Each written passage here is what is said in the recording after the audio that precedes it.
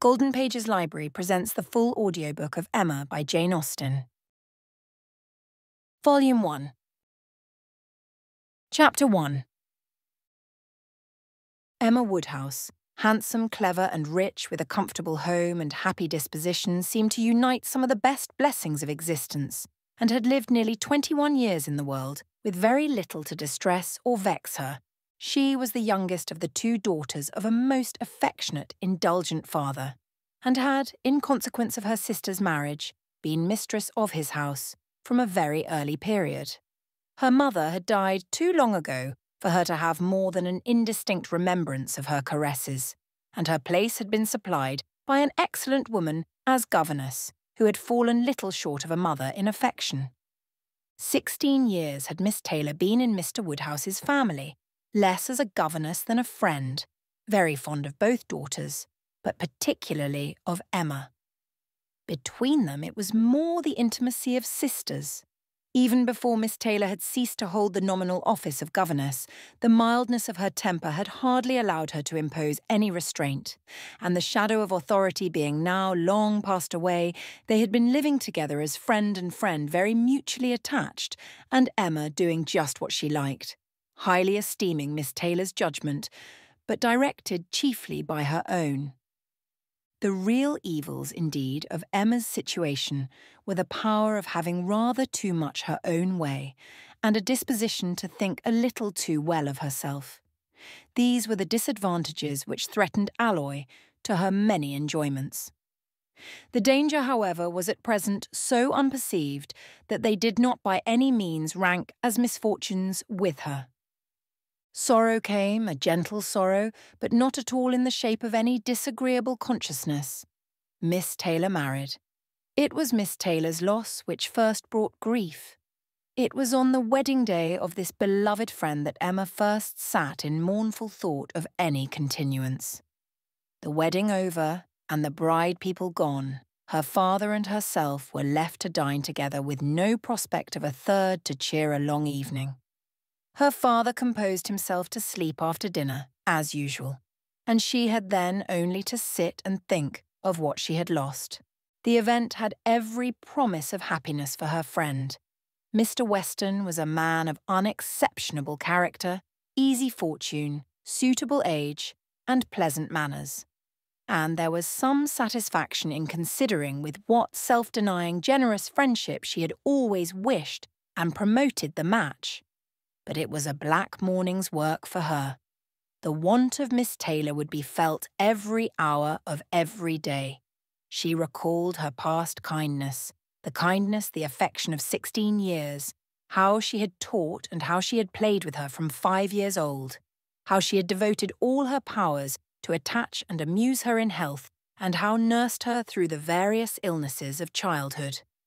A large debt of gratitude was owing here, but the intercourse of the last 7 years, the equal footing and perfect unreserve which had soon followed Isabella's marriage, on their being left to each other, was yet a dearer, tenderer recollection. She had been a friend and companion such as few possessed, intelligent, well-informed, useful, gentle, knowing all the ways of the family, interested in all its concerns, and peculiarly interested in herself, in every pleasure, every scheme of hers. One to whom she could speak every thought as it arose, and who had such an affection for her as could never find fault. How was she to bear the change? It was true that her friend was going only half a mile from them, but Emma was aware that great must be the difference between a Mrs. Weston, only half a mile from them, and a Miss Taylor in the house. And with all her advantages, natural and domestic, she was now in great danger of suffering from intellectual solitude. She dearly loved her father, but he was no companion for her. He could not meet her in conversation, rational or playful. The evil of the actual disparity in their ages, and Mr. Woodhouse had not married early, was much increased by his constitution and habits. For having been a valetudinarian all his life, without activity of mind or body, he was a much older man in ways than in years. And though everywhere beloved for the friendliness of his heart and his amiable temper, his talents could not have recommended him at any time. Her sister, though comparatively but little removed by matrimony, being settled in London, only 16 miles off, was much beyond her daily reach. And many a long October and November evening must be struggled through at Hartfield before Christmas brought the next visit from Isabella and her husband and their little children to fill the house and give her pleasant society again. Highbury, the large and populous village, almost amounting to a town, to which Hartfield, in spite of its separate lawn, and shrubberies, and name, did really belong, afforded her no equals. The Woodhouses were first in consequence there. All looked up to them. She had many acquaintance in the place, for her father was universally civil, but not one among them who could be accepted in lieu of Miss Taylor for even half a day. It was a melancholy change, and Emma could not but sigh over it and wish for impossible things, till her father awoke and made it necessary to be cheerful. His spirits required support. He was a nervous man, easily depressed, fond of everybody that he was used to, and hating to part with them, hating change of every kind. Matrimony, as the origin of change, was always disagreeable, and he was by no means yet reconciled to his own daughter's marrying, nor could ever speak of her but with compassion, though it had been entirely a match of affection when he was now obliged to part with Miss Taylor too, and from his habits of gentle selfishness, and of being never able to suppose that other people could feel differently from himself, he was very much disposed to think Miss Taylor had done as sad a thing for herself as for them, and would have been a great deal happier if she had spent all the rest of her life at Hartfield. Emma smiled and chatted as cheerfully as she could to keep him from such thoughts, but when tea came it was impossible for him not to say exactly as he had said at dinner. Poor Miss Taylor. I wish she were here again. What a pity it is that Mr. Weston ever thought of her. I cannot agree with you, Papa. You know I cannot. Mr. Weston is such a good-humoured, pleasant, excellent man that he thoroughly deserves a good wife. And you would not have had Miss Taylor live with us forever and bear all my odd humours when she might have a house of her own. A house of her own? But where is the advantage of a house of her own? This is 3 times as large, and you have never any odd humours, my dear. How often we shall be going to see them, and they coming to see us. We shall be always meeting. We must begin. We must go and pay wedding visit very soon. My dear, how am I to get so far? Randalls is such a distance. I could not walk half so far. No, Papa, nobody thought of your walking. We must go in the carriage, to be sure. The carriage? But James will not like to put the horses to for such a little way. And where are the poor horses to be while we are paying our visit? They are to be put into Mr. Weston's stable, Papa. You know we have settled all that already. We talked it all over with Mr. Weston last night. And as for James, you may be very sure he will always like going to Randalls because of his daughter's being housemaid there. I only doubt whether he will ever take us anywhere else. That was your doing, Papa. You got Hannah that good place. Nobody thought of Hannah till you mentioned her. James is so obliged to you. I am very glad I did think of her. It was very lucky, for I would not have had poor James think himself slighted upon any account, and I am sure she will make a very good servant. She is a civil, pretty-spoken girl. I have a great opinion of her. Whenever I see her, she always curtsies and asks me how I do, in a very pretty manner. And when you have had her here to do needlework, I observe she always turns the lock of the door the right way and never bangs it. I am sure she will be an excellent servant, and it will be a great comfort to poor Miss Taylor to have somebody about her that she is used to see. Whenever James goes over to see his daughter, you know. She will be hearing of us. He will be able to tell her how we all are. Emma spared no exertions to maintain this happier flow of ideas, and hoped, by the help of backgammon, to get her father tolerably through the evening, and be attacked by no regrets but her own. The backgammon table was placed, but a visitor immediately afterwards walked in and made it unnecessary. Mr. Knightley, a sensible man about 7 or 8 and 30, was not only a very old and intimate friend of the family, but particularly connected with it as the elder brother of Isabella's husband. He lived about a mile from Highbury, was a frequent visitor, and always welcome, and at this time more welcome than usual, as coming directly from their mutual connections in London. He had returned to a late dinner after some days' absence, and now walked up to Hartfield to say that all were well in Brunswick Square. It was a happy circumstance, and animated Mr. Woodhouse for some time. Mr. Knightley had a cheerful manner which always did him good, and his many inquiries after poor Isabella and her children were answered most satisfactorily. When this was over, Mr. Woodhouse gratefully observed, "It is very kind of you, Mr. Knightley, to come out at this late hour to call upon us. I am afraid you must have had a shocking walk." "Not at all, sir. It is a beautiful moonlight night, and so mild that I must draw back from your great fire." "But you must have found it very damp and dirty. I wish you may not catch cold." "Dirty, sir? Look at my shoes. Not a speck on them." "Well, that is quite surprising, for we have had a vast deal of rain here. It rained dreadfully hard for half an hour while we were at breakfast. I wanted them to put off the wedding. By the by, I have not wished you joy. Being pretty well aware of what sort of joy you must both be feeling, I have been in no hurry with my congratulations, but I hope it all went off tolerably well. How did you all behave? Who cried most? Ah, poor Miss Taylor, 'tis a sad business. Poor Mr. and Miss Woodhouse, if you please, but I cannot possibly say poor Miss Taylor. I have a great regard for you and Emma, but when it comes to the question of dependence or independence, at any rate, it must be better to have only one to please than two. Especially when one of those two is such a fanciful, troublesome creature," said Emma playfully. "That is what you have in your head, I know, and what you would certainly say if my father were not by." "I believe it is very true, my dear, indeed," said Mr. Woodhouse with a sigh. "I am afraid I am sometimes very fanciful and troublesome."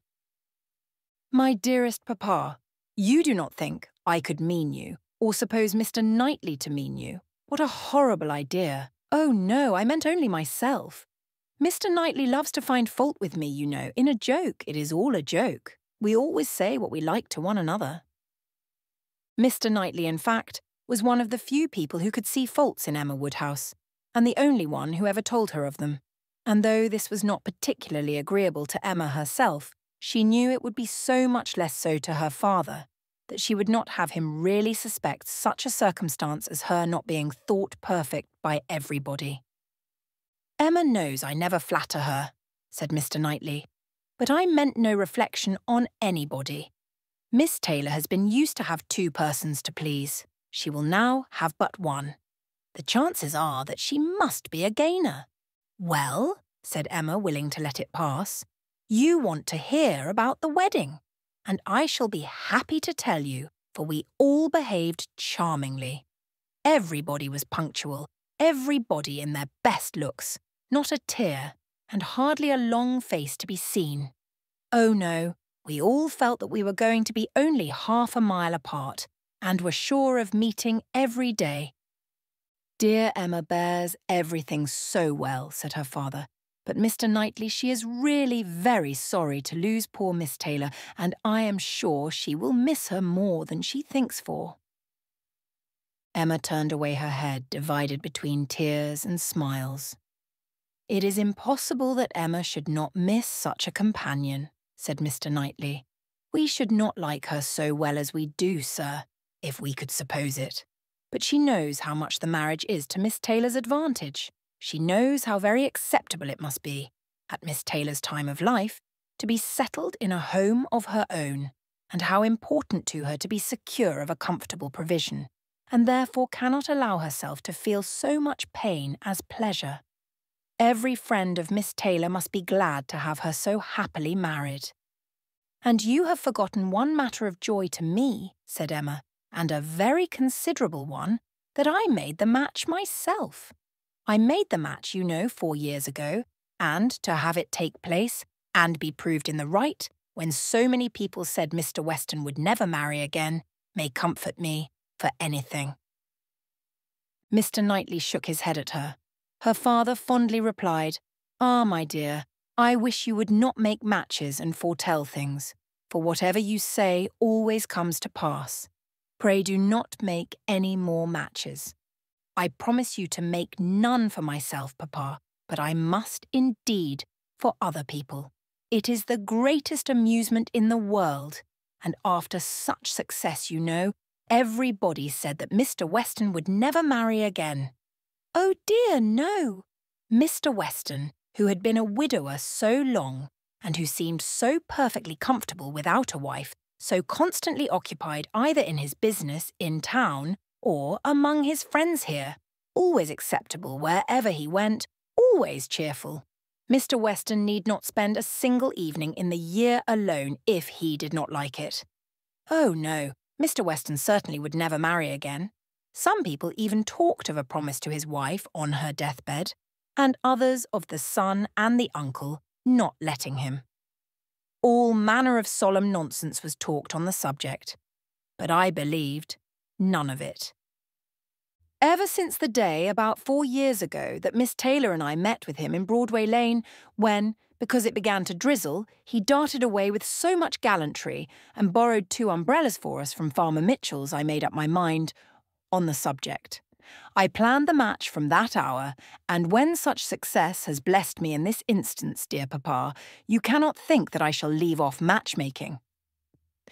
"I do not understand what you mean by success," said Mr. Knightley.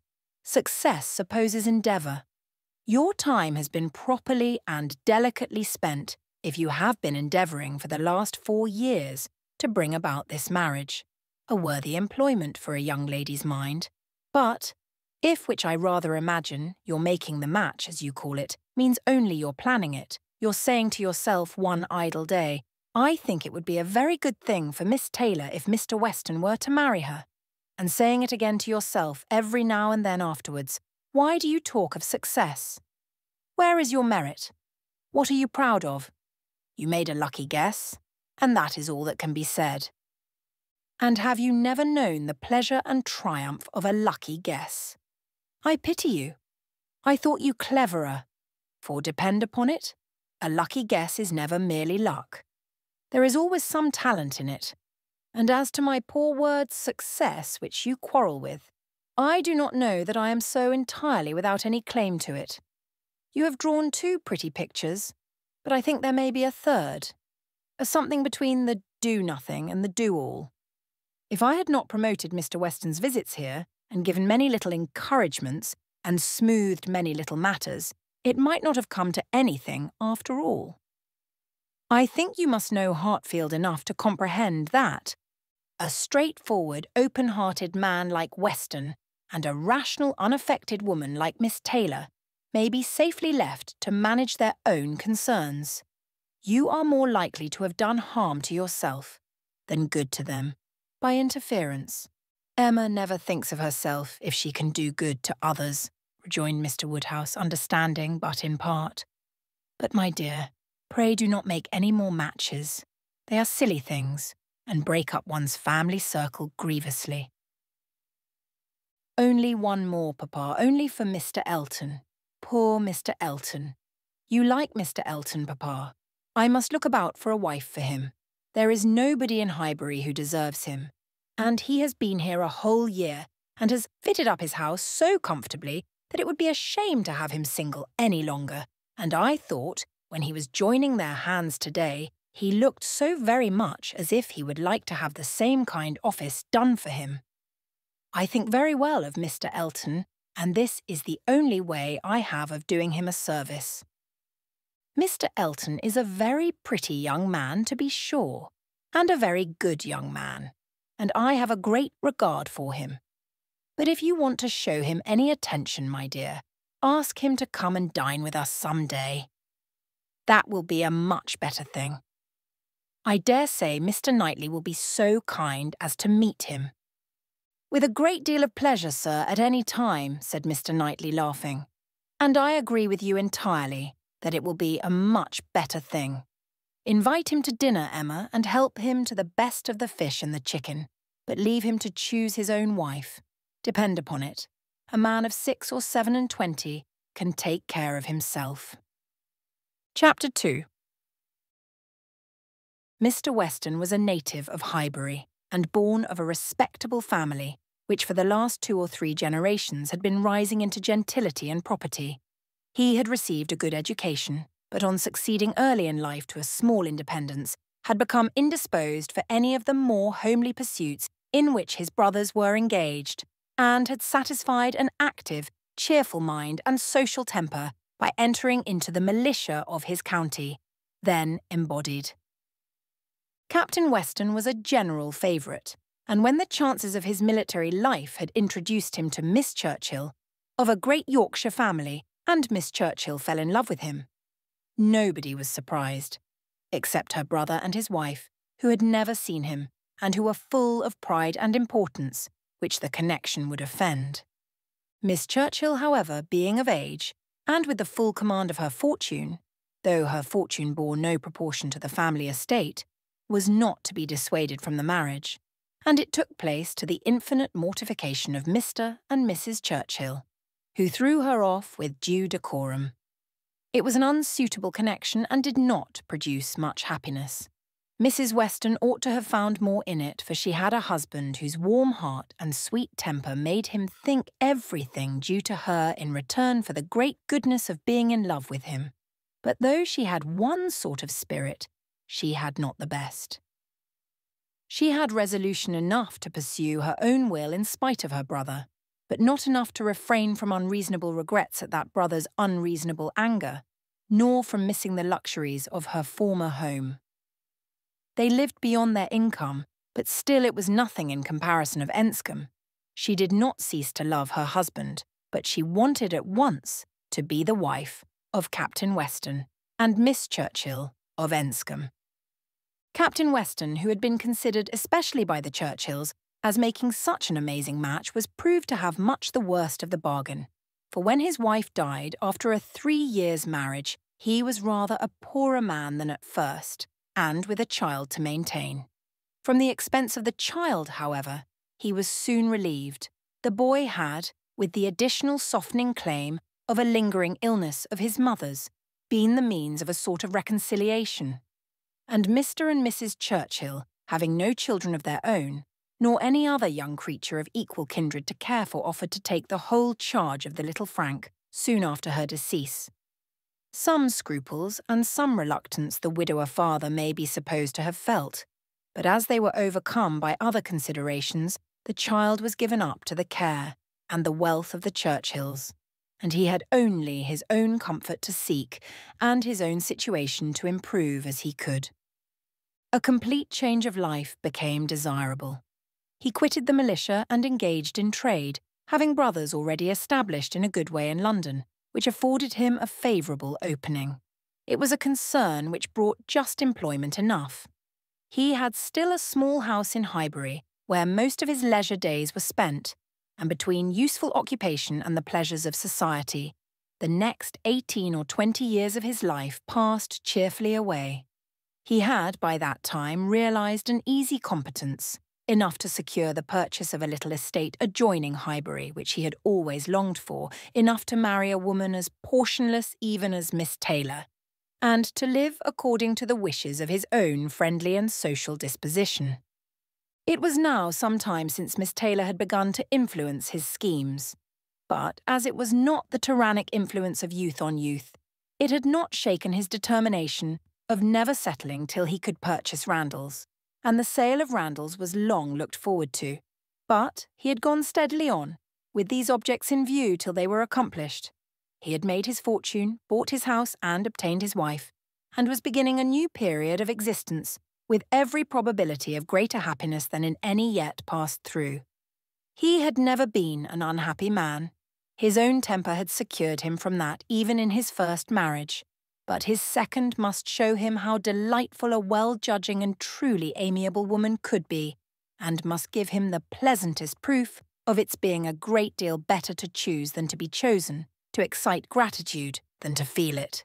He had only himself to please in his choice. His fortune was his own, for as to Frank it was more than being tacitly brought up as his uncle's heir, it had become so avowed an adoption as to have him assume the name of Churchill on coming of age. It was most unlikely, therefore, that he should ever want his father's assistance. His father had no apprehension of it. The aunt was a capricious woman, and governed her husband entirely. But it was not in Mr. Weston's nature to imagine that any caprice could be strong enough to affect one so dear, and, as he believed, so deservedly dear. He saw his son every year in London and was proud of him, and his fond report of him as a very fine young man had made Highbury feel a sort of pride in him too. He was looked on as sufficiently belonging to the place to make his merits and prospects a kind of common concern. Mr. Frank Churchill was one of the boasts of Highbury, and a lively curiosity to see him prevailed, though the compliment was so little returned that he had never been there in his life. His coming to visit his father had been often talked of but never achieved. Now, upon his father's marriage, it was very generally proposed, as a most proper attention, that the visit should take place. There was not a dissentient voice on the subject, either when Mrs. Perry drank tea with Mrs. and Miss Bates, or when Mrs. and Miss Bates returned the visit. Now was the time for Mr. Frank Churchill to come among them, and the hope strengthened when it was understood that he had written to his new mother on the occasion. For a few days, every morning visit in Highbury included some mention of the handsome letter Mrs. Weston had received. "I suppose you have heard of the handsome letter Mr. Frank Churchill has written to Mrs. Weston. I understand it was a very handsome letter indeed. Mr. Woodhouse told me of it. Mr. Woodhouse saw the letter, and he says he never saw such a handsome letter in his life." It was, indeed, a highly prized letter. Mrs. Weston had, of course, formed a very favourable idea of the young man, and such a pleasing attention was an irresistible proof of his great good sense, and a most welcome addition to every source and every expression of congratulation which her marriage had already secured.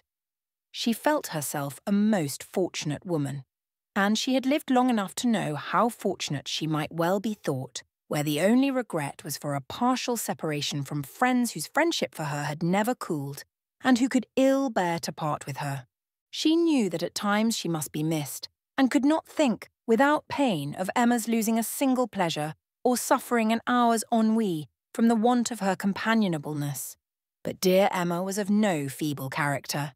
She was more equal to her situation than most girls would have been, and had sense and energy and spirits that might be hoped would bear her well and happily through its little difficulties and privations.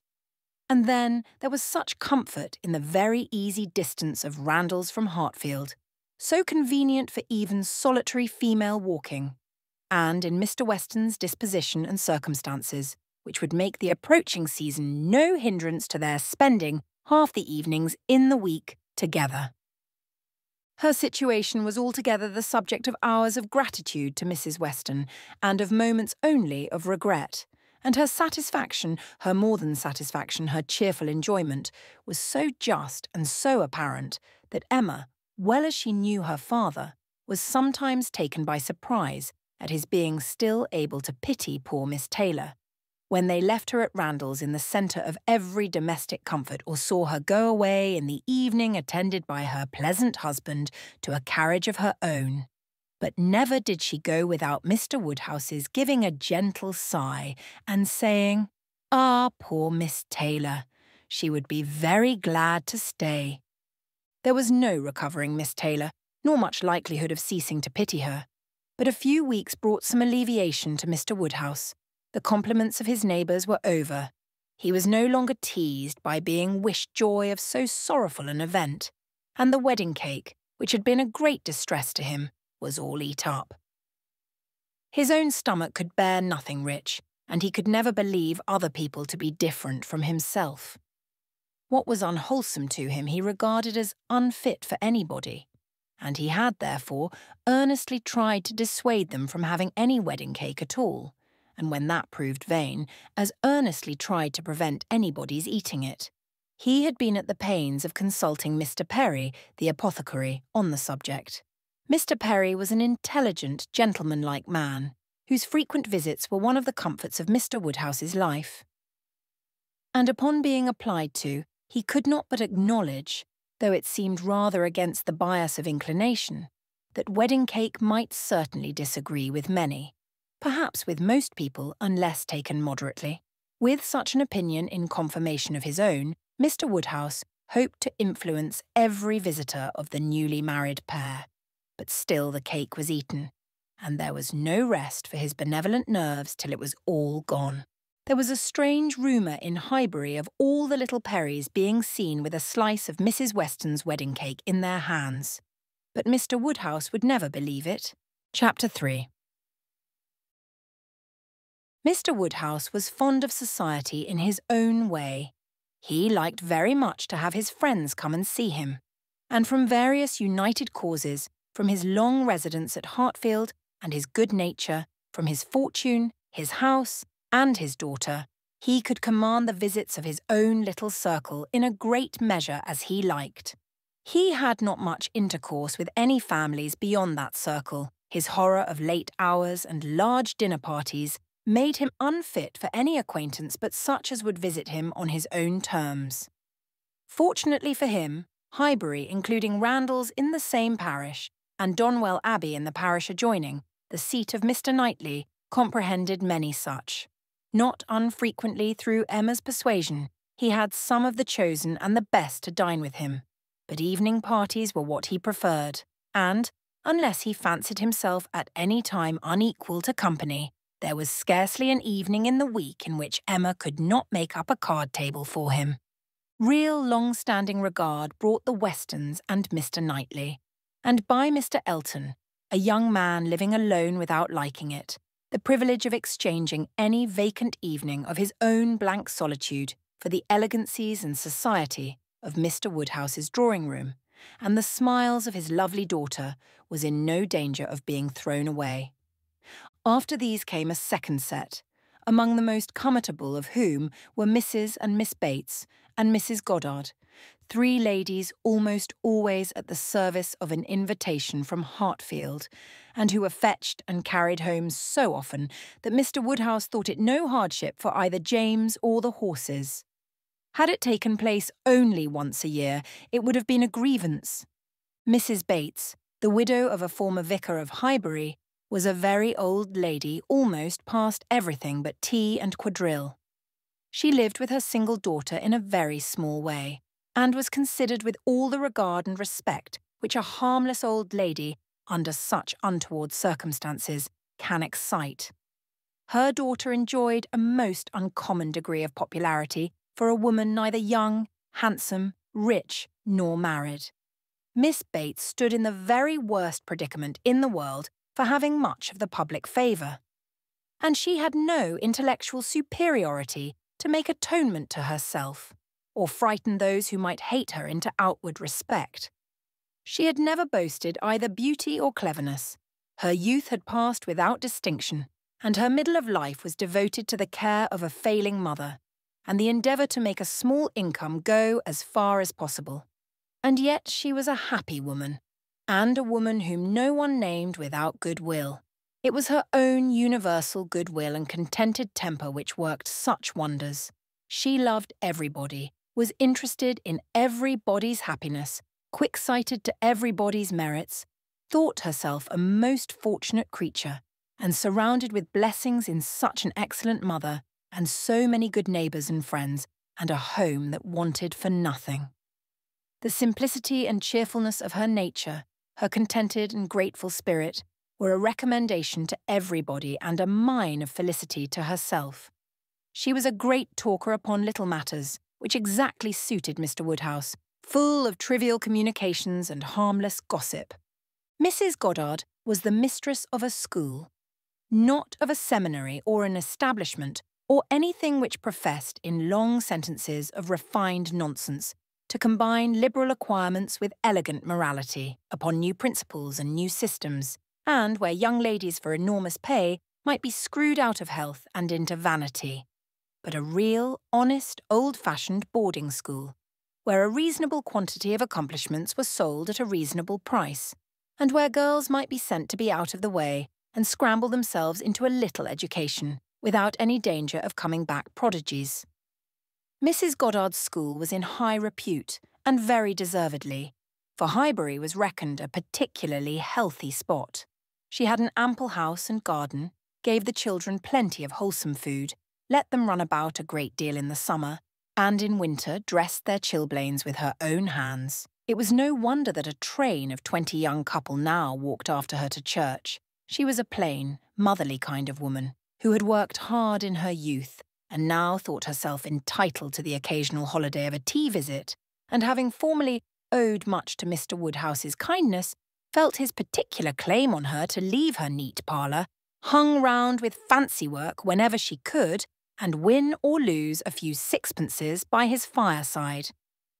These were the ladies whom Emma found herself very frequently able to collect, and happy was she, for her father's sake, in the power, though as far as she was herself concerned, it was no remedy for the absence of Mrs. Weston.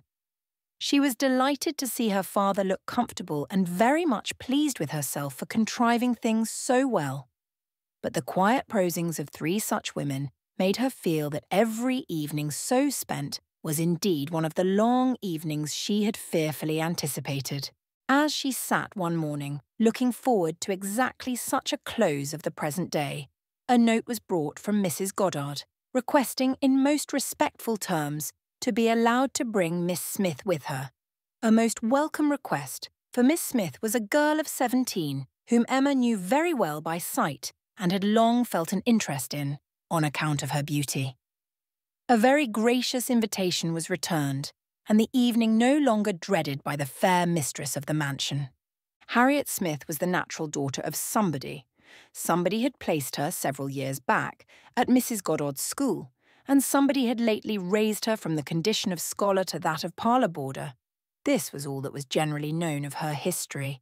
She had no visible friends but what had been acquired at Highbury, and was now just returned from a long visit in the country to some young ladies who had been at school there with her.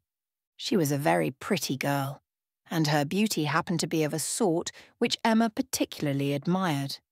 She was short, plump, and fair, with a fine bloom, blue eyes, light hair, regular features, and a look of great sweetness, and before the end of the evening, Emma was as much pleased with her manners as her person, and quite determined to continue the acquaintance.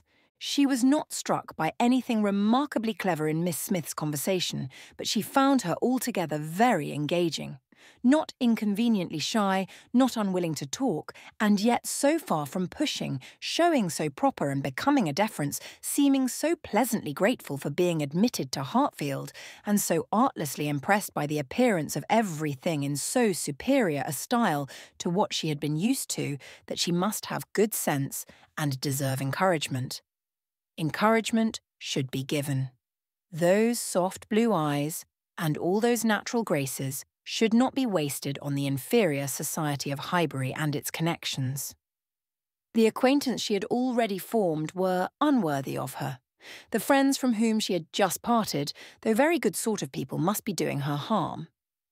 They were a family of the name of Martin, whom Emma well knew by character, as renting a large farm of Mr. Knightley and residing in the parish of Donwell. Very creditably she believed. She knew Mr. Knightley thought highly of them, but they must be coarse and unpolished, and very unfit to be the intimates of a girl who wanted only a little more knowledge and elegance to be quite perfect. She would notice her, she would improve her, she would detach her from her bad acquaintance, and introduce her into good society. She would form her opinions and her manners. It would be an interesting and certainly a very kind undertaking, highly becoming her own situation in life, her leisure and powers.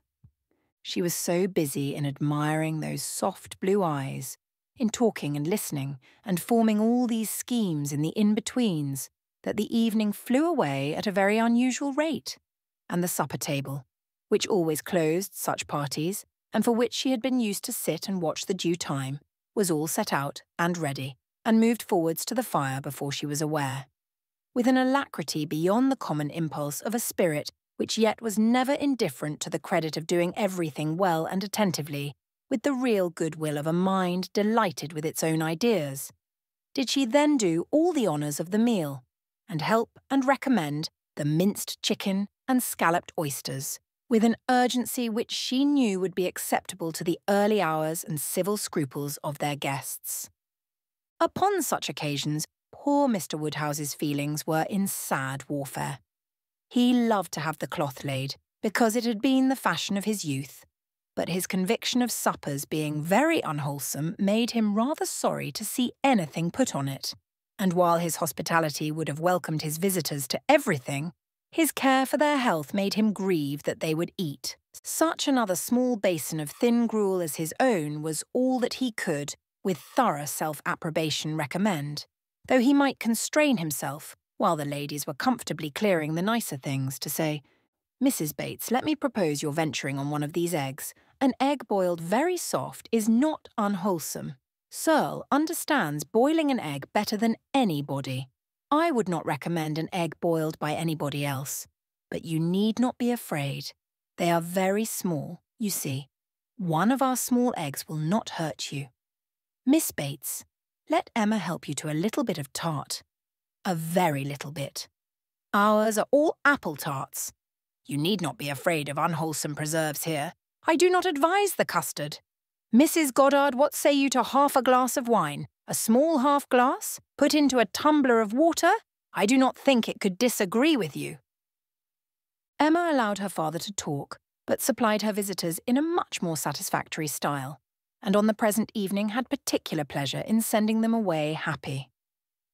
The happiness of Miss Smith was quite equal to her intentions. Miss Woodhouse was so great a personage in Highbury that the prospect of the introduction had given as much panic as pleasure, but the humble, grateful little girl went off with highly gratified feelings, delighted with the affability with which Miss Woodhouse had treated her all the evening, and actually shaken hands with her at last. Chapter 4. Harriet Smith's intimacy at Hartfield was soon a settled thing. Quick and decided in her ways, Emma lost no time in inviting, encouraging, and telling her to come very often, and as their acquaintance increased, so did their satisfaction in each other. As a walking companion, Emma had very early foreseen how useful she might find her. In that respect, Mrs. Weston's loss had been important. Her father never went beyond the shrubbery, where 2 divisions of the ground sufficed him for his long walk or his short as the year varied, and since Mrs. Weston's marriage, her exercise had been too much confined. She had ventured once alone to Randalls, but it was not pleasant, and a Harriet Smith, therefore, one whom she could summon at any time to a walk, would be a valuable addition to her privileges. But in every respect, as she saw more of her, she approved her, and was confirmed in all her kind designs. Harriet certainly was not clever, but she had a sweet, docile, grateful disposition, was totally free from conceit, and only desiring to be guided by anyone she looked up to. Her early attachment to herself was very amiable, and her inclination for good company and power of appreciating what was elegant and clever showed that there was no want of taste, though strength of understanding must not be expected. Altogether, she was quite convinced of Harriet Smith's being exactly the young friend she wanted, exactly the something which her home required. Such a friend as Mrs. Weston was out of the question. 2 such could never be granted. 2 such she did not want. It was quite a different sort of thing, a sentiment distinct and independent. Mrs. Weston was the object of a regard which had its basis in gratitude and esteem. Harriet would be loved as one to whom she could be useful. For Mrs. Weston there was nothing to be done, for Harriet everything. Her first attempts at usefulness were in an endeavour to find out who were the parents, but Harriet could not tell. She was ready to tell everything in her power, but on this subject questions were vain. Emma was obliged to fancy what she liked, but she could never believe that in the same situation she should not have discovered the truth. Harriet had no penetration. She had been satisfied to hear and believe just what Mrs. Goddard chose to tell her, and looked no farther. Mrs. Goddard and the teachers and the girls and the affairs of the school in general formed naturally a great part of the conversation, and but for her acquaintance with the Martins of Abbey Mill Farm, it must have been the whole. But the Martins occupied her thoughts a good deal. She had spent 2 very happy months with them, and now loved to talk of the pleasures of her visit, and describe the many comforts and wonders of the place.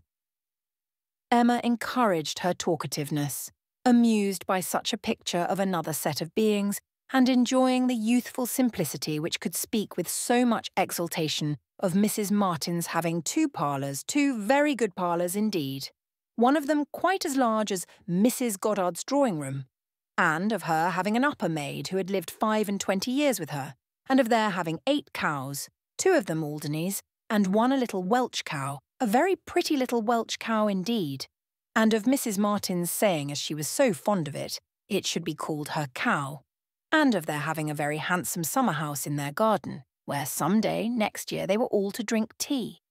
A very handsome summer-house, large enough to hold 12 people.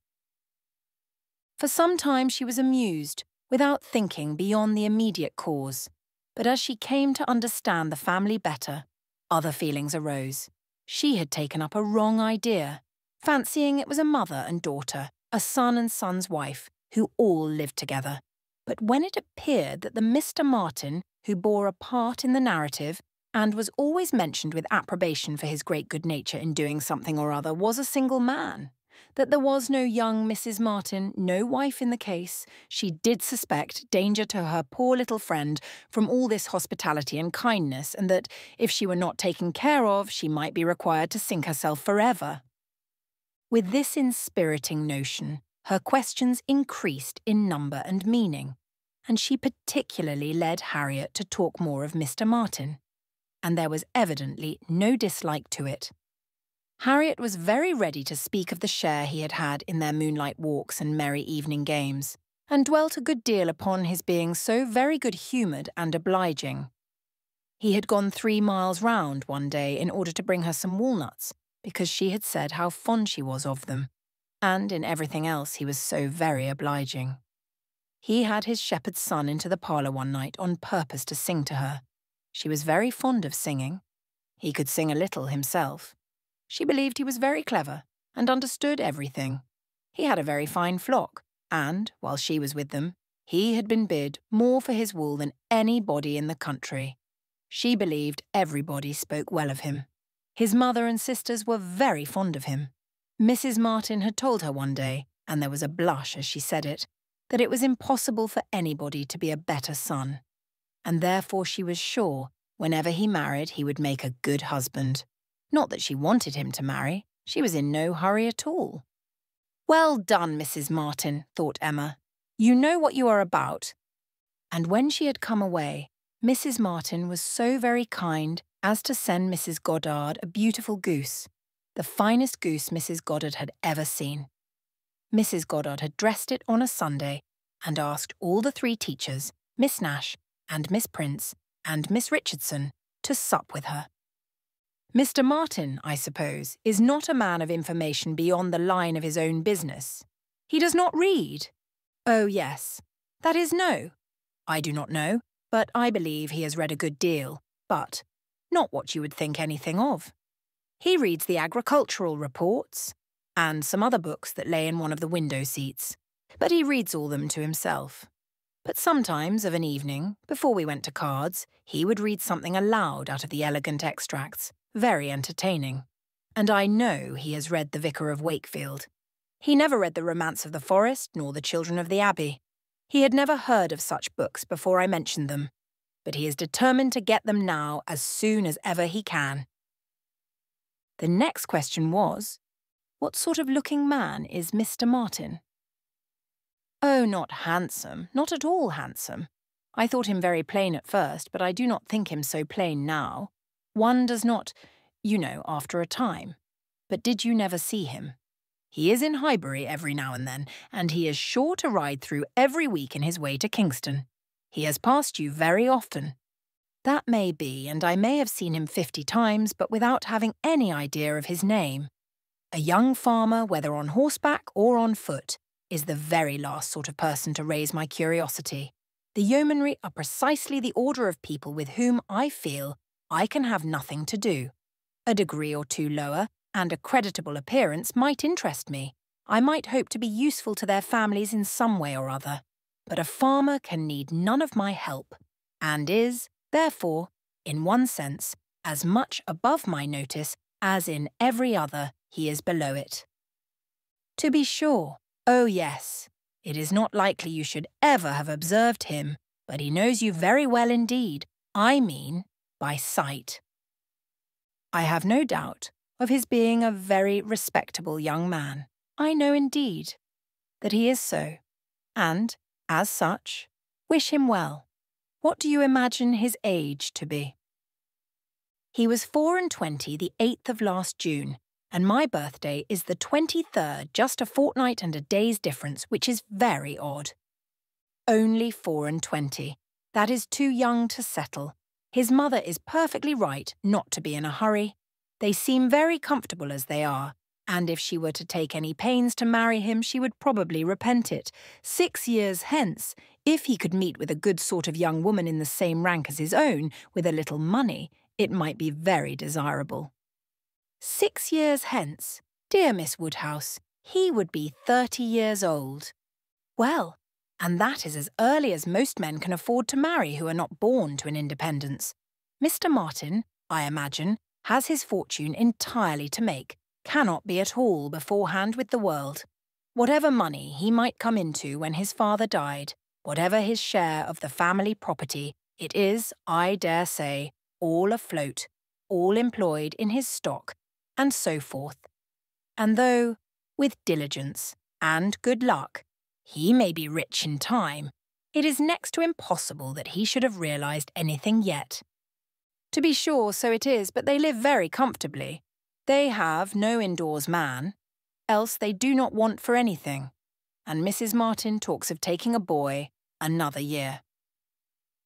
I wish you may not get into a scrape, Harriet, whenever he does marry. I mean, as to being acquainted with his wife, for though his sisters from a superior education are not to be altogether objected to, it does not follow that he might marry anybody at all fit for you to notice. The misfortune of your birth ought to make you particularly careful as to your associates. There can be no doubt of your being a gentleman's daughter, and you must support your claim to that station by everything within your own power, or there will be plenty of people who would take pleasure in degrading you. Yes, to be sure, I suppose there are.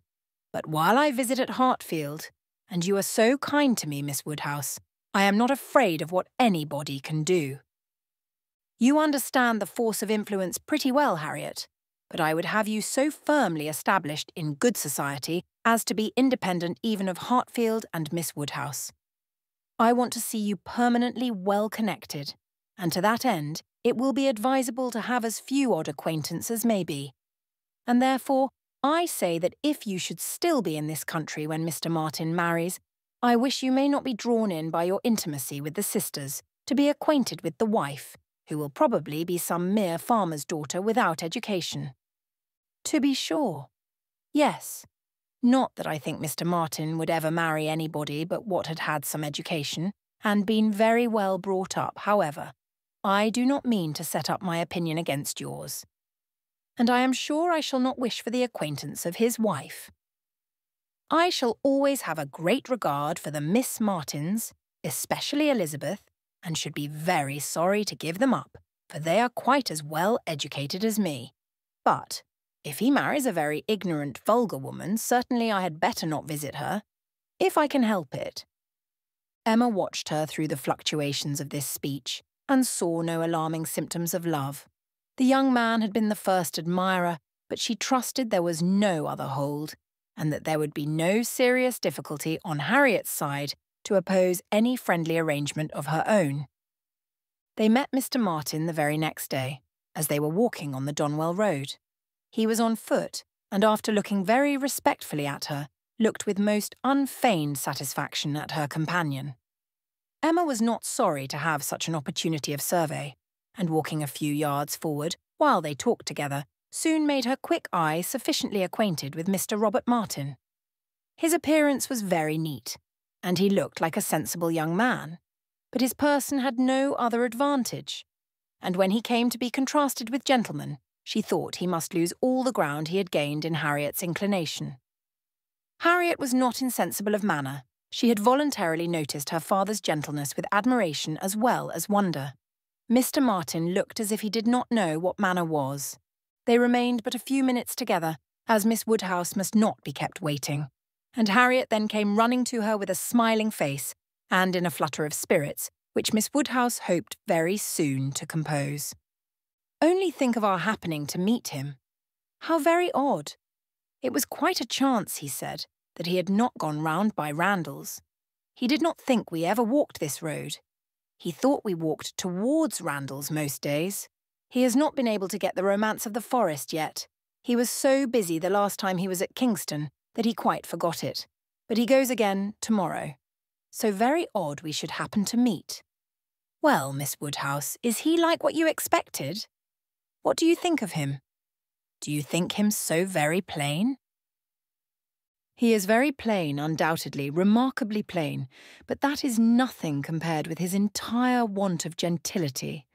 I had no right to expect much, and I did not expect much, but I had no idea that he could be so very clownish, so totally without air. I had imagined him, I confess, a degree or two nearer gentility. To be sure, said Harriet in a mortified voice, he is not so genteel as real gentlemen. I think, Harriet, since your acquaintance with us, you have been repeatedly in the company of some such very real gentleman that you must yourself be struck with the difference in Mr. Martin. At Hartfield you have had very good specimens of well-educated, well-bred men.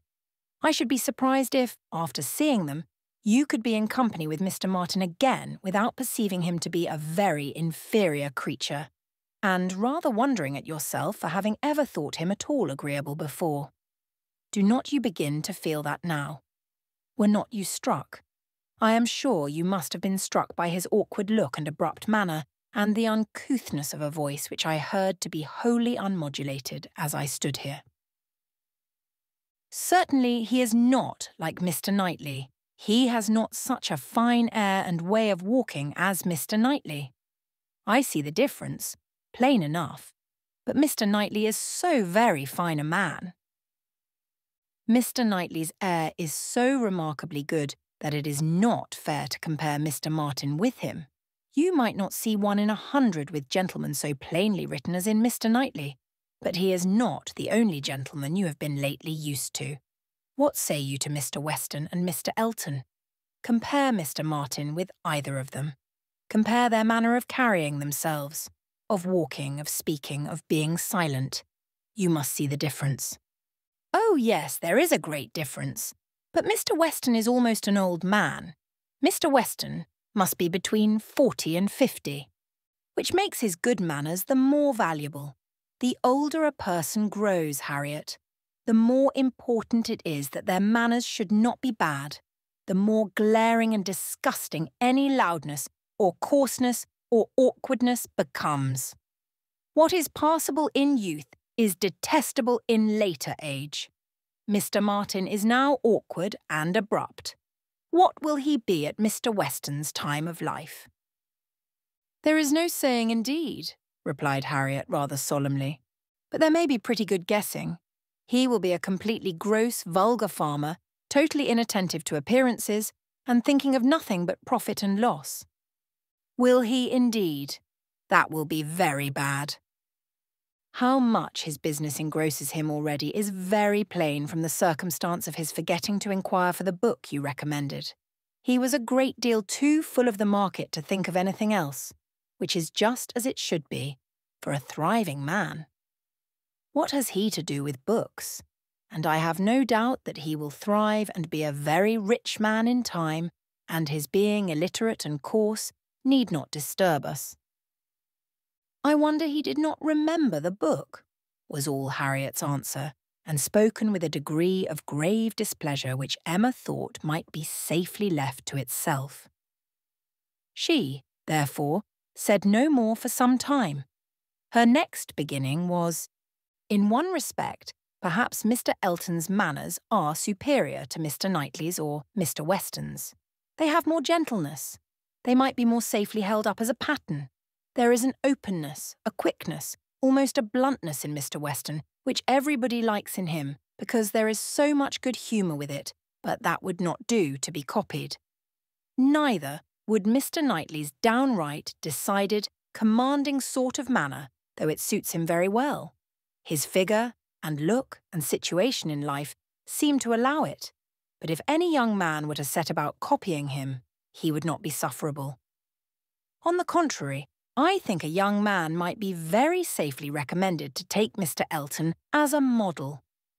Mr. Elton is good-humoured, cheerful, obliging, and gentle. He seems to me to be grown particularly gentle of late. I do not know whether he has any design of ingratiating himself with either of us, Harriet by additional softness, but it strikes me that his manners are softer than they used to be. If he means anything, it must be to please you. Did not I tell you what he said of you the other day? She then repeated some warm personal praise which she had drawn from Mr. Elton, and now did full justice to, and Harriet blushed and smiled, and said she had always thought Mr. Elton very agreeable. Mr. Elton was the very person fixed on by Emma for driving the young farmer out of Harriet's head. She thought it would be an excellent match, and only too palpably desirable, natural and probable for her to have much merit in planning it. She feared it was what everybody else must think of and predict. It was not likely, however, that anybody should have equalled her in the date of the plan, as it had entered her brain during the very first evening of Harriet's coming to Hartfield. The longer she considered it, the greater was her sense of its expediency. Mr. Elton's situation was most suitable, quite the gentleman himself, and without low connections. At the same time, not of any family that could fairly object to the doubtful birth of Harriet. He had a comfortable home for her, and Emma imagined a very sufficient income. For though the vicarage of Highbury was not large, he was known to have some independent property, and she thought very highly of him as a good-humoured, well-meaning, respectable young man, without any deficiency of useful understanding or knowledge of the world. She had already satisfied herself that he thought Harriet a beautiful girl, which she trusted, with such frequent meetings at Hartfield, was foundation enough on his side, and on Harriet's there could be little doubt that the idea of being preferred by him would have all the usual weight and efficacy. And he was really a very pleasing young man, a young man whom any woman not fastidious might like. He was reckoned very handsome, his person much admired in general, though not by her, there being a want of elegance of feature which she could not dispense with. But the girl who could be gratified by a Robert Martin's riding about the country to get walnuts for her might very well be conquered by Mr. Elton's admiration. Chapter 5. "I do not know what your opinion may be, Mrs. Weston," said Mr. Knightley, "of this great intimacy between Emma and Harriet Smith, but I think it a bad thing." A bad thing? Do you really think it a bad thing? Why so? I think they will neither of them do the other any good. You surprise me. Emma must do Harriet good, and by supplying her with a new object of interest, Harriet may be said to do Emma good. I have been seeing their intimacy with the greatest pleasure. How very differently we feel. Not think they will do each other any good. This will certainly be the beginning of one of our quarrels about Emma, Mr. Knightley. Perhaps you think I am come on purpose to quarrel with you, knowing Weston to be out, and that you must still fight your own battle. Mr. Weston would undoubtedly support me, if he were here, for he thinks exactly as I do on the subject. We were speaking of it only yesterday, and agreeing how fortunate it was for Emma that there should be such a girl in Highbury for her to associate with. Mr. Knightley, I shall not allow you to be a fair judge in this case. You are so much used to live alone that you do not know the value of a companion, and, perhaps, No man can be a good judge of the comfort a woman feels in the society of one of her own sex after being used to it all her life. I can imagine your objection to Harriet Smith. She is not the superior young woman which Emma's friend ought to be. But on the other hand, as Emma wants to see her better informed, it will be an inducement to her to read more herself. They will read together. She means it, I know. Emma has been meaning to read more ever since she was 12 years old. I have seen a great many lists of her drawing up at various times of books that she meant to read regularly through, and very good lists they were. Very well chosen and very neatly arranged, sometimes alphabetically, and sometimes by some other rule. The list she drew up when only 14. I remember thinking it did her judgment so much credit that I preserved it some time, and I dare say she may have made out a very good list now. But I have done with expecting any course of steady reading from Emma. She will never submit to anything requiring industry and patience, and a subjection of the fancy to the understanding. Where Miss Taylor failed to stimulate, I may safely affirm that Harriet Smith will do nothing. You never could persuade her to read half so much as you wished. You know you could not. I dare say, replied Mrs. Weston, smiling, that I thought so then, but, since we have parted, I can never remember Emma's omitting to do anything I wished. There is hardly any desiring to refresh such a memory as that, said Mr. Knightley feelingly, and for a moment or two he had done. But I, he soon added, who have had no such charm thrown over my senses, must still see, hear, and remember. Emma is spoiled by being the cleverest of her family. At 10 years old, she had the misfortune of being able to answer questions which puzzled her sister at 17. She was always quick and assured, Isabella slow and diffident. And ever since she was 12, Emma has been mistress of the house and of you all. In her mother, she lost the only person able to cope with her. She inherits her mother's talents and must have been under subjection to her. I should have been sorry, Mr. Knightley, to be dependent on your recommendation had I quitted Mr. Woodhouse's family and wanted another situation. I do not think you would have spoken a good word for me to anybody. I am sure you always thought me unfit for the office I held. Yes, said he, smiling. You are better placed here. Very fit for a wife, but not at all for a governess. But you were preparing yourself to be an excellent wife all the time you were at Hartfield. You might not give Emma such a complete education as your powers would seem to promise, but you were receiving a very good education from her, on the very material matrimonial point of submitting your own will and doing as you were bid, and if Weston had asked me to recommend him a wife, I should certainly have named Miss Taylor. Thank you. There will be very little merit in making a good wife to such a man as Mr. Weston. Why, to own the truth, I am afraid you are rather thrown away, and that with every disposition to bear there will be nothing to be borne. We will not despair, however. Weston may grow cross from the wantonness of comfort, or his son may plague him. I hope not that. It is not likely. No, Mr. Knightley, do not foretell vexation from that quarter. Not I, indeed. I only name possibilities. I do not pretend to Emma's genius for foretelling and guessing. I hope, with all my heart, the young man may be a Weston in merit, and a Churchill in fortune. But Harriet Smith, I have not half done about Harriet Smith. I think her the very worst sort of companion that Emma could possibly have. She knows nothing herself, and looks upon Emma as knowing everything. She is a flatterer in all her ways, and so much the worse, because undesigned. Her ignorance is hourly flattery.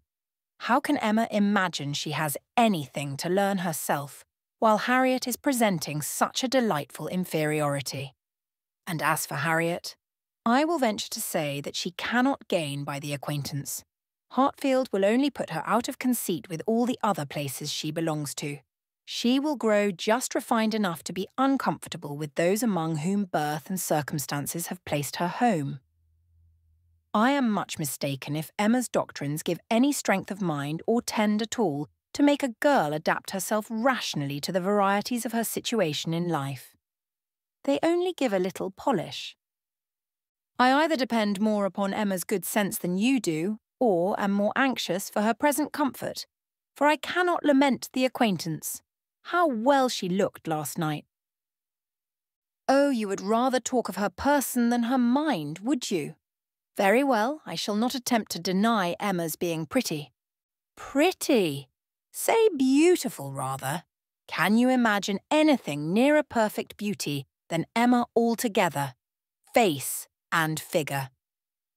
I do not know what I could imagine, but I confess that I have seldom seen a face or figure more pleasing to me than hers. But I am a partial old friend. Such an eye, the true hazel eye, and so brilliant. Regular features, open countenance, with a complexion. Oh, what a bloom of full health, and such a pretty height and size, such a firm and upright figure. There is health not merely in her bloom, but in her air, her head, her glance. One hears sometimes of a child being the picture of health. Now, Emma always gives me the idea of being the complete picture of grown-up health. She is loveliness itself. Mr. Knightley, is not she? I have not a fault to find with her person, he replied. I think her all you describe. I love to look at her, and I will add this praise that I do not think her personally vain. Considering how very handsome she is, she appears to be little occupied with it. Her vanity lies another way. Mrs. Weston, I am not to be talked out of my dislike of Harriet Smith, or my dread of its doing them both harm. And I, Mr. Knightley, am equally stout in my confidence of its not doing them any harm. With all dear Emma's little faults, she is an excellent creature. Where shall we see a better daughter, or a kinder sister, or a truer friend? No, no, she has qualities which may be trusted. She will never lead anyone really wrong. She will make no lasting blunder. Where Emma errs once, she is in the right 100 times. Very well, I will not plague you any more. Emma shall be an angel, and I will keep my spleen to myself till Christmas brings John and Isabella.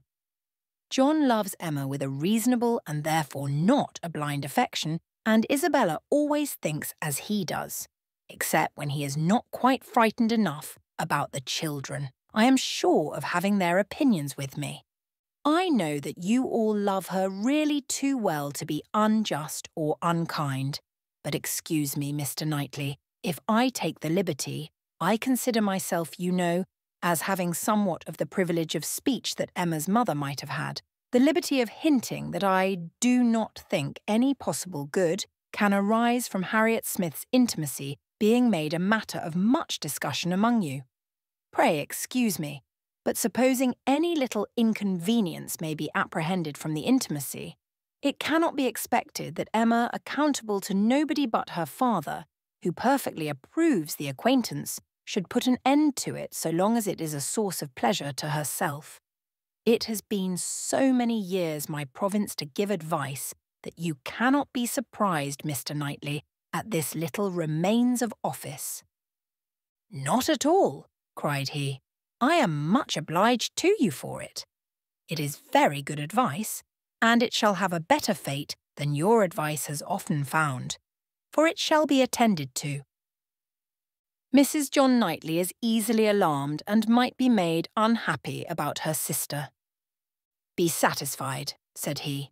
I will not raise any outcry. I will keep my ill humour to myself. I have a very sincere interest in Emma. Isabella does not seem more my sister, has never excited a greater interest, perhaps hardly so great. There is an anxiety, a curiosity in what one feels for Emma. I wonder what will become of her. So do I, said Mrs. Weston gently. Very much.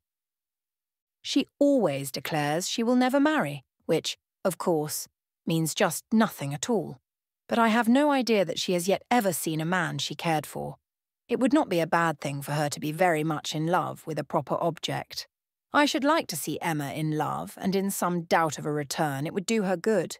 But there is nobody hereabouts to attach her, and she goes so seldom from home.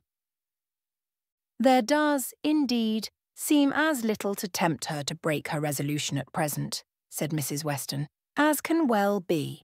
And while she is so happy at Hartfield, I cannot wish her to be forming any attachment which would be creating such difficulties on poor Mr. Woodhouse's account. I do not recommend matrimony at present to Emma, though I mean no slight to the state, I assure you. Part of her meaning was to conceal some favourite thoughts of her own and Mr. Weston's on the subject as much as possible. There were wishes at Randalls respecting Emma's destiny, but it was not desirable to have them suspected, and the quiet transition which Mr. Knightley soon afterwards made to "What does Weston think of the weather? Shall we have rain?" convinced her that he had nothing more to say or surmise about Hartfield. Chapter 6. Emma could not feel a doubt of having given Harriet's fancy a proper direction, and raised the gratitude of her young vanity to a very good purpose, for she found her decidedly more sensible than before of Mr. Elton's being a remarkably handsome man, with most agreeable manners, and as she had no hesitation in following up the assurance of his admiration by agreeable hints, she was soon pretty confident of creating as much liking on Harriet's side as there could be any occasion for. She was quite convinced of Mr. Elton's being in the fairest way of falling in love, if not in love already. She had no scruple with regard to him. He talked of Harriet and praised her so warmly that she could not suppose anything wanting which a little time would not add. His perception of the striking improvement of Harriet's manner since her introduction at Hartfield was not one of the least agreeable proofs of his growing attachment. "You have given Miss Smith all that she required," said he. "You have made her graceful and easy. She was a beautiful creature when she came to you, but, in my opinion, the attractions you have added are infinitely superior to what she received from nature. I am glad you think I have been useful to her, but Harriet only wanted drawing out and receiving a few, very few hints. She had all the natural grace of sweetness of temper and artlessness in herself. I have done very little. If it were admissible to contradict a lady, said the gallant Mr. Elton, I have perhaps given her a little more decision of character, have taught her to think on points which had not fallen in her way before. Exactly so. That is what principally strikes me. So much superadded decision of character. Skilful has been the hand. Great has been the pleasure, I am sure. I never met with a disposition more truly amiable. I have no doubt of it, and it was spoken with a sort of sighing animation, which had a vast deal of the lover. She was not less pleased another day with the manner in which he seconded a sudden wish of hers to have Harriet's picture. "Did you ever have your likeness taken, Harriet?" said she. "Did you ever sit for your picture?" Harriet was on the point of leaving the room, and only stopped to say with a very interesting naivete, "Oh dear no, never." No sooner was she out of sight than Emma exclaimed, "What an exquisite possession a good picture of her would be! I would give any money for it. I almost long to attempt her likeness myself. You do not know it, I dare say, but 2 or 3 years ago I had a great passion for taking likenesses, and attempted several of my friends, and was thought to have a tolerable eye in general. But from one cause or another I gave it up in disgust. But really, I could almost venture if Harriet would sit to me. It would be such a delight to have her picture." "Let me entreat you," cried Mr. Elton. "It would indeed be a delight. Let me entreat you, Miss Woodhouse, to exercise so charming a talent in favour of your friend. I know what your drawings are. How could you suppose me ignorant? Is not this room rich in specimens of your landscapes and flowers? And has not Mrs. Weston some inimitable figure-pieces in her drawing-room at Randalls?" Yes, good man, thought Emma, but what has all that to do with taking likenesses? You know nothing of drawing. Don't pretend to be in raptures about mine. Keep your raptures for Harriet's face. Well, if you give me such kind encouragement, Mr. Elton, I believe I shall try what I can do. Harriet's features are very delicate, which makes a likeness difficult, and yet there is a peculiarity, in the shape of the eye and the lines about the mouth which one ought to catch. Exactly so, the shape of the eye and the lines about the mouth. I have not a doubt of your success. Pray attempt it. As you will do it, it will indeed, to use your own words, be an exquisite possession. But I am afraid, Mr. Elton, Harriet will not like to sit. She thinks so little of her own beauty. Did not you observe her manner of answering me? How completely it meant, "Why should my picture be drawn?" Oh, yes, I observed it, I assure you. It was not lost on me. But still, I cannot imagine she would not be persuaded. Harriet was soon back again, and the proposal almost immediately made, and she had no scruples which could stand many minutes against the earnest pressing of both the others. Emma wished to go to work directly, and therefore produced the portfolio containing her various attempts at portraits, for not one of them had ever been finished, that they might decide together on the best size for Harriet. Her many beginnings were displayed. Miniatures, half-lengths, whole-lengths, pencil, crayon, and watercolours had been all tried in turn. She had always wanted to do everything, and had made more progress both in drawing and music than many might have done with so little labour as she would ever submit to. She played and sang, and drew in almost every style, but steadiness had always been wanting, and in nothing had she approached the degree of excellence which she would have been glad to command, and ought not to have failed of. She was not much deceived as to her own skill, either as an artist or a musician, but she was not unwilling to have others deceived, or sorry to know her reputation for accomplishment often higher than it deserved. There was merit in every drawing, in the least finished, perhaps the most. Her style was spirited, but had there been much less, or had there been 10 times more, the delight and admiration of her two companions would have been the same. They were both in ecstasies. A likeness pleases everybody, and Miss Woodhouse's performances must be capital. "No great variety of faces for you," said Emma. "I had only my own family to study from. There is my father, another of my father, but the idea of sitting for his picture made him so nervous that I could only take him by stealth. Neither of them very like, therefore, Mrs. Weston again and again and again, you see. Dear Mrs. Weston, always my kindest friend on every occasion. She would sit whenever I asked her. There is my sister, and really quite her own little elegant figure, and the face not unlike. I should have made a good likeness of her, if she would have sat longer, but she was in such a hurry to have me draw her 4 children that she would not be quiet. Then, here come all my attempts at 3 of those 4 children. There they are, Henry and John and Bella, from one end of the sheet to the other, and any one of them might do for any one of the rest. She was so eager to have them drawn that I could not refuse. But there is no making children of 3 or 4 years old stand still, you know, nor can it be very easy to take any likeness of them beyond the air and complexion, unless they are coarser featured than any of Mamma's children ever were. Here is my sketch of the 4th, who was a baby. I took him as he was sleeping on the sofa, and it is as strong a likeness of his cockade as you would wish to see. He had nestled down his head most conveniently. That's very like. I am rather proud of little George. The corner of the sofa is very good. Then here is my last, unclosing a pretty sketch of a gentleman in small size, whole length. My last and my best, my brother, Mr. John Knightley.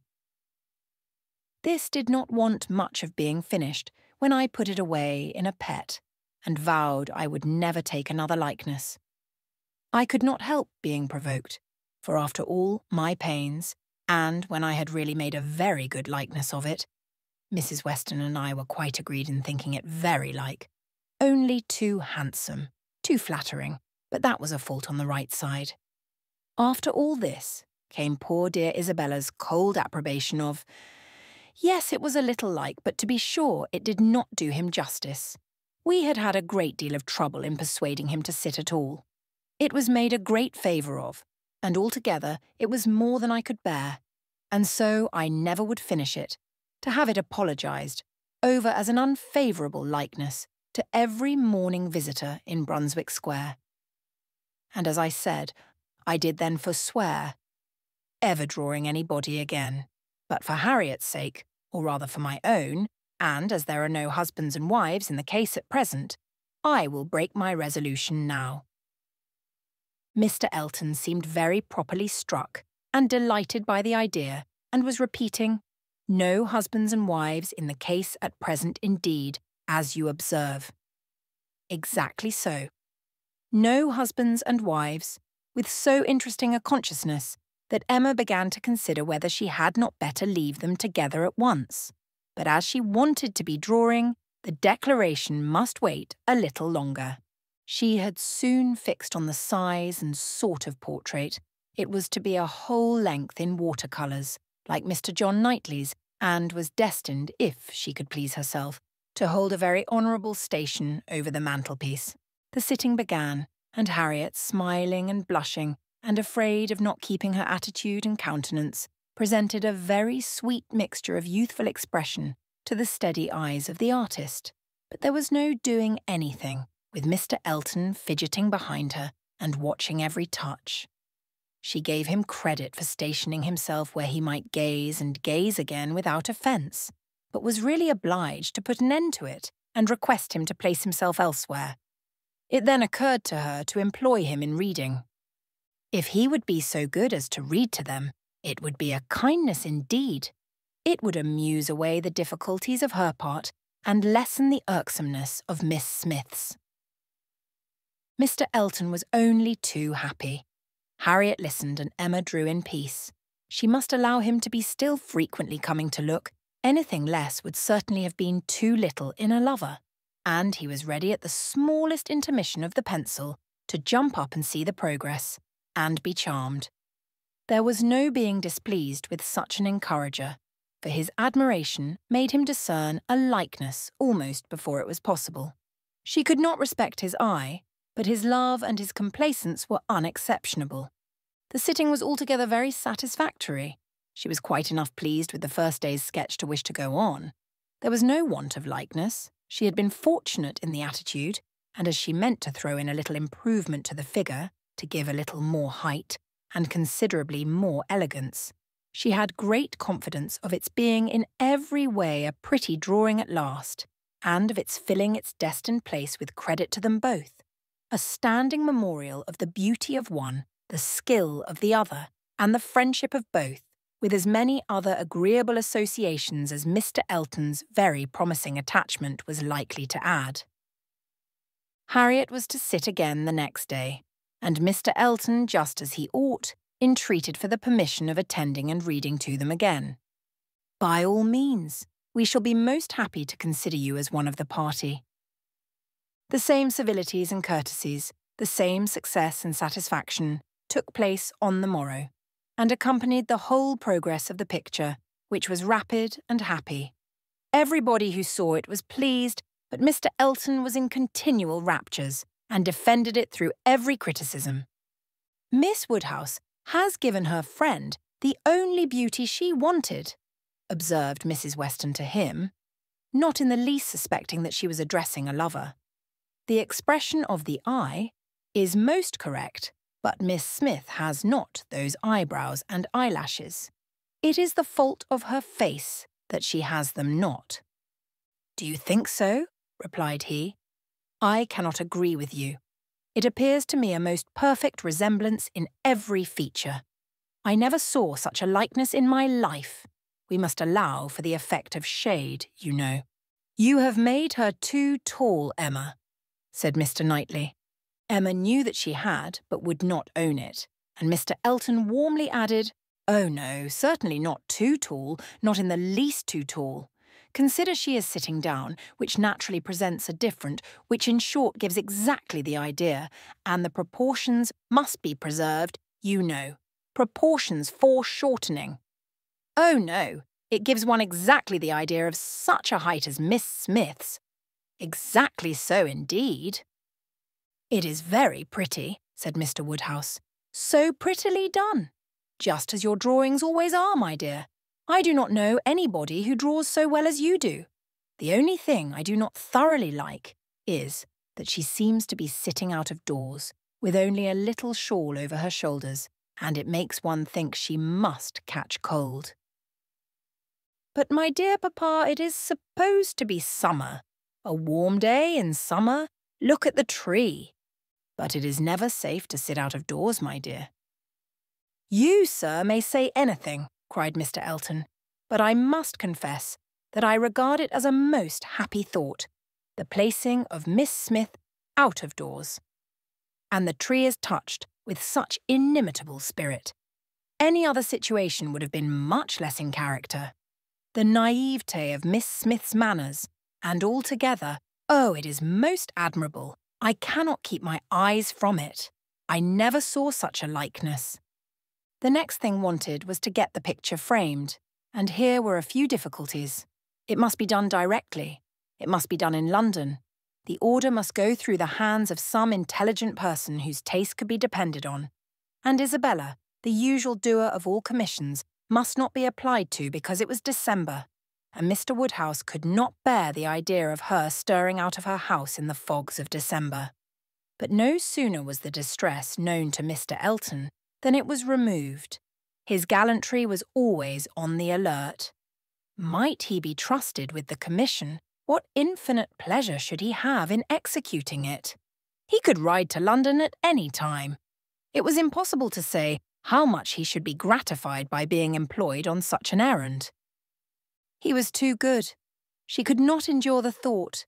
She would not give him such a troublesome office for the world.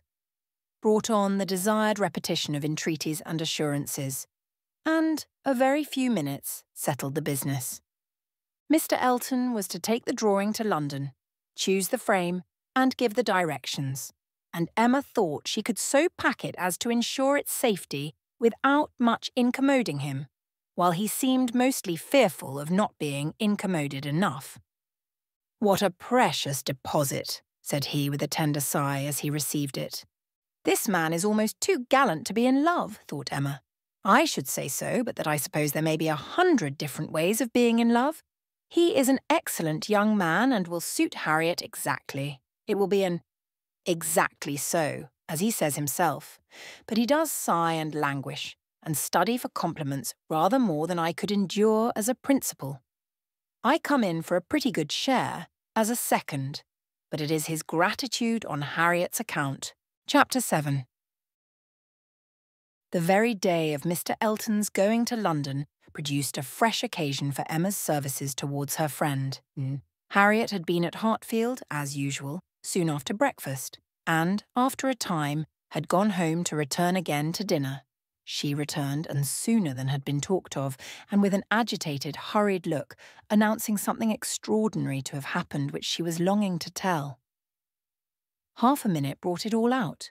She had heard, as soon as she got back to Mrs. Goddard's, that Mr. Martin had been there an hour before, and, finding she was not at home, nor particularly expected, had left a little parcel for her from one of his sisters, and gone away. And on opening this parcel, she had actually found, besides the 2 songs which she had lent Elizabeth to copy, a letter to herself. And this letter was from him, from Mr. Martin, and contained a direct proposal of marriage. Who could have thought it? She was so surprised she did not know what to do. Yes, quite a proposal of marriage, and a very good letter, at least she thought so. And he wrote as if he really loved her very much, but she did not know. And so she was come as fast as she could to ask Miss Woodhouse what she should do.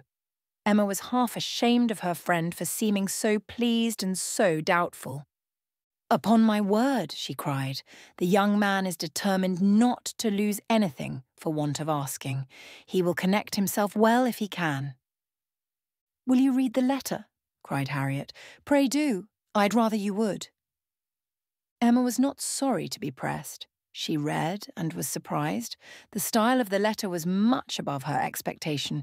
There were not merely no grammatical errors, but as a composition it would not have disgraced a gentleman. The language, though plain, was strong and unaffected, and the sentiments it conveyed very much to the credit of the writer. It was short, but expressed good sense, warm attachment, liberality, propriety, even delicacy of feeling. She paused over it while Harriet stood anxiously watching for her opinion, with a "well, well," and was at last forced to add, "Is it a good letter, or is it too short?" "Yes, indeed, a very good letter," replied Emma rather slowly. "So good a letter, Harriet, that everything considered, I think one of his sisters must have helped him. I can hardly imagine the young man whom I saw talking with you the other day could express himself so well, if left quite to his own powers, and yet it is not the style of a woman. No, certainly, it is too strong and concise, not diffuse enough, for a woman. No doubt he is a sensible man, and I suppose may have a natural talent for, thinks strongly and clearly, and when he takes a pen in hand, his thoughts naturally find proper words. It is so with some men, yes, I understand the sort of mind. Vigorous, decided, with sentiments to a certain point, not coarse. A better written letter, Harriet, returning it, than I had expected. Well, said the still waiting Harriet. Well, and what shall I do? What shall you do? In what respect? Do you mean with regard to this letter? Yes. But what are you in doubt of? You must answer it, of course, and speedily. Yes, but what shall I say? Dear Miss Woodhouse, do advise me. Oh, no, no, the letter had much better be all your own. You will express yourself very properly, I am sure. There is no danger of your not being intelligible, which is the first thing. Your meaning must be unequivocal, no doubts or demurs, and such expressions of gratitude and concern for the pain you are inflicting as propriety requires will present themselves unbidden to your mind, I am persuaded. You need not be prompted to write with the appearance of sorrow for his disappointment.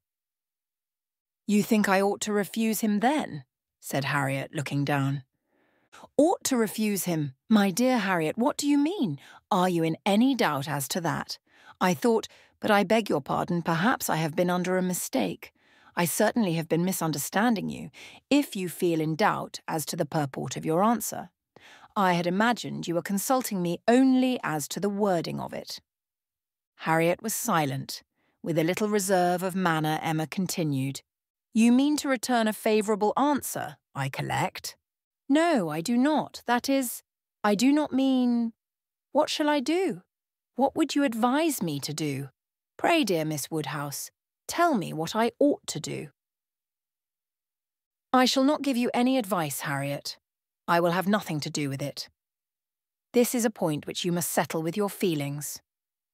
I had no notion that he liked me so very much, said Harriet, contemplating the letter. For a little while Emma persevered in her silence, but beginning to apprehend the bewitching flattery of that letter might be too powerful, she thought it best to say, I lay it down as a general rule, Harriet, that if a woman doubts as to whether she should accept a man or not, she certainly ought to refuse him. If she can hesitate as to yes, she ought to say no directly. It is not a state to be safely entered into with doubtful feelings with half a heart. I thought it my duty as a friend, and older than yourself, to say thus much to you. But do not imagine that I want to influence you. Oh, no, I am sure you are a great deal too kind to, but if you would just advise me what I had best do. No, no, I do not mean that.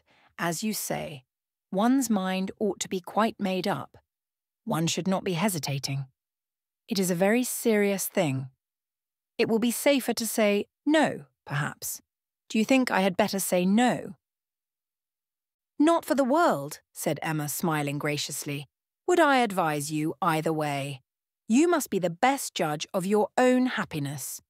If you prefer Mr. Martin to every other person, if you think him the most agreeable man you have ever been in company with, why should you hesitate? You blush, Harriet.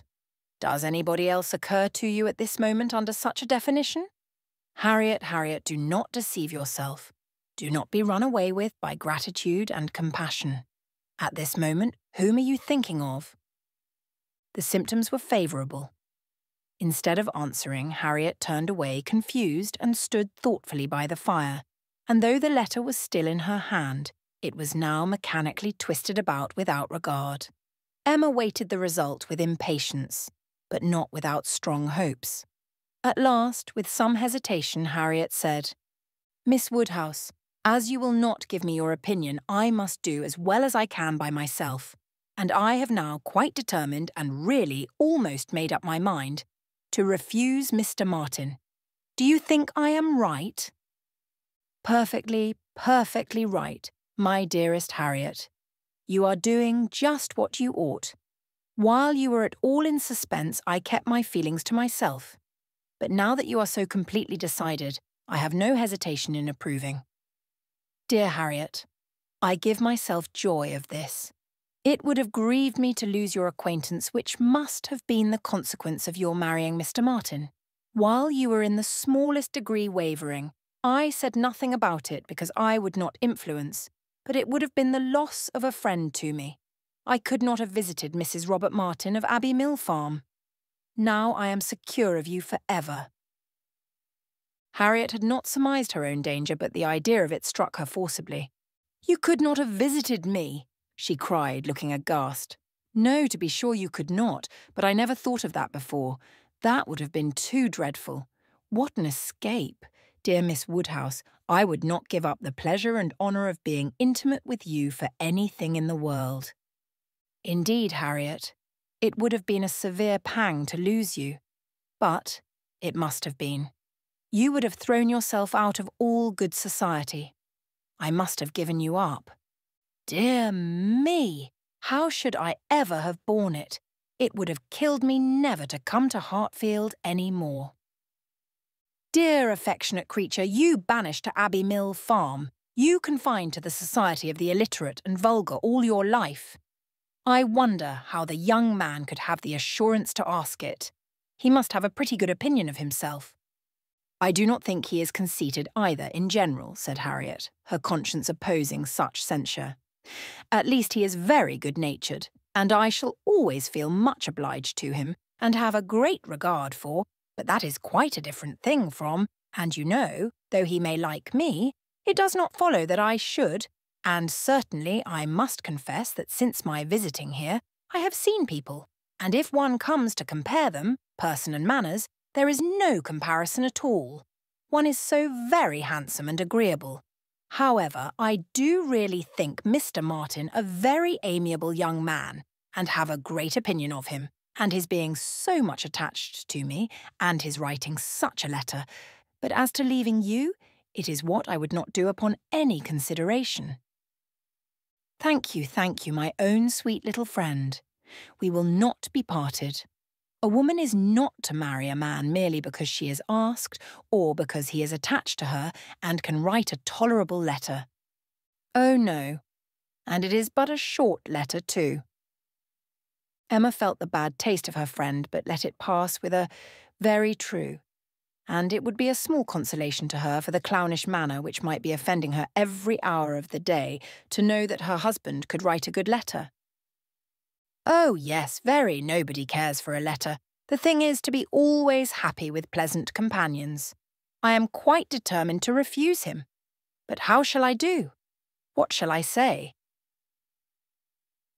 Emma assured her there would be no difficulty in the answer, and advised its being written directly, which was agreed to, in the hope of her assistance. And though Emma continued to protest against any assistance being wanted, it was in fact given in the formation of every sentence. The looking over his letter again, in replying to it, had such a softening tendency that it was particularly necessary to brace her up with a few decisive expressions, and she was so very much concerned at the idea of making him unhappy, and thought so much of what his mother and sisters would think and say, and was so anxious that they should not fancy her ungrateful, that Emma believed if the young man had come in her way at that moment, he would have been accepted after all. This letter, however, was written and sealed and sent. The business was finished, and Harriet safe. She was rather low all the evening, but Emma could allow for her amiable regrets, and sometimes relieved them by speaking of her own affection, sometimes by bringing forward the idea of Mr. Elton. "I shall never be invited to Abbey Mill again," was said in rather a sorrowful tone. "Nor if you were, could I ever bear to part with you, my Harriet. You are a great deal too necessary at Hartfield to be spared to Abbey Mill. And I am sure I should never want to go there, for I am never happy but at Hartfield." Some time afterwards it was. I think Mrs. Goddard would be very much surprised if she knew what had happened. I am sure Miss Nash would, for Miss Nash thinks her own sister very well married, and it is only a linen draper. One should be sorry to see greater pride or refinement in the teacher of a school, Harriet. I dare say Miss Nash would envy you such an opportunity as this of being married. Even this conquest would appear valuable in her eyes. As to anything superior for you, I suppose she is quite in the dark. The attentions of a certain person can hardly be among the tittle-tattle of Highbury yet. Hitherto, I fancy you and I are the only people to whom his looks and manners have explained themselves. Harriet blushed and smiled and said something about wondering that people should like her so much. The idea of Mr. Elton was certainly cheering, but still, after a time, she was tender-hearted again towards the rejected Mr. Martin. "Now he has got my letter," said she softly. "I wonder what they are all doing, whether his sisters know. If he is unhappy, they will be unhappy too. I hope he will not mind it so very much." "Let us think of those among our absent friends who are more cheerfully employed," cried Emma. "At this moment, perhaps, Mr. Elton is showing your picture to his mother and sisters, telling how much more beautiful is the original, and after being asked for it 5 or 6 times, allowing them to hear your name, your own dear name. My picture! But he has left my picture in Bond Street." "Has he so? Then I know nothing of Mr. Elton. No, my dear little modest Harriet, depend upon it. The picture will not be in Bond Street till just before he mounts his horse tomorrow. It is his companion all this evening, his solace, his delight. It opens his designs to his family. It introduces you among them. It diffuses through the party those pleasantest feelings of our nature, eager curiosity and warm prepossession.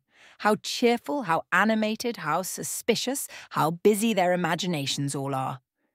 Harriet smiled again, and her smiles grew stronger. Chapter 8. Harriet slept at Hartfield that night. For some weeks past, she had been spending more than half her time there, and gradually getting to have a bedroom appropriated to herself, and Emma judged it best in every respect, safest and kindest, to keep her with them as much as possible, just at present. She was obliged to go the next morning for an hour or two to Mrs. Goddard's, but it was then to be settled that she should return to Hartfield, to make a regular visit of some days. While she was gone, Mr. Knightley called and sat some time with Mr. Woodhouse and Emma till Mr. Woodhouse, who had previously made up his mind to walk out, was persuaded by his daughter not to defer it, and was induced by the entreaties of both, though against the scruples of his own civility, to leave Mr. Knightley for that purpose. Mr. Knightley, who had nothing of ceremony about him, was offering by his short, decided answers an amusing contrast to the protracted apologies and civil hesitations of the other. "Well, I believe, if you will excuse me, Mr. Knightley, if you will not consider me as doing a very rude thing, I shall take Emma's advice and go out for a quarter of an hour. As the sun is out, I believe I had better take my 3 turns while I can. I treat you without ceremony, Mr. Knightley. We invalids think we are privileged people."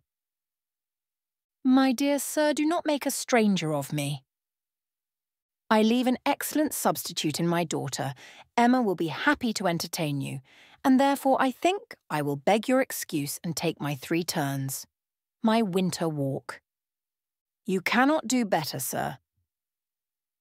"I would ask for the pleasure of your company, Mr. Knightley, but I am a very slow walker, and my pace would be tedious to you. And besides, you have another long walk before you, to Donwell Abbey." "Thank you, sir, thank you.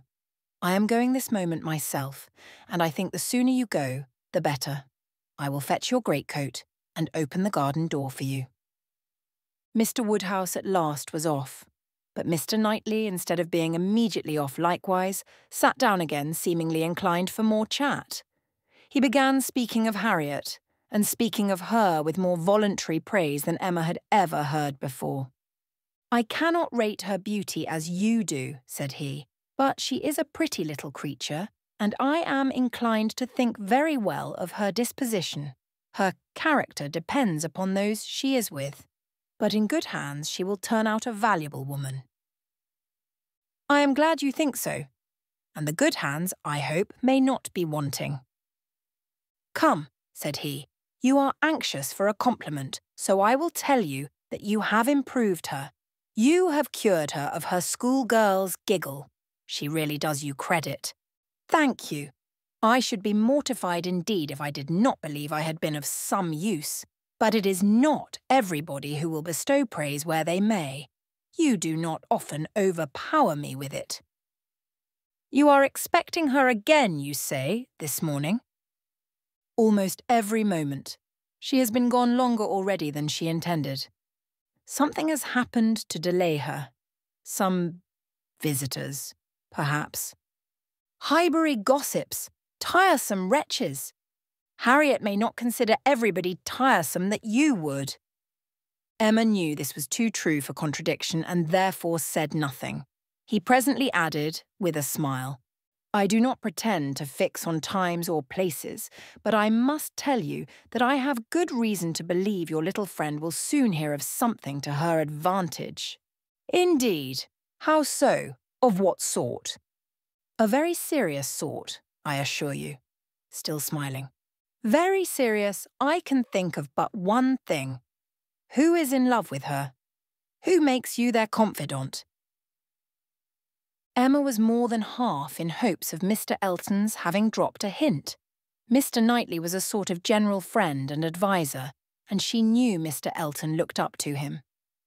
"I have reason to think," he replied, "that Harriet Smith will soon have an offer of marriage, and from a most unexceptionable quarter. Robert Martin is the man. Her visit to Abbey Mill this summer seems to have done his business. He is desperately in love and means to marry her." "He is very obliging," said Emma. "But is he sure that Harriet means to marry him?" "Well, well, means to make her an offer, then. Will that do? He came to the Abbey 2 evenings ago on purpose to consult me about it. He knows I have a thorough regard for him and all his family, and, I believe, considers me as one of his best friends. He came to ask me whether I thought it would be imprudent in him to settle so early, whether I thought her too young, in short, whether I approved his choice altogether, having some apprehension perhaps of her being considered, especially since you're making so much of her, as in a line of society above him. I was very much pleased with all that he said.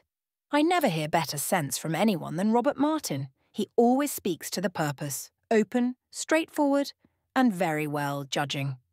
He told me everything, his circumstances and plans, and what they all proposed doing in the event of his marriage. He is an excellent young man, both as son and brother. I had no hesitation in advising him to marry. He proved to me that he could afford it, and that being the case, I was convinced he could not do better. I praised the fair lady too, and altogether sent him away very happy. If he had never esteemed my opinion before, he would have thought highly of me then, and, I dare say, left the house thinking me the best friend and counsellor man ever had. This happened the night before last. Now, as we may fairly suppose, he would not allow much time to pass before he spoke to the lady, and, as he does not appear to have spoken yesterday, it is not unlikely that he should be at Mrs. Goddard's today. And she may be detained by a visitor, without thinking him at all a tiresome wretch. "Pray, Mr. Knightley," said Emma, who had been smiling to herself through a great part of this speech, "how do you know that Mr. Martin did not speak yesterday?" "Certainly," replied he, surprised. "I do not absolutely know it, but it may be inferred. Was not she the whole day with you?" "Come," said she, "I will tell you something, in return for what you have told me. He did speak yesterday. That is, he wrote, and was refused. This was obliged to be repeated before it could be believed, and Mr. Knightley actually looked red with surprise and displeasure as he stood up in tall indignation and said, "Then she is a greater simpleton than I ever believed her. What is the foolish girl about?" "Oh, to be sure," cried Emma. "It is always incomprehensible to a man that a woman should ever refuse an offer of marriage. A man always imagines a woman to be ready for anybody who asks her." "Nonsense! A man does not imagine any such thing. But what is the meaning of this? Harriet Smith refuse Robert Martin? Madness, if it is so, but I hope you are mistaken. I saw her answer. Nothing could be clearer." "You saw her answer. You wrote her answer too. Emma, this is your doing. You persuaded her to refuse him." "And if I did, which, however, I am far from allowing, I should not feel that I had done wrong. Mr. Martin is a very respectable young man, but I cannot admit him to be Harriet's equal, and am rather surprised indeed that he should have ventured to address her. By your account, he does seem to have had some scruples. It is a pity that they were ever got over." "Not Harriet's equal!" exclaimed Mr. Knightley loudly and warmly, and with calmer asperity added, a few moments afterwards, "No, he is not her equal indeed, for he is as much her superior in sense as in situation. Emma, your infatuation about that girl blinds you. What are Harriet Smith's claims, either of birth, nature or education, to any connection higher than Robert Martin? She is the natural daughter of nobody knows whom, with probably no settled provision at all, and certainly no respectable relations. She is known only as parlour boarder at a common school. She is not a sensible girl, nor a girl of any information. She has been taught nothing useful, and is too young and too simple to have acquired anything herself. At her age she can have no experience, and with her little wit is not very likely ever to have any that can avail her. She is pretty, and she is good-tempered, and that is all. My only scruple in advising the match was on his account, as being beneath his deserts, and a bad connection for him. I felt that, as to fortune, in all probability he might do much better, and that as to a rational companion or useful helpmate, he could not do worse. But I could not reason so to a man in love, and was willing to trust to there being no harm in her, to her having that sort of disposition which in good hands like his might be easily led aright, and turn out very well. The advantage of the match I felt to be all on her side, and had not the smallest doubt, nor have I now, that there would be a general cry-out upon her extreme good luck. Even your satisfaction I made sure of. It crossed my mind immediately that you would not regret your friend's leaving Highbury for the sake of her being settled so well. I remember saying to myself, even Emma, with all her partiality for Harriet, will think this a good match. I cannot help wondering at your knowing so little of Emma as to say any such thing. What? Think a farmer. And with all his sense and all his merit, Mr. Martin is nothing more. A good match for my intimate friend. Not regret her leaving Highbury for the sake of marrying a man whom I could never admit as an acquaintance of my own. I wonder you should think it possible for me to have such feelings. I assure you mine are very different. I must think your statement by no means fair. You are not just to Harriet's claims. They would be estimated very differently by others as well as myself. Mr. Martin may be the richest of the two, but he is undoubtedly her inferior as to rank in society. The sphere in which she moves is much above his. It would be a degradation. A degradation to illegitimacy and ignorance, to be married to a respectable, intelligent gentleman farmer. As to the circumstances of her birth, though in a legal sense she may be called nobody, it will not hold in common sense. She is not to pay for the offence of others by being held below the level of those with whom she is brought up. There can scarcely be a doubt that her father is a gentleman, and a gentleman of fortune. Her allowance is very liberal. Nothing has ever been grudged for her improvement or comfort, That she is a gentleman's daughter is indubitable to me. That she associates with gentlemen's daughters, no one, I apprehend, will deny. She is superior to Mr. Robert Martin. Whoever might be her parents, said Mr. Knightley, whoever may have had the charge of her, it does not appear to have been any part of their plan to introduce her into what you would call good society. After receiving a very indifferent education, she is left in Mrs. Goddard's hands to shift as she can, to move, in short, in Mrs. Goddard's line, to have Mrs. Goddard's acquaintance. Her friends evidently thought this good enough for her. And it was good enough. She desired nothing better herself. Till you chose to turn her into a friend, her mind had no distaste for her own set, nor any ambition beyond it. She was as happy as possible with the Martins in the summer. She had no sense of superiority then. If she has it now, you have given it. You have been no friend to Harriet Smith, Emma. Robert Martin would never have proceeded so far if he had not felt persuaded of her not being disinclined to him. I know him well. He has too much real feeling to address any woman on the haphazard of selfish passion. And as to conceit, he is the farthest from it of any man I know. Depend upon it, he had encouragement. It was most convenient to Emma not to make a direct reply to this assertion. She chose rather to take up her own line of the subject again. You are a very warm friend to Mr. Martin, but as I said before, are unjust to Harriet. Harriet's claims to marry well are not so contemptible as you represent them. She is not a clever girl, but she has better sense than you are aware of, and does not deserve to have her understanding spoken of so slightingly.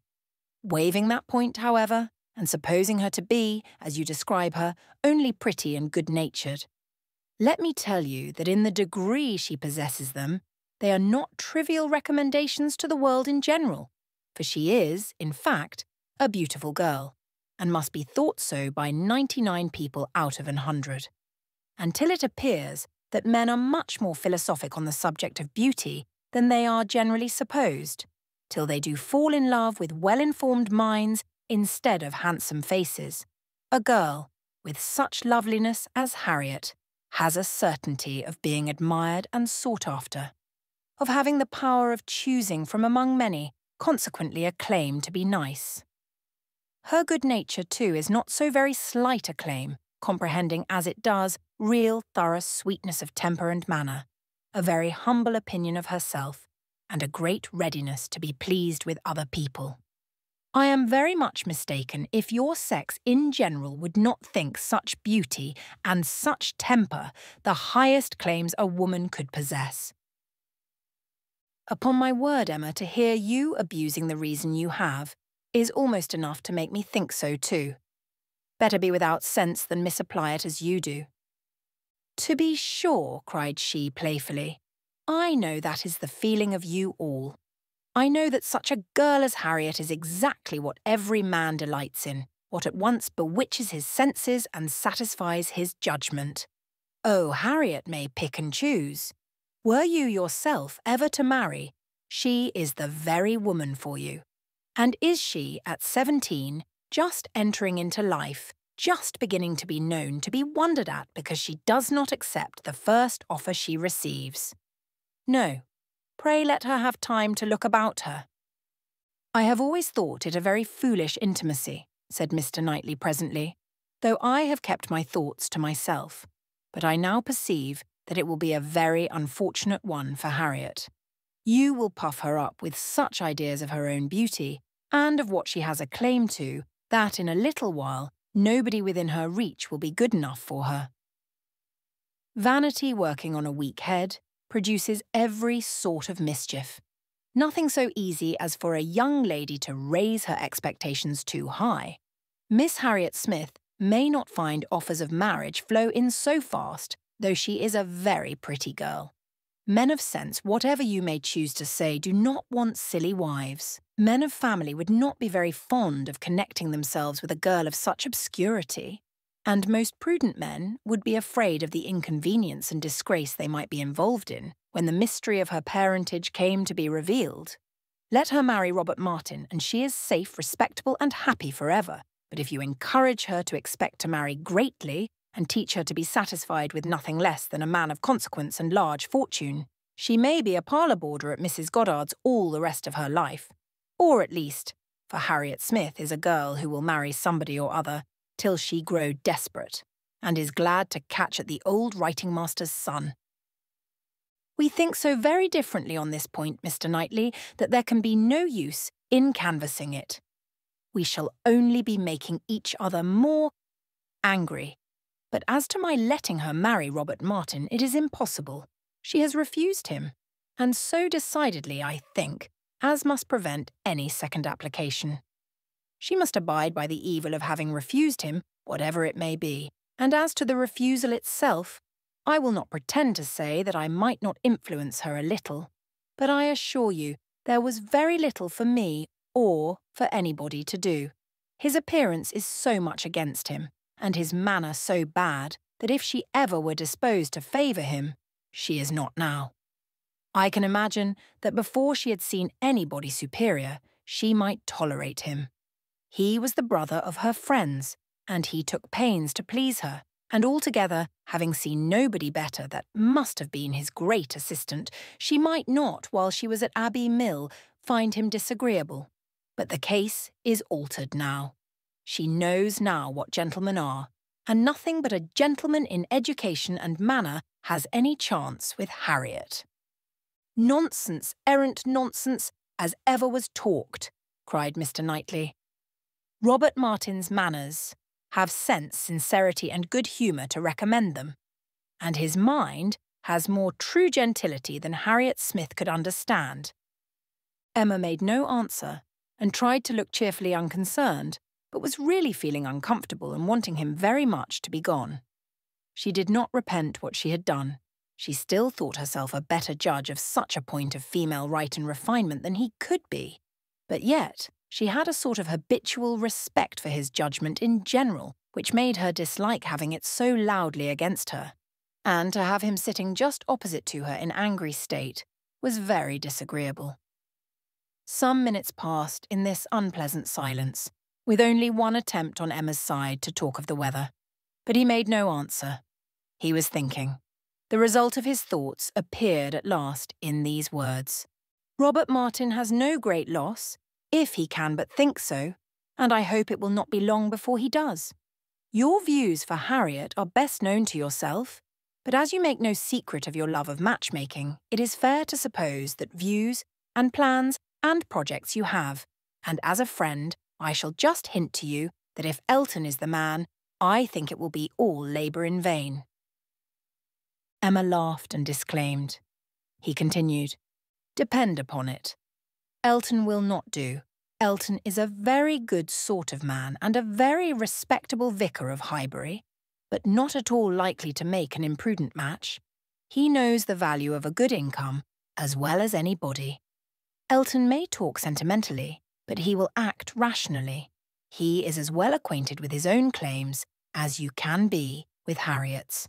He knows that he is a very handsome young man and a great favourite wherever he goes, and from his general way of talking in unreserved moments, when there are only men present, I am convinced that he does not mean to throw himself away.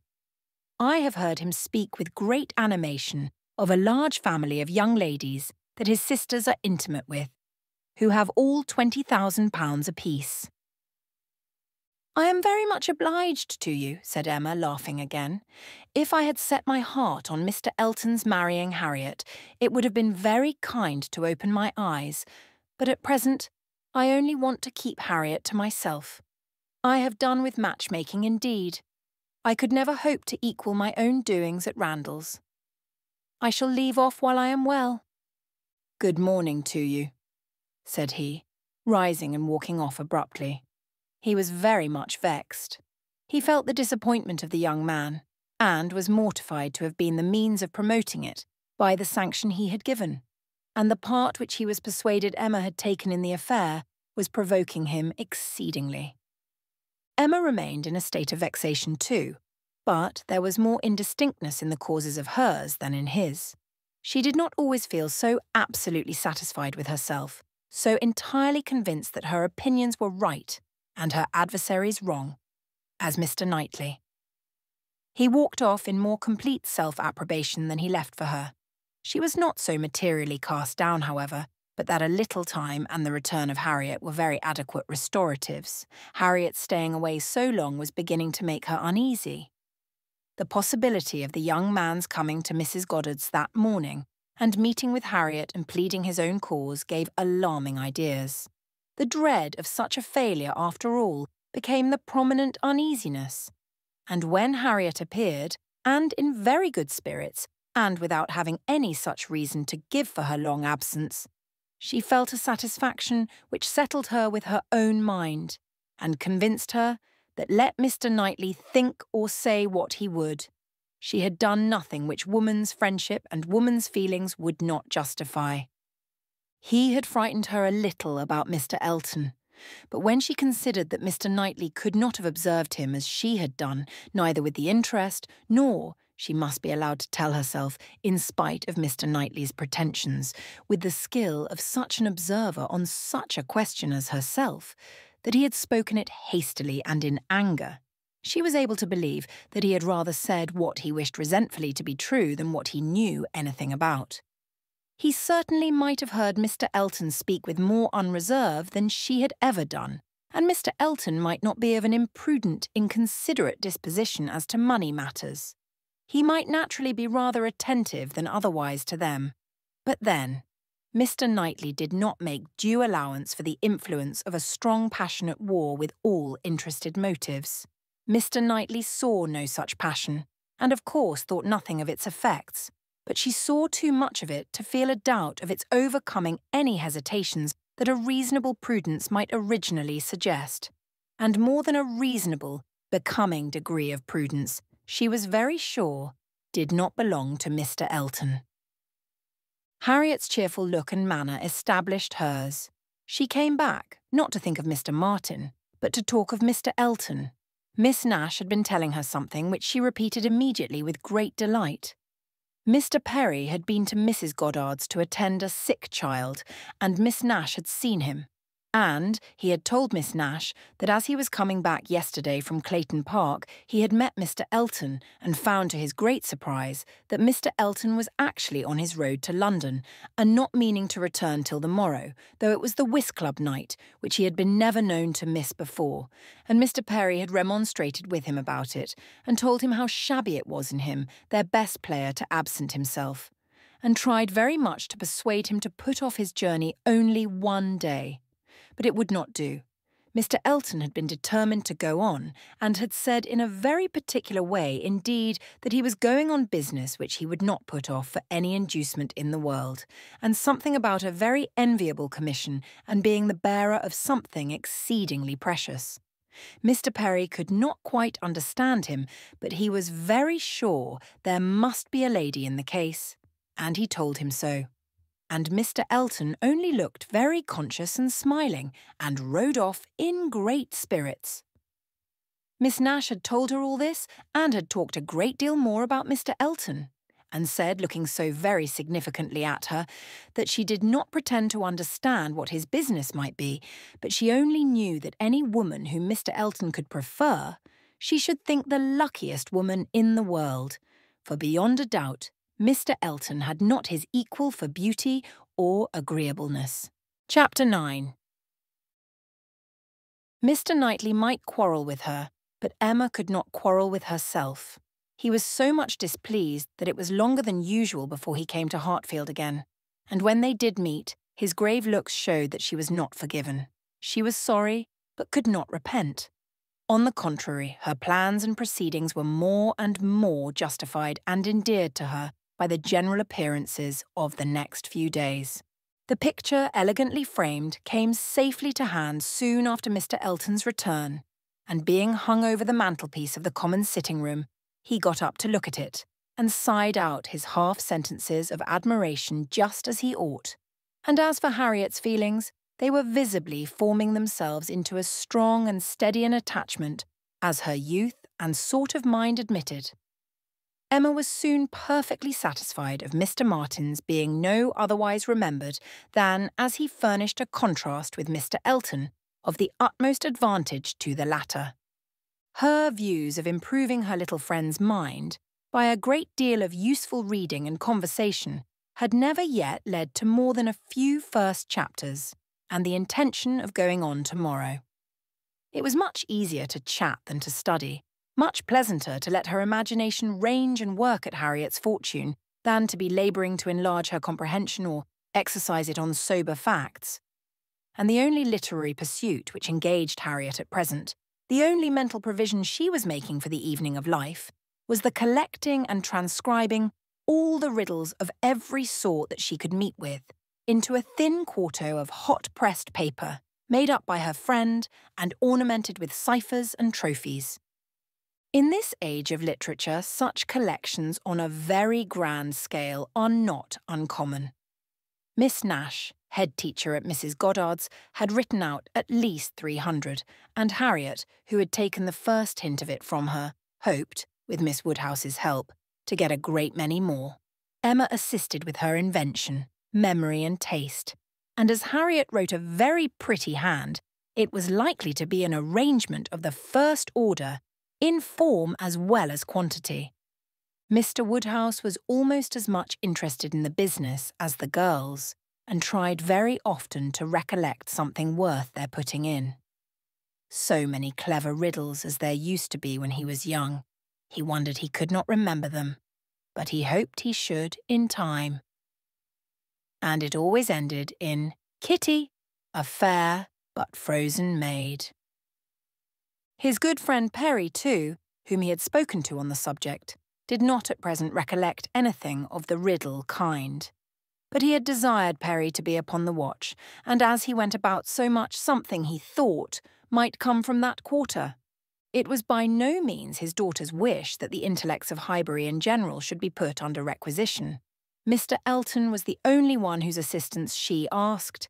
He was invited to contribute any really good enigmas, charades or conundrums that he might recollect, and she had the pleasure of seeing him most intently at work with his recollections, and at the same time, as she could perceive, most earnestly careful that nothing ungallant, nothing that did not breathe a compliment to the sex, should pass his lips. They owed to him their 2 or 3 politest puzzles, and the joy and exultation with which at last he recalled, and rather sentimentally recited, that well-known charade, "My first doth affliction denote, which my second is destined to feel, and my whole is the best antidote, that affliction to soften and heal," made her quite sorry to acknowledge that they had transcribed it some pages ago already. "Why will not you write one yourself for us, Mr. Elton?" said she. "That is the only security for its freshness, and nothing could be easier to you." Oh no, he had never written, hardly ever, anything of the kind in his life. The stupidest fellow. He was afraid not even Miss Woodhouse, he stopped a moment, or Miss Smith could inspire him. The very next day, however, produced some proof of inspiration. He called for a few moments just to leave a piece of paper on the table containing, as he said, a charade, which a friend of his had addressed to a young lady, the object of his admiration, but which from his manner, Emma was immediately convinced must be his own. "I do not offer it for Miss Smith's collection," said he. "Being my friends, I have no right to expose it in any degree to the public eye, but perhaps you may not dislike looking at it." The speech was more to Emma than to Harriet, which Emma could understand. There was deep consciousness about him, and he found it easier to meet her eye than her friend's. He was gone the next moment, after another moment's pause. "Take it," said Emma, smiling, and pushing the paper towards Harriet. "It is for you. Take your own." But Harriet was in a tremor, and could not touch it, and Emma, never loath to be first, was obliged to examine it herself. "To Miss Charade, my first displays the wealth and pomp of kings, lords of the earth, their luxury and ease. Another view of man my second brings. Behold him there, the monarch of the seas. But united what reverse we have. Man's boasted power and freedom, all are flown. Lord of the earth and sea, he bends a slave, and woman, lovely woman, reigns alone. Thy ready wit the word will soon supply. May its approval beam in that soft eye. She cast her eye over it, pondered, caught the meaning, read it through again to be quite certain and quite mistress of the lines, and then, passing it to Harriet, sat happily smiling and saying to herself, while Harriet was puzzling over the paper in all the confusion of hope and dullness, "Very well, Mr. Elton, very well indeed. I have read worse charades. Courtship, a very good hint. I give you credit for it. This is feeling your way. This is saying very plainly, 'Pray, Miss Smith, give me leave to pay my addresses to you. Approve my charade and my intentions in the same glance.'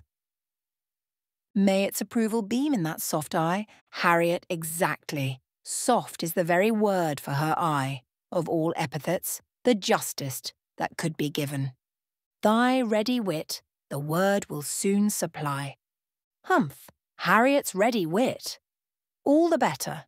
A man must be very much in love, indeed, to describe her so. Ah, Mr. Knightley, I wish you had the benefit of this. I think this would convince you. For once in your life you would be obliged to own yourself mistaken. An excellent charade indeed, and very much to the purpose. Things must come to a crisis soon now." She was obliged to break off from these very pleasant observations, which were otherwise of a sort to run into great length by the eagerness of Harriet's wondering questions. "What can it be, Miss Woodhouse? What can it be? I have not an idea. I cannot guess it in the least. What can it possibly be? Do try to find it out, Miss Woodhouse. Do help me. I never saw anything so hard. Is it kingdom? I wonder who the friend was and who could be the young lady. Do you think it is a good one? Can it be woman? And woman, lovely woman, reigns alone. Can it be Neptune? Behold him there, the monarch of the seas. Or a trident, or a mermaid, or a shark? Oh no, shark is only one syllable. It must be very clever, or he would not have brought it. Oh, Miss Woodhouse, do you think we shall ever find it out? Mermaids and sharks. Nonsense, my dear Harriet, what are you thinking of? Where would be the use of his bringing us a charade made by a friend upon a mermaid or a shark? Give me the paper and listen. For Miss, read Miss Smith. My first displays the wealth and pomp of kings, lords of the earth, their luxury and ease. That is court. Another view of man my second brings. Behold him there, the monarch of the seas. That is ship, plain as it can be. Now for the cream. But united, courtship, you know. What reverse we have. Man's boasted power and freedom, all are flown. Lord of the earth and sea, he bends a slave, and woman, lovely woman, reigns alone, a very proper compliment, and then follows the application, which I think, my dear Harriet, you cannot find much difficulty in comprehending. Read it in comfort to yourself. There can be no doubt of its being written for you and to you. Harriet could not long resist so delightful a persuasion. She read the concluding lines and was all flutter and happiness. She could not speak, but she was not wanted to speak. It was enough for her to feel. Emma spoke for her. "There is so pointed and so particular a meaning in this compliment," said she, "that I cannot have a doubt as to Mr. Elton's intentions. You are his object, and you will soon receive the completest proof of it. I thought it must be so. I thought I could not be so deceived. But now it is clear. The state of his mind is as clear and decided as my wishes on the subject have been ever since I knew you.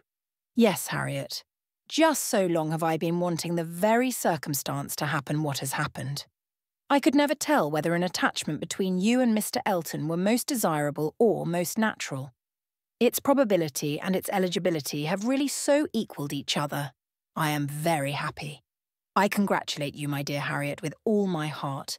This is an attachment which a woman may well feel pride in creating. This is a connection which offers nothing but good. It will give you everything that you want: consideration, independence, a proper home. It will fix you in the centre of all your real friends, close to Hartfield and to me, and confirm our intimacy forever. This, Harriet, is an alliance which can never raise a blush in either of us. Dear Miss Woodhouse.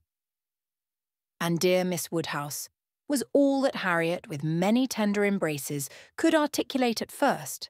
But when they did arrive at something more like conversation, it was sufficiently clear to her friend that she saw, felt, anticipated and remembered just as she ought. Mr. Elton's superiority had very ample acknowledgment. "Whatever you say is always right," cried Harriet, "and therefore I suppose, and believe, and hope it must be so. But otherwise I could not have imagined it. It is so much beyond anything I deserve. Mr. Elton, who might marry anybody.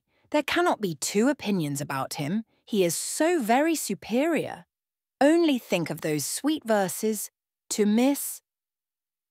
Dear me, how clever! Could it really be meant for me? I cannot make a question, or listen to a question about that. It is a certainty. Receive it on my judgment. It is a sort of prologue to the play, a motto to the chapter, and will be soon followed by matter-of-fact prose. It is a sort of thing which nobody could have expected. I am sure a month ago I had no more idea myself. The strangest things do take place. When Miss Smiths and Mr. Eltons get acquainted, they do indeed. And really it is strange. It is out of the common course that what is so evidently, so palpably desirable, what courts the prearrangement of other people, should so immediately shape itself into the proper form. You and Mr. Elton are by situation called together. You belong to one another by every circumstance of your respective homes. Your marrying will be equal to the match at Randall's. There does seem to be a something in the air of Hartfield which gives love exactly the right direction and sends it into the very channel where it ought to flow. The course of true love never did run smooth. A Hartfield edition of Shakespeare would have a long note on that passage. That Mr. Elton should really be in love with me. Me, of all people, who did not know him, to speak to him at Michaelmas. And he, the very handsomest man that ever was, and a man that everybody looks up to, quite like Mr. Knightley. His company so sought after that everybody says he need not eat a single meal by himself if he does not choose it, that he has more invitations than there are days in the week, and so excellent in the church, Miss Nash has put down all the texts he has ever preached from since he came to Highbury. Dear me! When I look back to the first time I saw him, how little did I think! The two abbots and I ran into the front room and peeped through the blind when we heard he was going by, and Miss Nash came and scolded us away and stayed to look through herself. However, she called me back presently and let me look too, which was very good-natured. And how beautiful we thought he looked. He was arm in arm with Mr. Cole. This is an alliance which, whoever, whatever your friends may be, must be agreeable to them, provided at least they have common sense, and we are not to be addressing our conduct to fools. If they are anxious to see you happily married, here is a man whose amiable character gives every assurance of it. If they wish to have you settled in the same country and circle which they have chosen to place you in, here it will be accomplished. And if their only object is that you should, in the common phrase, be well married, here is the comfortable fortune, the respectable establishment, the rise in the world, which must satisfy them. Yes, very true. How nicely you talk. I love to hear you. You understand everything. You and Mr. Elton are one as clever as the other. This charade.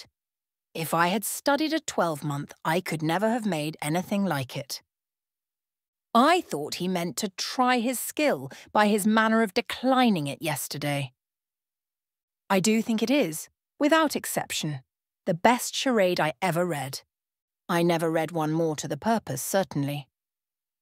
It is as long again as almost all we have had before. I do not consider its length as particularly in its favour. Such things in general cannot be too short. Harriet was too intent on the lines to hear. The most satisfactory comparisons were rising in her mind. It is one thing, said she presently, her cheeks in a glow, to have very good sense in a common way like everybody else, and if there is anything to say, to sit down and write a letter and say just what you must in a short way, and another, to write verses and charades like this. Emma could not have desired a more spirited rejection of Mr. Martin's prose. Such sweet lines, continued Harriet. These two last? But how shall I ever be able to return the paper or say I have found it out? Oh, Miss Woodhouse, what can we do about that? Leave it to me. You do nothing. He will be here this evening, I dare say, and then I will give it him back, and some nonsense or other will pass between us, and you shall not be committed. Your soft eyes shall choose their own time for beaming. Trust to me. Oh, Miss Woodhouse, what a pity that I must not write this beautiful charade into my book. I am sure I have not got one half so good. Leave out the two last lines, and there is no reason why you should not write it into your book. Oh, but those two lines are the best of all, granted, for private enjoyment, and for private enjoyment, keep them. They are not at all the less written, you know, because you divide them. The couplet does not cease to be, nor does its meaning change, but take it away, and all appropriation ceases, and a very pretty gallant charade remains, fit for any collection. Depend upon it, he would not like to have his charade slighted, much better than his passion. A poet in love must be encouraged in both capacities, or neither. Give me the book, I will write it down, and then there can be no possible reflection on you. Harriet submitted, though her mind could hardly separate the parts, so as to feel quite sure that her friend were not writing down a declaration of love. It seemed too precious an offering for any degree of publicity. I shall never let that book go out of my own hands, said she. Very well, replied Emma, a most natural feeling, and the longer it lasts, the better I shall be pleased. But here is my father coming. You will not object to my reading the charade to him. It will be giving him so much pleasure. He loves anything of the sort, and especially anything that pays woman a compliment. He has the tenderest spirit of gallantry towards us all. You must let me read it to him. Harriet looked grave.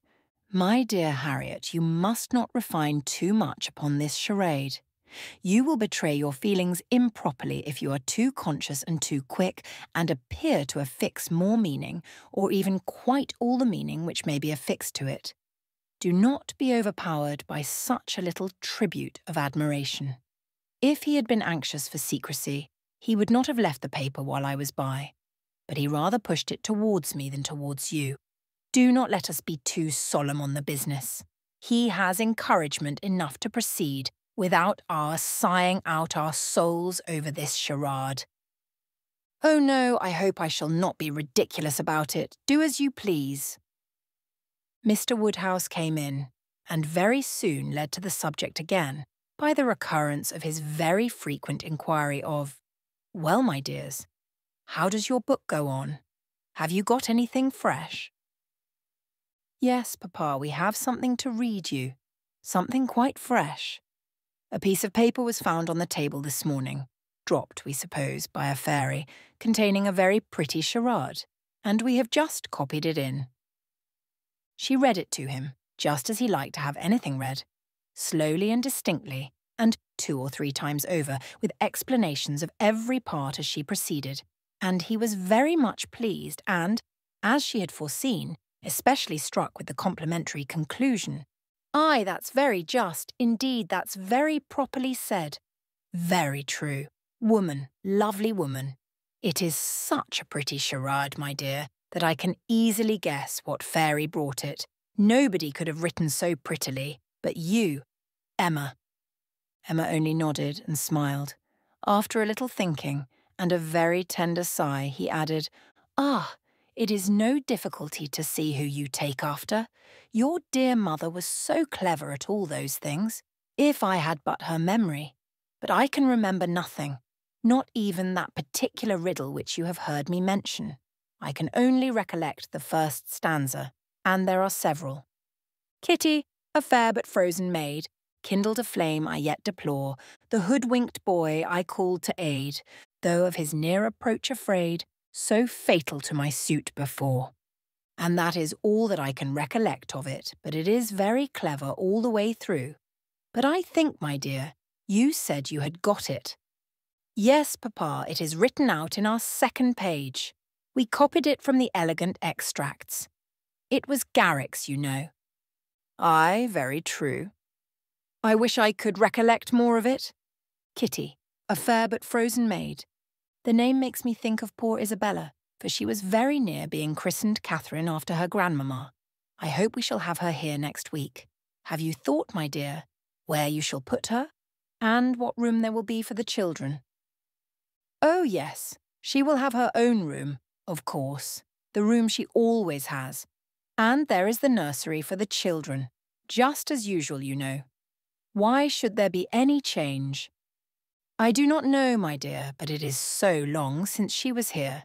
Not since last Easter, and then only for a few days. Mr. John Knightley's being a lawyer is very inconvenient. Poor Isabella, she is sadly taken away from us all. And how sorry she will be when she comes, not to see Miss Taylor here." "She will not be surprised, Papa, at least." "I do not know, my dear. I am sure I was very much surprised when I first heard she was going to be married. We must ask Mr. and Mrs. Weston to dine with us while Isabella is here." "Yes, my dear, if there is time. But," in a very depressed tone, "she is coming for only 1 week. There will not be time for anything." "It is unfortunate that they cannot stay longer, but it seems a case of necessity. Mr. John Knightley must be in town again on the 28th, and we ought to be thankful, Papa, that we are to have the whole of the time they can give to the country, that 2 or 3 days are not to be taken out for the Abbey. Mr. Knightley promises to give up his claim this Christmas, though you know it is longer since they were with him than with us. It would be very hard indeed, my dear, if poor Isabella were to be anywhere but at Hartfield. Mr. Woodhouse could never allow for Mr. Knightley's claims on his brother, or anybody's claims on Isabella except his own. He sat musing a little while, and then said, "But I do not see why poor Isabella should be obliged to go back so soon, though he does. I think, Emma, I shall try and persuade her to stay longer with us. She and the children might stay very well." "Ah, Papa, that is what you never have been able to accomplish, and I do not think you ever will. Isabella cannot bear to stay behind her husband." This was too true for contradiction. Unwelcome as it was, Mr. Woodhouse could only give a submissive sigh, and as Emma saw his spirits affected by the idea of his daughter's attachment to her husband, she immediately led to such a branch of the subject as must raise them. "Harriet must give us as much of her company as she can while my brother and sister are here. I am sure she will be pleased with the children. We are very proud of the children, are not we, Papa? I wonder which she will think the handsomest, Henry or John?" "Aye, I wonder which she will. Poor little dears, how glad they will be to come. They are very fond of being at Hartfield, Harriet." "I dare say they are, sir. I am sure I do not know who is not. Henry is a fine boy, but John is very like his mamma. Henry is the eldest. He was named after me, not after his father. John the second is named after his father. Some people are surprised, I believe, that the eldest was not, but Isabella would have him called Henry, which I thought very pretty of her. And he is a very clever boy indeed. They are all remarkably clever, and they have so many pretty ways. They will come and stand by my chair and say, 'Grandpapa, can you give me a bit of string?' And once Henry asked me for a knife, but I told him knives were only made for grandpapas. I think their father is too rough with them, very often." "He appears rough to you," said Emma, "because you are so very gentle yourself. But if you could compare him with other papas, you would not think him rough. He wishes his boys to be active and hardy, and if they misbehave, can give them a sharp word now and then. But he is an affectionate father. Certainly Mr. John Knightley is an affectionate father. The children are all fond of him." And then their uncle comes in and tosses them up to the ceiling in a very frightful way. But they like it, Papa. There is nothing they like so much. It is such enjoyment to them that if their uncle did not lay down the rule of their taking turns, whichever began would never give way to the other. Well, I cannot understand it. That is the case with us all, Papa. One half of the world cannot understand the pleasures of the other. Later in the morning, and just as the girls were going to separate in preparation for the regular 4 o'clock dinner, the hero of this inimitable charade walked in again. Harriet turned away, but Emma could receive him with the usual smile, and her quick eye soon discerned in his the consciousness of having made a push, of having thrown a die, and she imagined he was come to see how it might turn up. His ostensible reason, however, was to ask whether Mr. Woodhouse's party could be made up in the evening without him, or whether he should be in the smallest degree necessary at Hartfield.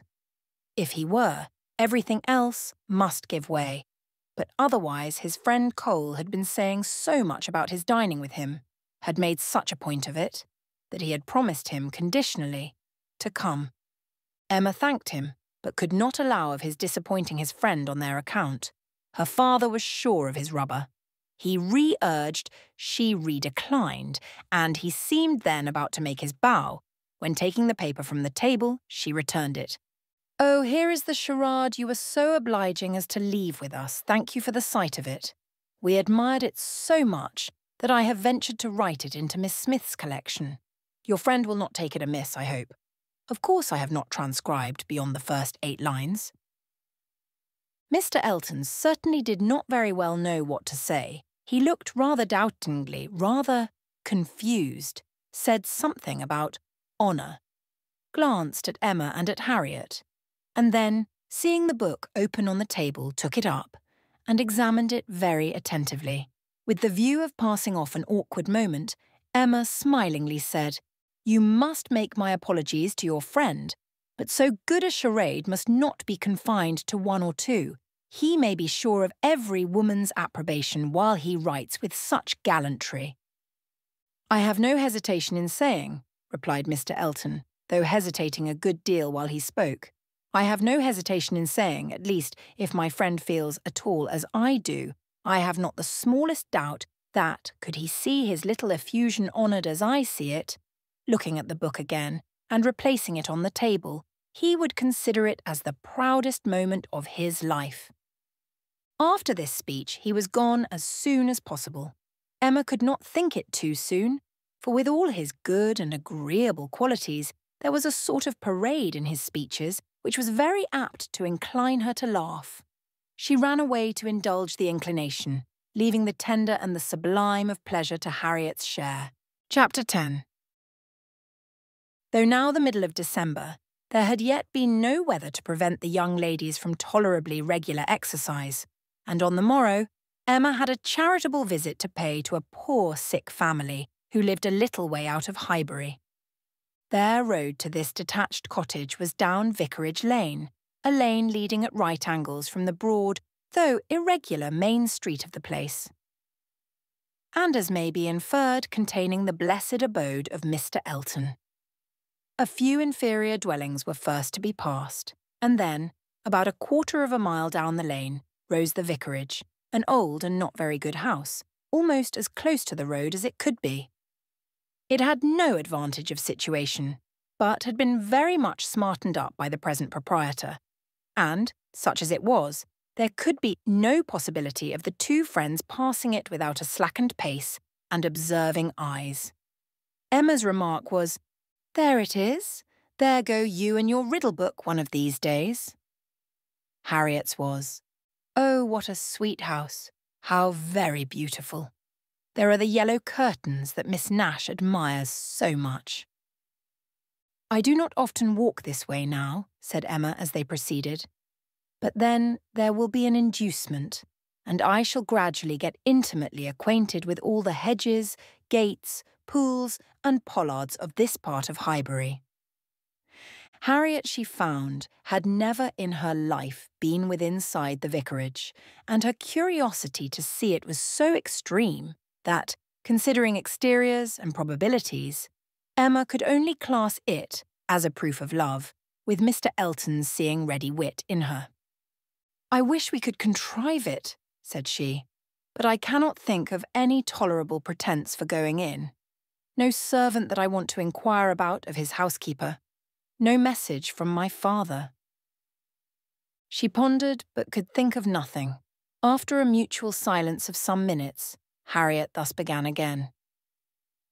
"I do so wonder, Miss Woodhouse, that you should not be married or going to be married, so charming as you are." Emma laughed and replied, "My being charming, Harriet, is not quite enough to induce me to marry. I must find other people charming. One other person at least. And I am not only not going to be married at present, but have very little intention of ever marrying at all." "Ah, so you say, but I cannot believe it. I must see somebody very superior to anyone I have seen yet, to be tempted. Mr. Elton, you know," recollecting herself, "is out of the question, and I do not wish to see any such person. I would rather not be tempted. I cannot really change for the better.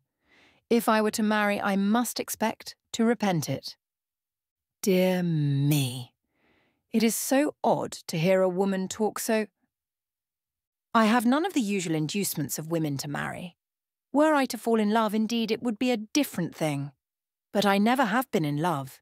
It is not my way or my nature, and I do not think I ever shall. And without love, I am sure I should be a fool to change such a situation as mine. Fortune I do not want.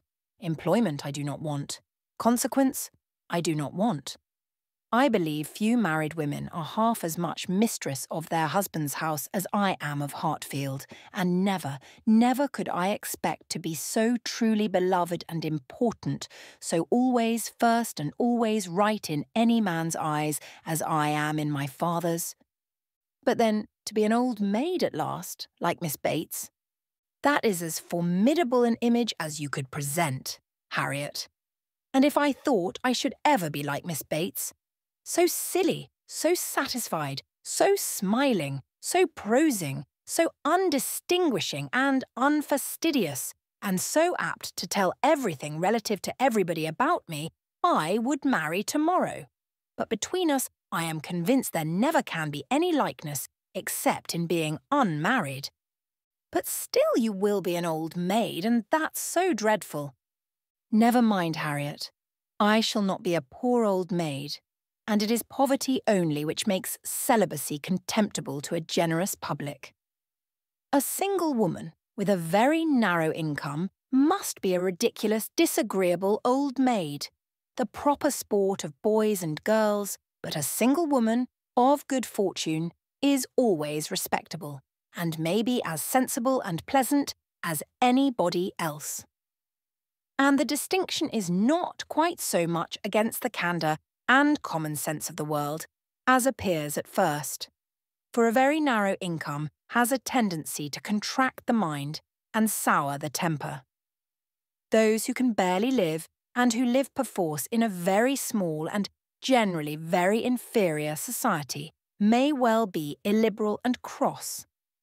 This does not apply, however, to Miss Bates. She is only too good-natured and too silly to suit me, but in general she is very much to the taste of everybody, though single and though poor. Poverty certainly has not contracted her mind. I really believe if she had only a shilling in the world, she would be very likely to give away sixpence of it, and nobody is afraid of her. That is a great charm. Dear me, but what shall you do? How shall you employ yourself when you grow old? If I know myself, Harriet, mine is an active, busy mind, with a great many independent resources. and I do not perceive why I should be more in want of employment at 40 or 50 than 21. Woman's usual occupations of hand and mind will be as open to me then as they are now, or with no important variation. If I draw less, I shall read more. If I give up music, I shall take to carpet work. And as for objects of interest, objects for the affections, which is in truth the great point of inferiority, the want of which is really the great evil to be avoided in not marrying, I shall be very well off, with all the children of a sister I love so much to care about. There will be enough of them, in all probability, to supply every sort of sensation that declining life can need. There will be enough for every hope and every fear, and though my attachment to none can equal that of a parent, it suits my ideas of comfort better than what is warmer and blinder. My nephews and nieces. I shall often have a niece with me. Do you know Miss Bates's niece? That is, I know you must have seen her 100 times. But are you acquainted? Oh, yes, we are always forced to be acquainted whenever she comes to Highbury. By the by, that is almost enough to put one out of conceit with a niece. Heaven forbid! At least that I should ever bore people half so much about all the Knightleys together as she does about Jane Fairfax. One is sick of the very name of Jane Fairfax. Every letter from her is read 40 times over. Her compliments to all friends go round and round again, and if she does but send her aunt the pattern of a stomacher, or knit a pair of garters for her grandmother, one hears of nothing else for a month. I wish Jane Fairfax very well, but she tires me to death. They were now approaching the cottage, and all idle topics were superseded. Emma was very compassionate, and the distresses of the poor were as sure of relief from her personal attention and kindness, her counsel and her patience, as from her purse. She understood their ways, could allow for their ignorance and their temptations, had no romantic expectations of extraordinary virtue from those for whom education had done so little, entered into their troubles with ready sympathy, and always gave her assistance with as much intelligence as goodwill.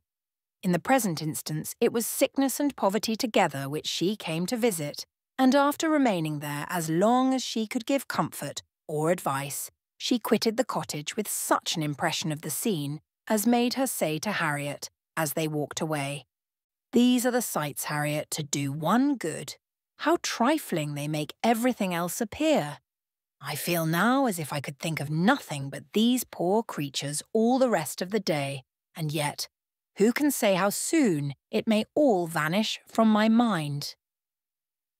"Very true," said Harriet.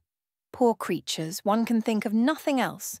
And really, I do not think the impression will soon be over," said Emma as she crossed the low hedge and tottering footstep which ended the narrow, slippery path through the cottage garden and brought them into the lane again. "I do not think it will," stopping to look once more at all the outward wretchedness of the place and recall the still greater within. "Oh dear, no," said her companion. They walked on. The lane made a slight bend, and when that bend was passed, Mr. Elton was immediately in sight, and so near as to give Emma time only to say farther, "Ah, Harriet, here comes a very sudden trial of our stability and good thoughts. Well," smiling, "I hope it may be allowed that if compassion has produced exertion and relief to the sufferers, it has done all that is truly important. If we feel for the wretched enough to do all we can for them, the rest is empty sympathy, only distressing to ourselves." Harriet could just answer, "Oh dear, yes," before the gentleman joined them. The wants and sufferings of the poor family, however, were the first subject on meeting. He had been going to call on them. His visit he would now defer, but they had a very interesting parley about what could be done and should be done. Mr. Elton then turned back to accompany them. To fall in with each other on such an errand as this, thought Emma, to meet in a charitable scheme. This will bring a great increase of love on each side. I should not wonder if it were to bring on the declaration. It must, if I were not here. I wish I were anywhere else. Anxious to separate herself from them as far as she could, she soon afterwards took possession of a narrow footpath. a little raised on one side of the lane, leaving them together in the main road.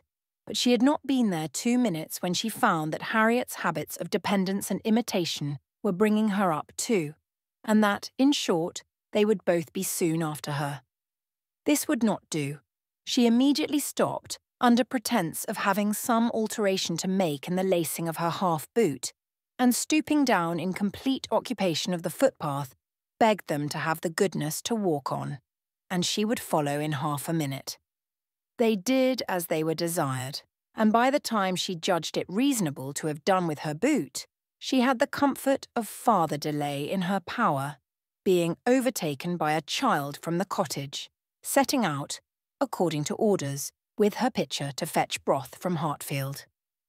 To walk by the side of this child and talk to and question her was the most natural thing in the world, or would have been the most natural had she been acting just then without design, and by this means the others were still able to keep ahead, without any obligation of waiting for her. She gained on them, however, involuntarily. The child's pace was quick, and theirs rather slow, and she was the more concerned at it, from their being evidently in a conversation which interested them. Mr. Elton was speaking with animation, Harriet listening with a very pleased attention, and Emma, having sent the child on, was beginning to think how she might draw back a little more when they both looked around, and she was obliged to join them. Mr. Elton was still talking, still engaged in some interesting detail, and Emma experienced some disappointment when she found that he was only giving his fair companion an account of the yesterday's party at his friend Cole's, and that she was come in herself for the Stilton cheese, the North Wiltshire, the butter, the celery, the beetroot, and all the dessert. This would soon have led to something better, of course, was her consoling reflection. Anything interests between those who love, and anything will serve as introduction to what is near the heart. If I could but have kept longer away. They now walked on together quietly, till within view of the vicarage pales, when a sudden resolution, of at least getting Harriet into the house, made her again find something very much amiss about her boot, and fall behind to arrange it once more. She then broke the lace off short, and dexterously throwing it into a ditch was presently obliged to entreat them to stop, and acknowledged her inability to put herself to rights so as to be able to walk home in tolerable comfort. "Part of my lace is gone," said she, "and I do not know how I am to contrive. I really am a most troublesome companion to you both, but I hope I am not often so ill-equipped. Mr. Elton, I must beg leave to stop at your house, and ask your housekeeper for a bit of riband or string, or anything just to keep my boot on." Mr. Elton looked all happiness at this proposition, and nothing could exceed his alertness and attention in conducting them into his house and endeavouring to make everything appear to advantage. The room they were taken into was the one he chiefly occupied, and looking forwards. Behind it was another with which it immediately communicated. The door between them was open, and Emma passed into it with the housekeeper to receive her assistance in the most comfortable manner. She was obliged to leave the door ajar as she found it, but she fully intended that Mr. Elton should close it. It was not closed, however. It still remained ajar, but by engaging the housekeeper in incessant conversation, she hoped to make it practicable for him to choose his own subject in the adjoining room. For 10 minutes she could hear nothing but herself. It could be protracted no longer. She was then obliged to be finished and make her appearance. The lovers were standing together at one of the windows. It had a most favourable aspect, and for half a minute Emma felt the glory of having schemed successfully. But it would not do. He had not come to the point. He had been most agreeable, most delightful. He had told Harriet that he had seen them go by and had purposely followed them. Other little gallantries and allusions had been dropped, but nothing serious. Cautious, very cautious, thought Emma. He advances inch by inch, and will hazard nothing till he believes himself secure. Still, however, though everything had not been accomplished by her ingenious device, she could not but flatter herself that it had been the occasion of much present enjoyment to both, and must be leading them forward to the great event. Chapter 11. Mr. Elton must now be left to himself. It was no longer in Emma's power to superintend his happiness or quicken his measures. The coming of her sister's family was so very near at hand that first in anticipation and then in reality, it became henceforth her prime object of interest. And during the 10 days of their stay at Hartfield, it was not to be expected, she did not herself expect, that anything beyond occasional fortuitous assistance could be afforded by her to the lovers. They might advance rapidly if they would, however, they must advance somehow or other whether they would or no. She hardly wished to have more leisure for them. There are people who the more you do for them, the less they will do for themselves. Mr. and Mrs. John Knightley, from having been longer than usual absent from Surrey, were exciting, of course, rather more than the usual interest. Till this year, every long vacation since their marriage had been divided between Hartfield and Donwell Abbey. But all the holidays of this autumn had been given to sea-bathing for the children, and it was therefore many months since they had been seen in a regular way by their Surrey connections, or seen at all by Mr. Woodhouse, who could not be induced to get so far as London, even for poor Isabella's sake, and who consequently was now most nervously and apprehensively happy in forestalling this too short visit. He thought much of the evils of the journey for her, and not a little of the fatigues of his own horses and coachman, who were to bring some of the party the last half of the way. But his alarms were needless, the 16 miles being happily accomplished, and Mr. and Mrs. John Knightley, their 5 children, and a competent number of nursery maids, all reaching Hartfield in safety.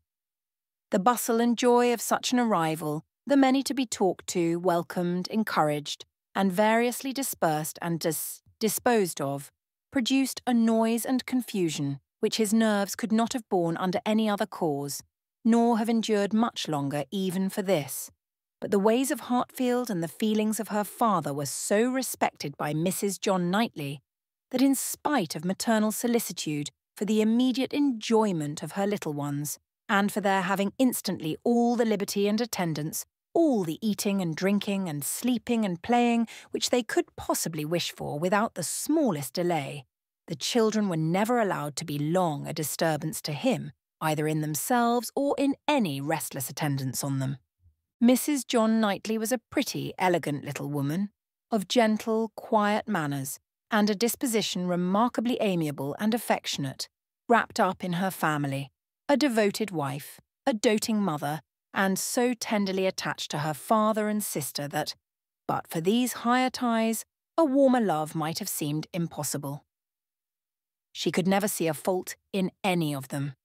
She was not a woman of strong understanding or any quickness, and with this resemblance of her father, she inherited also much of his constitution, was delicate in her own health, over-careful of that of her children, had many fears and many nerves, and was as fond of her own Mr. Wingfield in town as her father could be of Mr. Perry. They were alike, too, in a general benevolence of temper and a strong habit of regard for every old acquaintance. Mr. John Knightley was a tall, gentleman-like, and very clever man, rising in his profession, domestic and respectable in his private character, but with reserved manners which prevented his being generally pleasing, and capable of being sometimes out of humour. He was not an ill-tempered man, not so often unreasonably cross as to deserve such a reproach, but his temper was not his great perfection, and indeed, with such a worshipping wife, it was hardly possible that any natural defects in it should not be increased. The extreme sweetness of her temper must hurt his. He had all the clearness and quickness of mind which she wanted, and he could sometimes act an ungracious, or say, a severe thing. He was not a great favourite with his fair sister-in-law. Nothing wrong in him escaped her. She was quick in feeling the little injuries to Isabella, which Isabella never felt herself. Perhaps she might have passed over more had his manners been flattering to Isabella's sister, but they were only those of a calmly kind brother and friend, without praise and without blindness, but hardly any degree of personal compliment could have made her regardless of that greatest fault of all, in her eyes which he sometimes fell into, the want of respectful forbearance towards her father. There he had not always the patience that could have been wished. Mr. Woodhouse's peculiarities and fidgetiness were sometimes provoking him to a rational remonstrance or sharp retort equally ill-bestowed. It did not often happen, for Mr. John Knightley had really a great regard for his father-in-law, and generally a strong sense of what was due to him. But it was too often for Emma's charity, especially as there was all the pain of apprehension frequently to be endured, though the offence came not. The beginning, however, of every visit displayed none but the properest feelings, and this being of necessity so short might be hoped to pass away in unsullied cordiality.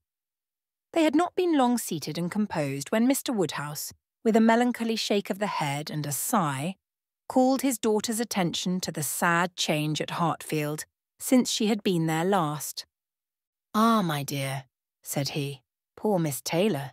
It is a grievous business." "Oh, yes, sir," cried she with ready sympathy. "How you must miss her. And dear Emma, too. What a dreadful loss to you both. I have been so grieved for you. I could not imagine how you could possibly do without her. It is a sad change indeed. But I hope she is pretty well, sir." "Pretty well, my dear." "I hope pretty well. I do not know but that the place agrees with her tolerably." Mr. John Knightley here asked Emma quietly whether there were any doubts of the heir of Randalls. "Oh no, none in the least. I never saw Mrs. Weston better in my life, never looking so well. Papa is only speaking his own regret." "Very much to the honour of both," was the handsome reply. "And do you see her, sir, tolerably often?" asked Isabella in the plaintive tone which just suited her father. Mr. Woodhouse hesitated. "Not near so often, my dear, as I could wish." "Oh, papa, we have missed seeing them but one entire day since they married. Either in the morning or evening of every day excepting one have we seen either Mr. Weston or Mrs. Weston, and generally both, either at Randalls or here, and as you may suppose, Isabella most frequently here. They are very, very kind in their visits. Mr. Weston is really as kind as herself. Papa, if you speak in that melancholy way, you will be giving Isabella a false idea of us all. Everybody must be aware that Miss Taylor must be missed, but everybody ought also to be assured that Mr. and Mrs. Weston do really prevent our missing her by any means to the extent we ourselves anticipated, which is the exact truth." "Just as it should be," said Mr. John Knightley, "and just as I hoped it was from your letters. Her wish of showing you attention could not be doubted, and his being a disengaged and social man makes it all easy. I have been always telling you, my love, that I had no idea of the change being so very material to Hartfield as you apprehended. And now you have Emma's account. I hope you will be satisfied." "Why, to be sure," said Mr. Woodhouse. "Yes, certainly. I cannot deny that Mrs. Weston, poor Mrs. Weston, does come and see us pretty often, but, then, she is always obliged to go away again." "It would be very hard upon Mr. Weston if she did not, papa. You quite forget poor Mr. Weston." "I think indeed," said John Knightley pleasantly, "that Mr. Weston has some little claim. You and I, Emma, will venture to take the part of the poor husband. I, being a husband, and you not being a wife, the claims of the man may very likely strike us with equal force. As for Isabella, she has been married long enough to see the convenience of putting all the Mr. Westons aside as much as she can." "Me, my love," cried his wife, hearing and understanding only in part. "Are you talking about me? I am sure nobody ought to be, or can be, a greater advocate for matrimony than I am. And if it had not been for the misery of her leaving Hartfield, I should never have thought of Miss Taylor but as the most fortunate woman in the world. And as to slighting Mr. Weston, that excellent Mr. Weston, I think there is nothing he does not deserve. I believe he is one of the very best-tempered men that ever existed. Excepting yourself and your brother, I do not know his equal for temper. I shall never forget his flying Henry's kite for him that very windy day last Easter, and ever since his particular kindness last September the 12th in writing that note at 12 o'clock at night on purpose to assure me that there was no scarlet fever at Cobham, I have been convinced there could not be a more feeling heart nor a better man in existence. If anybody can deserve him, it must be Miss Taylor. "Where is the young man?" said John Knightley. "Has he been here on this occasion, or has he not?" "He has not been here yet," replied Emma. "There was a strong expectation of his coming soon after the marriage, but it ended in nothing, and I have not heard him mentioned lately." "But you should tell them of the letter, my dear," said her father. "He wrote a letter to poor Mrs. Weston to congratulate her, and a very proper, handsome letter it was. She showed it to me. I thought it very well done of him indeed. Whether it was his own idea, you know, one cannot tell. He is but young, and his uncle, perhaps. My dear papa, he is 23. You forget how time passes." 23! Is he indeed? Well, I could not have thought it, and he was but 2 years old when he lost his poor mother. Well, time does fly indeed, and my memory is very bad. However, it was an exceeding good, pretty letter, and gave Mr. and Mrs. Weston a great deal of pleasure. I remember it was written from Weymouth, and dated Sept. 28th, and began, "My dear Madam," but I forget how it went on, and it was signed F.C. Weston Churchill. I remember that perfectly. "How very pleasing and proper of him," cried the good-hearted Mrs. John Knightley. "I have no doubt of his being a most amiable young man, but how sad it is that he should not live at home with his father. There is something so shocking in a child's being taken away from his parents' and natural home. I never could comprehend how Mr. Weston could part with him. To give up one's child? I really never could think well of anybody who proposed such a thing to anybody else." "Nobody ever did think well of the Churchills, I fancy," observed Mr. John Knightley coolly. "But you need not imagine Mr. Weston to have felt what you would feel in giving up Henry or John. Mr. Weston is rather an easy, cheerful-tempered man than a man of strong feelings. He takes things as he finds them, and makes enjoyment of them somehow or other, depending, I suspect, much more upon what is called society for his comforts, that is, upon the power of eating and drinking and playing whist with his neighbours 5 times a week, than upon family affection or anything that home affords." Emma could not like what bordered on a reflection on Mr. Weston, and had half a mind to take it up, but she struggled and let it pass. She would keep the peace, if possible, and there was something honourable and valuable in the strong domestic habits, the all-sufficiency of home to himself, whence resulted her brother's disposition to look down on the common rate of social intercourse, and those to whom it was important. It had a high claim to forbearance. Chapter 12. Mr. Knightley was to dine with them, rather against the inclination of Mr. Woodhouse, who did not like that anyone should share with him in Isabella's first day. Emma's sense of right, however, had decided it, and besides the consideration of what was due to each brother, she had particular pleasure, from the circumstance of the late disagreement between Mr. Knightley and herself, in procuring him the proper invitation. She hoped they might now become friends again. She thought it was time to make up. Making up indeed would not do. She certainly had not been in the wrong, and he would never own that he had. Concession must be out of the question, but it was time to appear to forget that they had ever quarrelled, and she hoped it might rather assist the restoration of friendship that when he came into the room she had one of the children with her, the youngest, a nice little girl about 8 months old, who was now making her first visit to Hartfield, and very happy to be danced about in her aunt's arms. It did assist, for though he began with grave looks and short questions, he was soon led on to talk of them all in the usual way, and to take the child out of her arms with all the unceremoniousness of perfect amity. Emma felt they were friends again, and the conviction giving her at first great satisfaction, and then a little sauciness, she could not help saying as he was admiring the baby. "What a comfort it is that we think alike about our nephews and nieces. As to men and women, our opinions are sometimes very different, but with regard to these children, I observe we never disagree. If you were as much guided by nature in your estimate of men and women, and as little under the power of fancy and whim in your dealings with them, as you are where these children are concerned, we might always think alike. To be sure, our discordancies must always arise from my being in the wrong."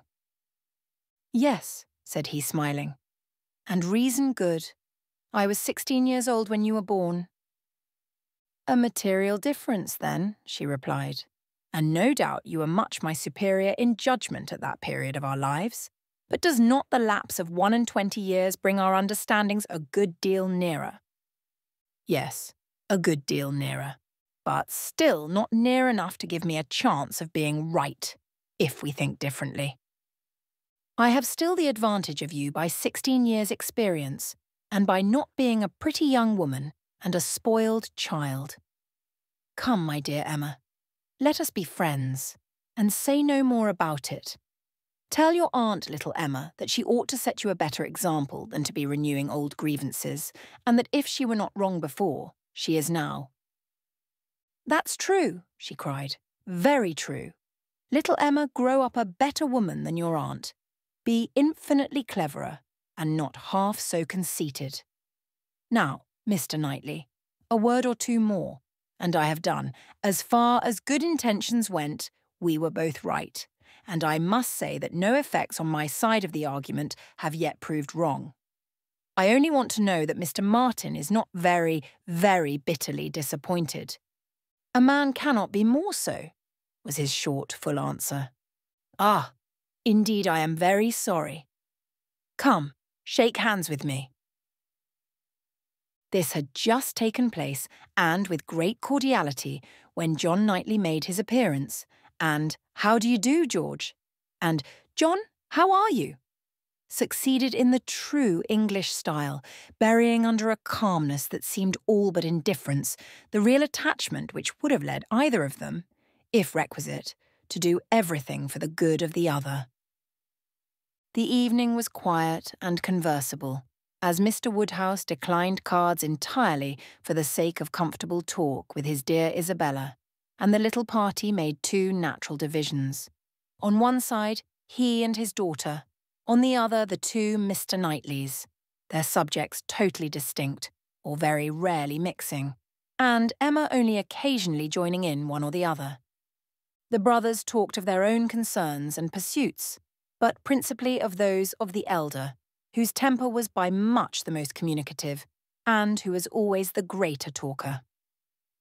As a magistrate, he had generally some point of law to consult John about, or at least some curious anecdote to give, and as a farmer, as keeping in hand the home farm at Donwell, he had to tell what every field was to bear next year, and to give all such local information as could not fail of being interesting to a brother whose home it had equally been the longest part of his life, and whose attachments were strong.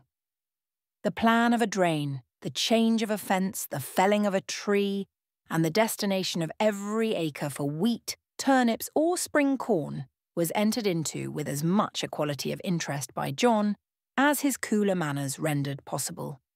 And if his willing brother ever left him anything to inquire about, his inquiries even approached a tone of eagerness. While they were thus comfortably occupied, Mr. Woodhouse was enjoying a full flow of happy regrets and fearful affection with his daughter. "My poor dear Isabella," said he, fondly taking her hand and interrupting for a few moments her busy labours for some one of her 5 children. "How long it is! How terribly long since you were here, and how tired you must be after your journey. You must go to bed early, my dear, and I recommend a little gruel to you before you go. You and I will have a nice basin of gruel together. My dear Emma, suppose we all have a little gruel." Emma could not suppose any such thing, knowing as she did that both the Mr. Knightleys were as unpersuadable on that article as herself. And 2 basins only were ordered. After a little more discourse in praise of gruel, with some wondering at its not being taken every evening by everybody, he proceeded to say with an air of grave reflection, "It was an awkward business, my dear, your spending the autumn at Southend instead of coming here.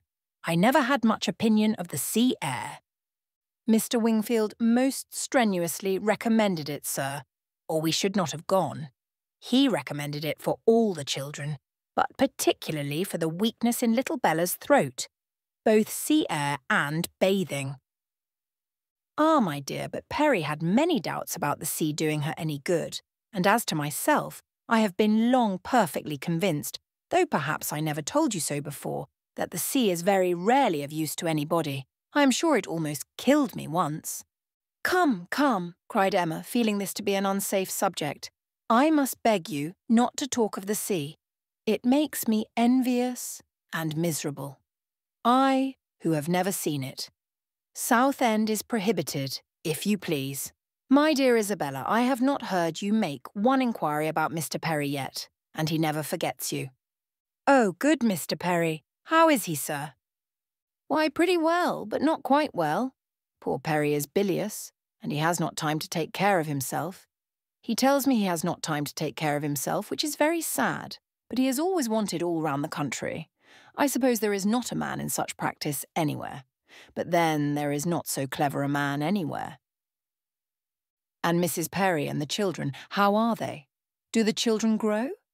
I have a great regard for Mr. Perry. I hope he will be calling soon. He will be so pleased to see my little ones. I hope he will be here tomorrow, for I have a question or 2 to ask him about myself, of some consequence. And, my dear, whenever he comes, you had better let him look at little Bella's throat. Oh, my dear sir, her throat is so much better that I have hardly any uneasiness about it. Either bathing has been of the greatest service to her, or else it is to be attributed to an excellent embrocation of Mr. Wingfield's, which we have been applying at times ever since August. It is not very likely, my dear, that bathing should have been of use to her, and if I had known you were wanting an embrocation, I would have spoken to—" "You seem to me to have forgotten Mrs. and Miss Bates," said Emma. "I have not heard one inquiry after them." "Oh, the good Bateses, I am quite ashamed of myself, but you mention them in most of your letters. I hope they are quite well. Good old Mrs. Bates. I will call upon her tomorrow and take my children. They are always so pleased to see my children. And that excellent Miss Bates. Such thorough worthy people. How are they, sir?" "Why, pretty well, my dear, upon the whole, but poor Mrs. Bates had a bad cold about a month ago." "How sorry I am. But colds were never so prevalent as they have been this autumn. Mr. Wingfield told me that he has never known them more general or heavy, except when it has been quite an influenza." "That has been a good deal the case, my dear, but not to the degree you mention. Perry says that colds have been very general, but not so heavy as he has very often known them in November. Perry does not call it altogether a sickly season." "No, I do not know that Mr. Wingfield considers it very sickly, except— Ah, my poor dear child, the truth is that in London it is always a sickly season. Nobody is healthy in London, nobody can be. It is a dreadful thing to have you forced to live there. So far off, and the air so bad. No, indeed, we are not at all in a bad air. Our part of London is very superior to most others. You must not confound us with London in general, my dear sir. The neighbourhood of Brunswick Square is very different from almost all the rest. We are so very airy. I should be unwilling, I own, to live in any other part of the town. There is hardly any other that I could be satisfied to have my children in. But we are so remarkably airy. Mr. Wingfield thinks the vicinity of Brunswick Square decidedly the most favourable as to air. Ah, my dear, it is not like Hartfield. You make the best of it, but after you have been a week at Hartfield, you are all of you different creatures.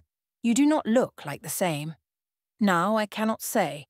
that I think you are any of you looking well at present. I am sorry to hear you say so, sir, but I assure you, excepting those little nervous headaches and palpitations, which I am never entirely free from anywhere, I am quite well myself. And if the children were rather pale before they went to bed, it was only because they were a little more tired than usual from their journey and the happiness of coming. I hope you will think better of their looks tomorrow, for I assure you Mr. Wingfield told me that he did not believe he had ever sent us off altogether in such good case. I trust at least that you do not think Mr. Knightley looking ill, turning her eyes with affectionate anxiety towards her husband. Middling, my dear. I cannot compliment you. I think Mr. John Knightley very far from looking well. What is the matter, sir? Did you speak to me? Cried Mr. John Knightley, hearing his own name. I am sorry to find, my love, that my father does not think you looking well, but I hope it is only from being a little fatigued. I could have wished, however, as you know, that you had seen Mr. Wingfield before you left home. My dear Isabella, exclaimed he hastily, pray do not concern yourself about my looks. Be satisfied with doctoring and coddling yourself and the children, and let me look as I choose. I did not thoroughly understand what you were telling your brother, cried Emma, about your friend Mr. Graham's intending to have a bailiff from Scotland to look after his new estate. What will it answer? Will not the old prejudice be too strong? And she talked in this way so long and successfully that, when forced to give her attention again to her father and sister, she had nothing worse to hear than Isabella's kind inquiry after Jane Fairfax. And Jane Fairfax, though no great favourite with her in general, she was at that moment very happy to assist in praising. That sweet, amiable Jane Fairfax, said Mrs. John Knightley. It is so long since I have seen her, except now and then, for a moment accidentally in town. What happiness it must be to her good old grandmother and excellent aunt when she comes to visit them. I always regret excessively on dear Emma's account that she cannot be more at Highbury.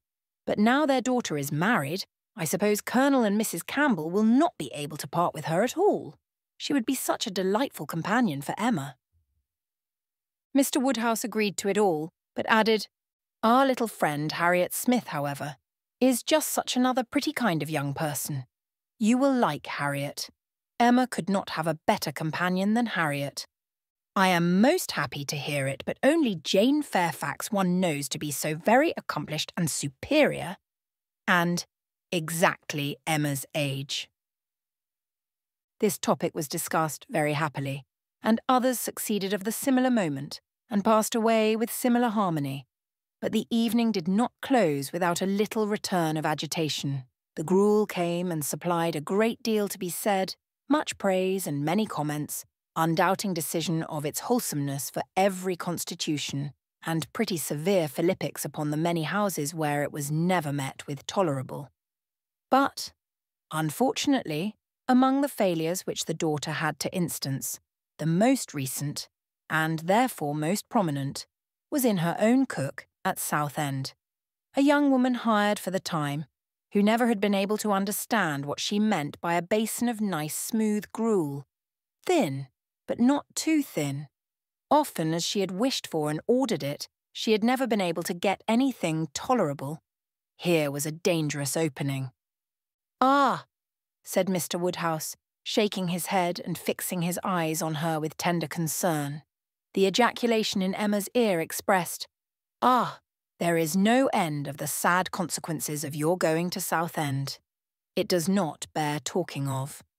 And for a little while she hoped he would not talk of it, and that a silent rumination might suffice to restore him to the relish of his own smooth gruel.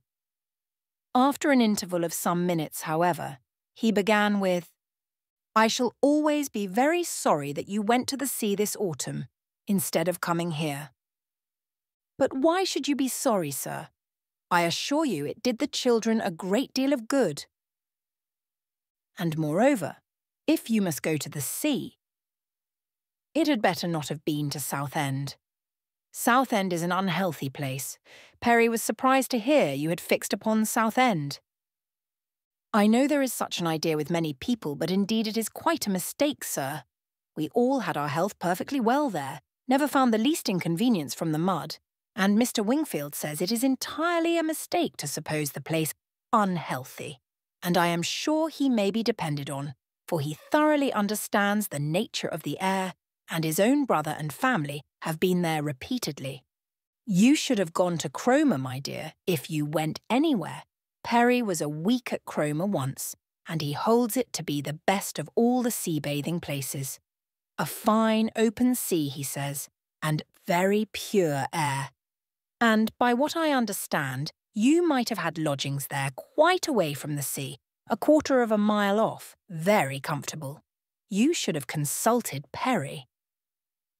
But, my dear sir, the difference of the journey. Only consider how great it would have been. 100 miles, perhaps, instead of 40. Ah, my dear, as Perry says, where health is at stake, nothing else should be considered. And if one is to travel, there is not much to choose between 40 miles and 100. Better not move at all, better stay in London altogether than travel 40 miles to get into a worse air. This is just what Perry said. It seemed to him a very ill-judged measure. Emma's attempts to stop her father had been vain, and when he had reached such a point as this, she could not wonder at her brother-in-law's breaking out. "Mr. Perry," said he, in a voice of very strong displeasure, "would do as well to keep his opinion till it is asked for. Why does he make it any business of his to wonder at what I do? At my taking my family to one part of the coast or another, I may be allowed, I hope, the use of my judgment as well as Mr. Perry. I want his directions, no more than his drugs." He paused, and growing cooler in a moment, added, with only sarcastic dryness, "If Mr. Perry can tell me how to convey a wife and 5 children a distance of 130 miles with no greater expense or inconvenience than a distance of 40, I should be as willing to prefer Cromer to Southend as he could himself." "True, true," cried Mr. Knightley with most ready interposition. "Very true. That's a consideration indeed. But, John, as to what I was telling you of my idea of moving the path to Langham, of turning it more to the right, that it may not cut through the home meadows, I cannot conceive any difficulty. I should not attempt it if it were to be the means of inconvenience to the Highbury people. But if you call to mind exactly the present line of the path, the only way of proving it, however, will be to turn to our maps. I shall see you at the Abbey tomorrow morning, I hope, and then we will look them over, and you shall give me your opinion." Mr. Woodhouse was rather agitated by such harsh reflections on his friend Perry, to whom he had, in fact, though unconsciously, been attributing many of his own feelings and expressions. But the soothing attentions of his daughters gradually removed the present evil, and the immediate alertness of one brother and better recollections of the other prevented any renewal of it. Chapter 13. There could hardly be a happier creature in the world than Mrs. John Knightley in this short visit to Hartfield, going about every morning among her old acquaintance with her 5 children and talking over what she had done every evening with her father and sister. She had nothing to wish otherwise, but that the days did not pass so swiftly. It was a delightful visit, perfect in being much too short. In general, their evenings were less engaged with friends than their mornings, but one complete dinner engagement, and out of the house too, there was no avoiding, though at Christmas. Mr. Weston would take no denial. They must all dine at Randall's one day. Even Mr. Woodhouse was persuaded to think it a possible thing in preference to a division of the party. How they were all to be conveyed, he would have made a difficulty if he could, but as his son and daughter's carriage and horses were actually at Hartfield, he was not able to make more than a simple question on that head. It hardly amounted to a doubt, nor did it occupy Emma long to convince him that they might in one of the carriages find room for Harriet also. Harriet, Mr. Elton, and Mr. Knightley, their own especial set, were the only persons invited to meet them. The hours were to be early, as well as the numbers few, Mr. Woodhouse's habits and inclination being consulted in everything. The evening before this great event, for it was a very great event that Mr. Woodhouse should dine out on the 24th of December, had been spent by Harriet at Hartfield, and she had gone home so much indisposed with a cold that, but for her own earnest wish of being nursed by Mrs. Goddard, Emma could not have allowed her to leave the house. Emma called on her the next day, and found her doom already signed with regard to Randalls. She was very feverish and had a bad sore throat. Mrs. Goddard was full of care and affection. Mr. Perry was talked of, and Harriet herself was too ill and low to resist the authority which excluded her from this delightful engagement, though she could not speak of her loss without many tears.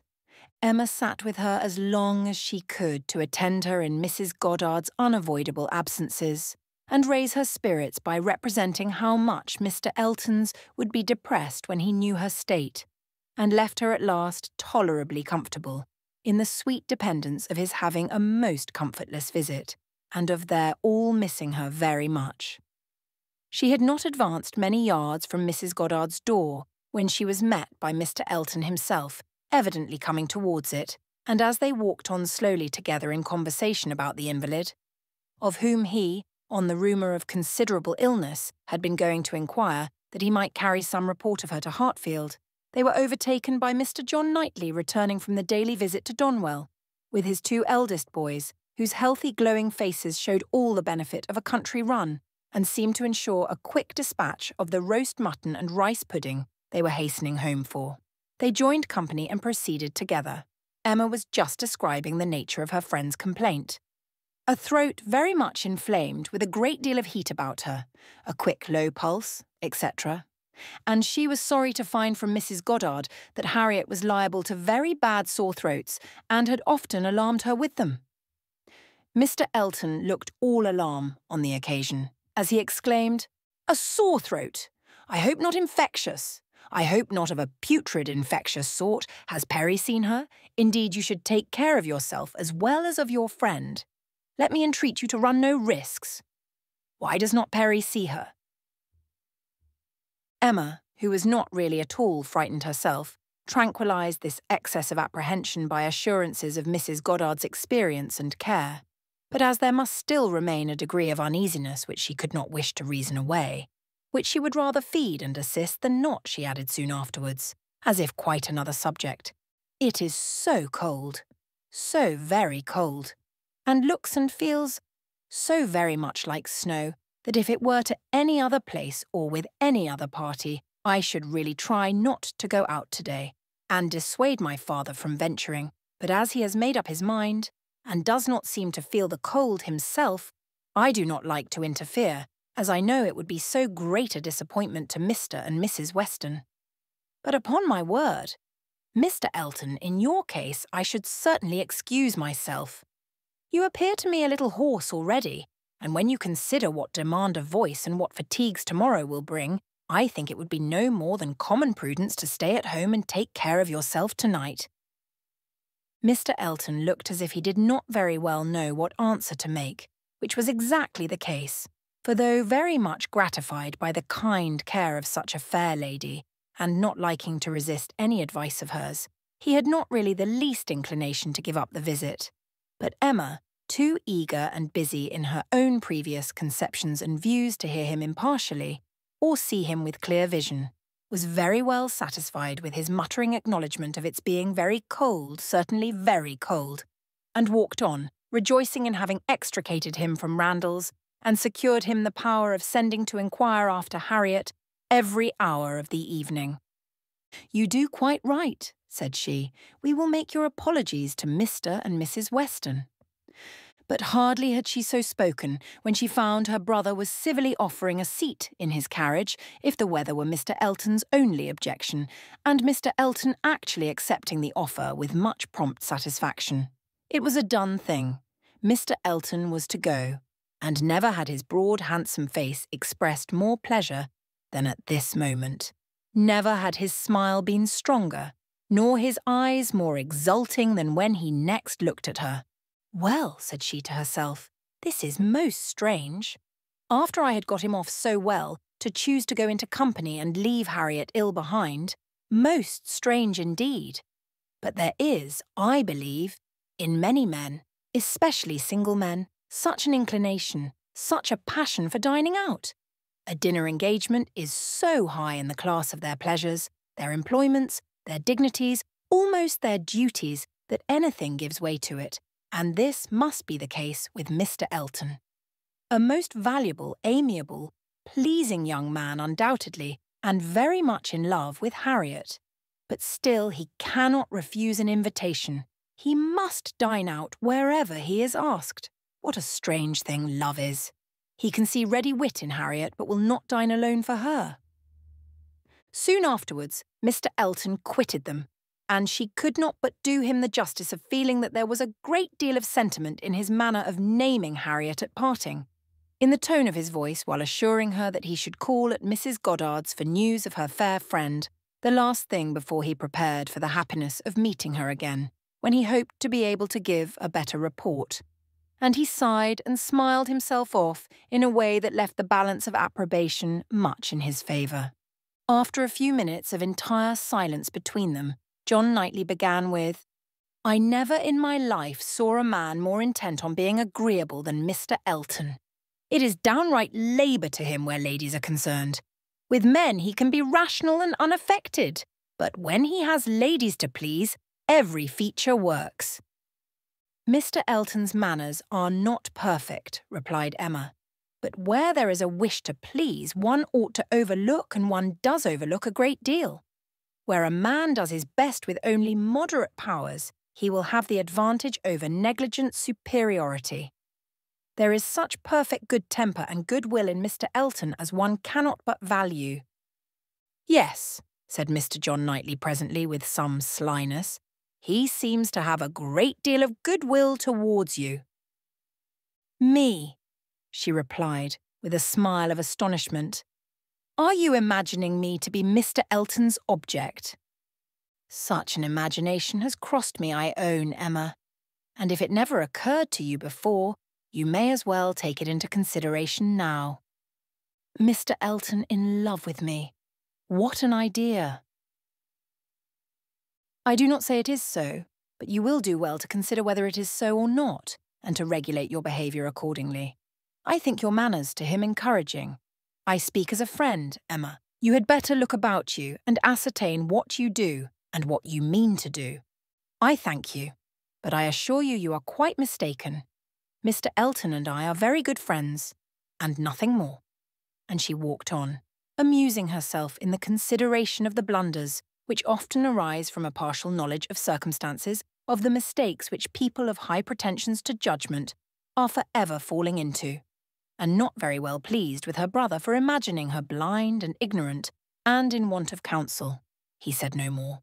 Mr. Woodhouse had so completely made up his mind to the visit that, in spite of the increasing coldness, he seemed to have no idea of shrinking from it, and set forward at last most punctually with his eldest daughter in his own carriage, with less apparent consciousness of the weather than either of the others, too full of the wonder of his own going and the pleasure it was to afford at Randalls to see that it was cold, and too well wrapped up to feel it.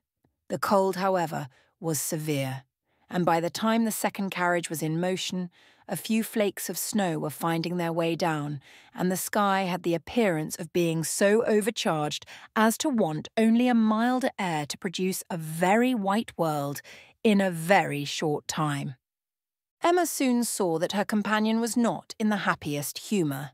The preparing and the going abroad in such weather, with the sacrifice of his children after dinner, were evils, were disagreeables at least, which Mr. John Knightley did not by any means like. He anticipated nothing in the visit that could be at all worth the purchase, and the whole of their drive to the vicarage was spent by him in expressing his discontent. "A man," said he, "must have a very good opinion of himself when he asks people to leave their own fireside and encounter such a day as this for the sake of coming to see him. He must think himself a most agreeable fellow. I could not do such a thing. It is the greatest absurdity. Actually snowing at this moment, the folly of not allowing people to be comfortable at home, and the folly of people's not staying comfortably at home when they can. If we were obliged to go out such an evening as this, by any call of duty or business, what a hardship we should deem it. And here are we, probably with rather thinner clothing than usual, setting forward voluntarily, without excuse, in defiance of the voice of nature, which tells man, in everything given to his view or his feelings, to stay at home himself and keep all under shelter that he can. Here are we setting forward to spend 5 dull hours in another man's house, with nothing to say or to hear that was not said and heard yesterday, and may not be said and heard again tomorrow. Going in dismal weather to return probably in worse. 4 horses and 4 servants taken out for nothing but to convey 5 idle, shivering creatures into colder rooms and worse company than they might have had at home. Emma did not find herself equal to give the pleased assent, which no doubt he was in the habit of receiving, to emulate the very true my love, which must have been usually administered by his travelling companion. But she had resolution enough to refrain from making any answer at all. She could not be complying. She dreaded being quarrelsome. Her heroism reached only to silence. She allowed him to talk, and arranged the glasses, and wrapped herself up, without opening her lips. They arrived, the carriage turned, the step was let down, and Mr. Elton, spruce, black, and smiling, was with them instantly. Emma thought with pleasure of some change of subject. Mr. Elton was all obligation and cheerfulness. He was so very cheerful in his civilities indeed that she began to think he must have received a different account of Harriet from what had reached her. She had sent while dressing, and the answer had been much the same, not better. "My report from Mrs. Goddard's," said she presently, "was not so pleasant as I had hoped. Not better was my answer." His face lengthened immediately, and his voice was the voice of sentiment as he answered. "Oh, no, I am grieved to find. I was on the point of telling you that when I called at Mrs. Goddard's door, which I did the very last thing before I returned to dress, I was told that Miss Smith was not better, by no means better, rather worse. Very much grieved and concerned. I had flattered myself that she must be better after such a cordial as I knew had been given her in the morning." Emma smiled and answered, "My visit was of use to the nervous part of her complaint, I hope, but not even I can charm away a sore throat. It is a most severe cold indeed. Mr. Perry has been with her, as you probably heard." "Yes, I imagined. That is, I did not. He has been used to her in these complaints, and I hope tomorrow morning will bring us both a more comfortable report. But it is impossible not to feel uneasiness. Such a sad loss to our party today." "Dreadful." "Exactly so indeed. She will be missed every moment." This was very proper. The sigh which accompanied it was really estimable, but it should have lasted longer. Emma was rather in dismay when only half a minute afterwards he began to speak of other things, and in a voice of the greatest alacrity and enjoyment. "What an excellent device," said he, "the use of a sheepskin for carriages. How very comfortable they make it. Impossible to feel cold with such precautions. The contrivances of modern days indeed have rendered a gentleman's carriage perfectly complete. One is so fenced and guarded from the weather that not a breath of air can find its way unpermitted. Weather becomes absolutely of no consequence. It is a very cold afternoon, but in this carriage we know nothing of the matter. Ha! Snows a little, I see." "Yes," said John Knightley, "and I think we shall have a good deal of it." "Christmas weather," observed Mr. Elton. "Quite seasonable, and extremely fortunate we may think ourselves that it did not begin yesterday and prevent this day's party, which it might very possibly have done, for Mr. Woodhouse would hardly have ventured had there been much snow on the ground. but now it is of no consequence. This is quite the season indeed for friendly meetings. At Christmas, everybody invites their friends about them, and people think little of even the worst weather. I was snowed up at a friend's house once for a week. Nothing could be pleasanter. I went for only one night and could not get away till that very day, scene night. Mr. John Knightley looked as if he did not comprehend the pleasure, but said only coolly, "I cannot wish to be snowed up a week at Randall's." At another time Emma might have been amused, but she was too much astonished now at Mr. Elton's spirits for other feelings. Harriet seemed quite forgotten in the expectation of a pleasant party. "We are sure of excellent fires," continued he, "and everything in the greatest comfort. Charming people, Mr. and Mrs. Weston. Mrs. Weston indeed is much beyond praise, and he is exactly what one values, so hospitable and so fond of society. It will be a small party, but where small parties are select, they are perhaps the most agreeable of any. Mr. Weston's dining room does not accommodate more than 10 comfortably, and for my part, I would rather, under such circumstances, fall short by 2 than exceed by 2. I think you will agree with me," turning with a soft air to Emma. "I think I shall certainly have your approbation, though Mr. Knightley, perhaps, from being used to the large parties of London, may not quite enter into our feelings." "I know nothing of the large parties of London, sir. I never dine with anybody." "Indeed," in a tone of wonder and pity. "I had no idea that the law had been so great a slavery. Well, sir, the time must come when you will be paid for all this, when you will have little labour and great enjoyment." "My first enjoyment," replied John Knightley, as they passed through the sweep gate, "will be to find myself safe at Hartfield again." Chapter 14. Some change of countenance was necessary for each gentleman as they walked into Mrs. Weston's drawing-room. Mr. Elton must compose his joyous looks, and Mr. John Knightley disperse his ill humour. Mr. Elton must smile less, and Mr. John Knightley more, to fit them for the place. Emma only might be as nature prompted, and show herself just as happy as she was. To her it was real enjoyment to be with the Westons. Mr. Weston was a great favourite, and there was not a creature in the world to whom she spoke with such unreserve as to his wife. Not anyone to whom she related with such conviction of being listened to and understood, of being always interesting and always intelligible, the little affairs, arrangements, perplexities, and pleasures of her father and herself.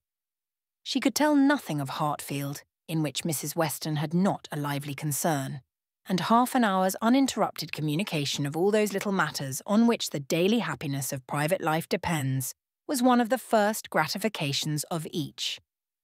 This was a pleasure which perhaps the whole day's visit might not afford, which certainly did not belong to the present half-hour, but the very sight of Mrs. Weston, her smile, her touch, her voice, was grateful to Emma, and she determined to think as little as possible of Mr. Elton's oddities, or of anything else unpleasant, and enjoy all that was enjoyable to the utmost. The misfortune of Harriet's cold had been pretty well gone through before her arrival. Mr. Woodhouse had been safely seated long enough to give the history of it, besides all the history of his own and Isabella's coming, and of Emma's being to follow, and had indeed just got to the end of his satisfaction that James should come and see his daughter when the others appeared, and Mrs. Weston, who had been almost wholly engrossed by her attentions to him, was able to turn away and welcome her dear Emma. Emma's project of forgetting Mr. Elton for a while made her rather sorry to find, when they had all taken their places, that he was close to her. The difficulty was great of driving his strange insensibility towards Harriet from her mind, while he not only sat at her elbow, but was continually obtruding his happy countenance on her notice, and solicitously addressing her upon every occasion. Instead of forgetting him, his behaviour was such that she could not avoid the internal suggestion of, "Can it really be as my brother imagined?" Can it be possible for this man to be beginning to transfer his affections from Harriet to me? Absurd and insufferable.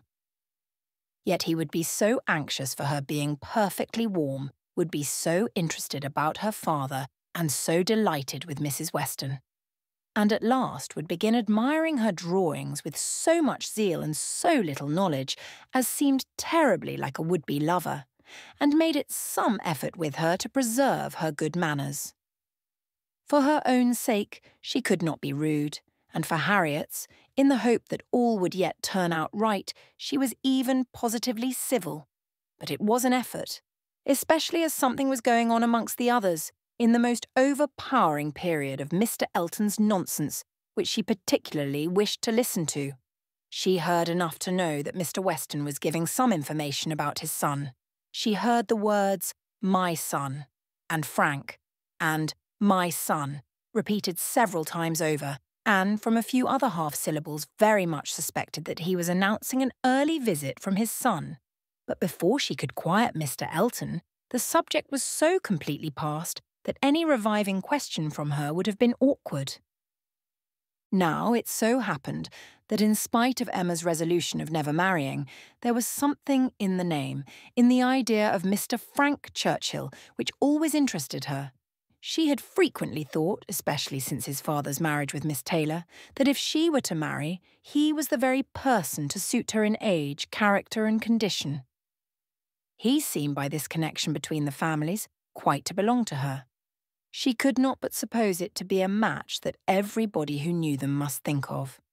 That Mr. and Mrs. Weston did think of it, she was very strongly persuaded, and though not meaning to be induced by him, or by anybody else, to give up a situation which she believed more replete with good than any she could change it for, she had a great curiosity to see him, a decided intention of finding him pleasant, of being liked by him to a certain degree, and a sort of pleasure in the idea of their being coupled in their friends' imaginations. With such sensations, Mr. Elton's civilities were dreadfully ill-timed, but she had the comfort of appearing very polite, while feeling very cross, and of thinking that the rest of the visit could not possibly pass without bringing forward the same information again, or the substance of it, from the open-hearted Mr. Weston.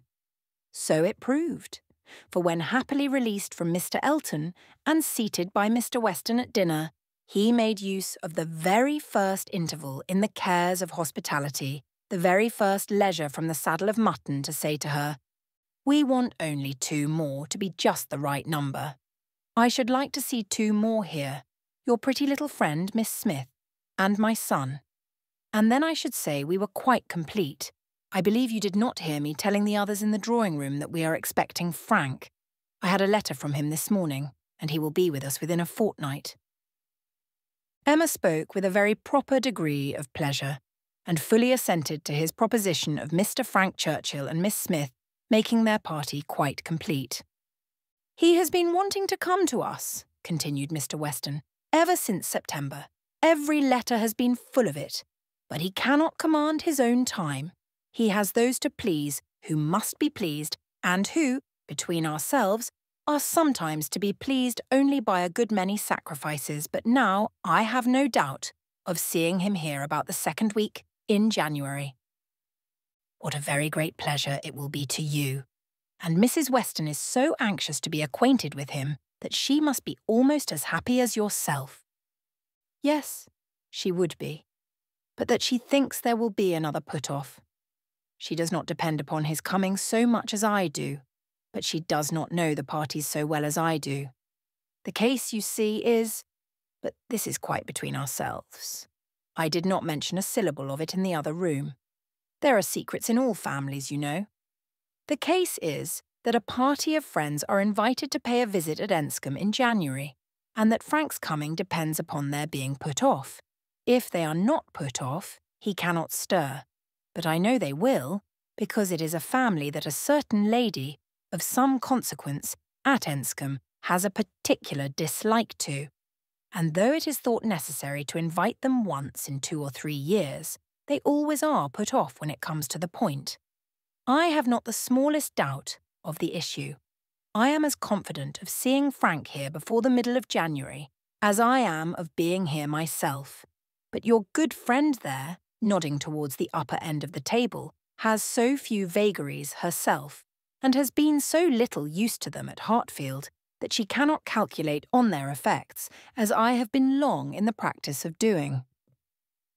"I am sorry there should be anything like doubt in the case," replied Emma, "but am disposed to side with you, Mr. Weston.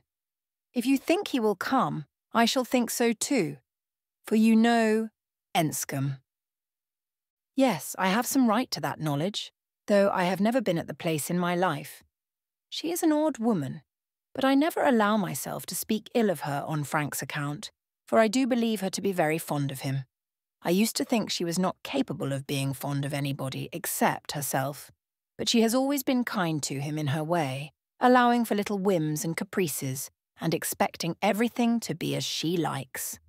And it is no small credit, in my opinion, to him that he should excite such an affection, for though I would not say it to anybody else, she has no more heart than a stone to people in general. And the devil of a temper." Emma liked the subject so well that she began upon it to Mrs. Weston very soon after their moving into the drawing-room, wishing her joy, yet observing that she knew the first meeting must be rather alarming. Mrs. Weston agreed to it, but added that she should be very glad to be secure of undergoing the anxiety of a first meeting at the time talked of. "For I cannot depend upon his coming. I cannot be so sanguine as Mr. Weston. I am very much afraid that it will all end in nothing. Mr. Weston, I dare say, has been telling you exactly how the matter stands." "Yes, it seems to depend upon nothing but the ill humour of Mrs. Churchill, which I imagine to be the most certain thing in the world." "My Emma," replied Mrs. Weston, smiling, "what is the certainty of caprice?" Then turning to Isabella, who had not been attending before, "You must know, my dear Mrs. Knightley, that we are by no means so sure of seeing Mr. Frank Churchill, in my opinion, as his father thinks. It depends entirely upon his aunt's spirits and pleasure. In short, upon her temper. To you, to my two daughters, I may venture on the truth. Mrs. Churchill rules at Enscombe, and is a very odd-tempered woman, and his coming now depends upon her being willing to spare him." "Oh, Mrs. Churchill! Everybody knows Mrs. Churchill," replied Isabella, "and I am sure I never think of that poor young man without the greatest compassion. To be constantly living with an ill-tempered person must be dreadful. It is what we happily have never known anything of, but it must be a life of misery. What a blessing that she never had any children. Poor little creatures, how unhappy she would have made them." Emma wished she had been alone with Mrs. Weston. She should then have heard more. Mrs. Weston would speak to her with a degree of unreserve which she would not hazard with Isabella, and, she really believed, would scarcely try to conceal anything relative to the Churchills from her, excepting those views on the young man, of which her own imagination had already given her such instinctive knowledge. But at present there was nothing more to be said. Mr. Woodhouse very soon followed them into the drawing-room. To be sitting long after dinner was a confinement that he could not endure. Neither wine nor conversation was anything to him, and gladly did he move to those with whom he was always comfortable. While he talked to Isabella, however, Emma found an opportunity of saying, "And so you do not consider this visit from your son as by any means certain. I am sorry for it. The introduction must be unpleasant whenever it takes place, and the sooner it could be over, the better." "Yes, and every delay makes one more apprehensive of other delays. Even if this family, the Braithwaites, are put off, I am still afraid that some excuse may be found for disappointing us. I cannot bear to imagine any reluctance on his side, but I am sure there is a great wish on the Churchills to keep him to themselves. There is jealousy. They are jealous even of his regard for his father. In short, I can feel no dependence on his coming, and I wish Mr. Weston were less sanguine." "He ought to come," said Emma. If he could stay only a couple of days, he ought to come, and one can hardly conceive a young man's not having it in his power to do as much as that. A young woman, if she fall into bad hands, may be teased and kept at a distance from those she wants to be with, but one cannot comprehend a young man's being under such restraint as not to be able to spend a week with his father, if he likes it. One ought to be at Enscombe and know the ways of the family before one decides upon what he can do, replied Mrs. Weston. One ought to use the same caution, perhaps, in judging of the conduct of any one individual of any one family, but Enscombe, I believe, certainly must not be judged by general rules. She is so very unreasonable, and everything gives way to her. But she is so fond of the nephew. He is so very great a favourite. Now, according to my idea of Mrs. Churchill, it would be most natural that while she makes no sacrifice for the comfort of the husband, to whom she owes everything, while she exercises incessant caprice towards him, she should frequently be governed by the nephew, to whom she owes nothing at all. My dearest Emma, do not pretend, with your sweet temper, to understand a bad one, or to lay down rules for it. You must let it go its own way. I have no doubt of his having, at times, considerable influence, but it may be perfectly impossible for him to know beforehand when it will be. Emma listened and then coolly said, I shall not be satisfied, unless he comes. He may have a great deal of influence on some points, continued Mrs. Weston, and on others, very little, and among those on which she is beyond his reach, it is but too likely may be this very circumstance of his coming away from them to visit us. Chapter 15. Mr. Woodhouse was soon ready for his tea, and when he had drank his tea he was quite ready to go home, and it was as much as his three companions could do to entertain away his notice of the lateness of the hour before the other gentlemen appeared. Mr. Weston was chatty and convivial, and no friend to early separations of any sort, but at last the drawing-room party did receive an augmentation. Mr. Elton, in very good spirits, was one of the first to walk in. Mrs. Weston and Emma were sitting together on a sofa. He joined them immediately, and, with scarcely an invitation, seated himself between them. Emma, in good spirits too from the amusement afforded her mind by the expectation of Mr. Frank Churchill, was willing to forget his late improprieties and be as well satisfied with him as before, and on his making Harriet his very first subject, was ready to listen with most friendly smiles. He professed himself extremely anxious about her fair friend, her fair, lovely, amiable friend. Did she know? Had she heard anything about her since their being at Randalls? He felt much anxiety. He must confess that the nature of her complaint alarmed him considerably. And in this style he talked on for some time very properly, not much attending to any answer, but altogether sufficiently awake to the terror of a bad sore throat, and Emma was quite in charity with him. But at last there seemed a perverse turn. It seemed all at once as if he were more afraid of its being a bad sore throat on her account than on Harriet's, more anxious that she should escape the infection than that there should be no infection in the complaint. He began with great earnestness to entreat her to refrain from visiting the sick chamber again, for the present, to entreat her to promise him not to venture into such hazard, till he had seen Mr. Perry and learnt his opinion. And though she tried to laugh it off and bring the subject back into its proper course, there was no putting an end to his extreme solicitude about her. She was vexed. It did appear, there was no concealing it, exactly like the pretence of being in love with her instead of Harriet. An inconstancy, if real, the most contemptible and abominable. And she had difficulty in behaving with temper.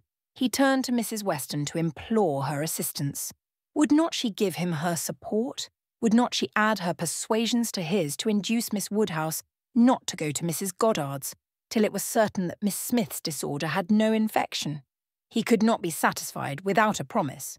Would not she give him her influence in procuring it? So scrupulous for others, he continued, and yet so careless for herself. She wanted me to nurse my cold by staying at home today, and yet will not promise to avoid the danger of catching an ulcerated sore throat herself. Is this fair, Mrs. Weston? Judge between us. Have not I some right to complain? I am sure of your kind support and aid."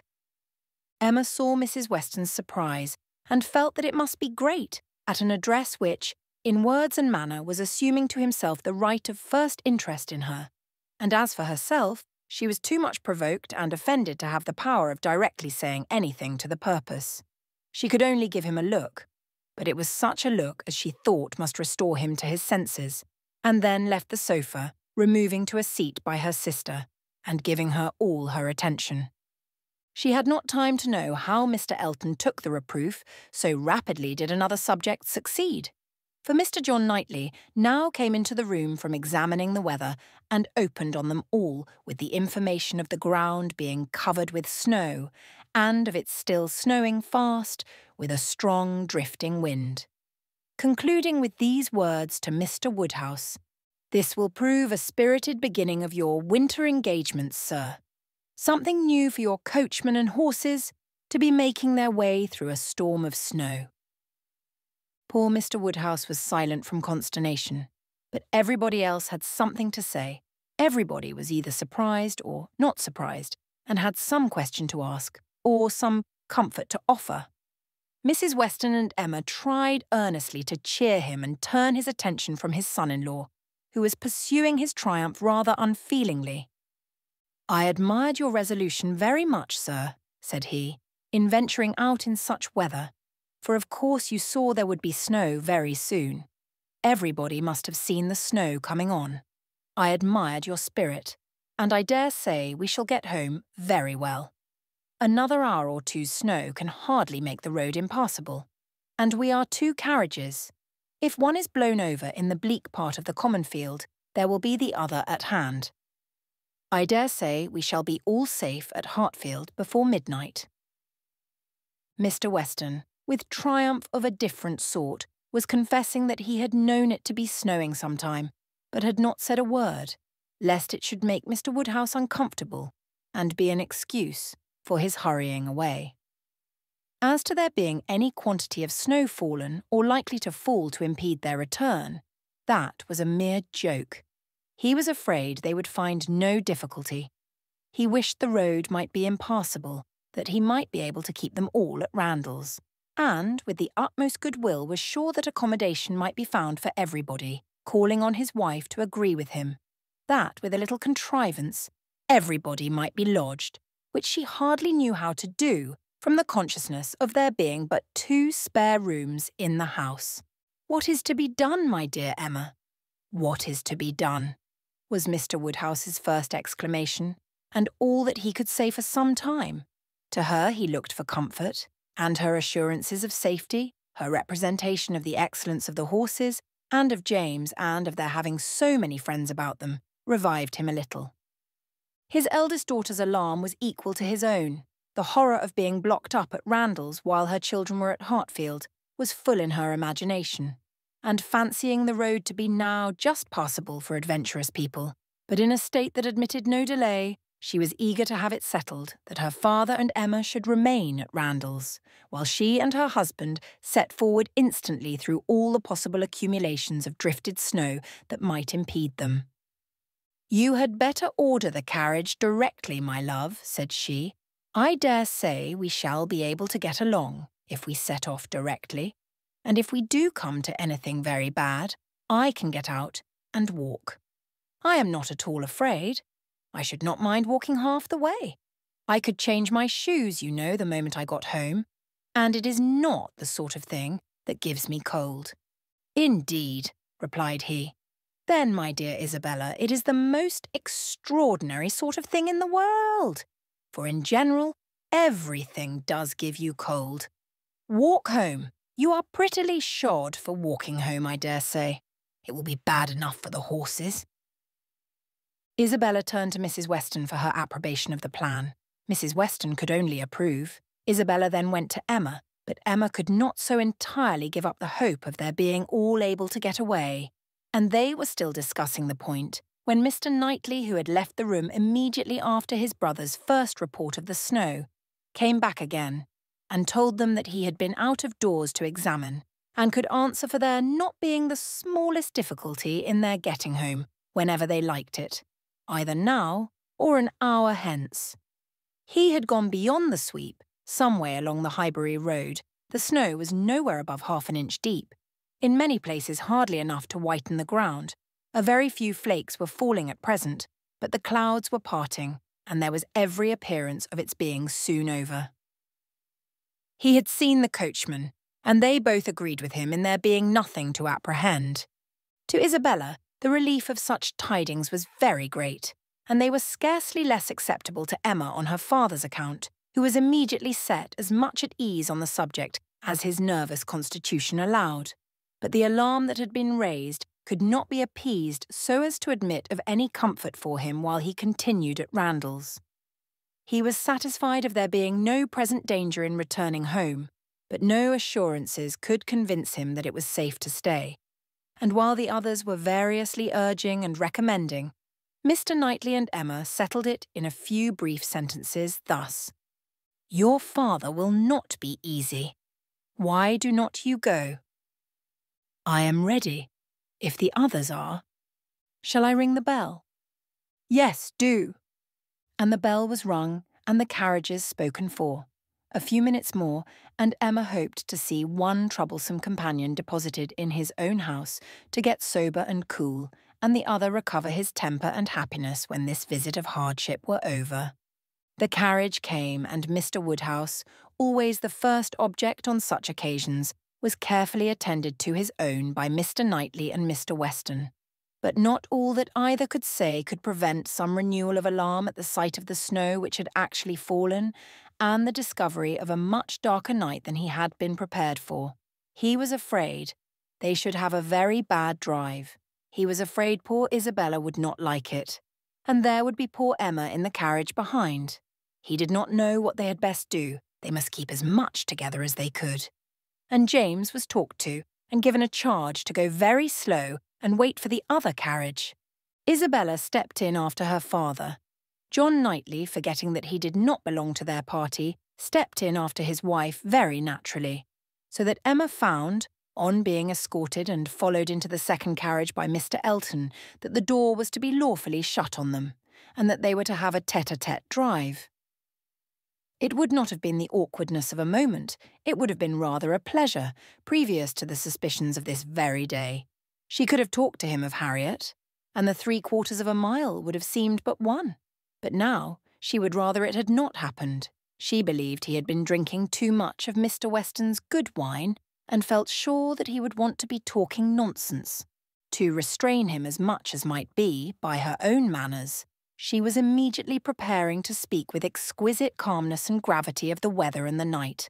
But scarcely had she begun, scarcely had they passed the sweep gate and joined the other carriage, than she found her subject cut up, her hands seized, her attention demanded, and Mr. Elton actually making violent love to her, availing himself of the precious opportunity, declaring sentiments which must be already well known, hoping, fearing, adoring, ready to die if she refused him, but flattering himself that his ardent attachment and unequalled love and unexampled passion could not fail of having some effect, and in short, very much resolved on being seriously accepted as soon as possible. It really was so. Without scruple, without apology, without much apparent diffidence, Mr. Elton, the lover of Harriet, was professing himself her lover. She tried to stop him, but vainly. He would go on and say it all. Angry as she was, the thought of the moment made her resolve to restrain herself when she did speak. She felt that half this folly must be drunkenness, and therefore could hope that it might belong only to the passing hour. Accordingly, with a mixture of the serious and the playful, which she hoped would best suit his half and half state, she replied, "I am very much astonished, Mr. Elton. This to me. You forget yourself. You take me for my friend.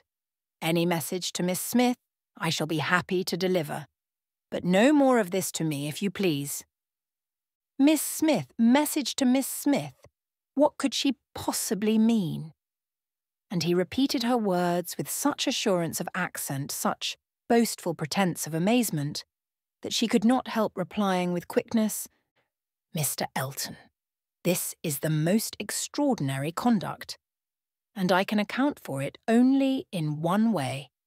You are not yourself, or you could not speak either to me or of Harriet in such a manner. Command yourself enough to say no more, and I will endeavour to forget it." But Mr. Elton had only drunk wine enough to elevate his spirits, not at all to confuse his intellects. He perfectly knew his own meaning, and having warmly protested against her suspicion as most injurious, and slightly touched upon his respect for Miss Smith as her friend, but acknowledging his wonder that Miss Smith should be mentioned at all, he resumed the subject of his own passion, and was very urgent for a favourable answer. As she thought less of his inebriety, she thought more of his inconstancy and presumption, and, with fewer struggles for politeness, replied, "It is impossible for me to doubt any longer. You have made yourself too clear. Mr. Elton, my astonishment is much beyond anything I can express. After such behaviour as I have witnessed during the last month to Miss Smith, such attentions as I have been in the daily habit of observing, to be addressing me in this manner, this is an unsteadiness of character indeed, which I had not supposed possible. Believe me, sir, I am far, very far, from gratified in being the object of such professions." "Good heaven!" cried Mr. Elton. "What can be the meaning of this? Miss Smith, I never thought of Miss Smith in the whole course of my existence, never paid her any attentions, but, as your friend, never cared whether she were dead or alive, but as your friend. If she has fancied otherwise, her own wishes have misled her, and I am very sorry, extremely sorry. But Miss Smith, indeed! Oh, Miss Woodhouse! Who can think of Miss Smith when Miss Woodhouse is near? No. Upon my honour, there is no unsteadiness of character. I have thought only of you. I protest against having paid the smallest attention to anyone else. Everything that I have said or done for many weeks past has been with the sole view of marking my adoration of yourself. You cannot really, seriously doubt it. No," in an accent meant to be insinuating, "I am sure you have seen and understood me." It would be impossible to say what Emma felt on hearing this, which of all her unpleasant sensations was uppermost.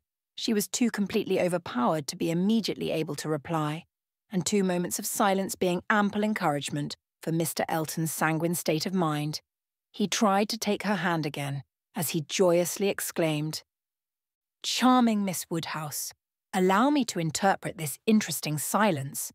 It confesses that you have long understood me." "No, sir," cried Emma, "it confesses no such thing. So far from having long understood you, I have been in a most complete error with respect to your views, till this moment. As to myself, I am very sorry that you should have been giving way to any feelings. Nothing could be farther from my wishes. Your attachment to my friend Harriet, your pursuit of her, it appeared, gave me great pleasure, and I have been very earnestly wishing you success.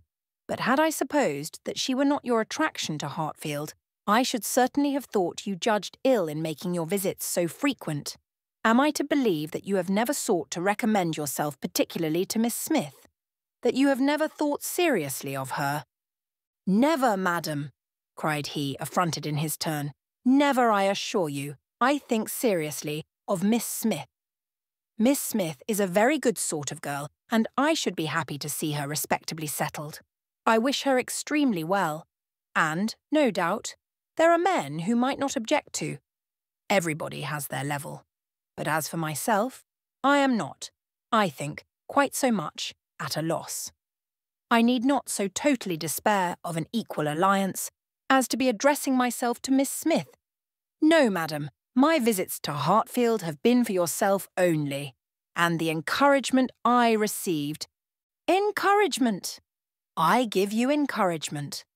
Sir, You have been entirely mistaken in supposing it. I have seen you only as the admirer of my friend. In no other light could you have been more to me than a common acquaintance. I am exceedingly sorry, but it is well that the mistake ends where it does. Had the same behaviour continued, Miss Smith might have been led into a misconception of your views, not being aware probably any more than myself of the very great inequality which you are so sensible of. But as it is, the disappointment is single, and, I trust, will not be lasting. I have no thoughts of matrimony at present. He was too angry to say another word. Her manner too decided to invite supplication, and in this state of swelling resentment and mutually deep mortification, they had to continue together a few minutes longer, for the fears of Mr. Woodhouse had confined them to a foot pace. If there had not been so much anger, there would have been desperate awkwardness, but their straightforward emotions left no room for the little zigzags of embarrassment. Without knowing when the carriage turned into Vicarage Lane, or when it stopped, they found themselves all at once at the door of his house, and he was out before another syllable passed. Emma then felt it indispensable to wish him a good night. The compliment was just returned coldly and proudly, and, under indescribable irritation of spirits, she was then conveyed to Hartfield. There she was welcomed with the utmost delight by her father, who had been trembling for the dangers of a solitary drive from Vicarage Lane, turning a corner which he could never bear to think of, and, in strange hands, a mere common coachman. No James. And there it seemed as if her return only were wanted to make everything go well. For Mr. John Knightley, ashamed of his ill humour, was now all kindness and attention, and so particularly solicitous for the comfort of her father as to seem, if not quite ready to join him in a basin of gruel, perfectly sensible of its being exceedingly wholesome. And the day was concluding in peace and comfort to all their little party, except herself. But her mind had never been in such perturbation, and it needed a very strong effort to appear attentive and cheerful till the usual hour of separating allowed her the relief of quiet reflection. Chapter 16. The hair was curled and the maid sent away, and Emma sat down to think and be miserable. It was a wretched business indeed. Such an overthrow of everything she had been wishing for. Such a development of everything most unwelcome. Such a blow for Harriet. That was the worst of all. Every part of it brought pain and humiliation, of some sort or other, but compared with the evil to Harriet, all was light, and she would gladly have submitted to feel yet more mistaken, more in error, more disgraced by misjudgment than she actually was, could the effects of her blunders have been confined to herself. If I had not persuaded Harriet into liking the man, I could have borne anything. He might have doubled his presumption to me, but poor Harriet! How she could have been so deceived.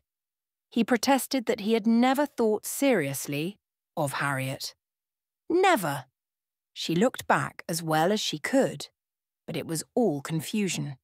She had taken up the idea, she supposed, and made everything bend to it. His manners, however, must have been unmarked, wavering, dubious, or she could not have been so misled. The picture! How eager he had been about the picture, and the charade, and 100 other circumstances, how clearly they had seemed to point at Harriet. To be sure, the charade with its ready wit, but then the soft eyes. In fact, it suited neither. It was a jumble without taste or truth. Who could have seen through such thick-headed nonsense? Certainly she had often, especially of late, thought his manners to herself unnecessarily gallant, but it had passed as his way, as a mere error of judgment, of knowledge, of taste, as one proof among others that he had not always lived in the best society, that with all the gentleness of his address, true elegance was sometimes wanting. But, till this very day, She had never for an instant suspected it to mean anything but grateful respect to her as Harriet's friend. To Mr. John Knightley was she indebted for her first idea on the subject, for the first start of its possibility. There was no denying that those brothers had penetration. She remembered what Mr. Knightley had once said to her about Mr. Elton, the caution he had given, the conviction he had professed that Mr. Elton would never marry indiscreetly, and blushed to think how much truer a knowledge of his character had been there shown than any she had reached herself. It was dreadfully mortifying, but Mr. Elton was proving himself in many respects the very reverse of what she had meant and believed him. Proud, assuming, conceited, very full of his own claims, and little concerned about the feelings of others. Contrary to the usual course of things, Mr. Elton's wanting to pay his addresses to her had sunk him in her opinion. His professions and his proposals did him no service. She thought nothing of his attachment, and was insulted by his hopes. He wanted to marry well, and having the arrogance to raise his eyes to her, pretended to be in love, but she was perfectly easy as to his not suffering any disappointment that need be cared for. There had been no real affection either in his language or manners. Sighs and fine words had been given in abundance, but she could hardly devise any set of expressions or fancy any tone of voice less allied with real love. She need not trouble herself to pity him. He only wanted to aggrandize and enrich himself. And if Miss Woodhouse of Hartfield, the heiress of £30,000, were not quite so easily obtained as he had fancied, he would soon try for Miss Somebody Else with 20, or with 10. But that he should talk of encouragement, should consider her as aware of his views, accepting his attentions, meaning in short to marry him, should suppose himself her equal in connection or mind. Look down upon her friend, so well understanding the gradations of rank below him, and be so blind to what rose above as to fancy himself showing no presumption in addressing her. It was most provoking. Perhaps it was not fair to expect him to feel how very much he was her inferior in talent and all the elegancies of mind. The very want of such a quality might prevent his perception of it, but he must know that in fortune and consequence she was greatly his superior. He must know that the Woodhouses had been settled for several generations at Hartfield, the younger branch of a very ancient family, and that the Eltons were nobody. The landed property of Hartfield certainly was inconsiderable, being but a sort of notch in the Donwell Abbey estate, to which all the rest of Highbury belonged, but their fortune, from other sources, was such as to make them scarcely secondary to Donwell Abbey itself, in every other kind of consequence. And the Woodhouses had long held a high place in the consideration of the neighbourhood which Mr. Elton had first entered, not 2 years ago, to make his way as he could, without any alliances but in trade, or anything to recommend him to notice but his situation and his civility. But he had fancied her in love with him. That evidently must have been his dependence, and after raving a little about the seeming incongruity of gentle manners and a conceited head, Emma was obliged in common honesty to stop and admit that her own behaviour to him had been so complacent and obliging, so full of courtesy and attention, as, supposing her real motive unperceived, might warrant a man of ordinary observation and delicacy, like Mr. Elton, in fancying himself a very decided favourite. If she had so misinterpreted his feelings, she had little right to wonder that he, with self-interest to blind him, should have mistaken hers. The first error and the worst lay at her door. It was foolish, it was wrong, to take so active a part in bringing any two people together. It was adventuring too far, assuming too much, making light of what ought to be serious, a trick of what ought to be simple. She was quite concerned and ashamed and resolved to do such things no more. "Here have I," said she, "actually talked poor Harriet into being very much attached to this man. She might never have thought of him but for me, and certainly never would have thought of him with hope if I had not assured her of his attachment, for she is as modest and humble as I used to think him. Oh, that I had been satisfied with persuading her not to accept young Martin. There I was quite right. That was well done of me. But there I should have stopped and left the rest to time and chance. I was introducing her into good company and giving her the opportunity of pleasing someone worth having. I ought not to have attempted more. But now, poor girl, her peace is cut up for some time. I have been but half a friend to her, and if she were not to feel this disappointment so very much, I am sure I have not an idea of anybody else who would be at all desirable for her. Oh, William Cox. Oh, no, I could not endure William Cox. A pert young lawyer. She stopped to blush and laugh at her own relapse, and then resumed a more serious, more dispiriting cogitation upon what had been, and might be, and must be. The distressing explanation she had to make to Harriet, and all that poor Harriet would be suffering with the awkwardness of future meetings, the difficulties of continuing or discontinuing the acquaintance, of subduing feelings, concealing resentment, and avoiding éclat, were enough to occupy her in most unmirthful reflections some time longer, and she went to bed at last with nothing settled but the conviction of her having blundered most dreadfully. To youth and natural cheerfulness like Emma's, though under temporary gloom at night, the return of day will hardly fail to bring return of spirits. The youth and cheerfulness of morning are, in happy analogy, and of powerful operation, and if the distress be not poignant enough to keep the eyes unclosed, they will be sure to open to sensations of softened pain and brighter hope. Emma got up on the morrow more disposed for comfort than she had gone to bed, more ready to see alleviations of the evil before her, and to depend on getting tolerably out of it. It was a great consolation that Mr. Elton should not be really in love with her, or so particularly amiable as to make it shocking to disappoint him, that Harriet's nature should not be of that superior sort in which the feelings are most acute and retentive, and that there could be no necessity for anybody's knowing what had passed except the three principals, and especially for her father's being given a moment's uneasiness about it. These were very cheering thoughts, and the sight of a great deal of snow on the ground did her further service, for anything was welcome that might justify their all three being quite asunder at present. The weather was most favourable for her, though Christmas Day she could not go to church. Mr. Woodhouse would have been miserable had his daughter attempted it, and she was therefore safe from either exciting or receiving unpleasant and most unsuitable ideas.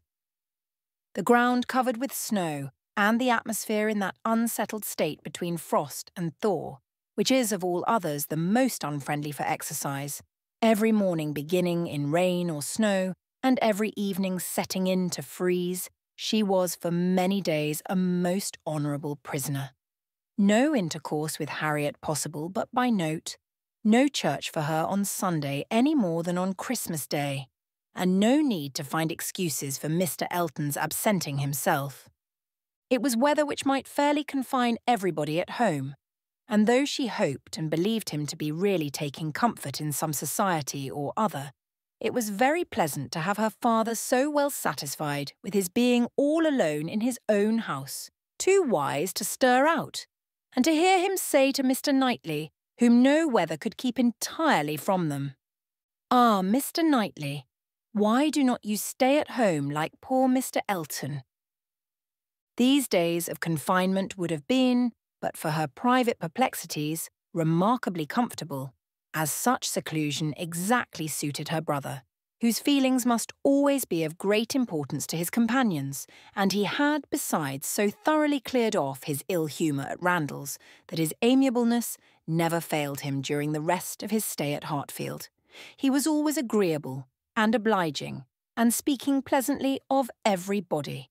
But with all the hopes of cheerfulness and all the present comfort of delay, there was still such an evil hanging over her in the hour of explanation with Harriet, as made it impossible for Emma to be ever perfectly at ease. Chapter 17. Mr. and Mrs. John Knightley were not detained long at Hartfield. The weather soon improved enough for those to move who must move, and Mr. Woodhouse, having, as usual, tried to persuade his daughter to stay behind with all her children, was obliged to see the whole party set off, and returned to his lamentations over the destiny of poor Isabella. Which poor Isabella, passing her life with those she doted on, full of their merits, blind to their faults, and always innocently busy, might have been a model of right feminine happiness. The evening of the very day on which they went brought a note from Mr. Elton to Mr. Woodhouse, a long, civil, ceremonious note to say, with Mr. Elton's best compliments, that he was proposing to leave Highbury the following morning in his way to Bath, where, in compliance with the pressing entreaties of some friends, he had engaged to spend a few weeks, and very much regretted the impossibility he was under, from various circumstances of weather and business, of taking a personal leave of Mr. Woodhouse, of whose friendly civilities he should ever retain a grateful sense, and had Mr. Woodhouse any commands, should be happy to attend to them. Emma was most agreeably surprised. Mr. Elton's absence just at this time was the very thing to be desired. She admired him for contriving it, though not able to give him much credit for the manner in which it was announced. Resentment could not have been more plainly spoken than in a civility to her father, from which she was so pointedly excluded. She had not even a share in his opening compliments. Her name was not mentioned. And there was so striking a change in all this, and such an ill-judged solemnity of leave-taking in his graceful acknowledgments, as she thought at first could not escape her father's suspicion. It did, however. Her father was quite taken up with the surprise of so sudden a journey, and his fears that Mr. Elton might never get safely to the end of it, and saw nothing extraordinary in his language. It was a very useful note, for it supplied them with fresh matter for thought and conversation during the rest of their lonely evening. Mr. Woodhouse talked over his alarms, and Emma was in spirits to persuade them away with all her usual promptitude. She now resolved to keep Harriet no longer in the dark. She had reason to believe her nearly recovered from her cold, and it was desirable that she should have as much time as possible for getting the better of her other complaint before the gentleman's return. She went to Mrs. Goddard's accordingly the very next day to undergo the necessary penance of communication, and a severe one it was. She had to destroy all the hopes which she had been so industriously feeding, to appear in the ungracious character of the one preferred, and acknowledge herself grossly mistaken and misjudging in all her ideas on one subject, all her observations, all her convictions, all her prophecies for the last 6 weeks. The confession completely renewed her first shame, and the sight of Harriet's tears made her think that she should never be in charity with herself again. Harriet bore the intelligence very well, blaming nobody, and in everything testifying such an ingenuousness of disposition and lowly opinion of herself, as must appear with particular advantage at that moment to her friend. Emma was in the humour to value simplicity and modesty to the utmost, and all that was amiable, all that ought to be attaching, seemed on Harriet's side, not her own. Harriet did not consider herself as having anything to complain of. The affection of such a man as Mr. Elton would have been too great a distinction. She never could have deserved him, and nobody but so partial and kind a friend as Miss Woodhouse would have thought it possible. Her tears fell abundantly, but her grief was so truly artless that no dignity could have made it more respectable in Emma's eyes, and she listened to her and tried to console her with all her heart and understanding, really for the time convinced that Harriet was the superior creature of the two, and that to resemble her would be more for her own welfare and happiness than all that genius or intelligence could do. It was rather too late in the day to set about being simple-minded and ignorant, but she left her with every previous resolution confirmed of being humble and discreet and repressing imagination all the rest of her life. Her second duty now, inferior only to her father's claims, was to promote Harriet's comfort and endeavour to prove her own affection in some better method than by matchmaking. She got her to Hartfield and showed her the most unvarying kindness, striving to occupy and amuse her, and by books and conversation to drive Mr. Elton from her thoughts. time she knew must be allowed for this being thoroughly done, and she could suppose herself but an indifferent judge of such matters in general, and very inadequate to sympathise in an attachment to Mr. Elton in particular. But it seemed to her reasonable that at Harriet's age, and with the entire extinction of all hope, such a progress might be made towards a state of composure by the time of Mr. Elton's return, as to allow them all to meet again in the common routine of acquaintance, without any danger of betraying sentiments or increasing them. Harriet did think him all perfection, and maintained the non-existence of anybody equal to him in person or goodness, and did, in truth, prove herself more resolutely in love than Emma had foreseen. But yet it appeared to her so natural, so inevitable to strive against an inclination of that sort unrequited, that she could not comprehend its continuing very long in equal force. If Mr. Elton, on his return, made his own indifference as evident and indubitable as she could not doubt he would anxiously do, she could not imagine Harriet's persisting to place her happiness in the sight or the recollection of him. Their being fixed, so absolutely fixed in the same place, was bad for each, for all three. Not one of them had the power of removal or of effecting any material change of society. They must encounter each other and make the best of it. Harriet was farther unfortunate in the tone of her companions at Mrs. Goddard's, Mr. Elton being the adoration of all the teachers and great girls in the school, and it must be at Hartfield only that she could have any chance of hearing him spoken of with cooling moderation or repellent truth. Where the wound had been given, there must the cure be found if anywhere, and Emma felt that, till she saw her in the way of cure, there could be no true peace for herself. Chapter 18. Mr. Frank Churchill did not come. When the time proposed drew near, Mrs. Weston's fears were justified in the arrival of a letter of excuse. For the present, he could not be spared, to his very great mortification and regret, but still he looked forward with the hope of coming to Randalls at no distant period. Mrs. Weston was exceedingly disappointed, much more disappointed, in fact, than her husband, though her dependence on seeing the young man had been so much more sober. But a sanguine temper, though forever expecting more good than occurs, does not always pay for its hopes by any proportionate depression. It soon flies over the present failure and begins to hope again. For half an hour Mr. Weston was surprised and sorry, but then he began to perceive that Frank's coming 2 or 3 months later would be a much better plan, better time of year, better weather, and that he would be able, without any doubt, to stay considerably longer with them than if he had come sooner. These feelings rapidly restored his comfort, while Mrs. Weston, of a more apprehensive disposition, foresaw nothing but a repetition of excuses and delays, and after all her concern for what her husband was to suffer, suffered a great deal more herself.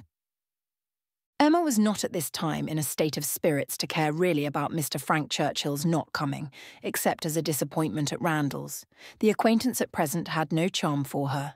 She wanted, rather, to be quiet and out of temptation, but still, as it was desirable that she should appear in general like her usual self, she took care to express as much interest in the circumstance and enter as warmly into Mr. and Mrs. Weston's disappointment as might naturally belong to their friendship. She was the first to announce it to Mr. Knightley, and exclaimed quite as much as was necessary, or, being acting a part perhaps rather more, at the conduct of the Churchills in keeping him away. She then proceeded to say a good deal more than she felt of the advantage of such an addition to their confined society in Surrey. The pleasure of looking at somebody new, the gala day to Highbury entire, which the sight of him would have made, and ending with reflections on the Churchills again, found herself directly involved in a disagreement with Mr. Knightley, and, to her great amusement, perceived that she was taking the other side of the question from her real opinion and making use of Mrs. Weston's arguments against herself. "The Churchills are very likely in fault," said Mr. Knightley, coolly. "But I dare say he might come if he would." "I do not know why you should say so. He wishes exceedingly to come, but his uncle and aunt will not spare him. I cannot believe that he has not the power of coming if he made a point of it. It is too unlikely for me to believe it without proof." "How odd you are. What has Mr. Frank Churchill done to make you suppose him such an unnatural creature?" "I am not supposing him at all an unnatural creature in suspecting that he may have learnt to be above his connections and to care very little for anything but his own pleasure from living with those who have always set him the example of it. It is a great deal more natural than one could wish that a young man brought up by those who are proud, luxurious and selfish should be proud, luxurious and selfish too. If Frank Churchill had wanted to see his father, he would have contrived it between September and January. A man at his age, what is he, 3 or 24, cannot be without the means of doing as much as that. It is impossible. That's easily said, and easily felt by you, who have always been your own master. You are the worst judge in the world, Mr. Knightley, of the difficulties of dependence. You do not know what it is to have tempers to manage. It is not to be conceived that a man of 3 or 24 should not have liberty of mind or limb to that amount. He cannot want money. He cannot want leisure. We know, on the contrary, that he has so much of both that he is glad to get rid of them at the idlest haunts in the kingdom. We hear of him for ever at some watering place or other. A little while ago, he was at Weymouth. This proves that he can leave the Churchills. Yes, sometimes he can. And those times are whenever he thinks it worth his while, whenever there is any temptation of pleasure. It is very unfair to judge of anybody's conduct without an intimate knowledge of their situation. Nobody who has not been in the interior of a family can say what the difficulties of any individual of that family may be. We ought to be acquainted with Enscombe and with Mrs. Churchill's temper before we pretend to decide upon what her nephew can do. He may at times be able to do a great deal more than he can at others. There is one thing, Emma, which a man can always do, if he chooses, and that is his duty, not by manoeuvring and finessing, but by vigour and resolution. It is Frank Churchill's duty to pay this attention to his father. He knows it to be so by his promises and messages. But if he wished to do it, it might be done. A man who felt rightly would say at once, simply and resolutely, to Mrs. Churchill, "Every sacrifice of mere pleasure you will always find me ready to make to your convenience, but I must go and see my father immediately. I know he would be hurt by my failing in such a mark of respect to him on the present occasion. I shall therefore set off tomorrow." If he would say so to her at once, in the tone of decision becoming a man, there would be no opposition made to his going. "No," said Emma, laughing. "But perhaps there might be some made to his coming back again. Such language for a young man entirely dependent to use. Nobody but you, Mr. Knightley, would imagine it possible. But you have not an idea of what is requisite in situations directly opposite to your own. Mr. Frank Churchill to be making such a speech as that to the uncle and aunt who have brought him up and are to provide for him. Standing up in the middle of the room, I suppose, and speaking as loud as he could. How can you imagine such conduct practicable?" "Depend upon it, Emma, a sensible man would find no difficulty in it. He would feel himself in the right, and the declaration, made, of course, as a man of sense would make it, in a proper manner, would do him more good, raise him higher, fix his interests stronger with the people he depended on, than all that a line of shifts and expedients can ever do. Respect would be added to affection. They would feel that they could trust him. That the nephew who had done rightly by his father would do rightly by them. For they know, as well as he does, as well as all the world must know, that he ought to pay this visit to his father, and while meanly exerting their power to delay it, are in their hearts not thinking the better of him, for submitting to their whims. Respect for right conduct is felt by everybody. If he would act in this sort of manner, on principle, consistently, regularly, their little minds would bend to his. I rather doubt that. You are very fond of bending little minds, but where little minds belong to rich people in authority, I think they have a knack of swelling out, till they are quite as unmanageable as great ones. I can imagine that if you, as you are, Mr. Knightley, were to be transported and placed all at once in Mr. Frank Churchill's situation, you would be able to say and do just what you have been recommending for him, and it might have a very good effect. The Churchills might not have a word to say in return, but then you would have no habits of early obedience and long observance to break through. To him who has, it might not be so easy to burst forth at once into perfect independence and set all their claims on his gratitude and regard at naught. He may have as strong a sense of what would be right as you can have without being so equal under particular circumstances to act up to it. Then it would not be so strong a sense. If it failed to produce equal exertion, it could not be an equal conviction. Oh, the difference of situation and habit! I wish you would try to understand what an amiable young man may be likely to feel in directly opposing those whom as child and boy he has been looking up to all his life. Our amiable young man is a very weak young man, if this be the first occasion of his carrying through a resolution to do right against the will of others. It ought to have been a habit with him by this time of following his duty. Instead of consulting expediency, I can allow for the fears of the child, but not of the man.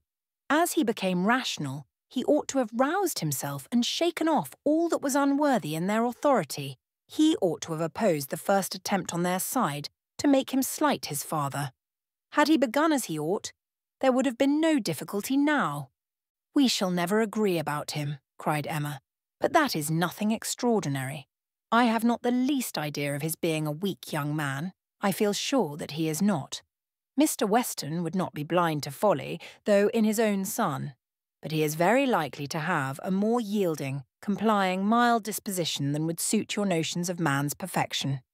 I dare say he has, and though it may cut him off from some advantages, it will secure him many others.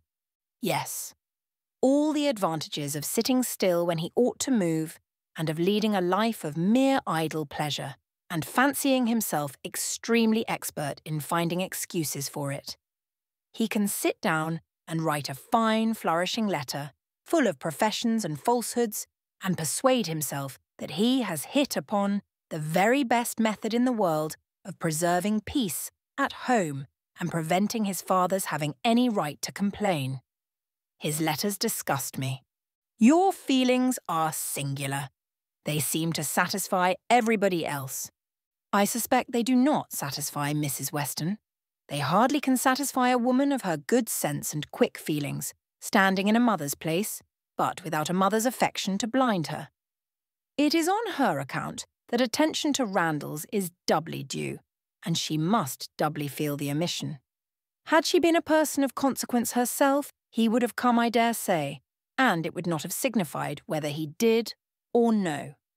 Can you think your friend behindhand in these sort of considerations? Do you suppose she does not often say all this to herself? No, Emma, your amiable young man can be amiable only in French, not in English. He may be very amiable, have very good manners, and be very agreeable, but he can have no English delicacy towards the feelings of other people, nothing really amiable about him. You seem determined to think ill of him. Me? Not at all, replied Mr. Knightley, rather displeased. I do not want to think ill of him. I should be as ready to acknowledge his merits as any other man. But I hear of none, except what are merely personal, that he is well grown and good-looking, with smooth, plausible manners.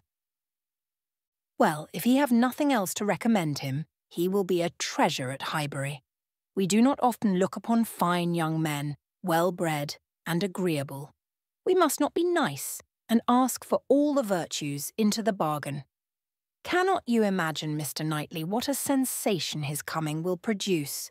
There will be but one subject throughout the parishes of Donwell and Highbury, but one interest, one object of curiosity. It will be all Mr. Frank Churchill. We shall think and speak of nobody else. You will excuse my being so much overpowered. If I find him conversable, I shall be glad of his acquaintance. But if he is only a chattering coxcomb, he will not occupy much of my time or thoughts. My idea of him is that he can adapt his conversation to the taste of everybody and has the power as well as the wish of being universally agreeable. To you, he will talk of farming, to me, of drawing or music, and so on to everybody, having that general information on all subjects which will enable him to follow the lead, or take the lead, just as propriety may require, and to speak extremely well on each. That is my idea of him. And mine, said Mr. Knightley warmly, is that if he turn out anything like it, he will be the most insufferable fellow breathing. What? At 23 to be the king of his company, the great man, the practised politician, who is to read everybody's character and make everybody's talents conduce to the display of his own superiority, to be dispensing his flatteries around, that he may make all appear like fools compared with himself? My dear Emma, your own good sense could not endure such a puppy when it came to the point. I will say no more about him, cried Emma. You turn everything to evil. We are both prejudiced, you against, I for him, and we have no chance of agreeing till he is really here. Prejudiced! I am not prejudiced. But I am very much, and without being at all ashamed of it, my love for Mr. and Mrs. Weston gives me a decided prejudice in his favour. He is a person I never think of from one month's end to another, said Mr. Knightley with a degree of vexation, which made Emma immediately talk of something else, though she could not comprehend why he should be angry. To take a dislike to a young man, only because he appeared to be of a different disposition from himself, was unworthy the real liberality of mind which she was always used to acknowledge in him. For with all the high opinion of himself which she had often laid to his charge, she had never before for a moment supposed it could make him unjust to the merit of another. Volume 2. Chapter 1. Emma and Harriet had been walking together one morning, and, in Emma's opinion, had been talking enough of Mr. Elton for that day. She could not think that Harriet's solace or her own sins required more, and she was therefore industriously getting rid of the subject as they returned. But it burst out again when she thought she had succeeded, and after speaking some time of what the poor must suffer in winter, and receiving no other answer than a very plaintive, "Mr. Elton is so good to the poor," she found something else must be done. They were just approaching the house where lived Mrs. and Miss Bates. She determined to call upon them and seek safety in numbers. There was always sufficient reason for such an attention. Mrs. and Miss Bates loved to be called on, and she knew she was considered by the very few who presumed ever to see imperfection in her, as rather negligent in that respect, and as not contributing what she ought to the stock of their scanty comforts. She had had many a hint from Mr. Knightley and some from her own heart as to her deficiency, but none were equal to counteract the persuasion of its being very disagreeable, a waste of time, tiresome women, and all the horror of being in danger of falling in with the second-rate and third-rate of Highbury, who were calling on them for ever, and therefore she seldom went near them. But now she made the sudden resolution of not passing their door without going in, observing, as she proposed it to Harriet, that, as well as she could calculate, they were just now quite safe from any letter from Jane Fairfax. The house belonged to people in business. Mrs. and Miss Bates occupied the drawing-room floor, and there, in the very moderate-sized apartment, which was everything to them, the visitors were most cordially and even gratefully welcomed. The quiet, neat old lady, who with her knitting was seated in the warmest corner, wanting even to give up her place to Miss Woodhouse, and her more active talking daughter, almost ready to overpower them with care and kindness, thanks for their visit, solicitude for their shoes, anxious inquiries after Mr. Woodhouse's health, cheerful communications about her mother's, and sweet cake from the Beaufet. Mrs. Cole had just been there, just called in for 10 minutes, and had been so good as to sit an hour with them. And she had taken a piece of cake and been so kind as to say she liked it very much. And therefore she hoped Miss Woodhouse and Miss Smith would do them the favour to eat a piece too. The mention of the Coles was sure to be followed by that of Mr. Elton. There was intimacy between them, and Mr. Cole had heard from Mr. Elton since his going away.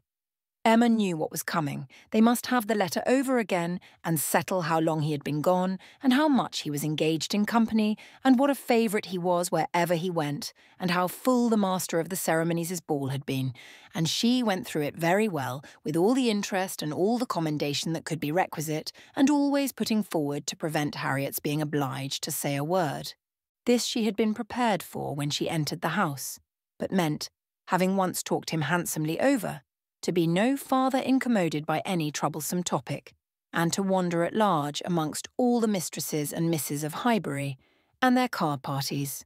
She had not been prepared to have Jane Fairfax succeed Mr. Elton, but he was actually hurried off by Miss Bates. She jumped away from him at last abruptly to the Coles, to usher in a letter from her niece. "Oh yes, Mr. Elton, I understand, certainly, as to dancing. Mrs. Cole was telling me that dancing at the rooms at Bath was— Mrs. Cole was so kind as to sit some time with us, talking of Jane, for as soon as she came in, she began inquiring after her. Jane is so very great a favourite there. Whenever she is with us, Mrs. Cole does not know how to show her kindness enough, and I must say that Jane deserves it as much as anybody can. And so she began inquiring after her directly, saying, 'I know you cannot have heard from Jane lately, because it is not her time for writing.' And when I immediately said, 'But indeed we have,' we had a letter this very morning. I do not know that I ever saw anybody more surprised. 'Have you, upon your honour?' said she. 'Well, that is quite unexpected. Do let me hear what she says.' Emma's politeness was at hand directly to say, with smiling interest, 'Have you heard from Miss Fairfax so lately? I am extremely happy. I hope she is well.'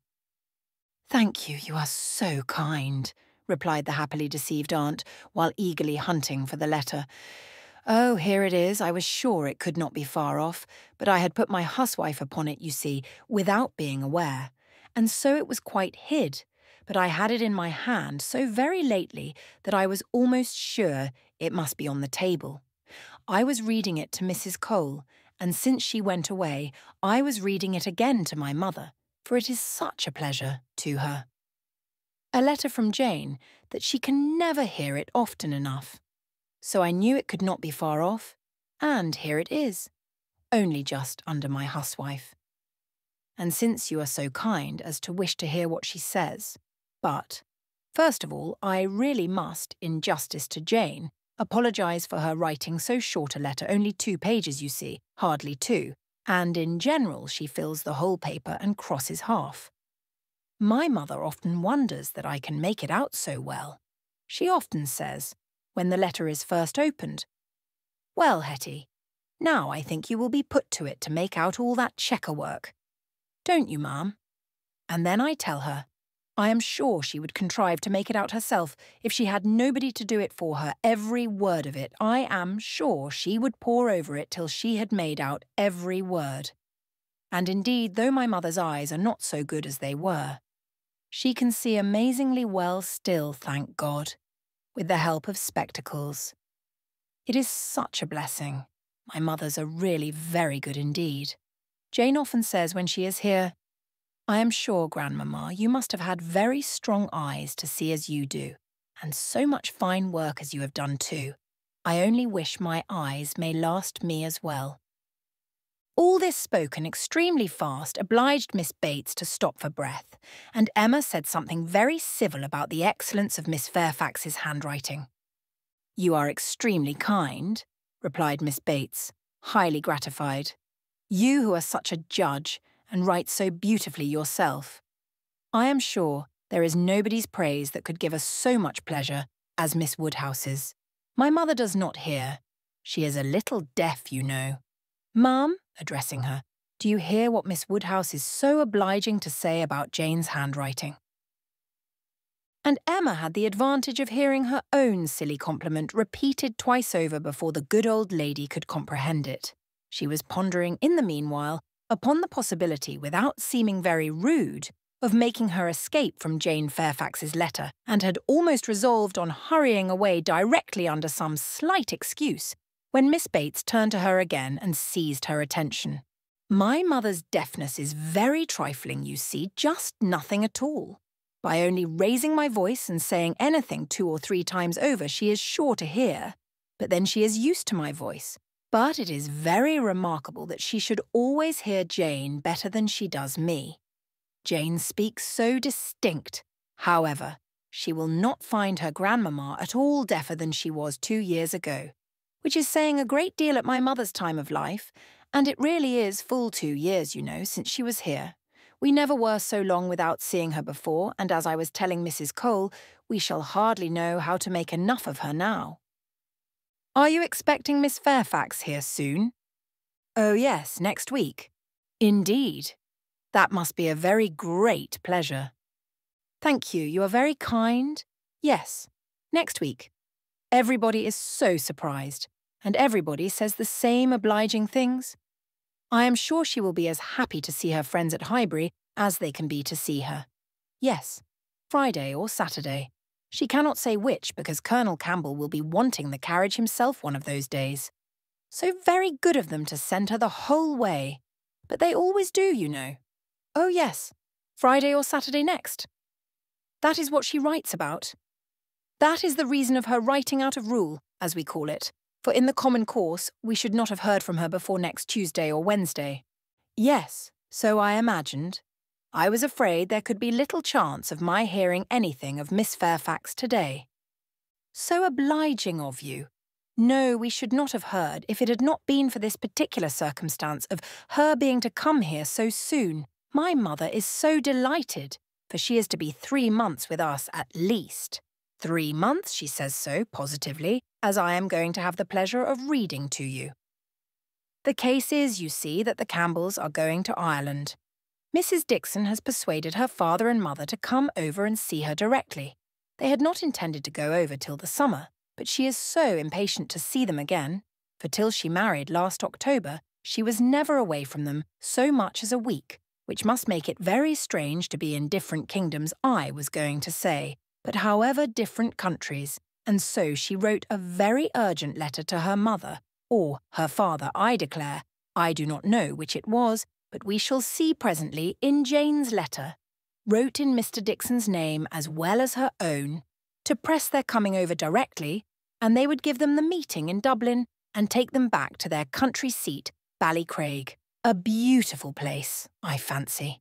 Jane has heard a great deal of its beauty, from Mr. Dixon, I mean. I do not know that she ever heard about it from anybody else, but it was very natural, you know, that he should like to speak of his own place while he was paying his addresses, and as Jane used to be very often walking out with them, for Colonel and Mrs. Campbell were very particular about their daughters not walking out often with only Mr. Dixon, for which I do not at all blame them.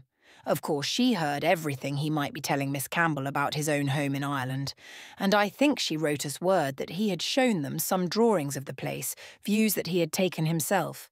He is a most amiable, charming young man, I believe. Jane was quite longing to go to Ireland from his account of things.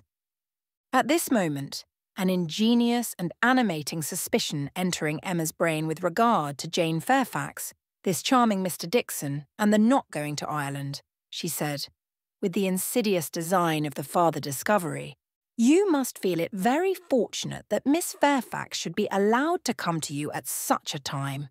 Considering the very particular friendship between her and Mrs. Dixon, you could hardly have expected her to be excused from accompanying Colonel and Mrs. Campbell. Very true indeed. The very thing that we have always been rather afraid of. for we should not have liked to have her at such a distance from us, for months together, not able to come if anything was to happen. But you see, everything turns out for the best. They want her, Mr. and Mrs. Dixon, excessively to come over with Colonel and Mrs. Campbell. Quite depend upon it. Nothing can be more kind or pressing than their joint invitation, Jane says, as you will hear presently. Mr. Dixon does not seem in the least backward in any attention. He is a most charming young man. Ever since the service he rendered Jane at Weymouth, when they were out in that party on the water, and she, by the sudden whirling round of something or other among the sails, would have been dashed into the sea at once, and actually was all but gone, if he had not, with the greatest presence of mind, caught hold of her habit. I can never think of it without trembling. But ever since we had the history of that day, I have been so fond of Mr. Dixon. But, in spite of all her friend's urgency and her own wish of seeing Ireland, Miss Fairfax prefers devoting the time to you and Mrs. Bates. Yes, entirely her own doing, entirely her own choice. And Colonel and Mrs. Campbell think she does quite right, just what they should recommend, and indeed they particularly wish her to try her native air, as she has not been quite so well as usual lately. I am concerned to hear of it. I think they judge wisely. But Mrs. Dixon must be very much disappointed. Mrs. Dixon, I understand, has no remarkable degree of personal beauty, is not, by any means, to be compared with Miss Fairfax. Oh no, you are very obliging to say such things, but certainly not. There is no comparison between them. Miss Campbell always was absolutely plain but extremely elegant and amiable.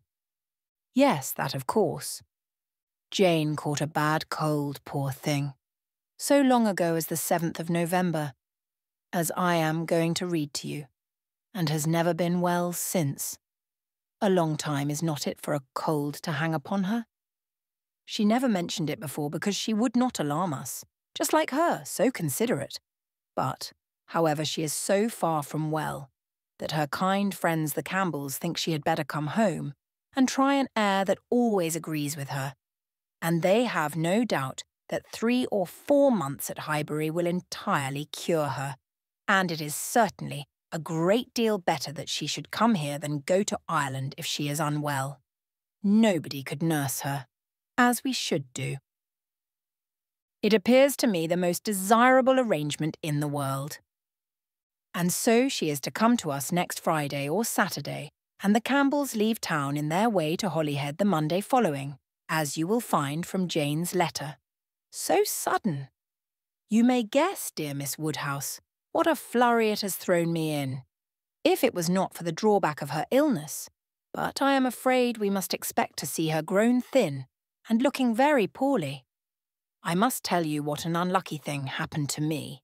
As to that, I always make a point of reading Jane's letters through to myself first before I read them aloud to my mother, you know, for fear of there being anything in them to distress her. Jane desired me to do it, so I always do. And so I began today with my usual caution. But no sooner did I come to the mention of her being unwell than I burst out quite frightened with, "Bless me, poor Jane is ill," which my mother, being on the watch, heard distinctly and was sadly alarmed at. However, when I read on, I found it was not near so bad as I had fancied at first, and I make so light of it now to her that she does not think much about it. But I cannot imagine how I could be so off my guard. If Jane does not get well soon, we will call in Mr. Perry. The expense shall not be thought of. And though he is so liberal and so fond of Jane that I dare say he would not mean to charge anything for attendance, we could not suffer it to be so, you know. He has a wife and family to maintain, and is not to be giving away his time. Well, now I have just given you a hint of what Jane writes about, we will turn to her letter, and I am sure she tells her own story a great deal better than I can tell it for her. "I am afraid we must be running away," said Emma, glancing at Harriet and beginning to rise. "My father will be expecting us. I thought I had no power of staying more than 5 minutes when I first entered the house. I merely called, because I would not pass the door without inquiring after Mrs. Bates, but I have been so pleasantly detained. Now, however, we must wish you and Mrs. Bates good morning." And not all that could be urged to detain her succeeded. She regained the street, happy in this, that though much had been forced on her against her will, though she had in fact heard the whole substance of Jane Fairfax's letter, she had been able to escape the letter itself. Chapter 2. Jane Fairfax was an orphan, the only child of Mrs. Bates's youngest daughter. The marriage of Levy Fairfax of the Regiment of Infantry and Miss Jane Bates had had its day of fame and pleasure, hope and interest. But nothing now remained of it save the melancholy remembrance of him dying in action abroad, of his widow sinking under consumption and grief soon afterwards, and this girl. By birth she belonged to Highbury, and when at 3 years old, on losing her mother, she became the property, the charge, the consolation, the fondling of her grandmother and aunt, there had seemed every probability of her being permanently fixed there, of her being taught only what very limited means could command, and growing up with no advantages of connection or improvement, to be engrafted on what nature had given her in a pleasing person, good understanding, and warm-hearted, well-meaning relations. But the compassionate feelings of a friend of her father gave a change to her destiny. This was Colonel Campbell, who had very highly regarded Fairfax as an excellent officer and most deserving young man, and father had been indebted to him for such attentions during a severe camp fever, as he believed had saved his life. These were claims which he did not learn to overlook, though some years passed away from the death of poor Fairfax before his own return to England put anything in his power. When he did return, he sought out the child and took notice of her. He was a married man with only one living child, a girl, about Jane's age, and Jane became their guest, paying them long visits and growing a favourite with all. And before she was 9 years old, his daughter's great fondness for her and his own wish of being a real friend united to produce an offer from Colonel Campbell of undertaking the whole charge of her education. It was accepted, and from that period Jane had belonged to Colonel Campbell's family and had lived with them entirely, only visiting her grandmother from time to time. The plan was that she should be brought up for educating others, the very few £100 which she inherited from her father making independence impossible. To provide for her otherwise was out of Colonel Campbell's power, for though his income, by pay and appointments, was handsome, his fortune was moderate and must be all his daughter's. But, by giving her an education, he hoped to be supplying the means of respectable subsistence hereafter. Such was Jane Fairfax's history. She had fallen into good hands, known nothing but kindness from the Campbells, and been given an excellent education. Living constantly with right-minded and well-informed people, her heart and understanding had received every advantage of discipline and culture, and Colonel Campbell's residence being in London, every lighter talent had been done full justice to by the attendance of first-rate masters. Her disposition and abilities were equally worthy of all that friendship could do, and at 18 or 19 she was, as far as such an early age can be qualified for the care of children, fully competent to the office of instruction herself. But she was too much beloved to be parted with. Neither father nor mother could promote, and the daughter could not endure it. The evil day was put off. It was easy to decide that she was still too young, and Jane remained with them, sharing as another daughter in all the rational pleasures of an elegant society, and a judicious mixture of home and amusement, with only the drawback of the future, the sobering suggestions of her own good understanding to remind her that all this might soon be over. The affection of the whole family, the warm attachment of Miss Campbell in particular, was the more honourable to each party from the circumstance of Jane's decided superiority both in beauty and acquirements. That nature had given it in feature could not be unseen by the young woman, nor could her higher powers of mind be unfelt by the parents.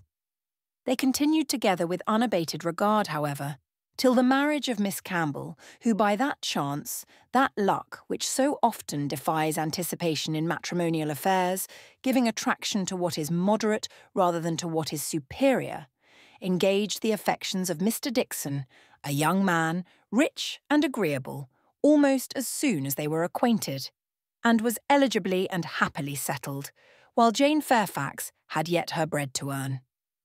This event had very lately taken place, too lately for anything to be yet attempted by her less fortunate friend towards entering on her path of duty, though she had now reached the age which her own judgment had fixed on for beginning. She had long resolved that 21 should be the period. With the fortitude of a devoted novitiate, she had resolved at 21 to complete the sacrifice and retire from all the pleasures of life, of rational intercourse, equal society, peace and hope, to penance and mortification for ever.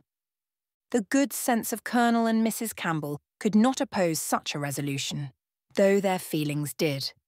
As long as they lived, no exertions would be necessary, their home might be hers for ever, and for their own comfort they would have retained her wholly, but this would be selfishness. What must be at last had better be soon. Perhaps they began to feel it might have been kinder and wiser to have resisted the temptation of any delay, and spared her from a taste of such enjoyments of ease and leisure as must now be relinquished. Still, however, affection was glad to catch at any reasonable excuse for not hurrying on the wretched moment. She had never been quite well since the time of their daughter's marriage. Until she should have completely recovered her usual strength, they must forbid her engaging in duties which, so far from being compatible with a weakened frame and varying spirits, seemed under the most favourable circumstances to require something more than human perfection of body and mind to be discharged with tolerable comfort.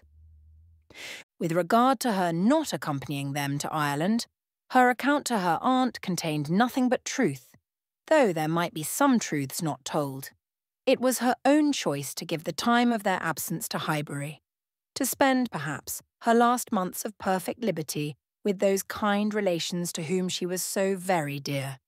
And the Campbells, whatever might be their motive or motives, whether single or double or treble, gave the arrangement their ready sanction, and said that they depended more on a few months spent in her native air, for the recovery of her health, than on anything else. Certain it was that she was to come, and that Highbury, instead of welcoming that perfect novelty which had been so long promised it, Mr. Frank Churchill, must put up for the present with Jane Fairfax, who could bring only the freshness of a 2 years' absence. Emma was sorry to have to pay civilities to a person she did not like through 3 long months, to be always doing more than she wished and less than she ought. Why she did not like Jane Fairfax might be a difficult question to answer. Mr. Knightley had once told her it was because she saw in her the really accomplished young woman, which she wanted to be, thought herself. And though the accusation had been eagerly refuted at the time, there were moments of self-examination in which her conscience could not quite acquit her. But she could never get acquainted with her. She did not know how it was. But there was such coldness and reserve, such apparent indifference whether she pleased or not, and then her aunt was such an eternal talker, and she was made such a fuss with by everybody, and it had been always imagined that they were to be so intimate, because their ages were the same. Everybody had supposed they must be so fond of each other. These were her reasons. She had no better. It was a dislike so little just, every imputed fault was so magnified by fancy, that she never saw Jane Fairfax the first time, after any considerable absence, without feeling that she had injured her. And now, when the due visit was paid, on her arrival, after a 2 years' interval, she was particularly struck with the very appearance and manners which for those 2 whole years she had been depreciating. Jane Fairfax was very elegant, remarkably elegant, and she had herself the highest value for elegance. Her height was pretty, just such as almost everybody would think tall, and nobody could think very tall. Her figure particularly graceful. Her size a most becoming medium between fat and thin, though a slight appearance of ill health seemed to point out the likeliest evil of the two. Emma could not but feel all this. And then her face, her features, there was more beauty in them altogether than she had remembered. It was not regular, but it was very pleasing beauty. Her eyes, a deep grey with dark eyelashes and eyebrows, had never been denied their praise, but the skin, which she had been used to cavil at as wanting colour, had a clearness and delicacy which really needed no fuller bloom. It was a style of beauty of which elegance was the reigning character, and as such she must, in honour, by all her principles, admire it. Elegance, which, whether of person or of mind, she saw so little in Highbury. There not to be vulgar was distinction, and merit. In short, she sat, during the first visit, looking at Jane Fairfax with twofold complacency, the sense of pleasure and the sense of rendering justice, and was determining that she would dislike her no longer. When she took in her history, indeed, her situation, as well as her beauty, when she considered what all this elegance was destined to, what she was going to sink from, how she was going to live, it seemed impossible to feel anything but compassion and respect, especially if to every well-known particular entitling her to interest were added the highly probable circumstance of an attachment to Mr. Dixon, which she had so naturally started to herself. In that case, nothing could be more pitiable or more honourable than the sacrifices she had resolved on. Emma was very willing now to acquit her of having seduced Mr. Dixon's actions from his wife, or of anything mischievous which her imagination had suggested at first. If it were love, it might be simple, single, successless love on her side alone. She might have been unconsciously sucking in the sad poison, while a sharer of his conversation with her friend, and from the best, the purest of motives, might now be denying herself this visit to Ireland, and resolving to divide herself effectually from him and his connections by soon beginning her career of laborious duty. Upon the whole, Emma left her with such softened, charitable feelings as made her look around in walking home and lament that Highbury afforded no young man worthy of giving her independence, nobody that she could wish to scheme about for her. These were charming feelings, but not lasting. Before she had committed herself by any public profession of eternal friendship for Jane Fairfax, or done more towards a recantation of past prejudices and errors than saying to Mr. Knightley, "She certainly is handsome, she is better than handsome." Jane had spent an evening at Hartfield with her grandmother and aunt, and everything was relapsing much into its usual state. Former provocations reappeared. The aunt was as tiresome as ever, more tiresome because anxiety for her health was now added to admiration of her powers, and they had to listen to the description of exactly how little bread and butter she ate for breakfast, and how small a slice of mutton for dinner, as well as to see exhibitions of new caps and new work-bags for her mother and herself. And Jane's offences rose again. They had music. Emma was obliged to play, and the thanks and praise which necessarily followed appeared to her an affectation of candour, an air of greatness, meaning only to show off in higher style her own very superior performance. She was, besides, which was the worst of all, so cold, so cautious. There was no getting at her real opinion. Wrapped up in a cloak of politeness, she seemed determined to hazard nothing. She was suspiciously reserved. If anything could be more, where all was most, she was more reserved on the subject of Weymouth and the Dixons than anything. She seemed bent on giving no real insight into Mr. Dixon's character, or her own value for his company, or opinion of the suitableness of the match. It was all general approbation and smoothness, nothing delineated or distinguished. It did her no service, however. Her caution was thrown away. Emma saw its artifice, and returned to her first surmises. There probably was something more to conceal than her own preference. Mr. Dixon, perhaps, had been very near changing one friend for the other,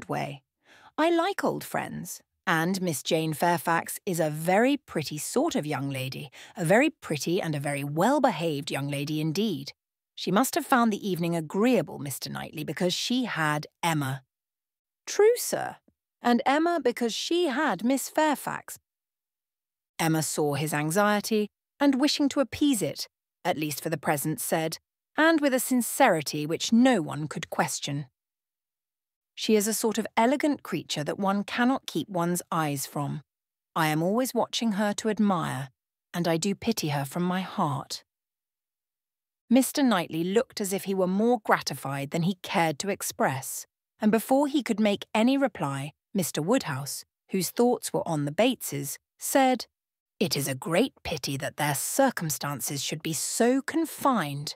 A great pity indeed. And I have often wished, but it is so little one can venture to do, small trifling presents of anything uncommon. Now we have killed a porker, and Emma thinks of sending them a loin or a leg. It is very small and delicate. Hartfield pork is not like any other pork, but still it is pork, and, my dear Emma, unless one could be sure of their making it into steaks, nicely fried as ours are fried without the smallest grease, and not roast it. For no stomach can bear roast pork. I think we had better send the leg. Do not you think so, my dear?" "My dear papa, I sent the whole hind quarter. I knew you would wish it. There will be the leg to be salted, you know, which is so very nice, and the loin to be dressed directly in any manner they like." "That's right, my dear, very right. I had not thought of it before, but that is the best way. They must not over-salt the leg. And then, if it is not over-salted, and if it is very thoroughly boiled, just as Searle boils ours, and eaten very moderately of, with a boiled turnip, and a little carrot, or parsnip, I do not consider it unwholesome." "Emma," said Mr. Knightley presently, "I have a piece of news for you. You like news, and I heard an article in my way hither that I think will interest you." "News? Oh, yes, I always like news. What is it? Why do you smile so? Where did you hear it? At Randall's?" He had time only to say, "No, not at Randall's. I have not been near Randall's," when the door was thrown open, and Miss Bates and Miss Fairfax walked into the room. Full of thanks, and full of news, Miss Bates knew not which to give quickest. Mr. Knightley soon saw that he had lost his moment, and that not another syllable of communication could rest with him. "Oh, my dear sir, how are you this morning? My dear Miss Woodhouse, I come quite overpowered. Such a beautiful hind quarter of pork. You are too bountiful. Have you heard the news? Mr. Elton is going to be married." Emma had not had time even to think of Mr. Elton, and she was so completely surprised that she could not avoid a little start and a little blush at the sound. "There is my news. I thought it would interest you," said Mr. Knightley, with a smile which implied a conviction of some part of what had passed between them. "But where could you hear it?" cried Miss Bates. "Where could you possibly hear it, Mr. Knightley? For it is not 5 minutes since I received Mrs. Cole's note. No, it cannot be more than 5, or at least 10, for I had got my bonnet and spencer on, just ready to come out. I was only gone down to speak to Patty again about the pork." Jane was standing in the passage. "Were not you, Jane? For my mother was so afraid that we had not any salting pan large enough. So I said I would go down and see, and Jane said, 'Shall I go down instead? For I think you have a little cold, and Patty has been washing the kitchen.' 'Oh, my dear,' said I. Well, and just then came the note. A Miss Hawkins, that's all I know. A Miss Hawkins of Bath. But, Mr. Knightley, how could you possibly have heard it? For the very moment Mr. Cole told Mrs. Cole of it, she sat down and wrote to me. A Miss Hawkins. I was with Mr. Cole on business an hour and a half ago. He had just read Elton's letter as I was shown in and handed it to me directly." "Well, that is quite. I suppose there never was a piece of news more generally interesting. My dear sir, you really are too bountiful. My mother desires her very best compliments and regards and 1,000 thanks, and says you really quite oppress her." "We consider our Hartfield pork," replied Mr. Woodhouse. "Indeed, it certainly is, so very superior to all other pork that Emma and I cannot have a greater pleasure than— Oh, my dear sir, as my mother says, our friends are only too good to us. If ever there were people who, without having great wealth themselves, had everything they could wish for, I am sure it is us. We may well say that our lot is cast in a goodly heritage." "Well, Mr. Knightley, and so you actually saw the letter. Well." It was short, merely to announce, but cheerful, exulting, of course. Here was a sly glance at Emma. He had been so fortunate as to— I forget the precise words. One has no business to remember them.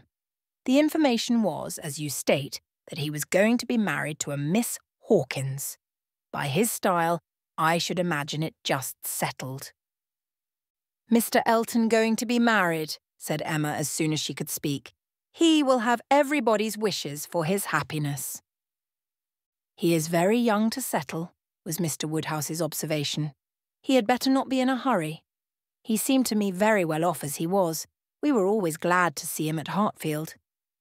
"A new neighbour for us all, Miss Woodhouse," said Miss Bates joyfully. "My mother is so pleased. She says she cannot bear to have the poor old vicarage without a mistress." "This is great news indeed. Jane, you have never seen Mr. Elton. No wonder that you have such a curiosity to see him." Jane's curiosity did not appear of that absorbing nature as wholly to occupy her. "No, I have never seen Mr. Elton," she replied, starting on this appeal. Is he a tall man?" "Who shall answer that question?" cried Emma. "My father would say yes, Mr. Knightley no, and Miss Bates and I that he is just the happy medium. When you have been here a little longer, Miss Fairfax, you will understand that Mr. Elton is the standard of perfection in Highbury, both in person and mind." "Very true, Miss Woodhouse, so she will.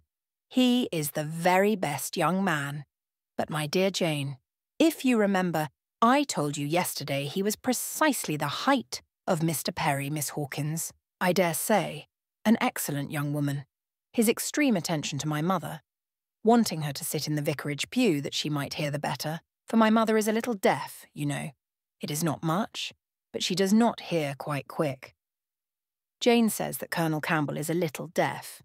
He fancied bathing might be good for it, the warm bath, but she says it did him no lasting benefit.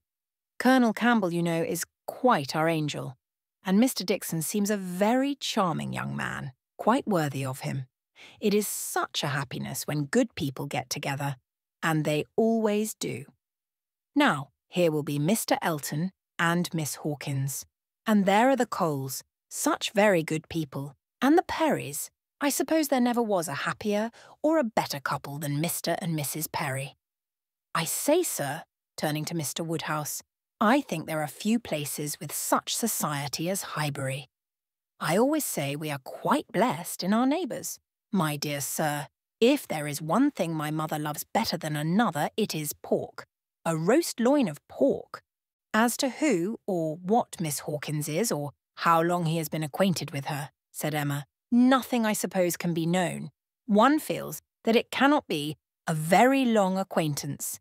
He has been gone only 4 weeks." Nobody had any information to give, and after a few more wonderings, Emma said, "You are silent, Miss Fairfax, but I hope you mean to take an interest in this news.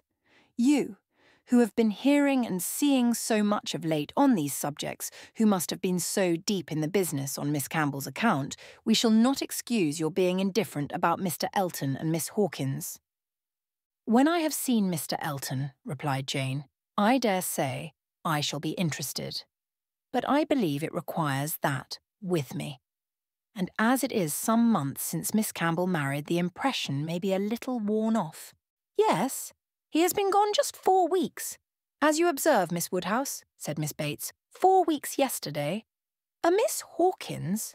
Well, I had always rather fancied it would be some young lady hereabouts. Not that I ever, Mrs. Cole once whispered to me, but I immediately said, no, Mr. Elton is a most worthy young man.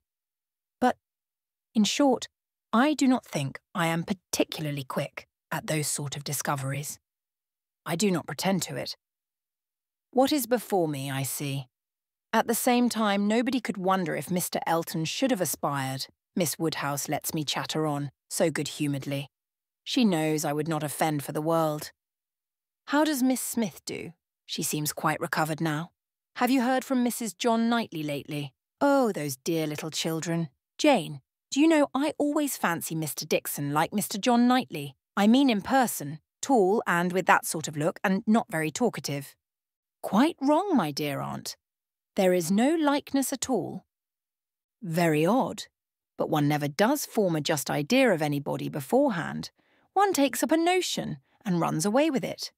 Mr. Dixon, you say, is not, strictly speaking, handsome. Handsome? Oh no, far from it, certainly plain. I told you he was plain. My dear, you said that Miss Campbell would not allow him to be plain, and that you yourself— Oh, as for me, my judgment is worth nothing. Where I have a regard, I always think a person well-looking, but I gave what I believed the general opinion when I called him plain. Well, my dear Jane, I believe we must be running away. The weather does not look well, and Grandmamma will be uneasy.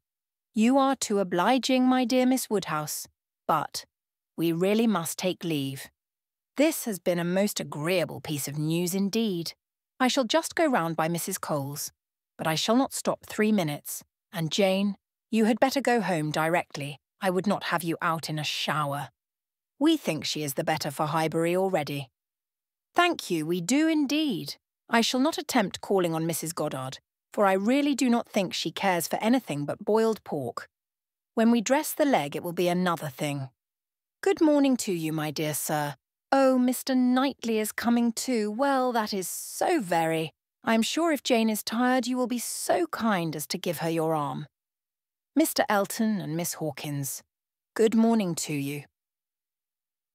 Emma, alone with her father, had half her attention wanted by him, while he lamented that young people would be in such a hurry to marry, and to marry strangers too, and the other half she could give to her own view of the subject. It was to herself an amusing and a very welcome piece of news, as proving that Mr. Elton could not have suffered long. But she was sorry for Harriet. Harriet must feel it. And all that she could hope was, by giving the first information herself, to save her from hearing it abruptly from others.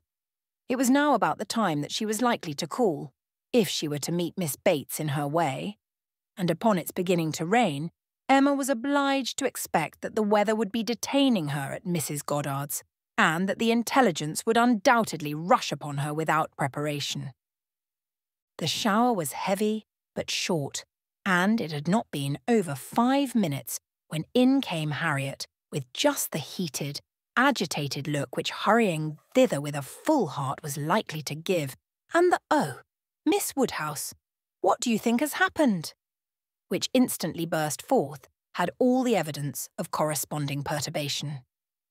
As the blow was given, Emma felt that she could not now show greater kindness than in listening, and Harriet, unchecked, ran eagerly through what she had to tell.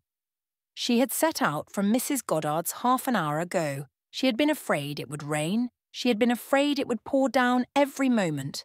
But she thought she might get to Hartfield first. She had hurried on as fast as possible.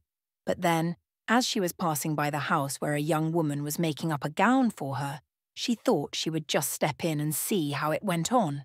And though she did not seem to stay half a moment there, soon after she came out it began to rain, and she did not know what to do. So she ran on directly as fast as she could and took shelter at Ford's. Ford's was the principal woolen draper, linen draper and haberdasher's shop united. The shop first in size and fashion in the place. And so there she had sat, without an idea of anything in the world, full 10 minutes perhaps, when all of a sudden who should come in? To be sure, it was so very odd. But they always dealt at Ford's. Who should come in but Elizabeth Martin and her brother? Dear Miss Woodhouse. Only think, I thought I should have fainted. I did not know what to do. I was sitting near the door. Elizabeth saw me directly, but he did not. He was busy with the umbrella. I am sure she saw me, but she looked away directly and took no notice, and they both went to quite the farther end of the shop, and I kept sitting near the door. Oh dear, I was so miserable. I am sure I must have been as white as my gown.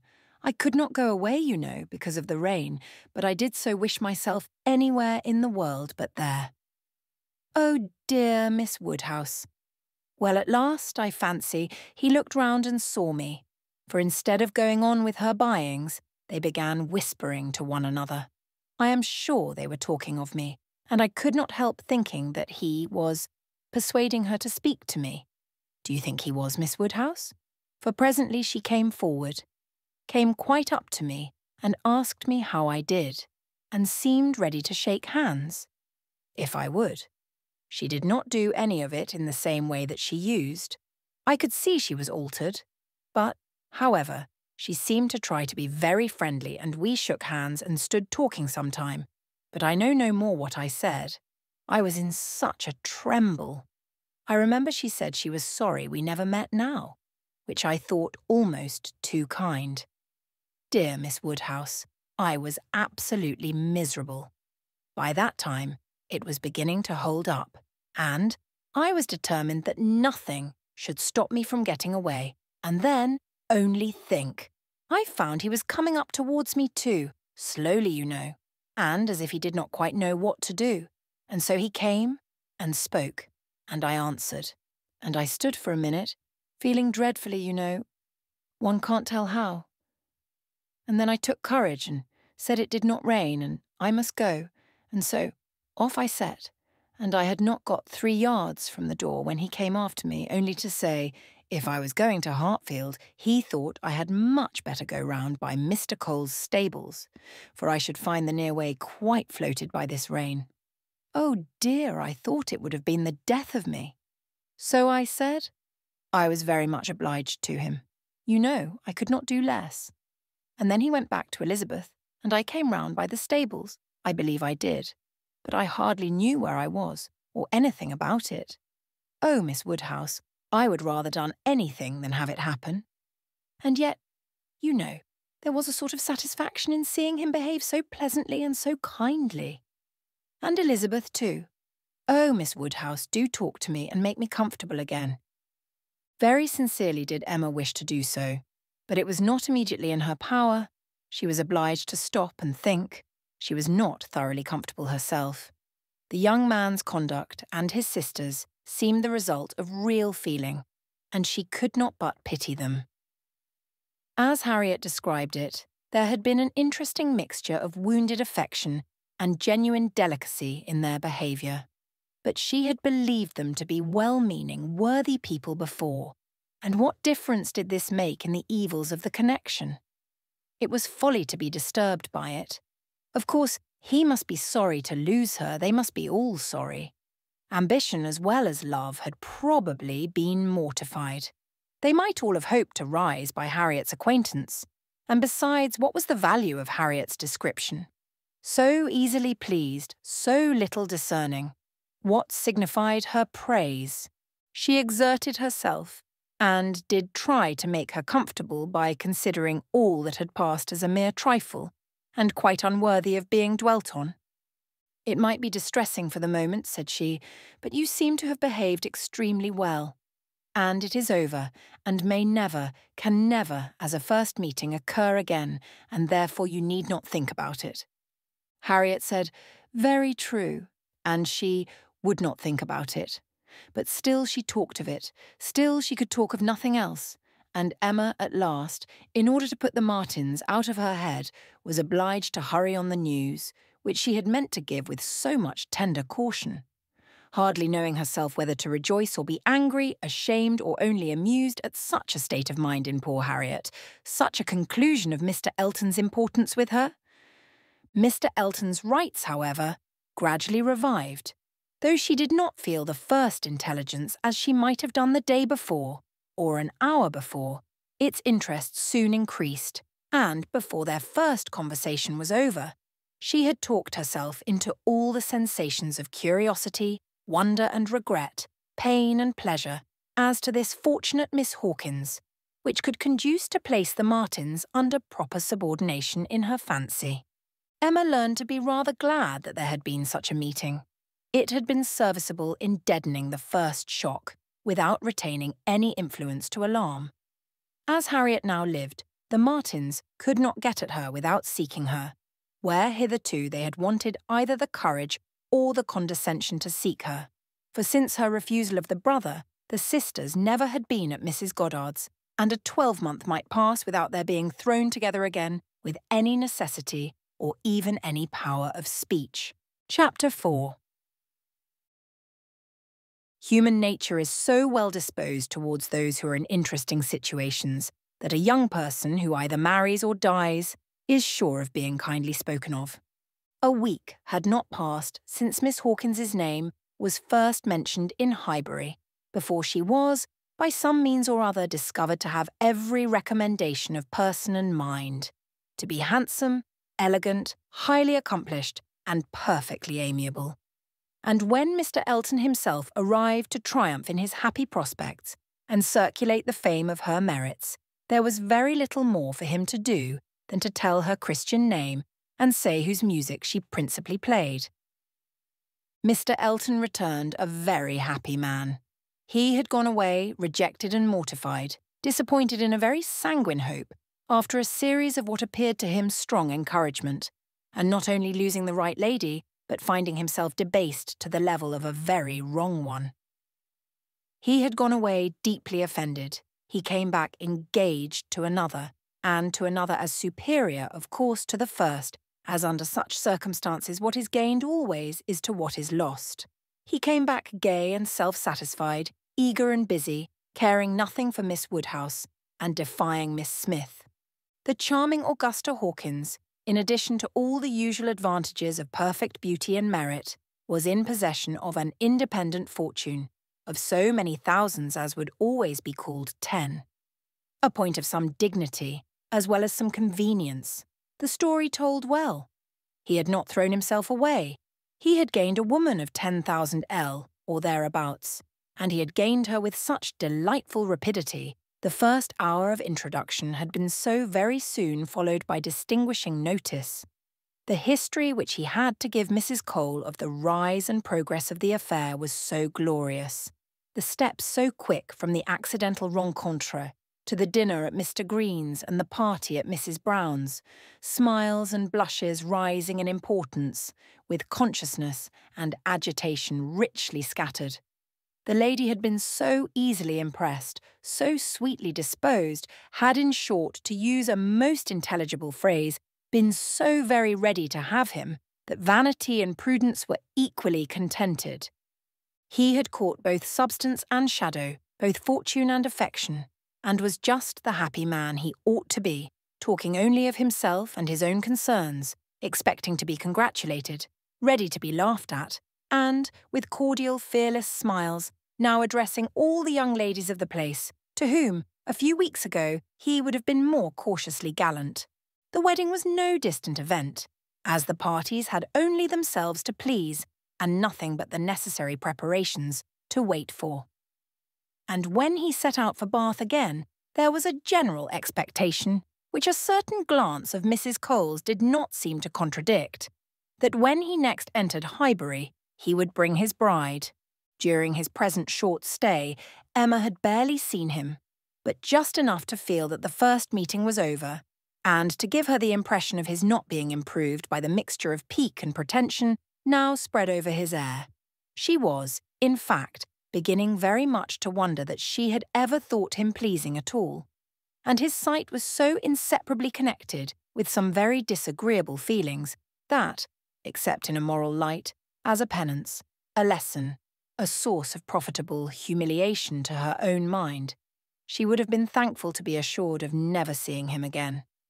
She wished him very well, but he gave her pain, and his welfare 20 miles off would administer most satisfaction.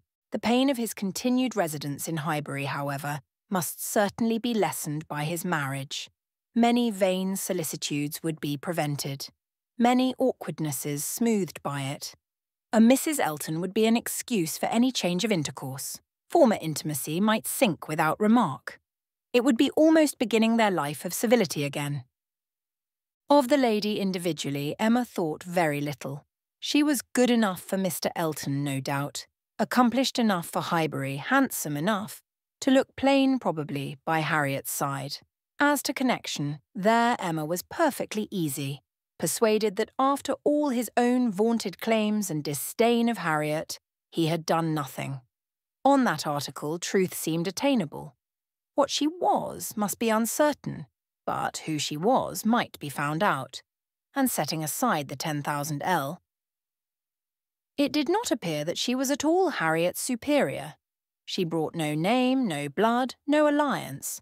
Miss Hawkins was the youngest of the 2 daughters of a Bristol, merchant of course he must be called, but, as the whole of the profits of his mercantile life appeared so very moderate, it was not unfair to guess the dignity of his line of trade had been very moderate also. Part of every winter she had been used to spend in Bath. But Bristol was her home, the very heart of Bristol. For though the father and mother had died some years ago, an uncle remained.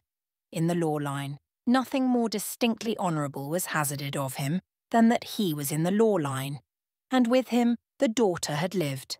Emma guessed him to be the drudge of some attorney and too stupid to rise, and all the grandeur of the connection seemed dependent on the elder sister, who was very well married, to a gentleman in a great way near Bristol, who kept 2 carriages. That was the wind-up of the history, that was the glory of Miss Hawkins. Could she but have given Harriet her feelings about it all? She had talked her into love, but alas, she was not so easily to be talked out of it. The charm of an object to occupy the many vacancies of Harriet's mind was not to be talked away. He might be superseded by another. He certainly would indeed. Nothing could be clearer. Even a Robert Martin would have been sufficient, but nothing else, she feared, would cure her. Harriet was one of those who, having once begun, would be always in love. And now, poor girl, she was considerably worse from this reappearance of Mr. Elton. She was always having a glimpse of him somewhere or other. Emma saw him only once, but 2 or 3 times every day Harriet was sure just to meet with him, or just to miss him, just to hear his voice, or see his shoulder, just to have something occur to preserve him in her fancy, in all the favouring warmth of surprise and conjecture. She was, moreover, perpetually hearing about him, for excepting when at Hartfield, she was always among those who saw no fault in Mr. Elton, and found nothing so interesting as the discussion of his concerns, and every report, therefore, every guess, all that had already occurred, all that might occur in the arrangement of his affairs, comprehending income, servants, and furniture, was continually in agitation around her. Her regard was receiving strength by invariable praise of him, and her regrets kept alive, and feelings irritated by ceaseless repetitions of Miss Hawkins's happiness, and continual observation of how much he seemed attached, his air as he walked by the house, the very sitting of his hat being all in proof of how much he was in love. Had it been allowable entertainment, had there been no pain to her friend, or reproach to herself in the waverings of Harriet's mind, Emma would have been amused by its variations. Sometimes Mr. Elton predominated, sometimes the Martins, and each was occasionally useful as a check to the other. Mr. Elton's engagement had been the cure of the agitation of meeting Mr. Martin. The unhappiness produced by the knowledge of that engagement had been a little put aside by Elizabeth Martin's calling at Mrs. Goddard's a few days afterwards. Harriet had not been at home, but a note had been prepared and left for her, written in the very style to touch, a small mixture of reproach with a great deal of kindness, and, till Mr. Elton himself appeared, she had been much occupied by it, continually pondering over what could be done in return, and wishing to do more than she dared to confess. But Mr. Elton, in person, had driven away all such cares. While he stayed, the Martins were forgotten, and on the very morning of his setting off for Bath again, Emma, to dissipate some of the distress it occasioned, judged it best for her to return Elizabeth Martin's visit. How that visit was to be acknowledged, what would be necessary, and what might be safest, had been a point of some doubtful consideration.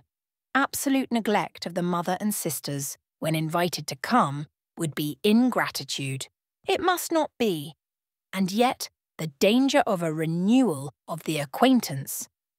After much thinking, she could determine on nothing better than Harriet's returning the visit, but in a way that, if they had understanding, should convince them that it was to be only a formal acquaintance.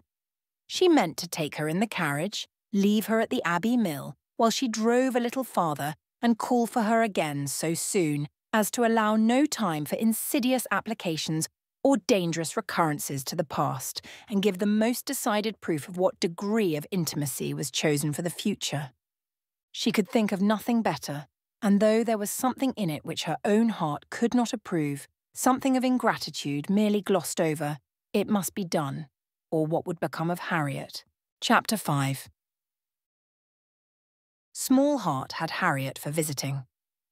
Only half an hour before her friend called for her at Mrs. Goddard's, her evil stars had led her to the very spot where at that moment a trunk, directed to the Reverend Philip Elton, White Hart, Bath, was to be seen under the operation of being lifted into the butcher's cart, which was to convey it to where the coaches passed. And everything in this world, excepting that trunk and the direction, was consequently a blank. She went, however, and when they reached the farm, and she was to be put down at the end of the broad, neat gravel walk which led between espalier apple trees to the front door, the sight of everything which had given her so much pleasure the autumn before was beginning to revive a little local agitation.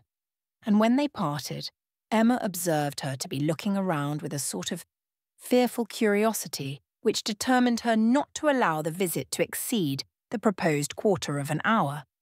She went on herself to give that portion of time to an old servant who was married and settled in Donwell.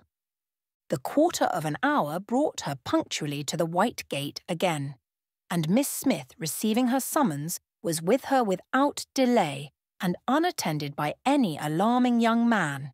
She came solitarily down the gravel walk, a Miss Martin just appearing at the door, and parting with her seemingly with ceremonious civility. Harriet could not very soon give an intelligible account.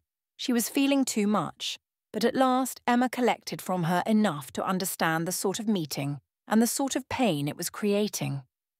She had seen only Mrs. Martin and the two girls. They had received her doubtingly, if not coolly, and nothing beyond the merest commonplace had been talked almost all the time, till just at last, when Mrs. Martin's saying all of a sudden that she thought Miss Smith was grown had brought on a more interesting subject and a warmer manner. In that very room she had been measured last September with her two friends. There were the pencilled marks and memorandums on the wainscot by the window. He had done it.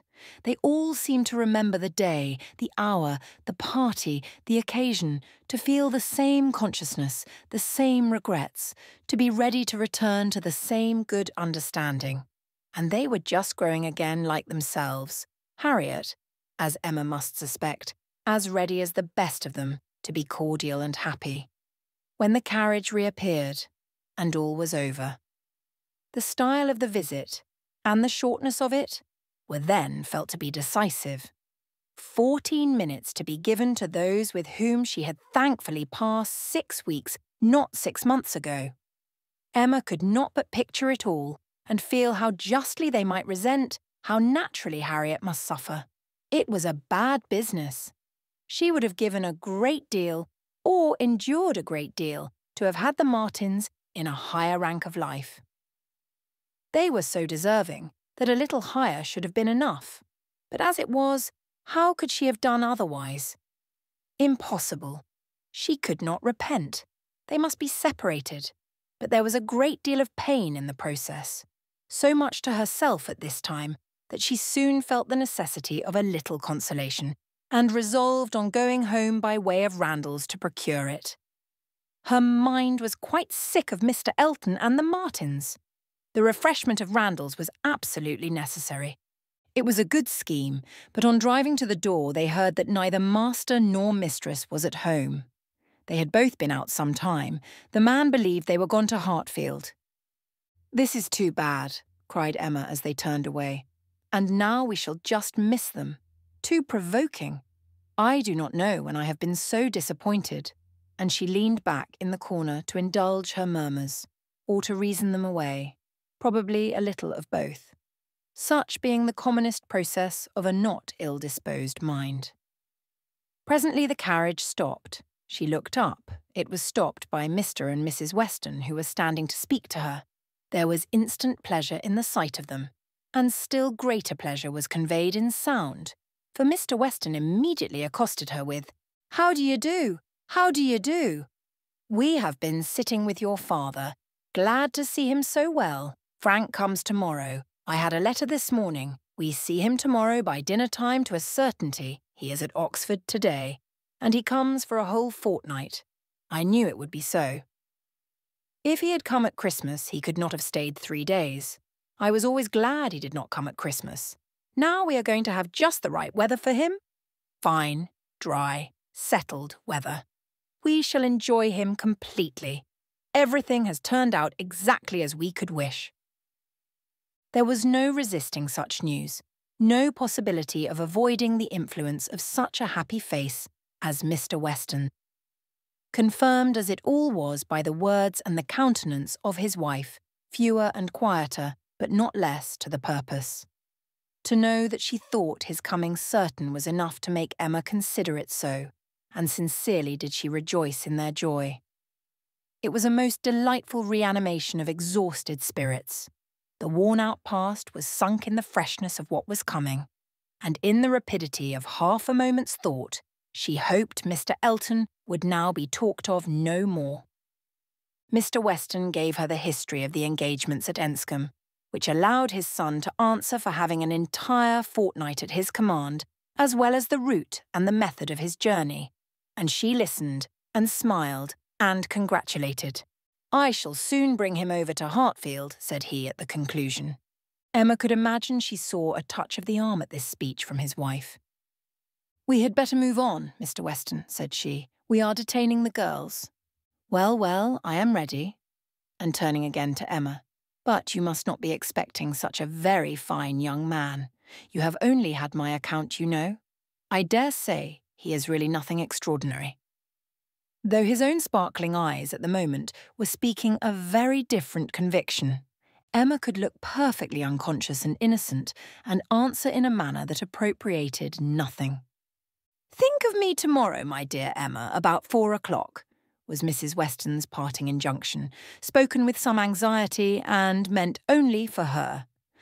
4 o'clock. Depend upon it, he will be here by 3, was Mr. Weston's quick amendment, and so ended a most satisfactory meeting. Emma's spirits were mounted quite up to happiness. Everything wore a different air. James and his horses seemed not half so sluggish as before. When she looked at the hedges, she thought the elder at least must soon be coming out. And when she turned round to Harriet, she saw something like a look of spring. A tender smile even there. Will Mr. Frank Churchill pass through Bath as well as Oxford? Was a question, however, which did not augur much.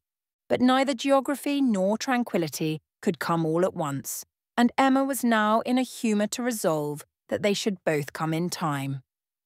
And the morning of the interesting day arrived, and Mrs. Weston's faithful pupil did not forget either at 10 or 11 or 12 o'clock that she was to think of her at 4. My dear, dear anxious friend, said she in mental soliloquy, while walking downstairs from her own room, always over-careful for everybody's comfort but your own. I see you now, in all your little fidgets, going again and again into his room, to be sure that all is right. The clock struck 12 as she passed through the hall. 'Tis 12. I shall not forget to think of you 4 hours hence, and by this time tomorrow, perhaps, or a little later, I may be thinking of the possibility of their all calling here. I am sure they will bring him soon. She opened the parlour door and saw 2 gentlemen sitting with her father, Mr. Weston and his son. They had been arrived only a few minutes, and Mr. Weston had scarcely finished his explanation of Frank's being a day before his time, and her father was yet in the midst of his very civil welcome and congratulations when she appeared to have her share of surprise, introduction and pleasure. The Frank Churchill so long talked of, so high in interest, was actually before her. He was presented to her, and she did not think too much had been said in his praise. He was a very good-looking young man. Height, air, address, all were unexceptionable, and his countenance had a great deal of the spirit and liveliness of his father's. He looked quick and sensible. She felt immediately that she should like him, and there was a well-bred ease of manner and a readiness to talk, which convinced her that he came intending to be acquainted with her, and that acquainted they soon must be. He had reached Randalls the evening before. She was pleased with the eagerness to arrive which had made him alter his plan and travel earlier, later and quicker that he might gain half a day. "I told you yesterday," cried Mr. Weston with exultation. "I told you all that he would be here before the time named. I remembered what I used to do myself. One cannot creep upon a journey. One cannot help getting on faster than one has planned. And the pleasure of coming in upon one's friends before the lookout begins is worth a great deal more than any little exertion it needs." "It is a great pleasure where one can indulge in it," said the young man, "though there are not many houses that I should presume on so far, but in coming home I felt I might do anything." The word home made his father look on him with fresh complacency. Emma was directly sure that he knew how to make himself agreeable. The conviction was strengthened by what followed.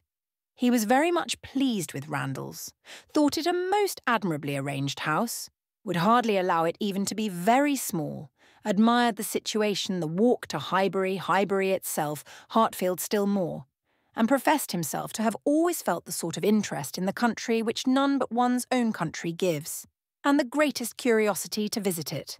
That he should never have been able to indulge so amiable a feeling before passed suspiciously through Emma's brain. But still, if it were a falsehood, it was a pleasant one, and pleasantly handled. His manner had no air of study or exaggeration. He did really look and speak as if in a state of no common enjoyment. Their subjects in general were such as belonged to an opening acquaintance. On his side were the inquiries. Was she a horsewoman? Pleasant rides? Pleasant walks? Had they a large neighbourhood? Highbury, perhaps, afforded society enough. There were several very pretty houses in and about it. Balls? Had they balls? Was it a musical society? But when satisfied on all these points, and their acquaintance proportionably advanced, he contrived to find an opportunity, while their two fathers were engaged with each other, of introducing his mother-in-law, and speaking of her with so much handsome praise, so much warm admiration, so much gratitude for the happiness she secured to his father, and her very kind reception of himself, as was an additional proof of his knowing how to please, and of his certainly thinking it worthwhile to try to please her. He did not advance a word of praise beyond what she knew to be thoroughly deserved by Mrs. Weston, but, undoubtedly, he could know very little of the matter. He understood what would be welcome. He could be sure of little else. His father's marriage, he said, had been the wisest measure. Every friend must rejoice in it. And the family from whom he had received such a blessing must be ever considered as having conferred the highest obligation on him. He got as near as he could to thanking her for Miss Taylor's merits, without seeming quite to forget that in the common course of things it was to be rather supposed that Miss Taylor had formed Miss Woodhouse's character than Miss Woodhouse Miss Taylor's, and at last, as if resolved to qualify his opinion completely for travelling round to its object, he wound it all up with astonishment at the youth and beauty of her person. "Elegant, agreeable manners I was prepared for," said he, "but I confess that, considering everything, I had not expected more than a very tolerably well-looking woman of a certain age. I did not know that I was to find a pretty young woman in Mrs. Weston." "You cannot see too much perfection in Mrs. Weston for my feelings," said Emma. "Were you to guess her to be 18, I should listen with pleasure, but she would be ready to quarrel with you for using such words. Don't let her imagine that you have spoken of her as a pretty young woman." "I hope I should know better," he replied. "No, depend upon it, with a gallant bow, that in addressing Mrs. Weston, I should understand whom I might praise without any danger of being thought extravagant in my terms." Emma wondered whether the same suspicion of what might be expected from their knowing each other, which had taken strong possession of her mind, had ever crossed his, and whether his compliments were to be considered as marks of acquiescence or proofs of defiance. She must see more of him to understand his ways. At present, she only felt they were agreeable. She had no doubt of what Mr. Weston was often thinking about. His quick eye she detected again and again, glancing towards them with a happy expression, and even when he might have determined not to look, she was confident that he was often listening. Her own father's perfect exemption from any thought of the kind, the entire deficiency in him of all such sort of penetration or suspicion, was a most comfortable circumstance. Happily, he was not farther from approving matrimony than from foreseeing it. Though always objecting to every marriage that was arranged, he never suffered beforehand from the apprehension of any. It seemed as if he could not think so ill of any two persons' understanding as to suppose they meant to marry till it were proved against them. She blessed the favouring blindness.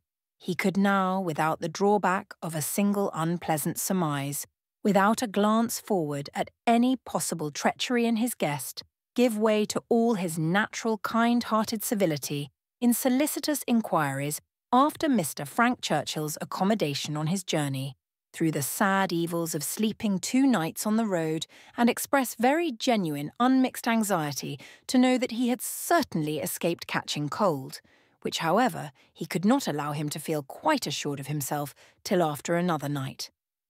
A reasonable visit paid, Mr. Weston began to move. He must be going. He had business at the Crown about his hay, and a great many errands for Mrs. Weston at Ford's, but he need not hurry anybody else. His son, too well bred to hear the hint, rose immediately also, saying, "As you are going farther on business, sir, I will take the opportunity of paying a visit, which must be paid some day or other, and therefore may as well be paid now. I have the honour of being acquainted with a neighbour of yours," turning to Emma, "a lady residing in or near Highbury, a family of the name of Fairfax. I shall have no difficulty, I suppose, in finding the house, though Fairfax, I believe, is not the proper name. I should rather say Barnes or Bates. Do you know any family of that name?" "To be sure we do," cried his father. "Mrs. Bates, we passed her house. I saw Miss Bates at the window." "True, true, you are acquainted with Miss Fairfax. I remember you knew her at Weymouth, and a fine girl she is. Call upon her by all means." "There is no necessity for my calling this morning," said the young man. "Another day would do as well, but there was that degree of acquaintance at Weymouth which—" "Oh, go today, do not defer it. What is right to be done cannot be done too soon. And besides, I must give you a hint, Frank. Any want of attention to her here should be carefully avoided. You saw her with the Campbells, when she was the equal of everybody she mixed with. But here she is with a poor old grandmother, who has barely enough to live on. If you do not call early, it will be a slight." The son looked convinced. "I have heard her speak of the acquaintance," said Emma. "She is a very elegant young woman."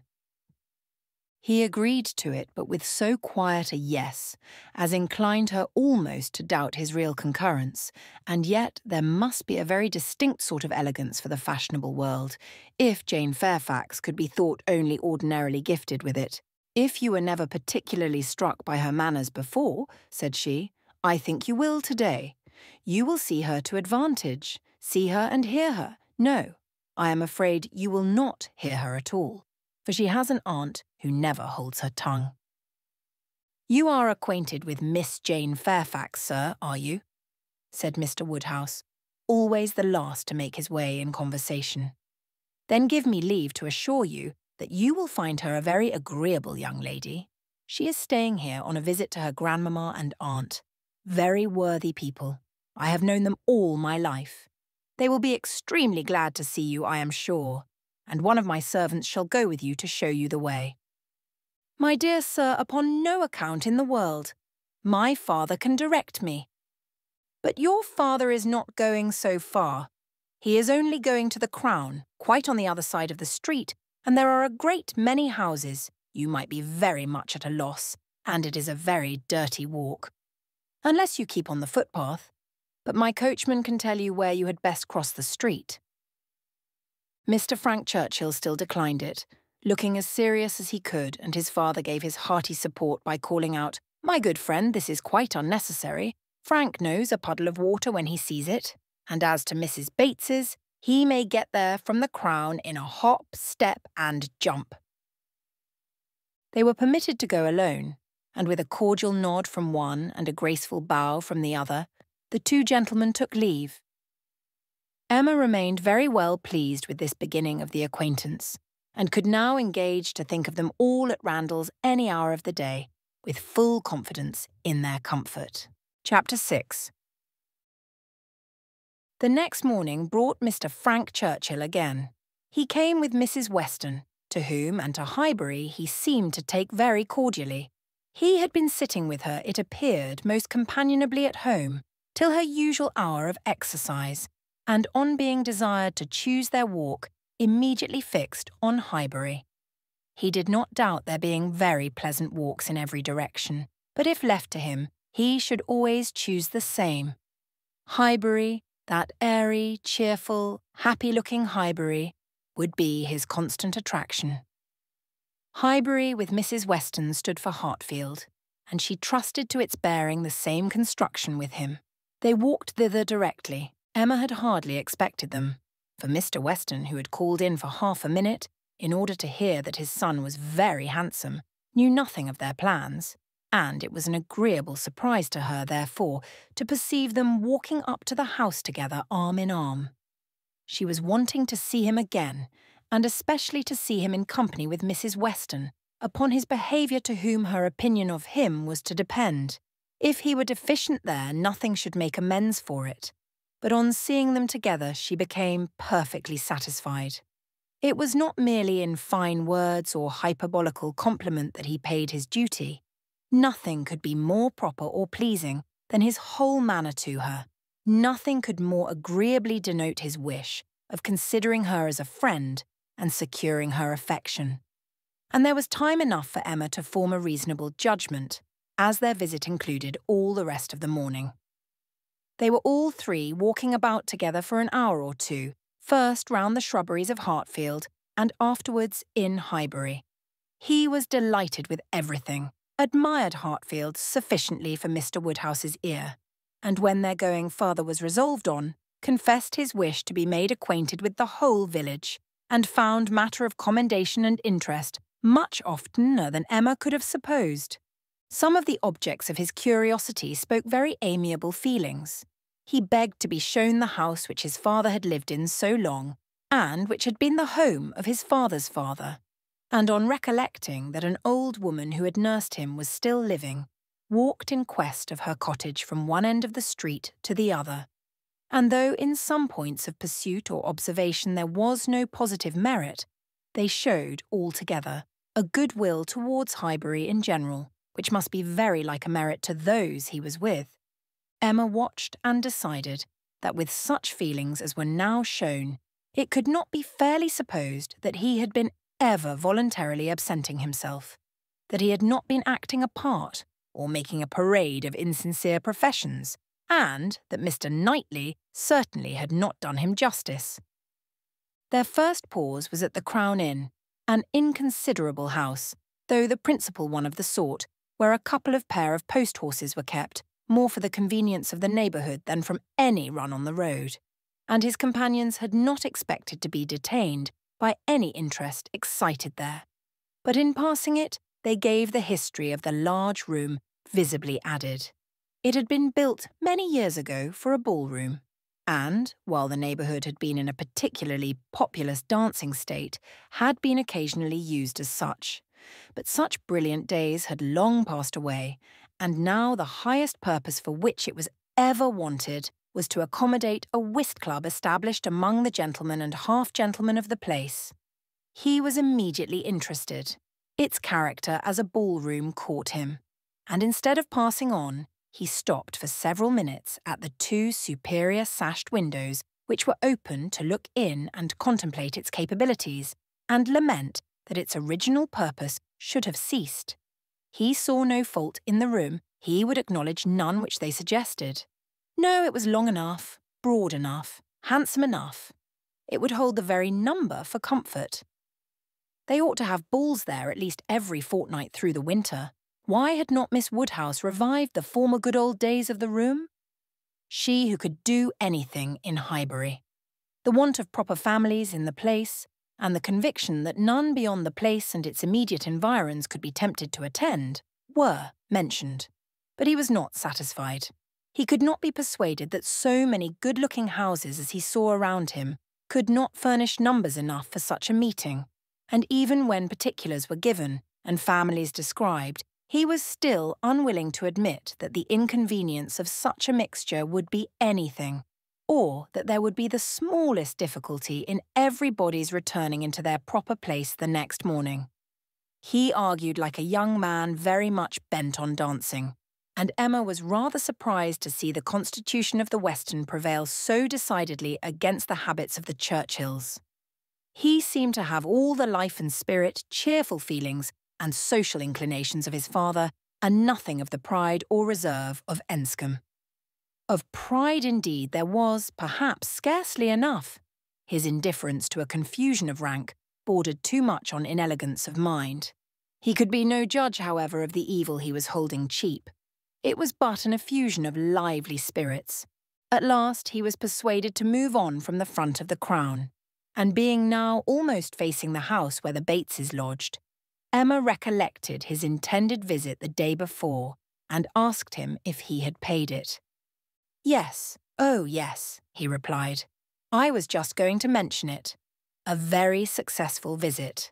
I saw all the 3 ladies, and felt very much obliged to you for your preparatory hint.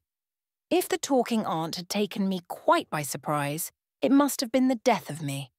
As it was, I was only betrayed into paying a most unreasonable visit. 10 minutes would have been all that was necessary, perhaps all that was proper, and I had told my father I should certainly be at home before him. But there was no getting away, no pause, and, to my utter astonishment, I found when he, finding me nowhere else, joined me there at last, that I had been actually sitting with them very nearly 3/4 of an hour. The good lady had not given me the possibility of escape before. And how did you think Miss Fairfax looking? Ill, very ill. That is, if a young lady can ever be allowed to look ill. But the expression is hardly admissible, Mrs. Weston, is it? Ladies can never look ill.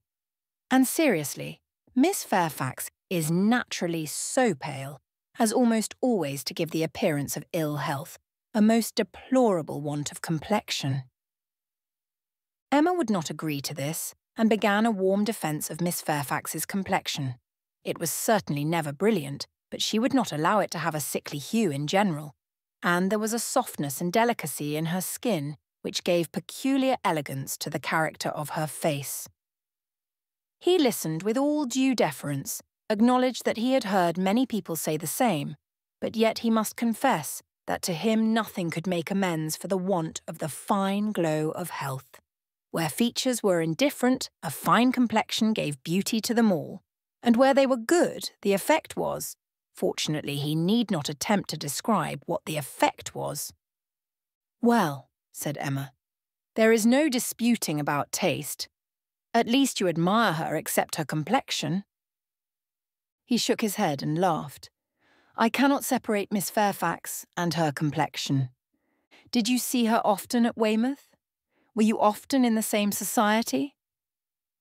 At this moment they were approaching Ford's, and he hastily exclaimed, "This must be the very shop that everybody attends every day of their lives, as my father informs me. He comes to Highbury himself, he says, 6 days out of the 7, and has always business at Ford's.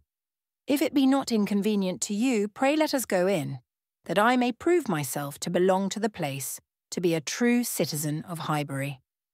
I must buy something at Ford's. It will be taking out my freedom. I dare say they sell gloves." "Oh, yes, gloves and everything. I do admire your patriotism. You will be adored in Highbury. You were very popular before you came because you were Mr. Weston's son, but lay out half a guinea at Ford's, and your popularity will stand upon your own virtues." They went in, and while the sleek, well-tied parcels of men's beavers and York tan were bringing down and displaying on the counter, he said, "But I beg your pardon, Miss Woodhouse, you were speaking to me. You were saying something at the very moment of this burst of my amor patriae. Do not let me lose it. I assure you the utmost stretch of public fame would not make me amends for the loss of any happiness in private life. I merely asked whether you had known much of Miss Fairfax and her party at Weymouth. And now that I understand your question, I must pronounce it to be a very unfair one. It is always the lady's right to decide on the degree of acquaintance. Miss Fairfax must already have given her account. I shall not commit myself by claiming more than she may choose to allow. Upon my word, you answer as discreetly as she could do herself. But her account of everything leaves so much to be guessed. She is so very reserved, so very unwilling to give the least information about anybody, that I really think you may say what you like of your acquaintance with her. May I indeed? Then I will speak the truth, and nothing suits me so well. I met her frequently at Weymouth. I had known the Campbells a little in town, and at Weymouth we were very much in the same set. Colonel Campbell is a very agreeable man, and Mrs. Campbell a friendly, warm-hearted woman. I like them all. You know Miss Fairfax's situation in life, I conclude, what she is destined to be? Yes, rather hesitatingly. I believe I do. You get upon delicate subjects, Emma, said Mrs. Weston, smiling. Remember that I am here. Mr. Frank Churchill hardly knows what to say when you speak of Miss Fairfax's situation in life. I will move a little farther off. I certainly do forget to think of her, said Emma, as having ever been anything but my friend and my dearest friend. He looked as if he fully understood and honoured such a sentiment. When the gloves were bought and they had quitted the shop again, "Did you ever hear the young lady we were speaking of play?" said Frank Churchill. "Ever hear her?" repeated Emma. "You forget how much she belongs to Highbury. I have heard her every year of our lives since we both began. She plays charmingly." "You think so, do you?" I wanted the opinion of someone who could really judge. She appeared to me to play well, that is, with considerable taste, but I know nothing of the matter myself. I am excessively fond of music, but without the smallest skill or right of judging of anybody's performance. I have been used to hear hers admired, and I remember one proof of her being thought to play well. A man, a very musical man and in love with another woman, engaged to her on the point of marriage, would yet never ask that other woman to sit down to the instrument, if the lady in question could sit down instead, never seemed to like to hear one if he could hear the other. That, I thought, in a man of known musical talent, was some proof. "Proof indeed," said Emma, highly amused. "Mr. Dixon is very musical, is he? We shall know more about them all in half an hour from you than Miss Fairfax would have vouchsafed in half a year." Yes, Mr. Dixon and Miss Campbell were the persons, and I thought it a very strong proof.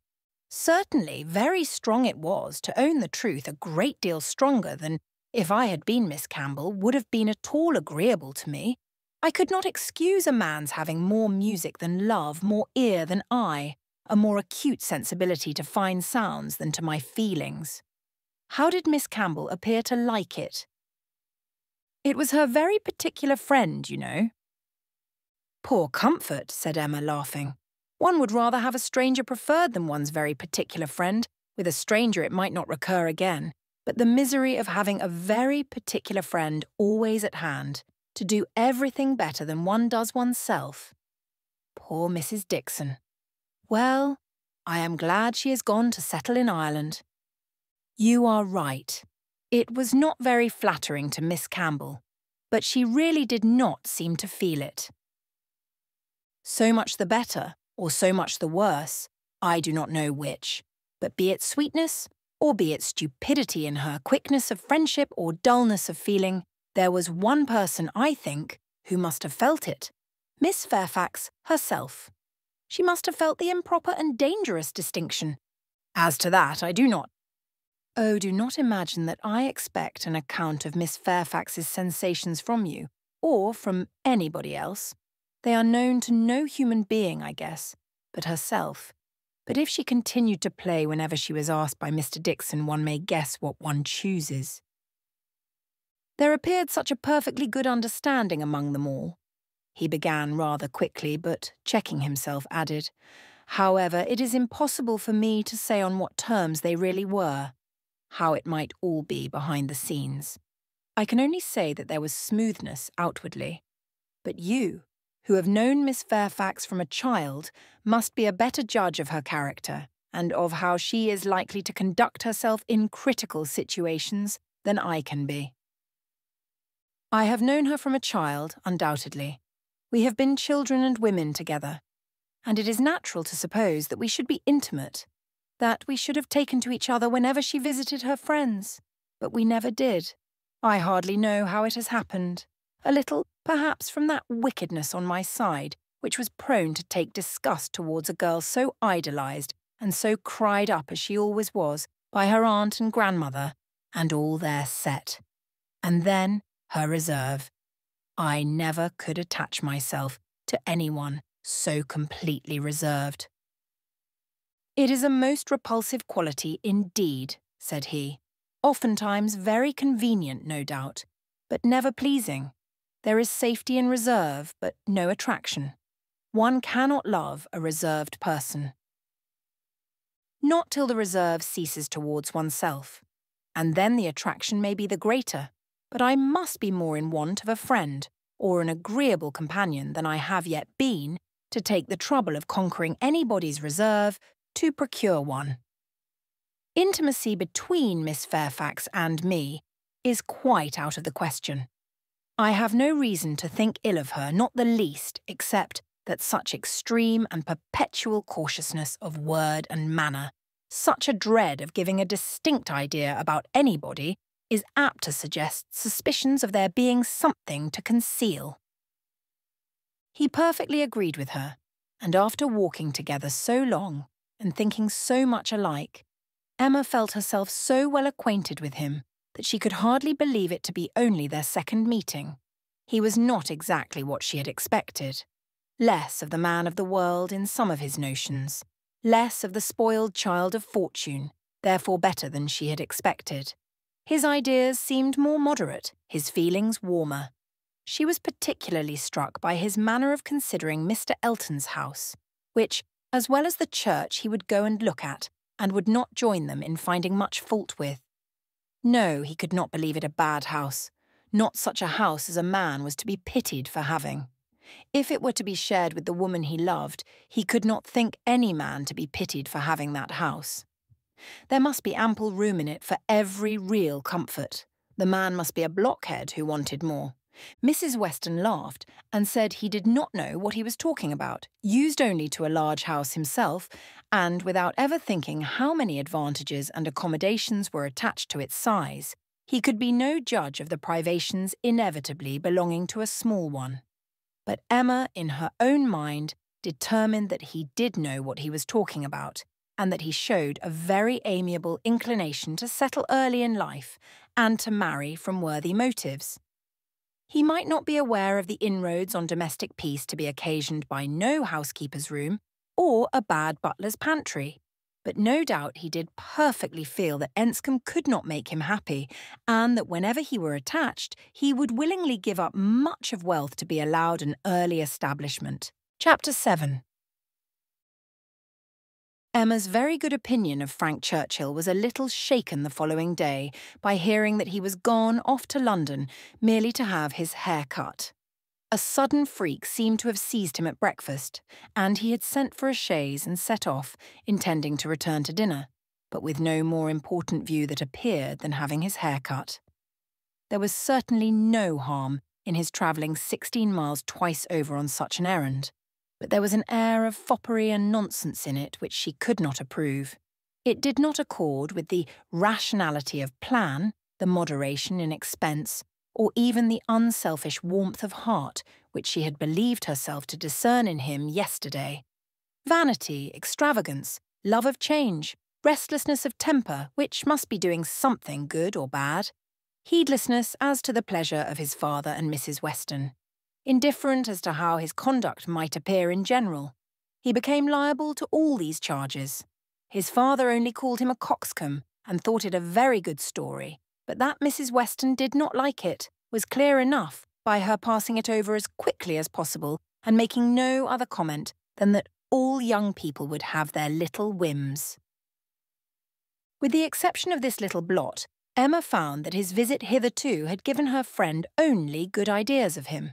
Mrs. Weston was very ready to say how attentive and pleasant a companion he made himself, how much she saw to like in his disposition altogether.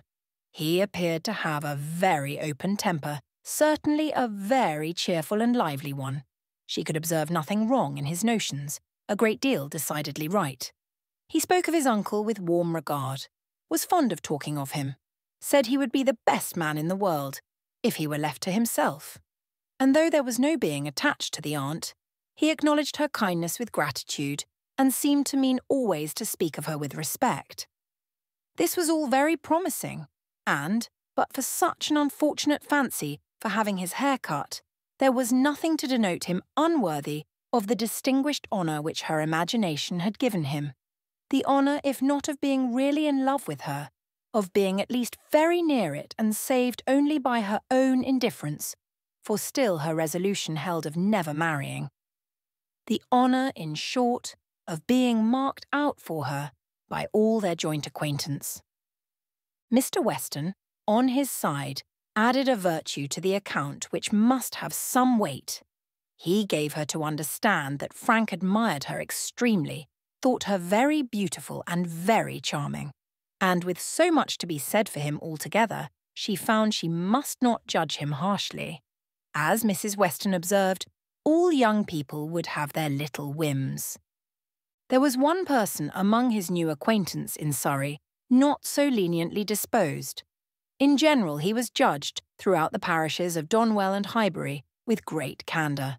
Liberal allowances were made for the little excesses of such a handsome young man, one who smiled so often and bowed so well. But there was one spirit among them not to be softened from its power of censure by bows or smiles. Mr. Knightley. The circumstance was told him at Hartfield. For the moment he was silent, but Emma heard him almost immediately afterwards say to himself, over a newspaper he held in his hand, just the trifling, silly fellow I took him for. She had half a mind to resent, but an instant's observation convinced her that it was really said only to relieve his own feelings, and not meant to provoke, and therefore she let it pass, although in one instance the bearers of not good tidings, Mr. and Mrs. Weston's visit this morning was in another respect particularly opportune. Something occurred while they were at Hartfield to make Emma want their advice, and, which was still more lucky, she wanted exactly the advice they gave. This was the occurrence. The Coles had been settled some years in Highbury, and were very good sort of people, friendly, liberal and unpretending, but, on the other hand, they were of low origin, in trade, and only moderately genteel. On their first coming into the country, they had lived in proportion to their income, quietly keeping little company, and that little unexpensively. But the last year or two had brought them a considerable increase of means. The house in town had yielded greater profits, and fortune in general had smiled on them. With their wealth, their views increased, their want of a larger house, their inclination for more company. They added to their house, to their number of servants, to their expenses of every sort, and by this time were, in fortune and style of living, second only to the family at Hartfield. Their love of society and their new dining-room prepared everybody for their keeping dinner company, and a few parties, chiefly among the single men, had already taken place. The regular and best families Emma could hardly suppose they would presume to invite. Neither Donwell, nor Hartfield, nor Randalls. Nothing should tempt her to go, if they did. And she regretted that her father's known habits would be giving her refusal less meaning than she could wish. The Coles were very respectable in their way, but they ought to be taught that it was not for them to arrange the terms on which the superior families would visit them. This lesson she very much feared, they would receive only from herself. She had little hope of Mr. Knightley, none of Mr. Weston. But she had made up her mind how to meet this presumption so many weeks before it appeared, that when the insult came at last, it found her very differently affected. Donwell and Randalls had received their invitation and none had come for her father and herself, and Mrs. Weston's accounting for it with, "I suppose they will not take the liberty with you, they know you do not dine out," was not quite sufficient. She felt that she should like to have had the power of refusal. And afterwards, as the idea of the party to be assembled there, consisting precisely of those whose society was dearest to her, occurred again and again, she did not know that she might not have been tempted to accept. Harriet was to be there in the evening, and the Bateses. They had been speaking of it as they walked about Highbury the day before, and Frank Churchill had most earnestly lamented her absence. Might not the evening end in a dance? Had been a question of his. The bare possibility of it acted as a farther irritation on her spirits, and her being left in solitary grandeur, even supposing the omission to be intended as a compliment, was but poor comfort. It was the arrival of this very invitation while the Westons were at Hartfield which made their presence so acceptable. For though her first remark on reading it was that, of course it must be declined, she so very soon proceeded to ask them what they advised her to do, that their advice for her going was most prompt and successful. She owned that, considering everything, she was not absolutely without inclination for the party. The Coles expressed themselves so properly, there was so much real attention in the manner of it, so much consideration for her father. They would have solicited the honour earlier, but had been waiting the arrival of a folding screen from London, which they hoped might keep Mr. Woodhouse from any draught of air, and therefore induce him the more readily to give them the honour of his company. Upon the whole, she was very persuadable, and it being briefly settled among themselves how it might be done without neglecting his comfort, how certainly Mrs. Goddard, if not Mrs. Bates, might be depended on for bearing him company, Mr. Woodhouse was to be talked into an acquiescence of his daughter's going out to dinner on a day now near at hand, and spending the whole evening away from him. As for his going, Emma did not wish him to think it possible the hours would be too late and the party too numerous. He was soon pretty well resigned. "I am not fond of dinner visiting," said he. "I never was, no more is Emma. Late hours do not agree with us. I am sorry Mr. and Mrs. Cole should have done it. I think it would be much better if they would come in one afternoon next summer and take their tea with us, take us in their afternoon walk, which they might do as our hours are so reasonable, and yet get home without being out in the damp of the evening. The dews of a summer evening are what I would not expose anybody to. However, as they are so very desirous to have dear Emma dine with them, and as you will both be there, and Mr. Knightley too, to take care of her, I cannot wish to prevent it, provided the weather be what it ought, neither damp, nor cold, nor windy." Then turning to Mrs. Weston with a look of gentle reproach, "Ah, Miss Taylor, if you had not married, you would have stayed at home with me."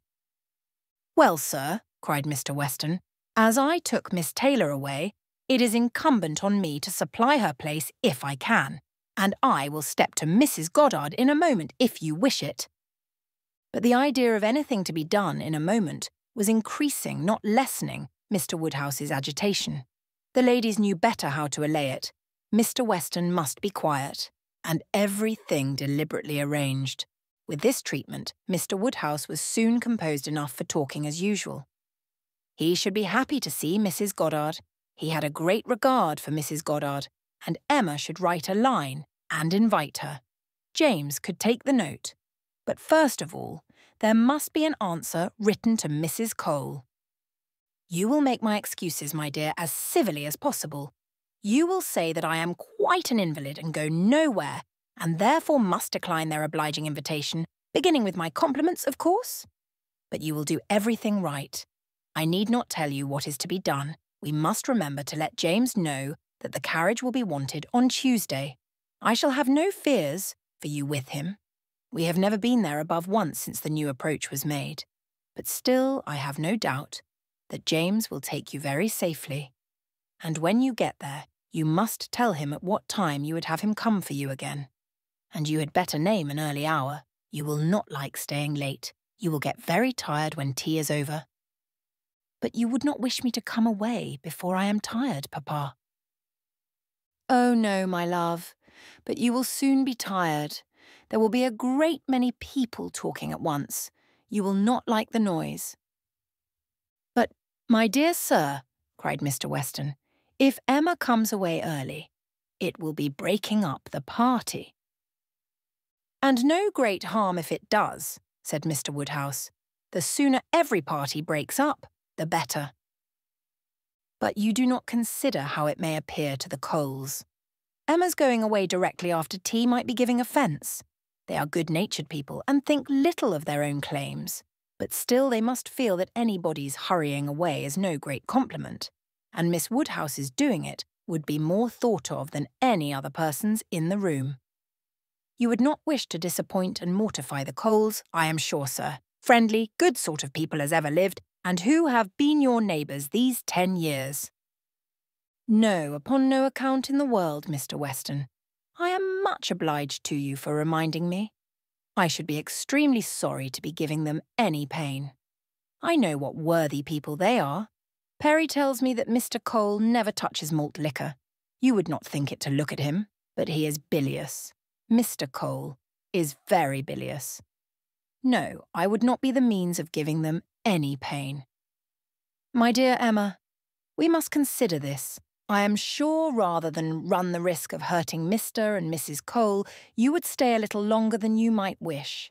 You will not regard being tired. You will be perfectly safe, you know, among your friends.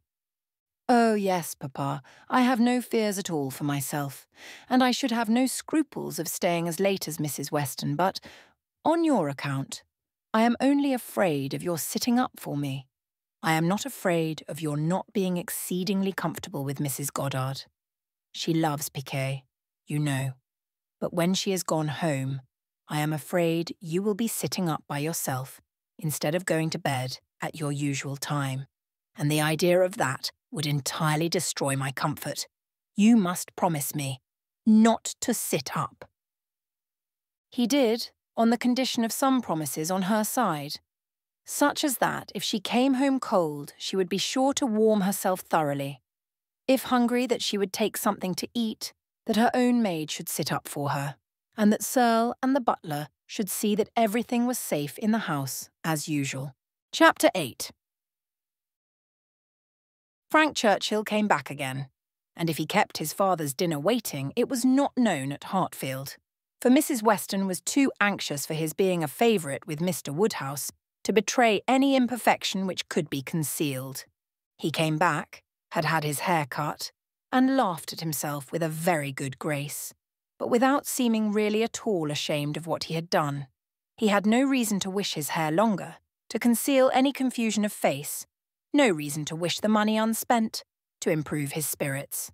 He was quite as undaunted and as lively as ever, and, after seeing him, Emma thus moralised to herself. I do not know whether it ought to be so, but certainly silly things do cease to be silly if they are done by sensible people in an impudent way. Wickedness is always wickedness, but folly is not always folly. It depends upon the character of those who handle it. Mr. Knightley, he is not a trifling, silly young man. If he were, he would have done this differently. He would either have gloried in the achievement or been ashamed of it. There would have been either the ostentation of a coxcomb or the evasions of a mind too weak to defend its own vanities. No, I am perfectly sure that he is not trifling or silly. With Tuesday came the agreeable prospect of seeing him again, and for a longer time than hitherto, of judging of his general manners, and by inference of the meaning of his manners towards herself, of guessing how soon it might be necessary for her to throw coldness into her air, and of fancying what the observations of all those might be who were now seeing them together for the first time.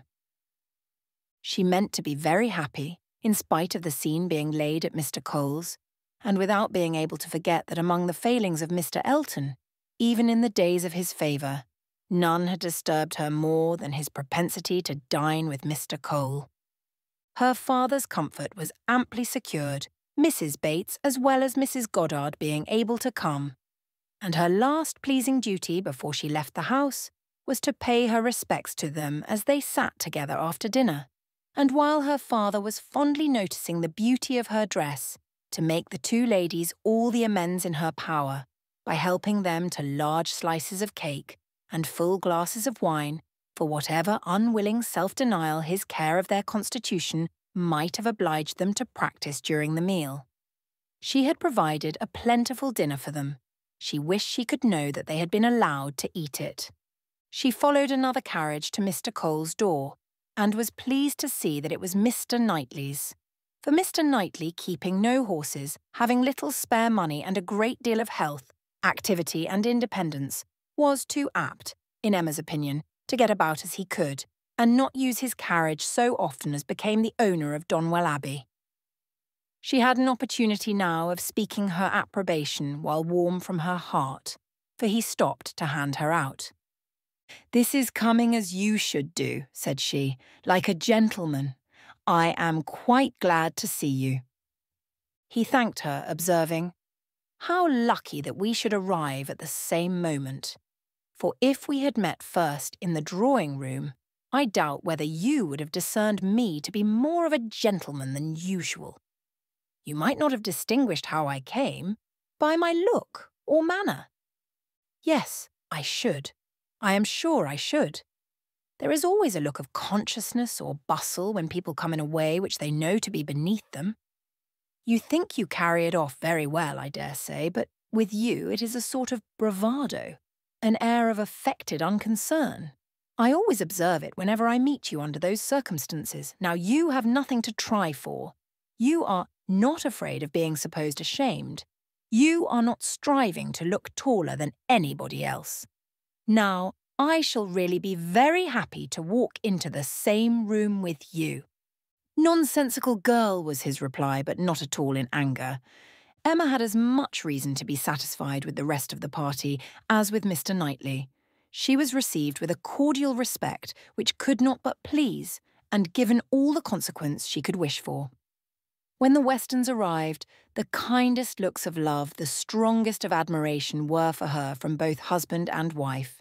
The son approached her with a cheerful eagerness, which marked her as his peculiar object, and at dinner she found him seated by her, and, as she firmly believed, not without some dexterity, on his side. The party was rather large, as it included one other family, a proper unobjectionable country family, whom the Coles had the advantage of naming among their acquaintance, and the male part of Mr. Cox's family, the lawyer of Highbury. The less worthy females were to come in the evening, with Miss Bates, Miss Fairfax, and Miss Smith. But already at dinner they were too numerous for any subject of conversation to be general, and, while politics and Mr. Elton were talked over, Emma could fairly surrender all her attention to the pleasantness of her neighbour. The first remote sound to which she felt herself obliged to attend was the name of Jane Fairfax. Mrs. Cole seemed to be relating something of her that was expected to be very interesting. She listened, and found it well worth listening to. That very dear part of Emma, her fancy, received an amusing supply. Mrs. Cole was telling that she had been calling on Miss Bates, and as soon as she entered the room had been struck by the sight of a pianoforte.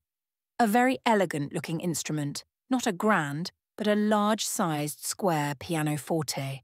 And the substance of the story, the end of all the dialogue which ensued of surprise and inquiry and congratulations on her side and explanations on Miss Bates's, was that this pianoforte had arrived from Broadwood's the day before, to the great astonishment of both aunt and niece, entirely unexpected, that at first, by Miss Bates's account, Jane herself was quite at a loss, quite bewildered to think who could possibly have ordered it.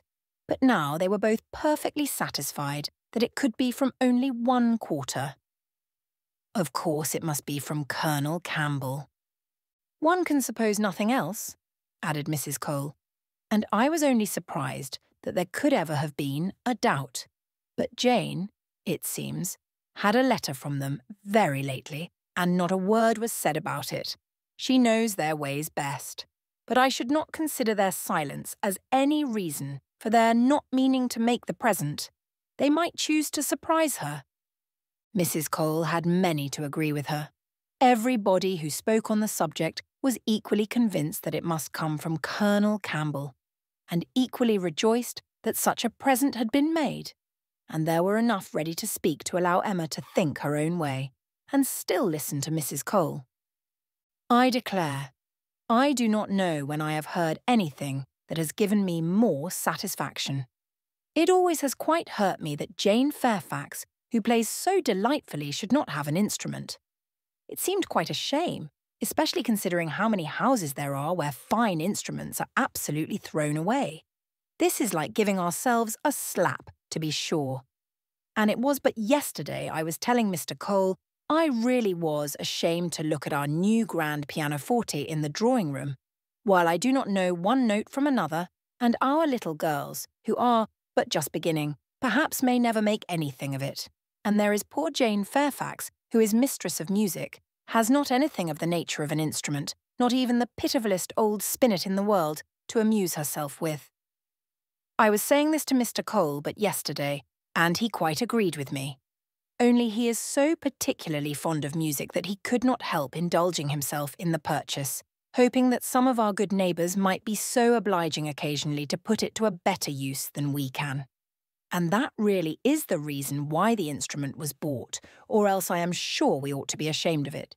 We are in great hopes that Miss Woodhouse may be prevailed with to try it this evening.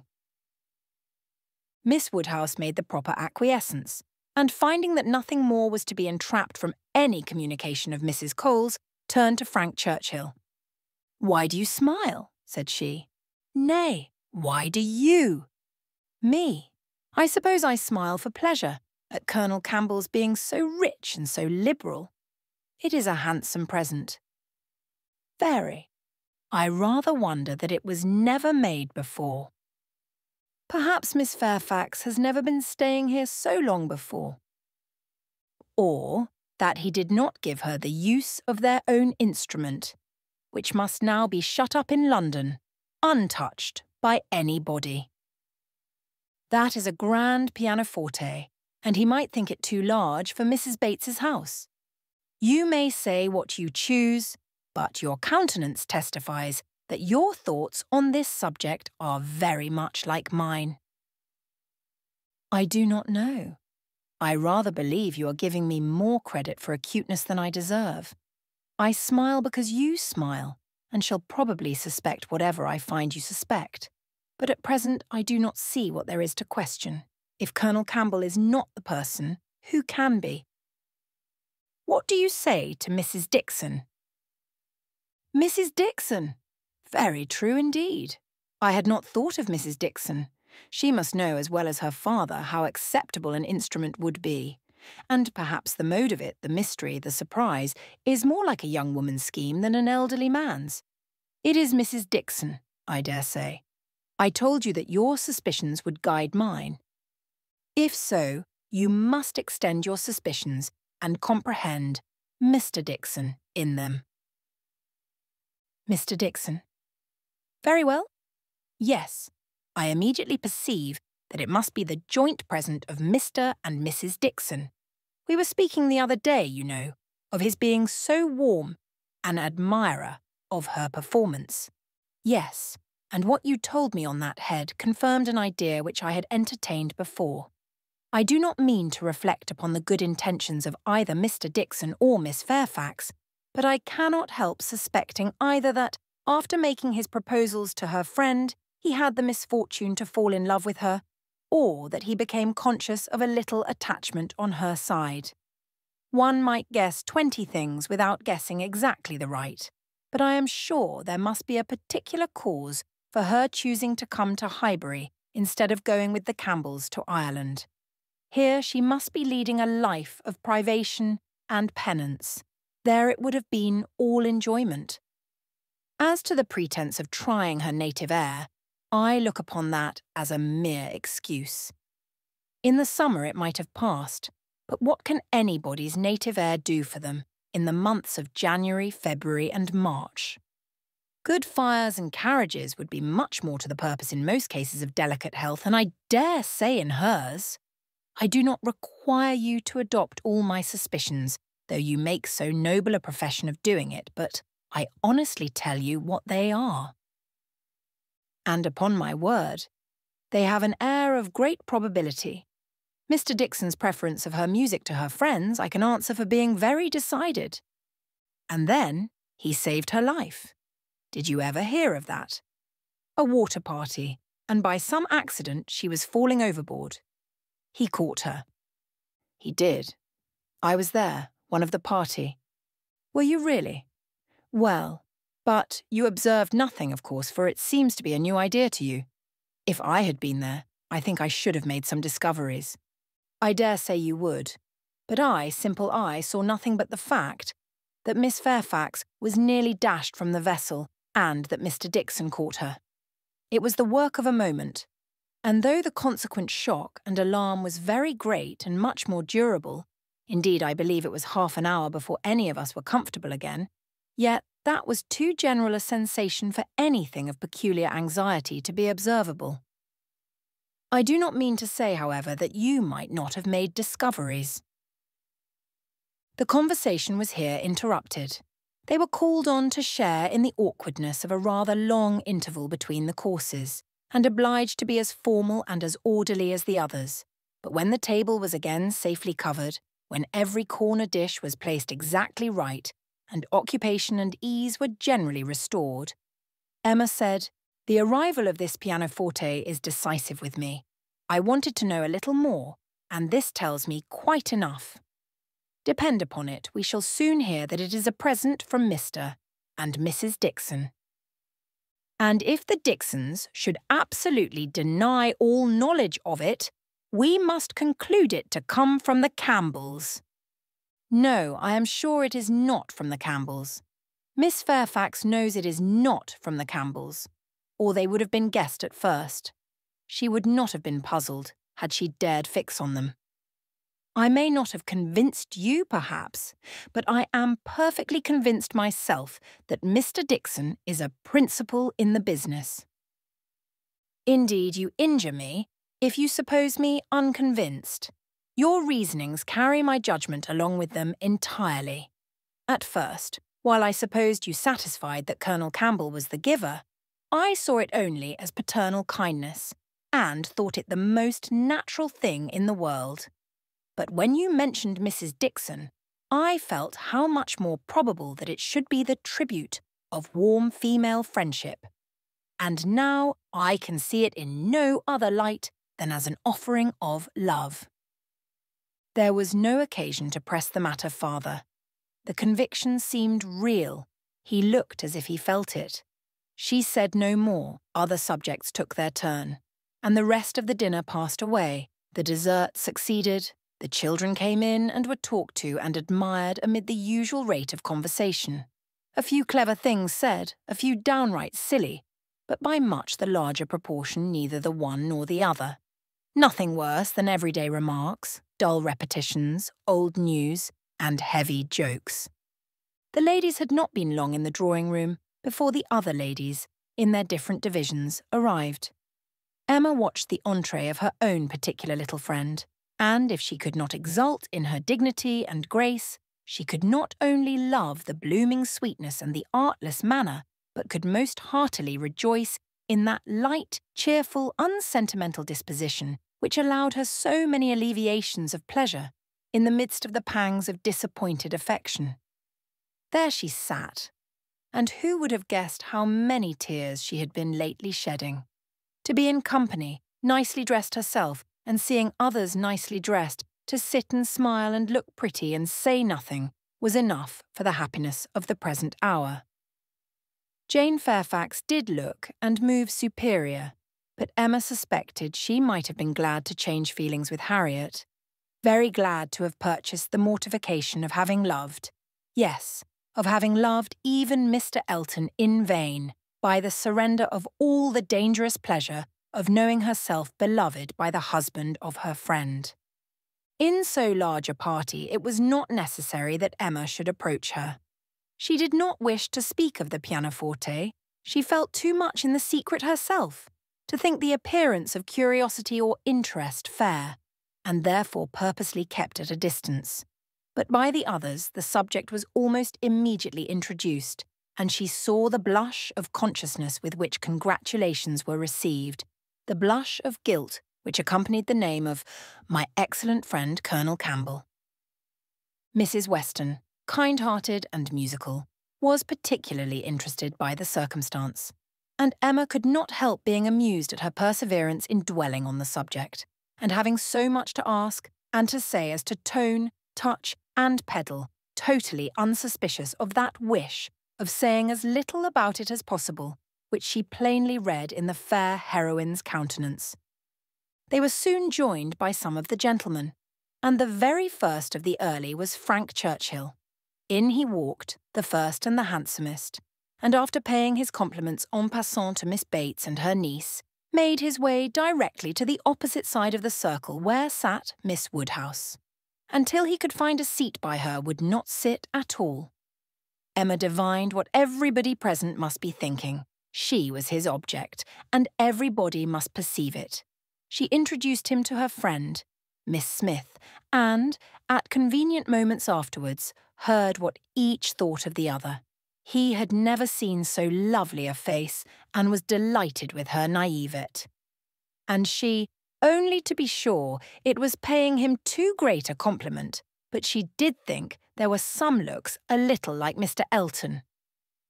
Emma restrained her indignation, and only turned from her in silence. Smiles of intelligence passed between her and the gentleman on first glancing towards Miss Fairfax, but it was most prudent to avoid speech.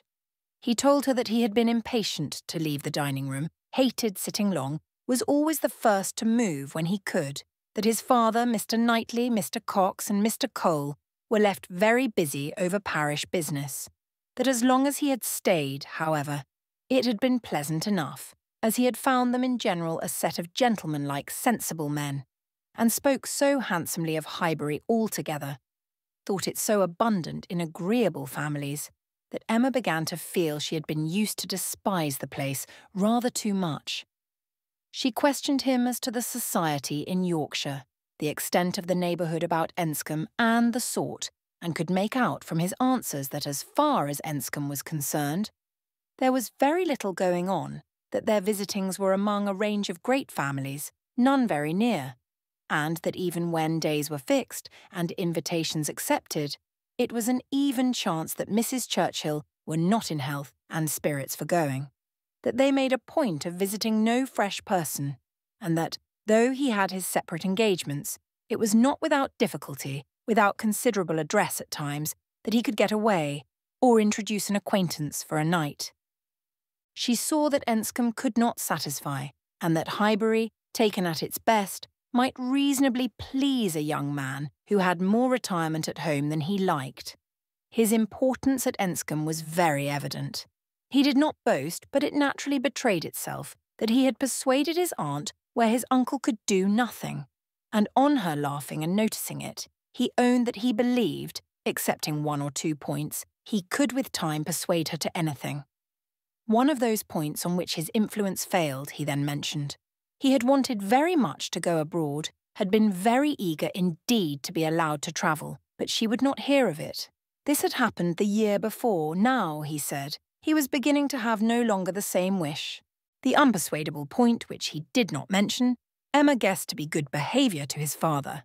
"I have made a most wretched discovery," said he after a short pause.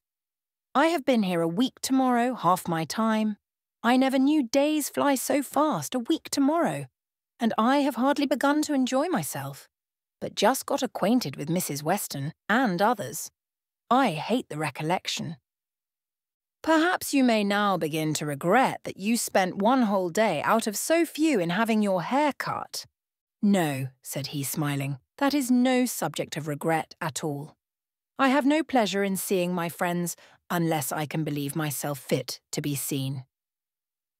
The rest of the gentlemen being now in the room, Emma found herself obliged to turn from him for a few minutes and listen to Mr. Cole. When Mr. Cole had moved away, and her attention could be restored as before, she saw Frank Churchill looking intently across the room at Miss Fairfax, who was sitting exactly opposite. "What is the matter?" said she. He started. "Thank you for rousing me," he replied. "I believe I have been very rude, but really Miss Fairfax has done her hair in so odd a way, so very odd a way, that I cannot keep my eyes from her. I never saw anything so outré. Those curls. This must be a fancy of her own. I see nobody else looking like her. I must go and ask her whether it is an Irish fashion. Shall I? Yes, I will. I declare I will, and you shall see how she takes it, whether she colours." He was gone immediately, and Emma soon saw him standing before Miss Fairfax and talking to her. But as to its effect on the young lady, as he had improvidently placed himself exactly between them, exactly in front of Miss Fairfax, she could absolutely distinguish nothing. Before he could return to his chair, it was taken by Mrs. Weston. "This is the luxury of a large party," said she. "One can get near everybody and say everything. My dear Emma, I am longing to talk to you. I have been making discoveries and forming plans just like yourself, and I must tell them while the idea is fresh. Do you know how Miss Bates and her niece came here?" "How? They were invited, were not they?" "Oh, yes, but how they were conveyed hither, the manner of their coming. They walked, I conclude. How else could they come?" "Very true. Well, a little while ago it occurred to me how very sad it would be to have Jane Fairfax walking home again, late at night, and cold as the nights are now. And as I looked at her, though I never saw her appear to more advantage, it struck me that she was heated, and would therefore be particularly liable to take cold. Poor girl, I could not bear the idea of it, so, as soon as Mr. Weston came into the room, and I could get at him, I spoke to him about the carriage. You may guess how readily he came into my wishes, and having his approbation, I made my way directly to Miss Bates, to assure her that the carriage would be at her service before it took us home, for I thought it would be making her comfortable at once. Good soul, she was as grateful as possible, you may be sure. Nobody was ever so fortunate as herself. But with many, many thanks. There was no occasion to trouble us, for Mr. Knightley's carriage had brought, and was to take them home again. I was quite surprised, very glad, I am sure, but really quite surprised. Such a very kind attention, and so thoughtful an attention. The sort of thing that so few men would think of. And, in short, from knowing his usual ways, I am very much inclined to think that it was for their accommodation the carriage was used at all. I do suspect he would not have had a pair of horses for himself, and that it was only as an excuse for assisting them." "Very likely," said Emma, "nothing more likely. I know no man more likely than Mr. Knightley to do the sort of thing, to do anything really good-natured, useful, considerate, or benevolent. He is not a gallant man, but he is a very humane one, and this, considering Jane Fairfax's ill health, would appear a case of humanity to him. And for an act of unostentatious kindness, there is nobody whom I would fix on more than on Mr. Knightley. I know he had horses today, for we arrived together, and I laughed at him about it, but he said not a word that could betray."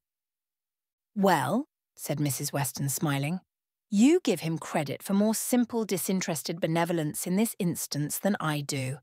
For while Miss Bates was speaking, a suspicion darted into my head, and I have never been able to get it out again. The more I think of it, the more probable it appears. In short, I have made a match between Mr. Knightley and Jane Fairfax. See the consequence of keeping you company." "What do you say to it?" "Mr. Knightley and Jane Fairfax," exclaimed Emma. "Dear Mrs. Weston, how could you think of such a thing? Mr. Knightley! Mr. Knightley must not marry. You would not have little Henry cut out from Donwell." "Oh, no, no, Henry must have Donwell. I cannot at all consent to Mr. Knightley's marrying, and I am sure it is not at all likely. I am amazed that you should think of such a thing."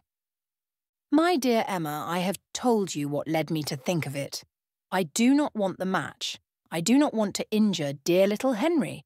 But the idea has been given me by circumstances. And if Mr. Knightley really wished to marry, you would not have him refrain on Henry's account, a boy of 6 years old who knows nothing of the matter. Yes, I would. I could not bear to have Henry supplanted. Mr. Knightley marry? No, I have never had such an idea, and I cannot adopt it now.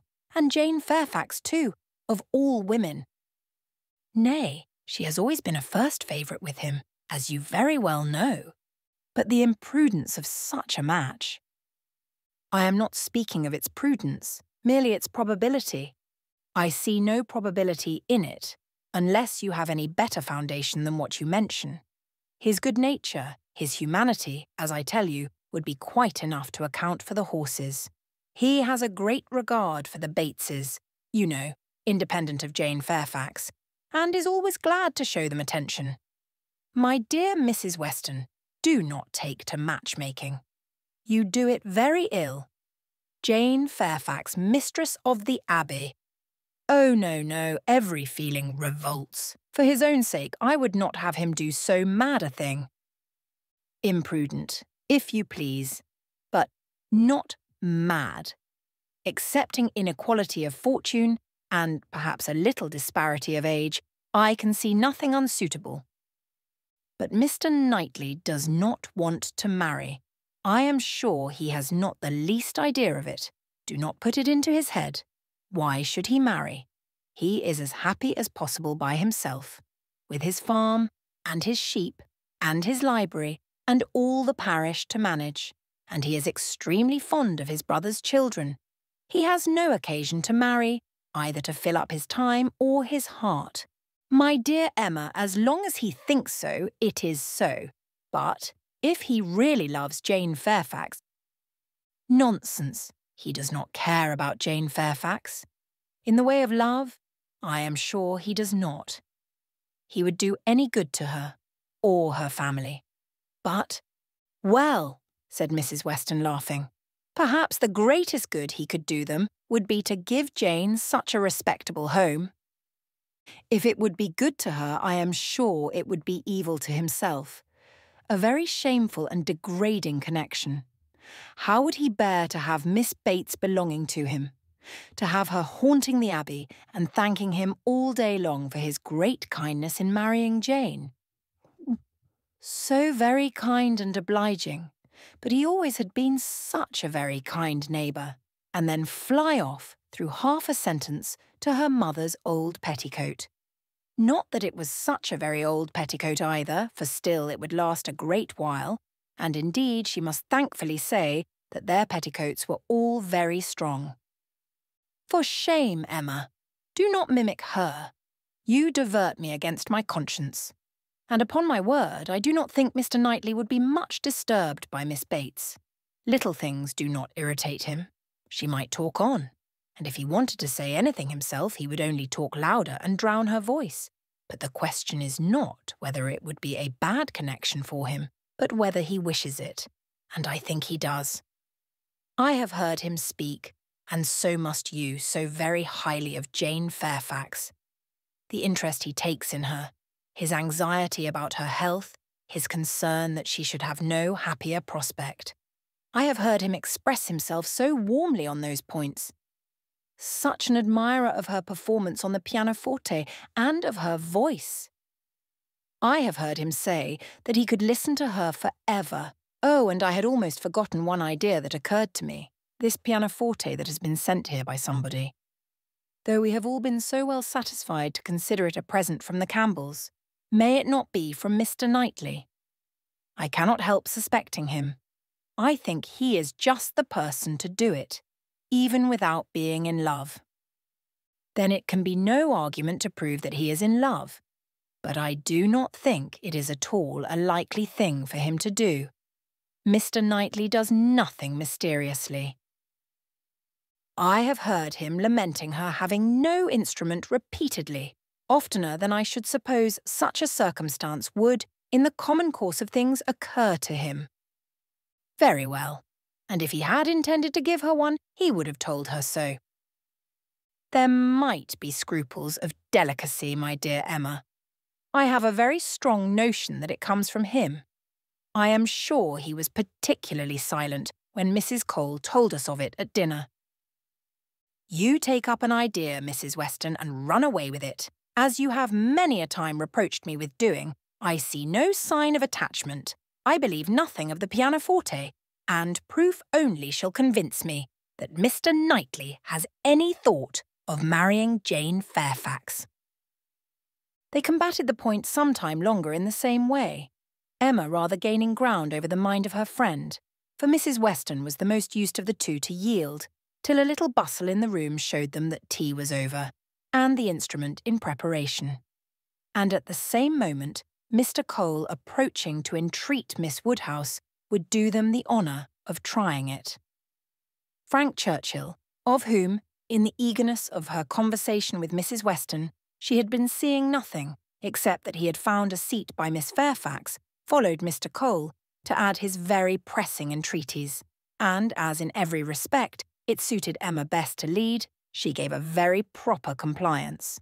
She knew the limitations of her own powers too well to attempt more than she could perform with credit.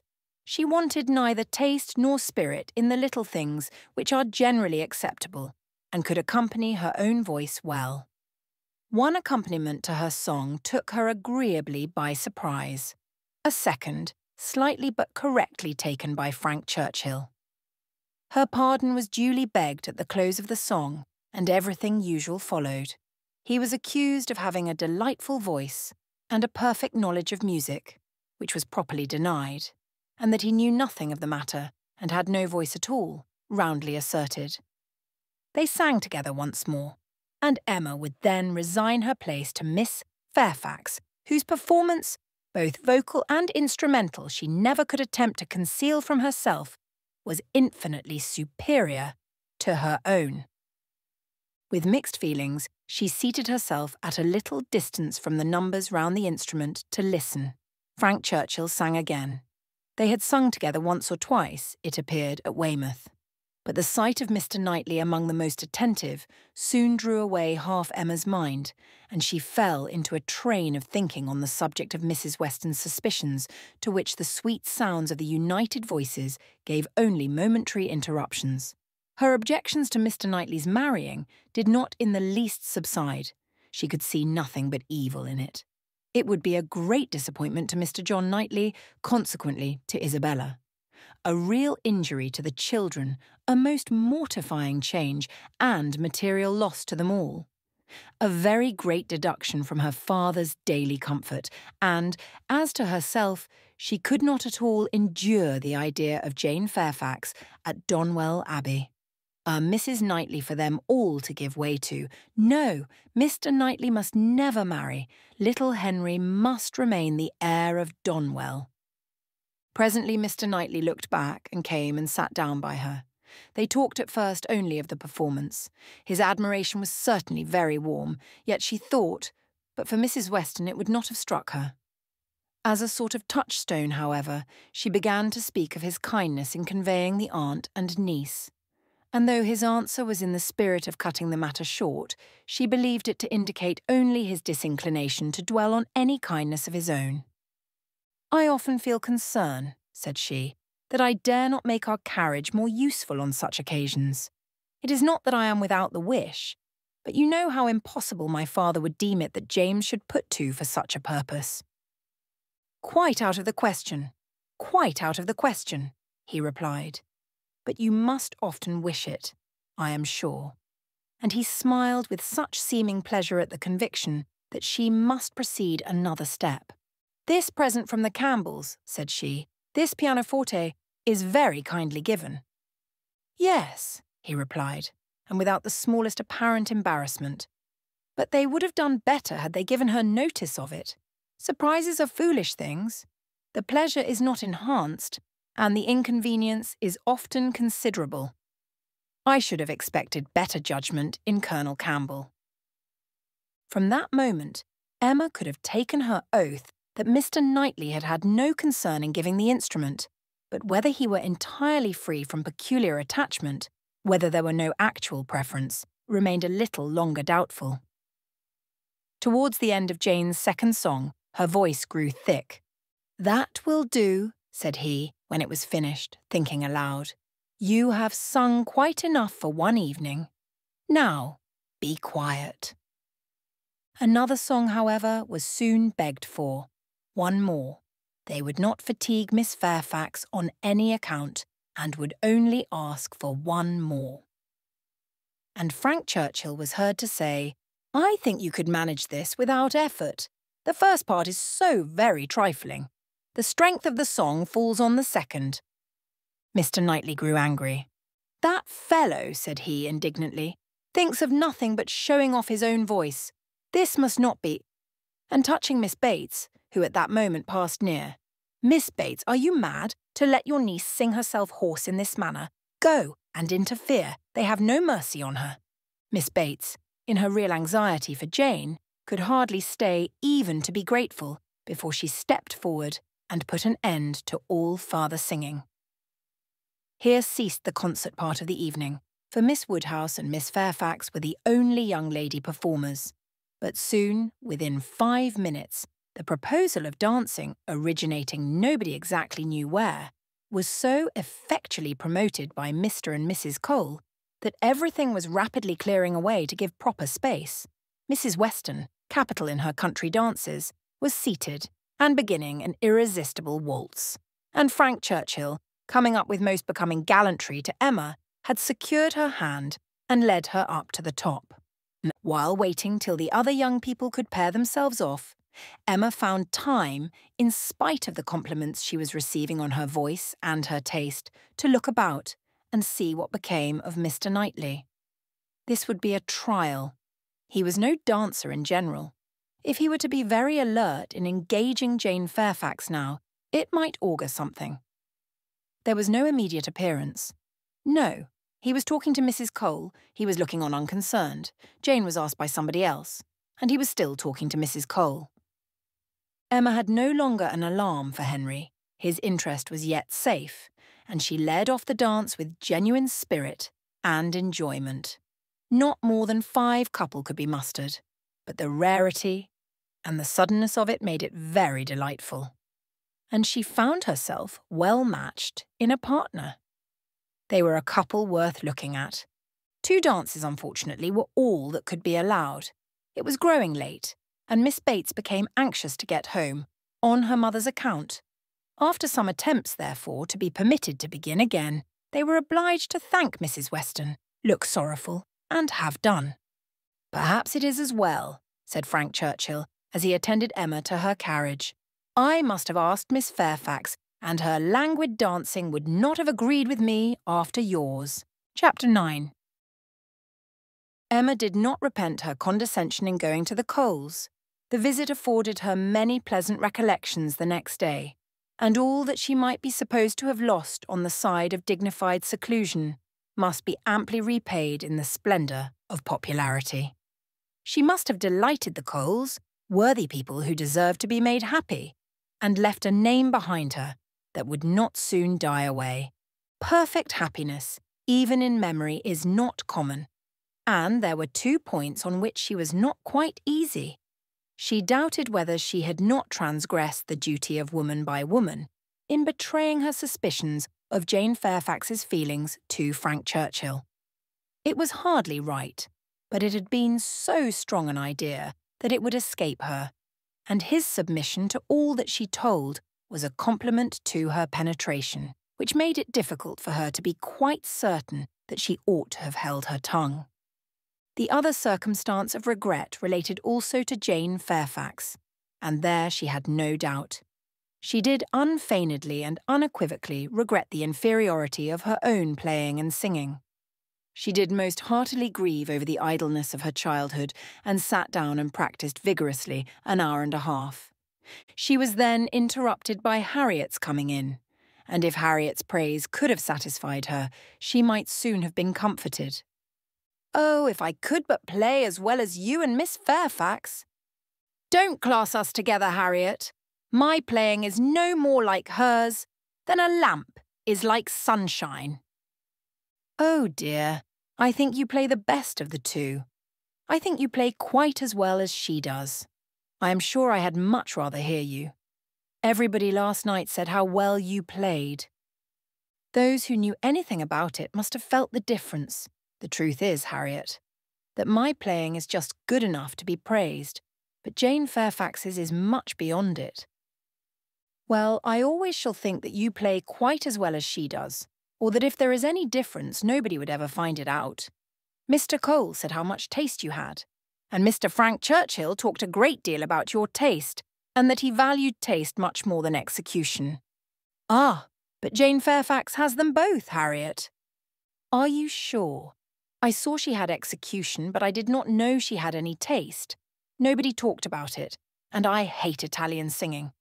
There is no understanding a word of it. Besides, if she does play so very well, you know, it is no more than she is obliged to do, because she will have to teach.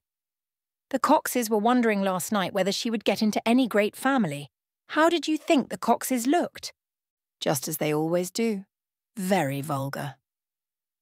They told me something, said Harriet rather hesitatingly, but it is nothing of any consequence. Emma was obliged to ask what they had told her, though fearful of its producing Mr. Elton. They told me that Mr. Martin dined with them last Saturday. Oh! He came to their father upon some business, and he asked him to stay to dinner. Oh! They talked a great deal about him, especially Anne Cox. I do not know what she meant, but she asked me if I thought I should go and stay there again next summer. She meant to be impertinently curious, just as such an Anne Cox should be. She said he was very agreeable the day he dined there. He sat by her at dinner. Miss Nash thinks either of the Coxes would be very glad to marry him. Very likely. I think they are, without exception, the most vulgar girls in Highbury. Harriet had business at Ford's. Emma thought it most prudent to go with her. Another accidental meeting with the Martins was possible, and in her present state would be dangerous. Harriet, tempted by everything and swayed by half a word, was always very long at a purchase, and while she was still hanging over muslins and changing her mind, Emma went to the door for amusement. Much could not be hoped from the traffic of even the busiest part of Highbury.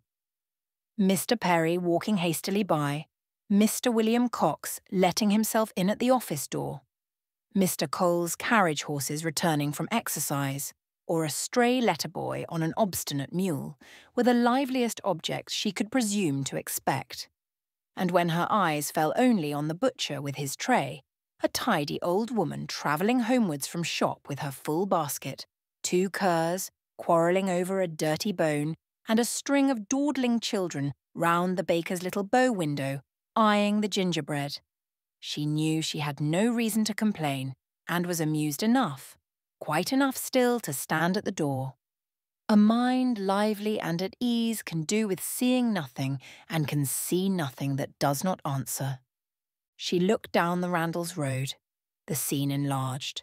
2 persons appeared, Mrs. Weston and her son-in-law. They were walking into Highbury, to Hartfield, of course. They were stopping, however, in the first place at Mrs. Bates's, whose house was a little nearer Randalls than Ford's, and had all but knocked when Emma caught their eye. Immediately they crossed the road and came forward to her, and the agreeableness of yesterday's engagement seemed to give fresh pleasure to the present meeting. Mrs. Weston informed her that she was going to call on the Bateses in order to hear the new instrument. "For my companion tells me," said she, "that I absolutely promised Miss Bates last night that I would come this morning. I was not aware of it myself. I did not know that I had fixed a day, but as he says I did, I am going now." "And while Mrs. Weston pays her visit, I may be allowed, I hope," said Frank Churchill, "to join your party and wait for her at Hartfield, if you are going home." Mrs. Weston was disappointed. "I thought you meant to go with me. They would be very much pleased. Me, I should be quite in the way. But perhaps I may be equally in the way here. Miss Woodhouse looks as if she did not want me. My aunt always sends me off when she is shopping. She says I fidget her to death. and Miss Woodhouse looks as if she could almost say the same. What am I to do? I am here on no business of my own, said Emma. I am only waiting for my friend. She will probably have soon done, and then we shall go home. But you had better go with Mrs. Weston and hear the instrument.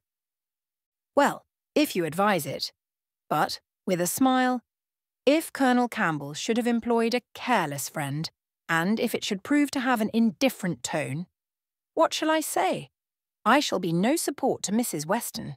She might do very well by herself. A disagreeable truth would be palatable through her lips, but I am the wretchedest being in the world at a civil falsehood. I do not believe any such thing, replied Emma. I am persuaded that you can be as insincere as your neighbours when it is necessary, but there is no reason to suppose the instrument is indifferent. Quite otherwise, indeed, if I understood Miss Fairfax's opinion last night. Do come with me, said Mrs. Weston, if it be not very disagreeable to you. It need not detain us long. We will go to Hartfield afterwards. We will follow them to Hartfield. I really wish you to call with me. It will be felt so great an attention, and I always thought you meant it. He could say no more, and with the hope of Hartfield to reward him, returned with Mrs. Weston to Mrs. Bates's door.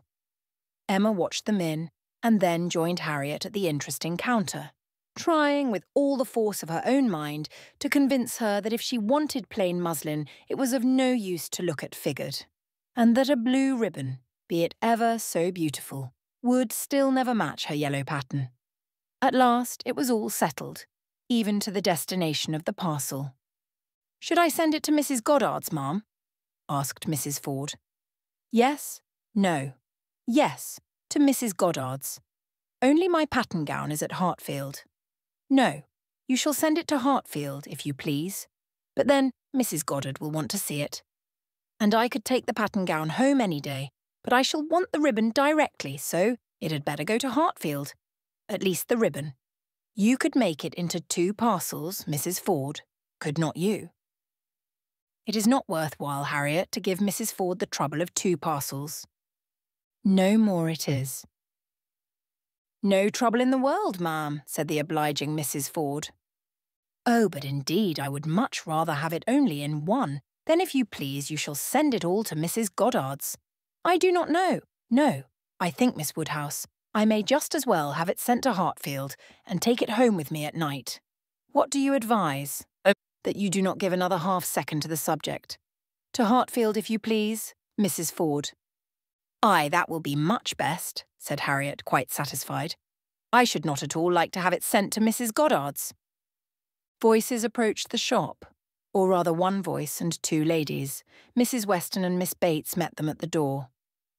My dear Miss Woodhouse, said the latter, I am just run across to entreat the favour of you to come and sit down with us a little while, and give us your opinion of our new instrument, you and Miss Smith.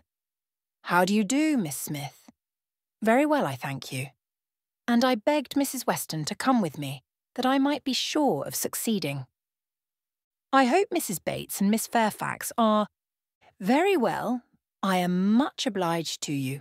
My mother is delightfully well, and Jane caught no cold last night. How is Mr. Woodhouse? I am so glad to hear such a good account. Mrs. Weston told me you were here.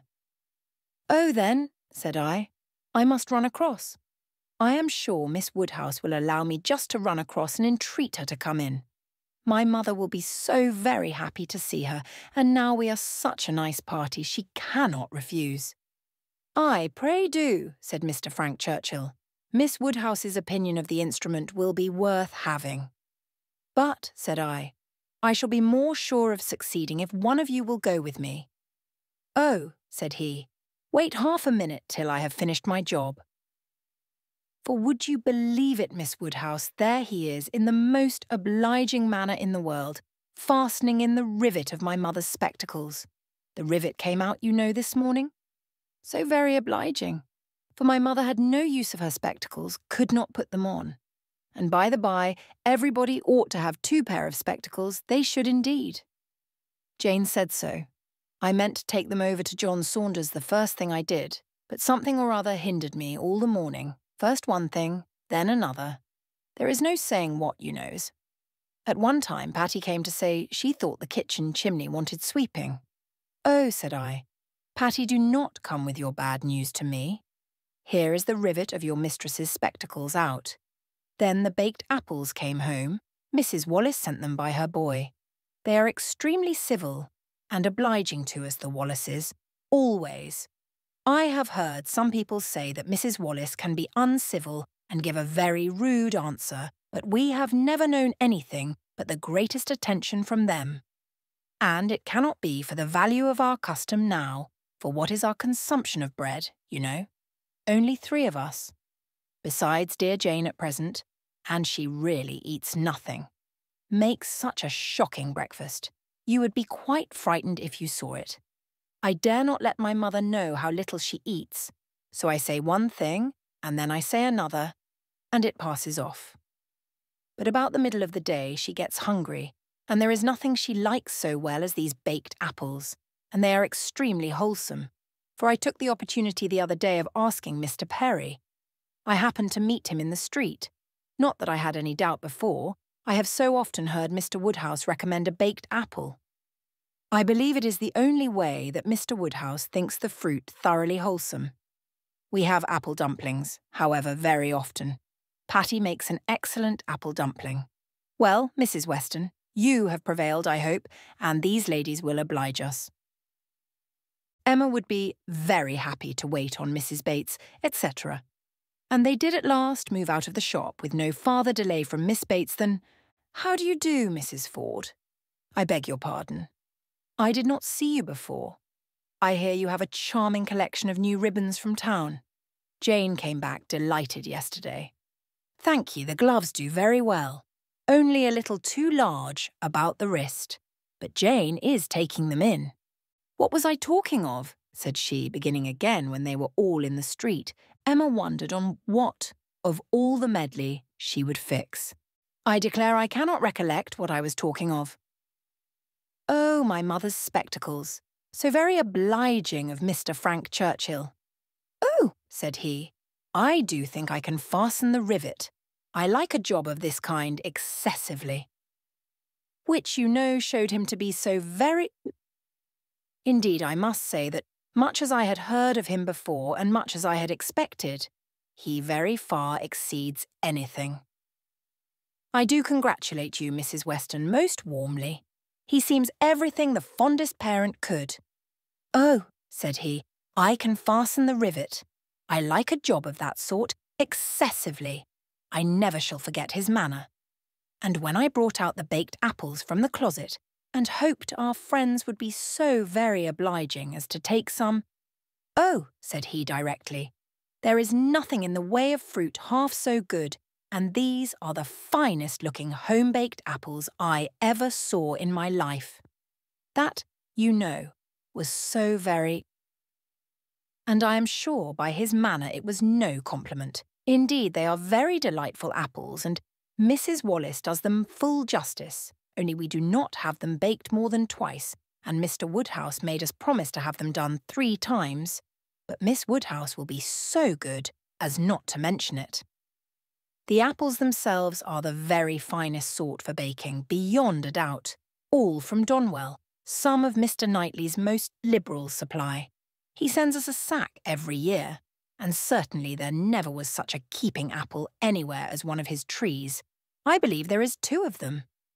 My mother says the orchard was always famous in her younger days, but I was really quite shocked the other day, for Mr. Knightley called one morning, and Jane was eating these apples, and we talked about them and said how much she enjoyed them, and he asked whether we were not got to the end of our stock. "I am sure you must be," said he, "and I will send you another supply, for I have a great many more than I can ever use.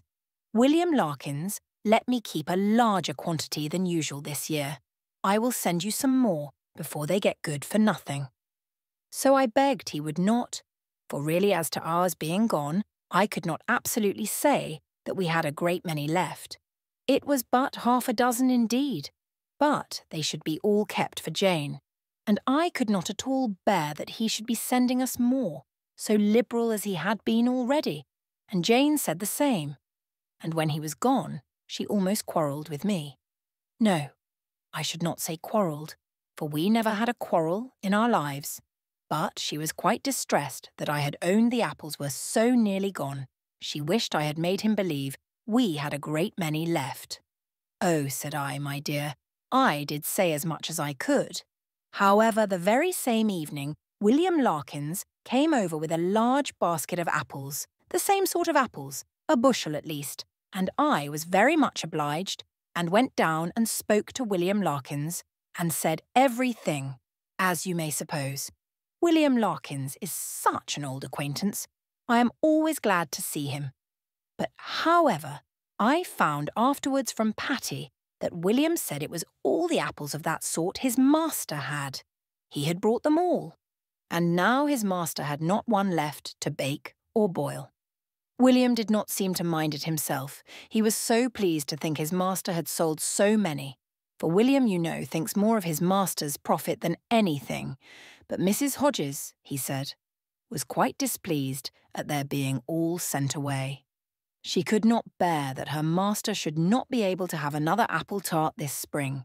He told Patty this, but bid her not mind it, and be sure not to say anything to us about it, for Mrs. Hodges would be cross sometimes, and as long as so many sacks were sold, it did not signify who ate the remainder. And so Patty told me, and I was excessively shocked indeed. I would not have Mr. Knightley know anything about it for the world.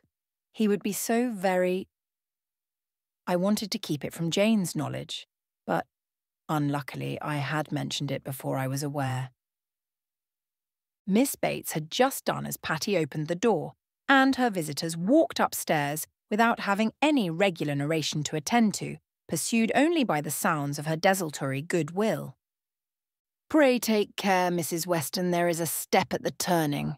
Pray take care, Miss Woodhouse. Ours is rather a dark staircase. Rather darker and narrower than one could wish. Miss Smith, pray take care. Miss Woodhouse, I am quite concerned. I am sure you hit your foot. Miss Smith, the step at the turning." Chapter 10. The appearance of the little sitting-room as they entered was tranquillity itself. Mrs. Bates, deprived of her usual employment, slumbering on one side of the fire, Frank Churchill at a table near her, most deedily occupied about her spectacles, and Jane Fairfax, standing with her back to them, intent on her pianoforte. Busy as he was, however, the young man was yet able to show a most happy countenance on seeing Emma again. "This is a pleasure," said he, in rather a low voice, "coming at least 10 minutes earlier than I had calculated. You find me trying to be useful. Tell me if you think I shall succeed." "What?" said Mrs. Weston. "Have not you finished it yet? You would not earn a very good livelihood as a working silversmith at this rate." "I have not been working uninterruptedly," he replied. "I have been assisting Miss Fairfax in trying to make her instrument stand steadily. It was not quite firm. An unevenness in the floor, I believe. You see, we have been wedging one leg with paper. This was very kind of you to be persuaded to come. I was almost afraid you would be hurrying home." He contrived that she should be seated by him, and was sufficiently employed in looking out the best-baked apple for her, and trying to make her help or advise him in his work, till Jane Fairfax was quite ready to sit down to the pianoforte again. That she was not immediately ready, Emma did suspect to arise from the state of her nerves.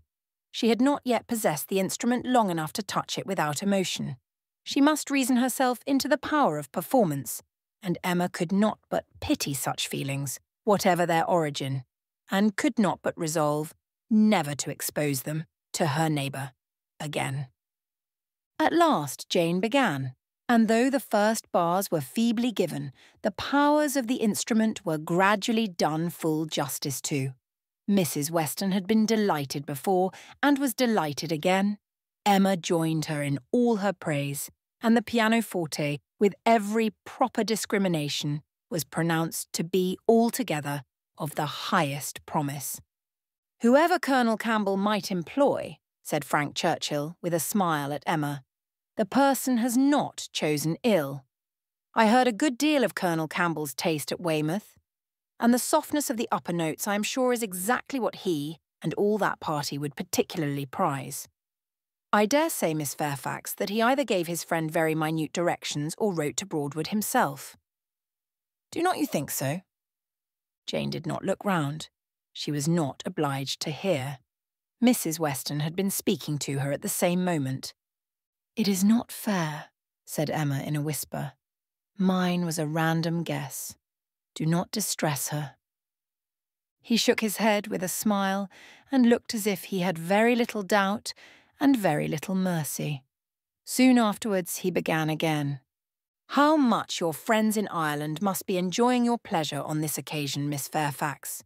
I dare say they often think of you and wonder which will be the day, the precise day of the instrument's coming to hand. Do you imagine Colonel Campbell knows the business to be going forward just at this time? Do you imagine it to be the consequence of an immediate commission from him? Or that he may have sent only a general direction, an order indefinite as to time, to depend upon contingencies and conveniences?" He paused. She could not but hear. She could not avoid answering. "Till I have a letter from Colonel Campbell," said she in a voice of forced calmness. "I can imagine nothing with any confidence. It must be all conjecture." "Conjecture? Aye, sometimes. One conjectures right, and sometimes one conjectures wrong. I wish I could conjecture how soon I shall make this rivet quite firm. What nonsense one talks, Miss Woodhouse, when hard at work, if one talks at all. Your real workmen, I suppose, hold their tongues, but we gentlemen labourers, if we get hold of a word. Miss Fairfax said something about conjecturing. There, it is done. I have the pleasure, madam," to Mrs. Bates, "of restoring your spectacles, healed for the present." He was very warmly thanked both by mother and daughter. To escape a little from the latter, he went to the pianoforte and begged Miss Fairfax, who was still sitting at it, to play something more. "If you are very kind," said he, "it will be one of the waltzes we danced last night. Let me live them over again. You did not enjoy them as I did. You appeared tired the whole time. I believe you were glad we danced no longer, but I would have given worlds, all the worlds one ever has to give, for another half-hour." She played. What felicity it is to hear a tune again which has made one happy. If I mistake not, that was danced at Weymouth. She looked up at him for a moment, coloured deeply, and played something else. He took some music from a chair near the pianoforte, and turning to Emma said, "Here is something quite new to me. Do you know it? Kramer. And here are a new set of Irish melodies. That, from such a quarter, one might expect. This was all sent with the instrument. Very thoughtful of Colonel Campbell, was not it? He knew Miss Fairfax could have no music here. I honour that part of the attention particularly. It shows it to have been so thoroughly from the heart. Nothing hastily done, nothing incomplete. True affection only could have prompted it." Emma wished he would be less pointed, yet could not help being amused, and when, on glancing her eye towards Jane Fairfax, she caught the remains of a smile when she saw that with all the deep blush of consciousness there had been a smile of secret delight, she had less scruple in the amusement, and much less compunction with respect to her. This amiable, upright, perfect Jane Fairfax was apparently cherishing very reprehensible feelings. He brought all the music to her, and they looked it over together. Emma took the opportunity of whispering, "You speak too plain. She must understand you." "I hope she does. I would have her understand me. I am not in the least ashamed of my meaning. But really, I am half ashamed, and wish I had never taken up the idea. I am very glad you did, and that you communicated it to me. I have now a key to all her odd looks and ways. Leave shame to her. If she does wrong, she ought to feel it. She is not entirely without it, I think. I do not see much sign of it. She is playing Robin Adair at this moment, his favourite." Shortly afterwards, Miss Bates, passing near the window, descried Mr. Knightley on horseback, not far off. "Mr. Knightley, I declare! I must speak to him if possible, just to thank him.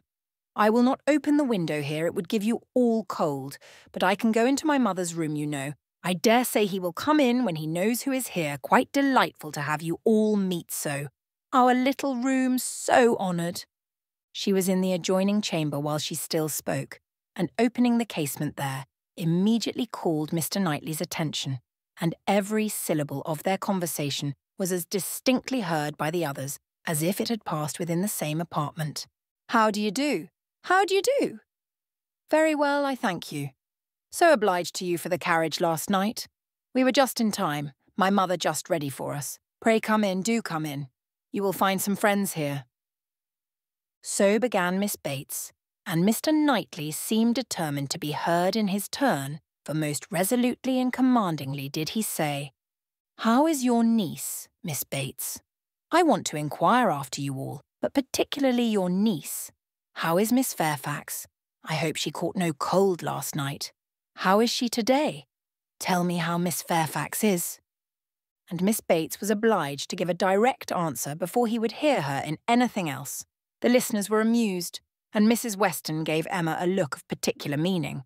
But Emma still shook her head in steady scepticism. "So obliged to you, so very much obliged to you for the carriage," resumed Miss Bates. He cut her short with, "I am going to Kingston. Can I do anything for you?" "Oh dear, Kingston, are you? Mrs. Cole was saying the other day she wanted something from Kingston." "Mrs. Cole has servants to send. Can I do anything for you?" "No, I thank you, but do come in. Who do you think is here?" "Miss Woodhouse and Miss Smith. So kind as to call to hear the new pianoforte. Do put up your horse at the Crown, and come in." "Well," said he in a deliberating manner, "for 5 minutes, perhaps." "And here is Mrs. Weston and Mr. Frank Churchill too.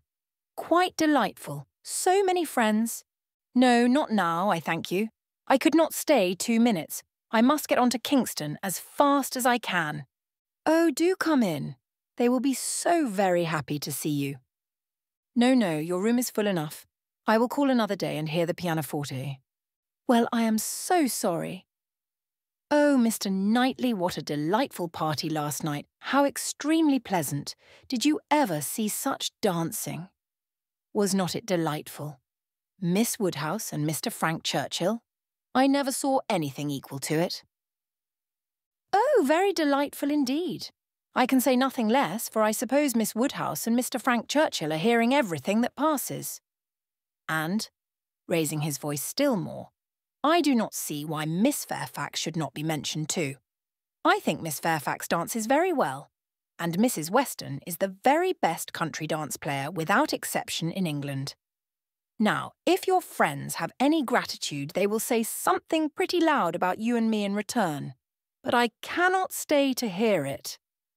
Oh, Mr. Knightley, one moment more. Something of consequence, so shocked. Jane and I are both so shocked about the apples." "What is the matter now?" "To think of your sending us all your store apples. You said you had a great many, and now you have not one left. We really are so shocked. Mrs. Hodges may well be angry. William Larkins mentioned it here." "You should not have done it, indeed you should not. Ah, he is off, he never can bear to be thanked. But I thought he would have stayed now, and it would have been a pity not to have mentioned. Well," returning to the room, "I have not been able to succeed. Mr. Knightley cannot stop. He is going to Kingston. He asked me if he could do anything." "Yes," said Jane, "we heard his kind offers. We heard everything." "Oh, yes, my dear, I dare say you might, because you know the door was open, and the window was open, and Mr. Knightley spoke loud. You must have heard everything, to be sure." "Can I do anything for you at Kingston?" said he. "So I just mentioned, 'Oh, Miss Woodhouse, must you be going? You seem but just come, so very obliging of you.' Emma found it really time to be at home. The visit had already lasted long, and, on examining watches, So much of the morning was perceived to be gone that Mrs. Weston and her companion taking leave also could allow themselves only to walk with the two young ladies to Hartfield gates before they set off for Randalls. Chapter 11. It may be possible to do without dancing entirely. Instances have been known of young people passing many, many months successively without being at any ball of any description, and no material injury accrue either to body or mind. But when a beginning is made, when the felicities of rapid motion have once been, though slightly felt, it must be a very heavy set that does not ask for more. Frank Churchill had danced once at Highbury, and longed to dance again, and the last half-hour of an evening which Mr. Woodhouse was persuaded to spend with his daughter at Randalls was passed by the two young people in schemes on the subject. Frank's was the first idea, and his the greatest zeal in pursuing it, for the lady was the best judge of the difficulties, and the most solicitous for accommodation and appearance. But still she had inclination enough for showing people again how delightfully Mr. Frank Churchill and Miss Woodhouse danced, for doing that in which she need not blush to compare herself with Jane Fairfax, and even for simple dancing itself, without any of the wicked aids of vanity, to assist him first in pacing out the room they were in to see what it could be made to hold, and then in taking the dimensions of the other parlour, in the hope of discovering, in spite of all that Mr. Weston could say of their exactly equal size, that it was a little the largest. His first proposition and request that the dance begun at Mr. Cole's should be finished there, that the same party should be collected and the same musician engaged, met with the readiest acquiescence. Mr. Weston entered into the idea with thorough enjoyment, and Mrs. Weston most willingly undertook to play as long as they could wish to dance, and the interesting employment had followed of reckoning up exactly who there would be and portioning out the indispensable division of space to every couple. You and Miss Smith and Miss Fairfax will be 3 and the 2 Miss Coxes 5, had been repeated many times over. And there will be the 2 Gilberts, young Cox, my father and myself, besides Mr. Knightley. Yes, that will be quite enough for pleasure. You and Miss Smith and Miss Fairfax will be 3, and the 2 Miss Coxes 5, and for 5 couple there will be plenty of room. But soon it came to be on one side, but will there be good room for 5 couple? I really do not think there will. On another, and after all, 5 couple are not enough to make it worthwhile to stand up. 5 couple are nothing when one thinks seriously about it. It will not do to invite 5 couple. It can be allowable only as the thought of the moment. Somebody said that Miss Gilbert was expected at her brother's and must be invited with the rest. Somebody else believed Mrs. Gilbert would have danced the other evening if she had been asked.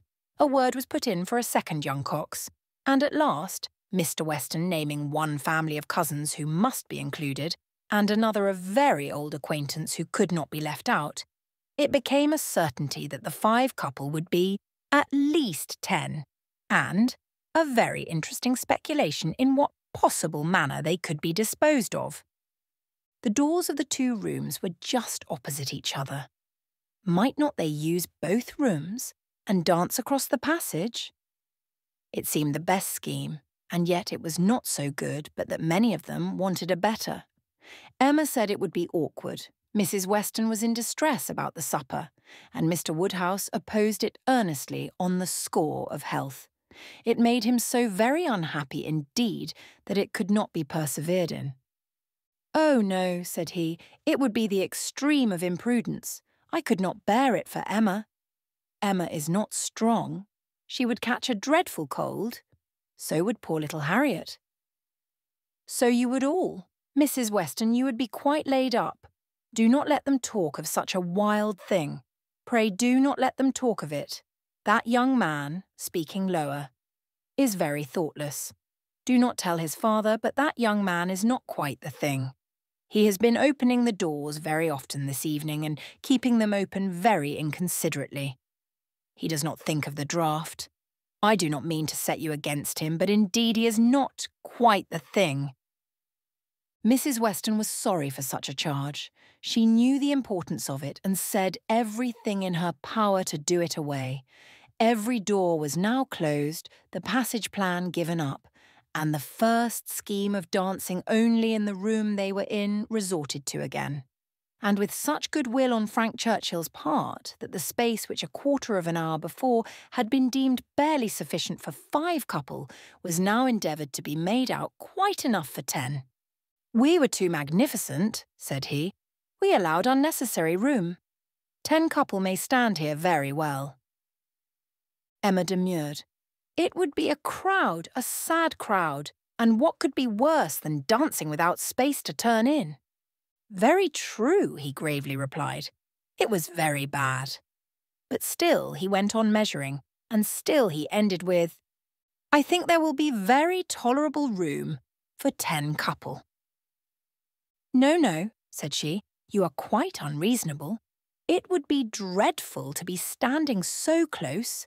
Nothing can be farther from pleasure than to be dancing in a crowd, and a crowd in a little room." "There is no denying it," he replied. "I agree with you exactly. A crowd in a little room. Miss Woodhouse, you have the art of giving pictures in a few words. Exquisite, quite exquisite. Still, however, having proceeded so far, one is unwilling to give the matter up. It would be a disappointment to my father, and altogether I do not know that. I am rather of opinion that 10 couple might stand here very well." Emma perceived that the nature of his gallantry was a little self-willed, and that he would rather oppose than lose the pleasure of dancing with her. But she took the compliment and forgave the rest. Had she intended ever to marry him, it might have been worthwhile to pause and consider, and try to understand the value of his preference and the character of his temper. But for all the purposes of their acquaintance, he was quite amiable enough.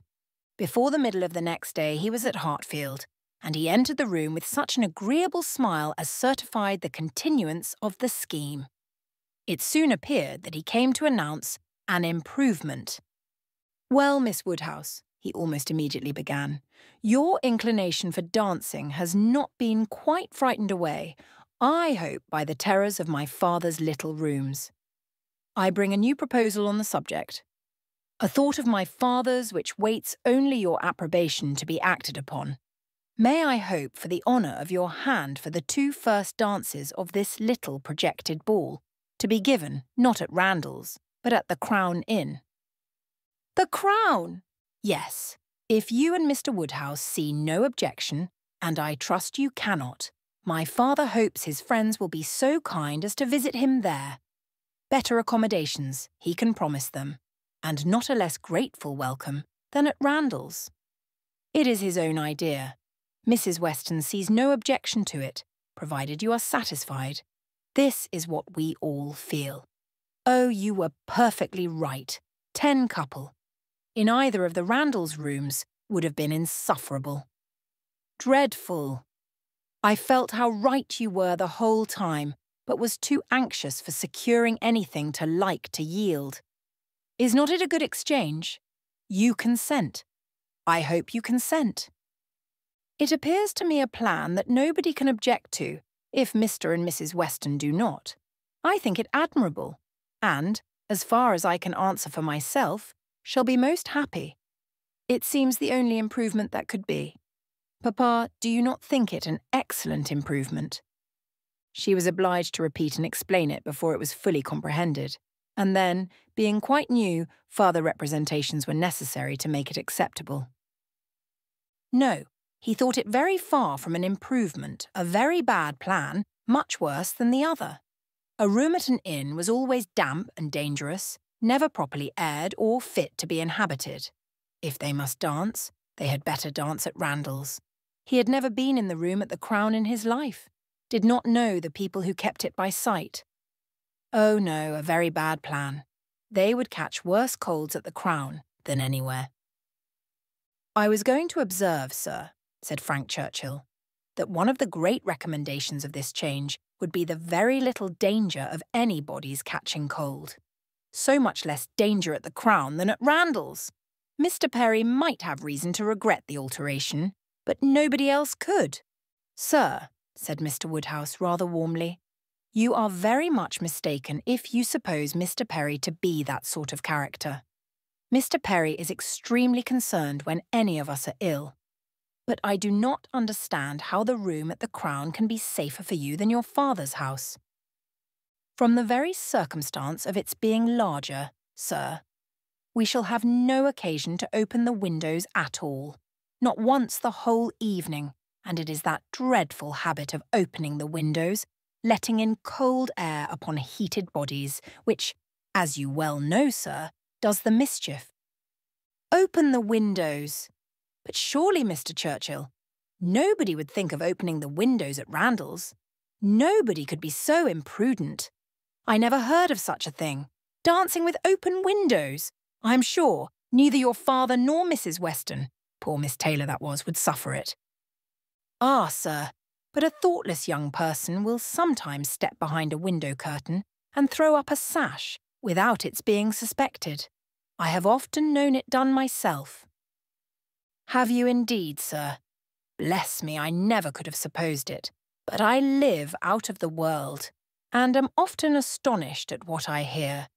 However, this does make a difference, and perhaps when we come to talk it over. But these sort of things require a good deal of consideration. One cannot resolve upon them in a hurry. If Mr. and Mrs. Weston will be so obliging as to call here one morning, we may talk it over and see what can be done. But unfortunately, sir, my time is so limited. Oh, interrupted Emma, there will be plenty of time for talking everything over. There is no hurry at all. If it can be contrived to be at the Crown, Papa, it will be very convenient for the horses. They will be so near their own stable. So they will, my dear. That is a great thing. Not that James ever complains, but it is right to spare our horses when we can. If I could be sure of the rooms being thoroughly aired, but is Mrs. Stokes to be trusted? I doubt it. I do not know her, even by sight. I can answer for everything of that nature, sir, because it will be under Mrs. Weston's care. Mrs. Weston undertakes to direct the whole— There, Papa. Now you must be satisfied. Our own dear Mrs. Weston, who is carefulness itself. Do not you remember what Mr. Perry said so many years ago when I had the measles? If Miss Taylor undertakes to wrap Miss Emma up, you need not have any fears, sir. How often have I heard you speak of it as such a compliment to her? Aye, very true. Mr. Perry did say so. I shall never forget it. Poor little Emma. You were very bad with the measles. That is, you would have been very bad, but for Perry's great attention. He came 4 times a day for a week.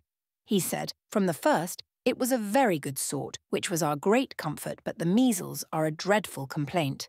I hope whenever poor Isabella's little ones have the measles, she will send for Perry. My father and Mrs. Weston are at the Crown at this moment, said Frank Churchill, examining the capabilities of the house. I left them there and came on to Hartfield, impatient for your opinion, and hoping you might be persuaded to join them and give your advice on the spot. I was desired to say so from both. It would be the greatest pleasure to them if you could allow me to attend you there. They can do nothing satisfactorily without you. Emma was most happy to be called to such a council, and her father engaging to think it all over while she was gone, the 2 young people set off together without delay for the Crown. There were Mr. and Mrs. Weston, delighted to see her and receive her approbation, very busy and very happy in their different way, she in some little distress, and he, finding everything perfect. Emma, said she, this paper is worse than I expected. Look, in places you see it is dreadfully dirty, and the wainscot is more yellow and forlorn than anything I could have imagined. My dear, you are too particular, said her husband. What does all that signify? You will see nothing of it by candlelight. It will be as clean as Randalls by candlelight. We never see anything of it on our club nights.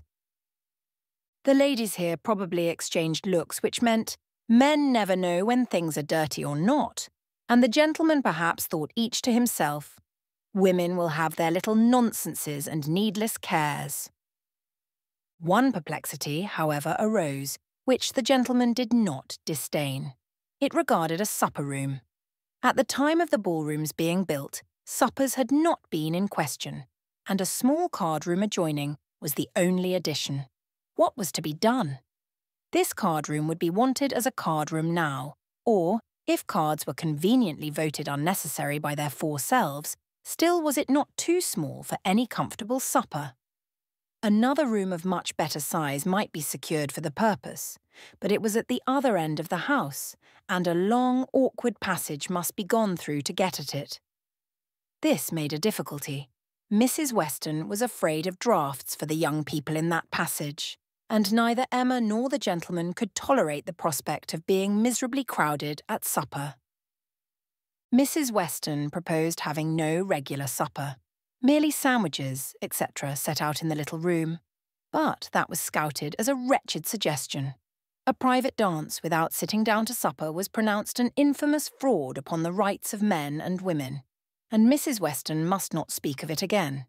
She then took another line of expediency, and looking into the doubtful room, observed, "I do not think it is so very small. We shall not be many, you know." And Mr. Weston at the same time, walking briskly with long steps through the passage, was calling out, "You talk a great deal of the length of this passage, my dear. It is a mere nothing after all, and not the least draught from the stairs." "I wish," said Mrs. Weston, "one could know which arrangement our guests in general would like best. To do what would be most generally pleasing must be our object, if one could but tell what that would be." "Yes, very true," cried Frank, "very true. You want your neighbours' opinions, I do not wonder at you. If one could ascertain what the chief of them, the Coles, for instance, they are not far off. Shall I call upon them? Or Miss Bates? She is still nearer. And I do not know whether Miss Bates is not as likely to understand the inclinations of the rest of the people as anybody. I think we do want a larger council. Suppose I go and invite Miss Bates to join us?" "Well, if you please," said Mrs. Weston, rather hesitating, "if you think she will be of any use." "You will get nothing to the purpose from Miss Bates," said Emma. "She will be all delight and gratitude, but she will tell you nothing. She will not even listen to your questions. I see no advantage in consulting Miss Bates.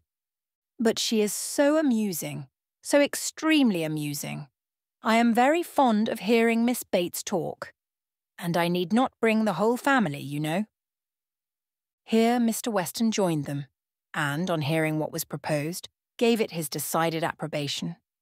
"I do, Frank. Go and fetch Miss Bates, and let us end the matter at once. She will enjoy the scheme, I am sure, and I do not know a properer person for showing us how to do away difficulties. Fetch Miss Bates. We are growing a little too nice. She is a standing lesson of how to be happy. But fetch them both. Invite them both." "Both, sir. Can the old lady—" "The old lady? No, the young lady, to be sure. I shall think you a great blockhead, Frank, if you bring the aunt without the niece." "Oh, I beg your pardon, sir. I did not immediately recollect. Undoubtedly, if you wish it, I will endeavour to persuade them both." And away he ran. Long before he reappeared, attending the short, neat, brisk-moving aunt and her elegant niece, Mrs. Weston, like a sweet-tempered woman and a good wife, had examined the passage again, and found the evils of it much less than she had supposed before. Indeed, very trifling. And here ended the difficulties of decision.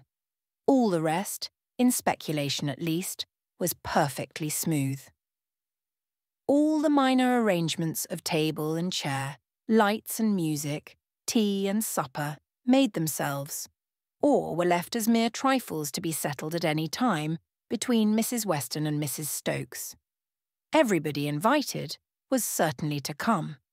Frank had already written to Enscombe to propose staying a few days beyond his fortnight, which could not possibly be refused, and a delightful dance it was to be. Most cordially, when Miss Bates arrived, did she agree that it must. As a counsellor she was not wanted, but as an approver, a much safer character, she was truly welcome. Her approbation, at once general and minute, warm and incessant, could not but please, and for another half-hour they were all walking to and fro between the different rooms, some suggesting, some attending, and all in happy enjoyment of the future. The party did not break up without Emma's being positively secured for the 2 first dances by the hero of the evening, nor without her overhearing Mr. Weston whisper to his wife, "He has asked her, my dear. That's right. I knew he would." Chapter 12. A. One thing only was wanting to make the prospect of the ball completely satisfactory to Emma: its being fixed for a day within the granted term of Frank Churchill's stay in Surrey. For, in spite of Mr. Weston's confidence, she could not think it so very impossible that the Churchills might not allow their nephew to remain a day beyond his fortnight. But this was not judged feasible. The preparations must take their time.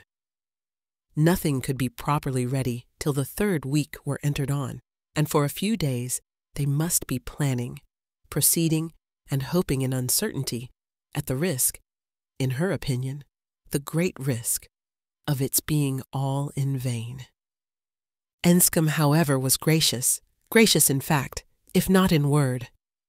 His wish of staying longer evidently did not please, but it was not opposed.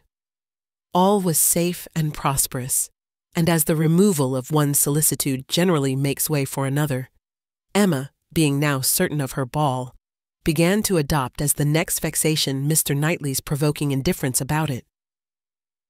Either because he did not dance himself, or because the plan had been formed without his being consulted, he seemed resolved that it should not interest him, determined against its exciting any present curiosity, or affording him any future amusement. To her voluntary communications, Emma could get no more approving reply than, "Very well. If the Westons think it worth while to be at all this trouble for a few hours of noisy entertainment, I have nothing to say against it, but that they shall not choose pleasures for me. Oh yes, I must be there. I could not refuse, and I will keep as much awake as I can. But I would rather be at home, looking over William Larkin's week's account. Much rather, I confess. Pleasure in seeing dancing? Not I, indeed. I never look at it. I do not know who does. Fine dancing, I believe, like virtue, must be its own reward. Those who are standing by are usually thinking of something very different." This Emma felt was aimed at her, and it made her quite angry. It was not in compliment to Jane Fairfax, however, that he was so indifferent, or so indignant. He was not guided by her feelings in reprobating the ball, for she enjoyed the thought of it to an extraordinary degree. It made her animated, open-hearted, she voluntarily said. "Oh, Miss Woodhouse, I hope nothing may happen to prevent the ball. What a disappointment it would be! I do look forward to it, I own, with very great pleasure." It was not to oblige Jane Fairfax, therefore, that he would have preferred the society of William Larkins. No, she was more and more convinced that Mrs. Weston was quite mistaken in that surmise.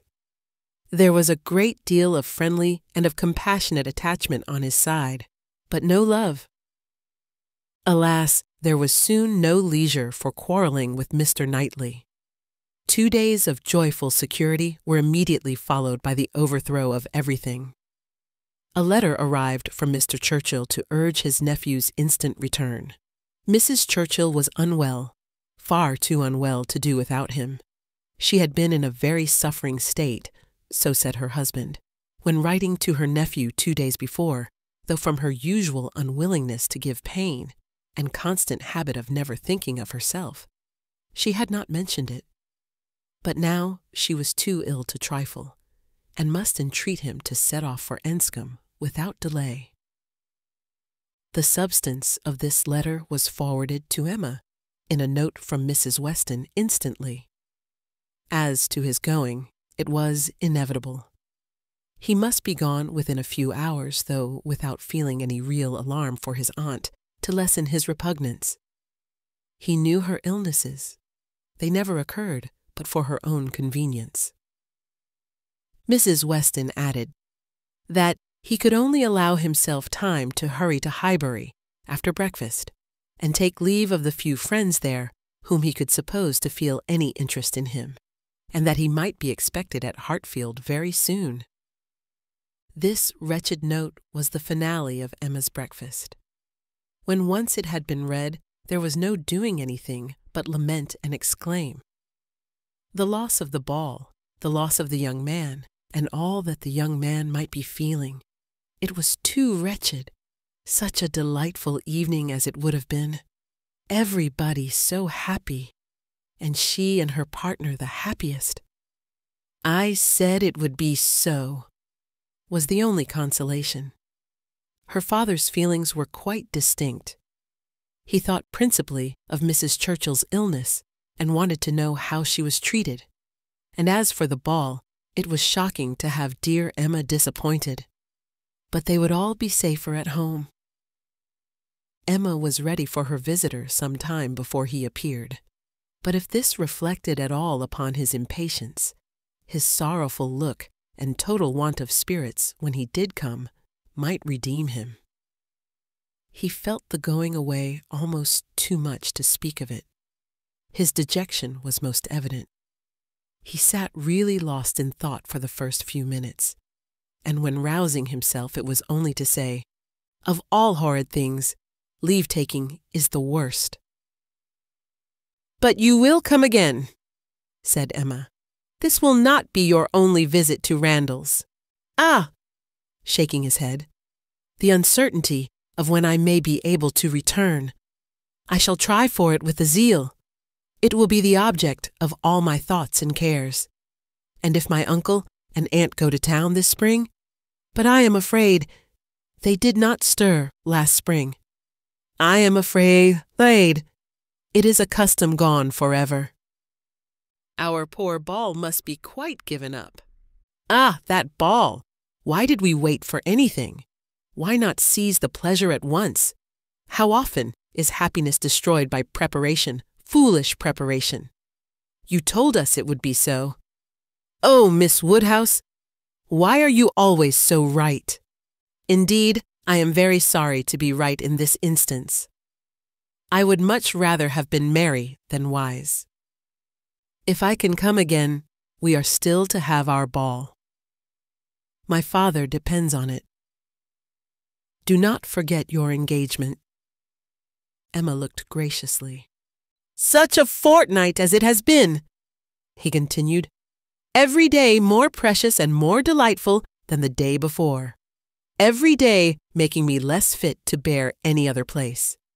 Happy those who can remain at Highbury." "As you do us such ample justice now," said Emma, laughing, "I will venture to ask whether you did not come a little doubtfully at first? Do not we rather surpass your expectations? I am sure we do. I am sure you did not much expect to like us. You would not have been so long in coming if you had had a pleasant idea of Highbury." He laughed rather consciously, and though denying the sentiment, Emma was convinced that it had been so. "And you must be off this very morning?" "Yes, my father is to join me here. We shall walk back together, and I must be off immediately. I am almost afraid that every moment will bring him." "Not 5 minutes to spare, even for your friends Miss Fairfax and Miss Bates? How unlucky! Miss Bates's powerful, argumentative mind might have strengthened yours." "Yes, I have called there. Passing the door, I thought it better. It was a right thing to do. I went in for 3 minutes and was detained by Miss Bates's being absent. She was out, and I felt it impossible not to wait till she came in. She is a woman that one must laugh at, but that one would not wish to slight. It was better to pay my visit then." He hesitated, got up, walked to a window. "In short," said he, "perhaps, Miss Woodhouse, I think you can hardly be quite without suspicion." He looked at her as if wanting to read her thoughts. She hardly knew what to say. It seemed like the forerunner of something absolutely serious which she did not wish. Forcing herself to speak, therefore, in the hope of putting it by, she calmly said, "You are quite in the right. It was most natural to pay your visit then." He was silent. She believed he was looking at her, probably reflecting on what she had said and trying to understand the manner. She heard him sigh. It was natural for him to feel that he had cause to sigh. He could not believe her to be encouraging him. A few awkward moments passed, and he sat down again, and in a more determined manner said, "It was something to feel that all the rest of my time might be given to Hartfield. My regard for Hartfield is most warm." He stopped again, rose again, and seemed quite embarrassed. He was more in love with her than Emma had supposed, and who can say how it might have ended if his father had not made his appearance? Mr. Woodhouse soon followed, and the necessity of exertion made him composed.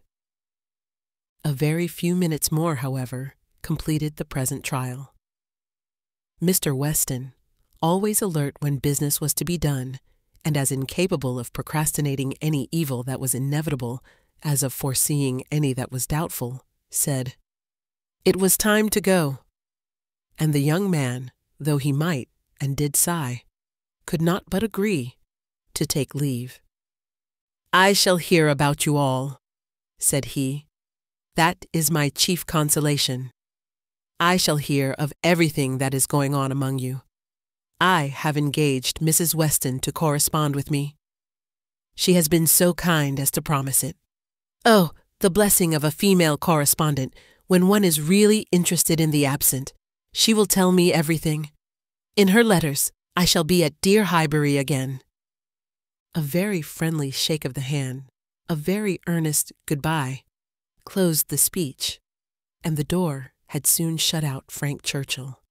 Short had been the notice, short their meeting.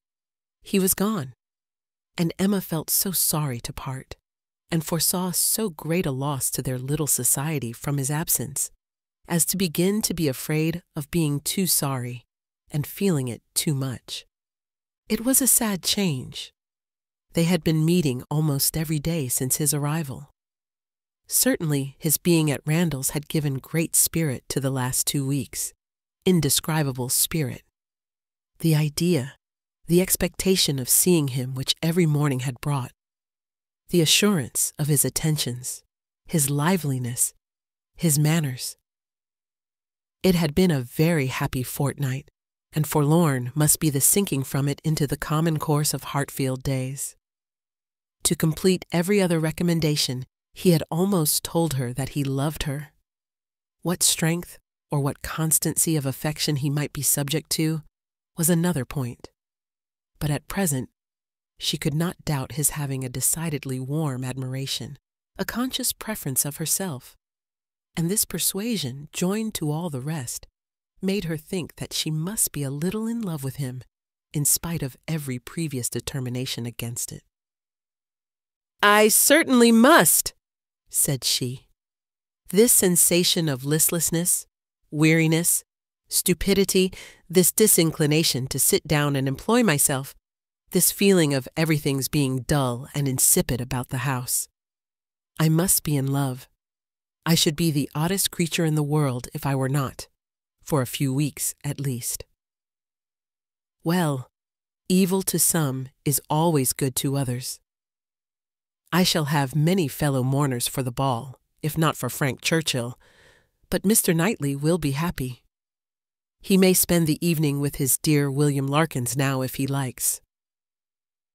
Mr. Knightley, however, showed no triumphant happiness. He could not say that he was sorry on his own account. His very cheerful look would have contradicted him if he had, but he said, and very steadily, that he was sorry for the disappointment of the others, and with considerable kindness added, You, Emma, who have so few opportunities of dancing, you are really out of luck. You are very much out of luck." It was some days before she saw Jane Fairfax, to judge of her honest regret in this woeful change. But when they did meet, her composure was odious. She had been particularly unwell, however, suffering from headache to a degree, which made her aunt declare that had the ball taken place, she did not think Jane could have attended it. And it was charity to impute some of her unbecoming indifference to the languor of ill health. Chapter 12. One thing only was wanting to make the prospect of the ball completely satisfactory to Emma. Its being fixed for a day within the granted term of Frank Churchill's stay in Surrey. For in spite of Mr. Weston's confidence, she could not think it so very impossible that the Churchills might not allow their nephew to remain a day beyond his fortnight. But this was not judged feasible. The preparations must take their time. Nothing could be properly ready till the 3rd week were entered on. And for a few days they must be planning, proceeding, and hoping in uncertainty, at the risk, in her opinion, the great risk, of its being all in vain. Enscombe, however, was gracious in fact, if not in word. His wish of staying longer evidently did not please, but it was not opposed. All was safe and prosperous, and as the removal of one solicitude generally makes way for another, Emma, being now certain of her ball, began to adopt as the next vexation Meister Knightley's provoking indifference about it, either because he did not dance himself, or because the plan had been formed without his being consulted. He seemed resolved that it should not interest him, determined against its exciting any present curiosity, or affording him any future amusement. To her voluntary communications, Emma could get no more approving reply than, "Very well. If the Westons think it worthwhile to be at all this trouble for a few hours of noisy entertainment, I have nothing to say against it, but that they shall not choose pleasures for me.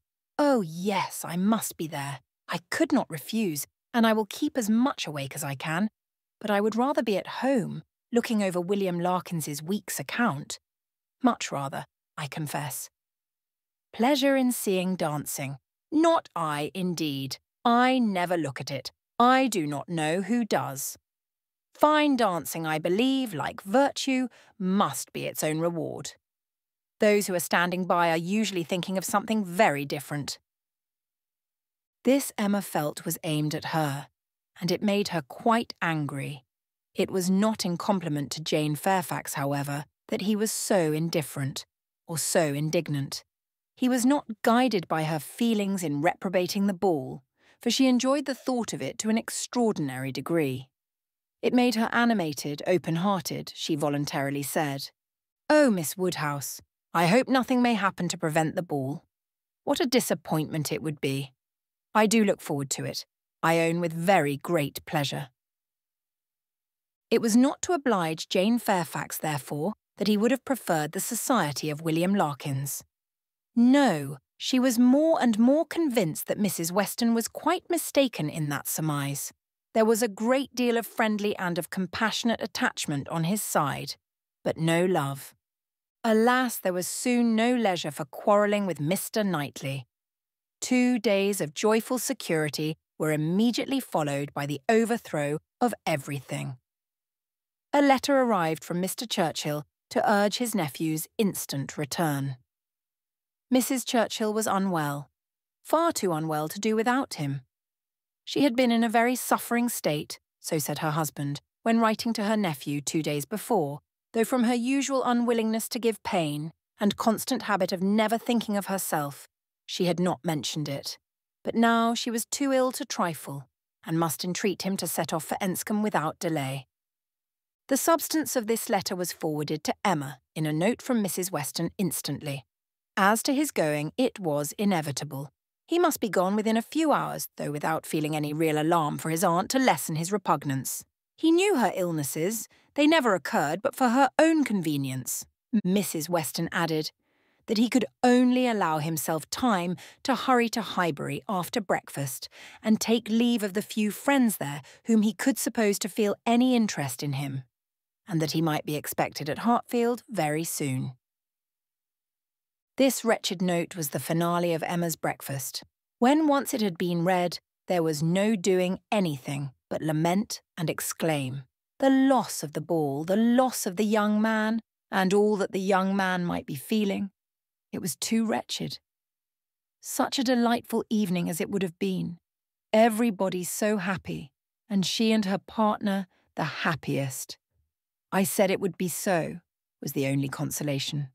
Her father's feelings were quite distinct. He thought principally of Mrs. Churchill's illness, and wanted to know how she was treated. And as for the ball, it was shocking to have dear Emma disappointed. But they would all be safer at home. Emma was ready for her visitor some time before he appeared, but if this reflected at all upon his impatience, his sorrowful look and total want of spirits when he did come might redeem him.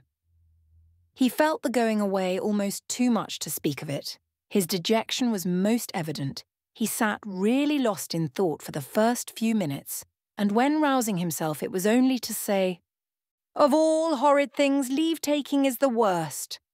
"But you will come again," said Emma. "This will not be your only visit to Randalls." "Ah," shaking his head, "the uncertainty of when I may be able to return. I shall try for it with a zeal. It will be the object of all my thoughts and cares.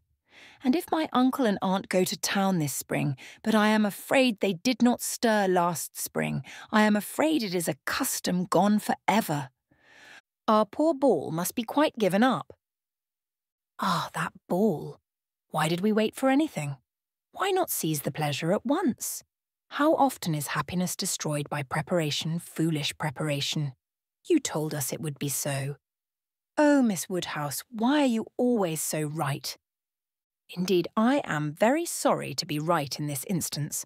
I would much rather have been merry than wise. If I can come again, we are still to have our ball. My father depends on it. Do not forget your engagement. Emma looked graciously. "Such a fortnight as it has been," he continued. "Every day more precious and more delightful than the day before. Every day making me less fit to bear any other place. Happy those who can remain at Highbury." "As you do us such ample justice now," said Emma, laughing, "I will venture to ask whether you did not come a little doubtfully at first. Do not we rather surpass your expectations?" "I am sure we do. I am sure you did not much expect to like us. You would not have been so long in coming if you had had a pleasant idea of Highbury." He laughed rather consciously, and though denying the sentiment, Emma was convinced that it had been so. "And you must be off this very morning?" "Yes, my father is to join me here. We shall walk back together, and I must be off immediately. I am almost afraid that every moment will bring him. Not 5 minutes to spare even for your friends Miss Fairfax and Miss Bates? How unlucky! Miss Bates's powerful, argumentative mind might have strengthened yours. Yes, I have called there. Passing the door, I thought it better. It was a right thing to do. I went in for 3 minutes and was detained by Miss Bates's being absent. She was out, and I felt it impossible not to wait till she came in. She is a woman that one must laugh at, but that one would not wish to slight. It was better to pay my visit then." He hesitated, got up, walked to a window. "In short," said he, "perhaps, Miss Woodhouse, I think you can hardly be quite without suspicion." He looked at her, as if wanting to read her thoughts. She hardly knew what to say. It seemed like the forerunner of something absolutely serious, which she did not wish. Forcing herself to speak, therefore, in the hope of putting it by, she calmly said, "You are quite in the right. It was most natural to pay your visit, then." He was silent. She believed he was looking at her, probably reflecting on what she had said, and trying to understand the manner. She heard him sigh. It was natural for him to feel that he had cause to sigh. He could not believe her to be encouraging him.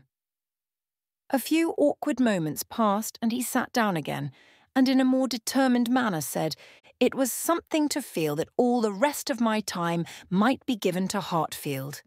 My regard for Hartfield is most warm." He stopped again. rose again, and seemed quite embarrassed. He was more in love with her than Emma had supposed, and who can say how it might have ended if his father had not made his appearance? Mr. Woodhouse soon followed, and the necessity of exertion made him composed. A very few minutes more, however, completed the present trial. Mr. Weston, always alert when business was to be done, and as incapable of procrastinating any evil that was inevitable, as of foreseeing any that was doubtful, said, "It was time to go." And the young man, though he might and did sigh, could not but agree to take leave. "I shall hear about you all," said he. "That is my chief consolation. I shall hear of everything that is going on among you. I have engaged Mrs. Weston to correspond with me. She has been so kind as to promise it. Oh, the blessing of a female correspondent when one is really interested in the absent. She will tell me everything. In her letters I shall be at dear Highbury again." A very friendly shake of the hand, a very earnest goodbye, closed the speech, and the door had soon shut out Frank Churchill. Short had been the notice, short their meeting, he was gone.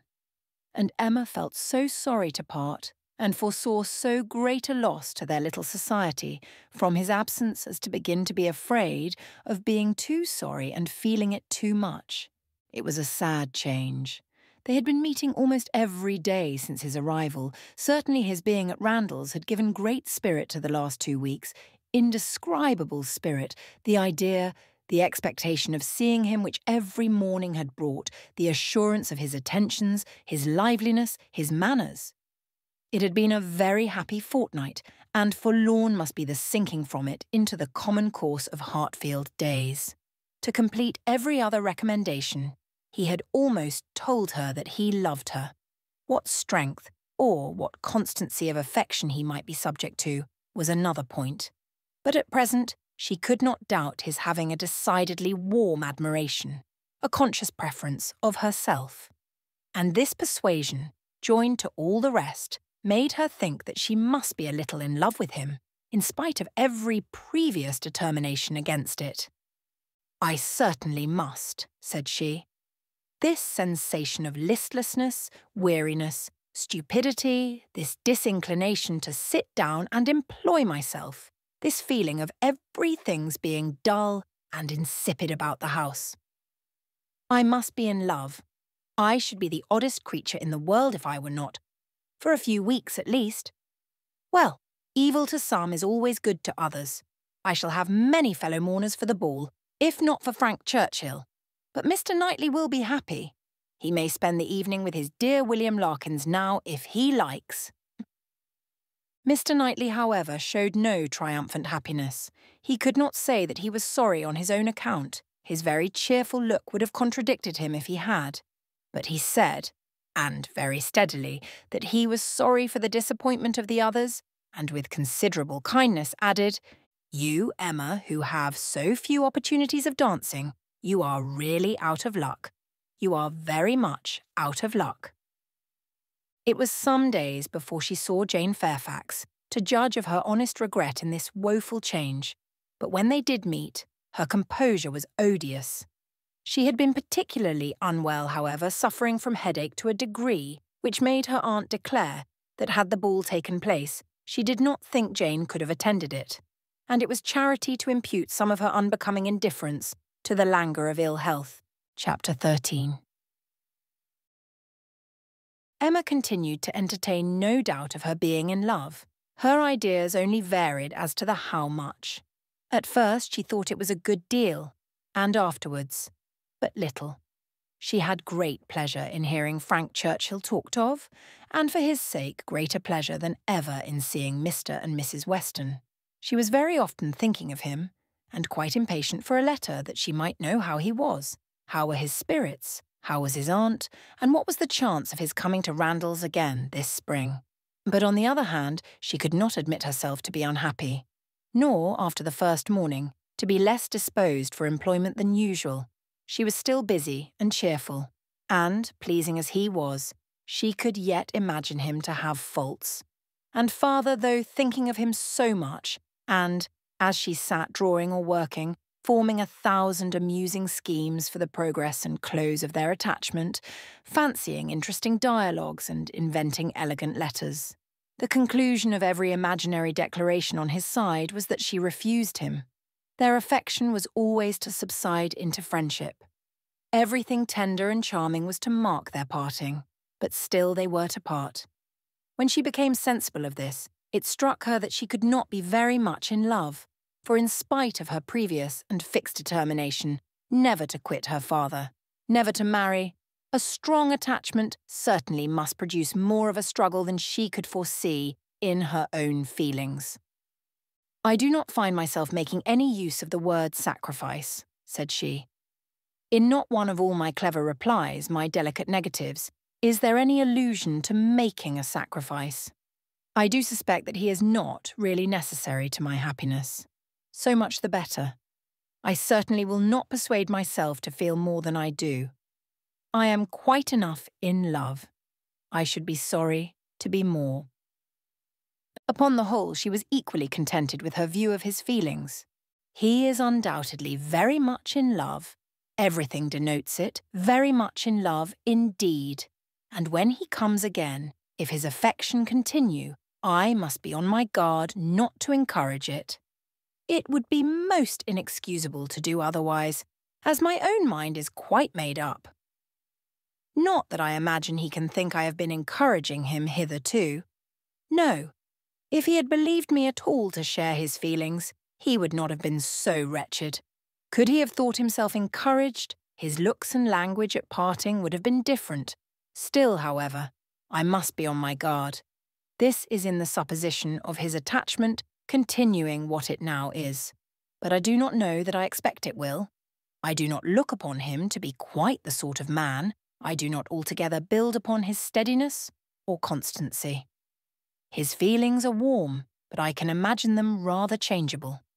Every consideration of the subject, in short, makes me thankful that my happiness is not more deeply involved.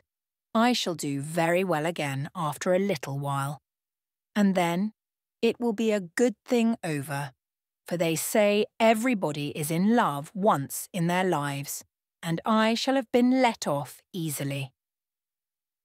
When his letter to Mrs. Weston arrived, Emma had the perusal of it, and she read it with a degree of pleasure and admiration which made her at first shake her head over her own sensations and think she had undervalued their strength.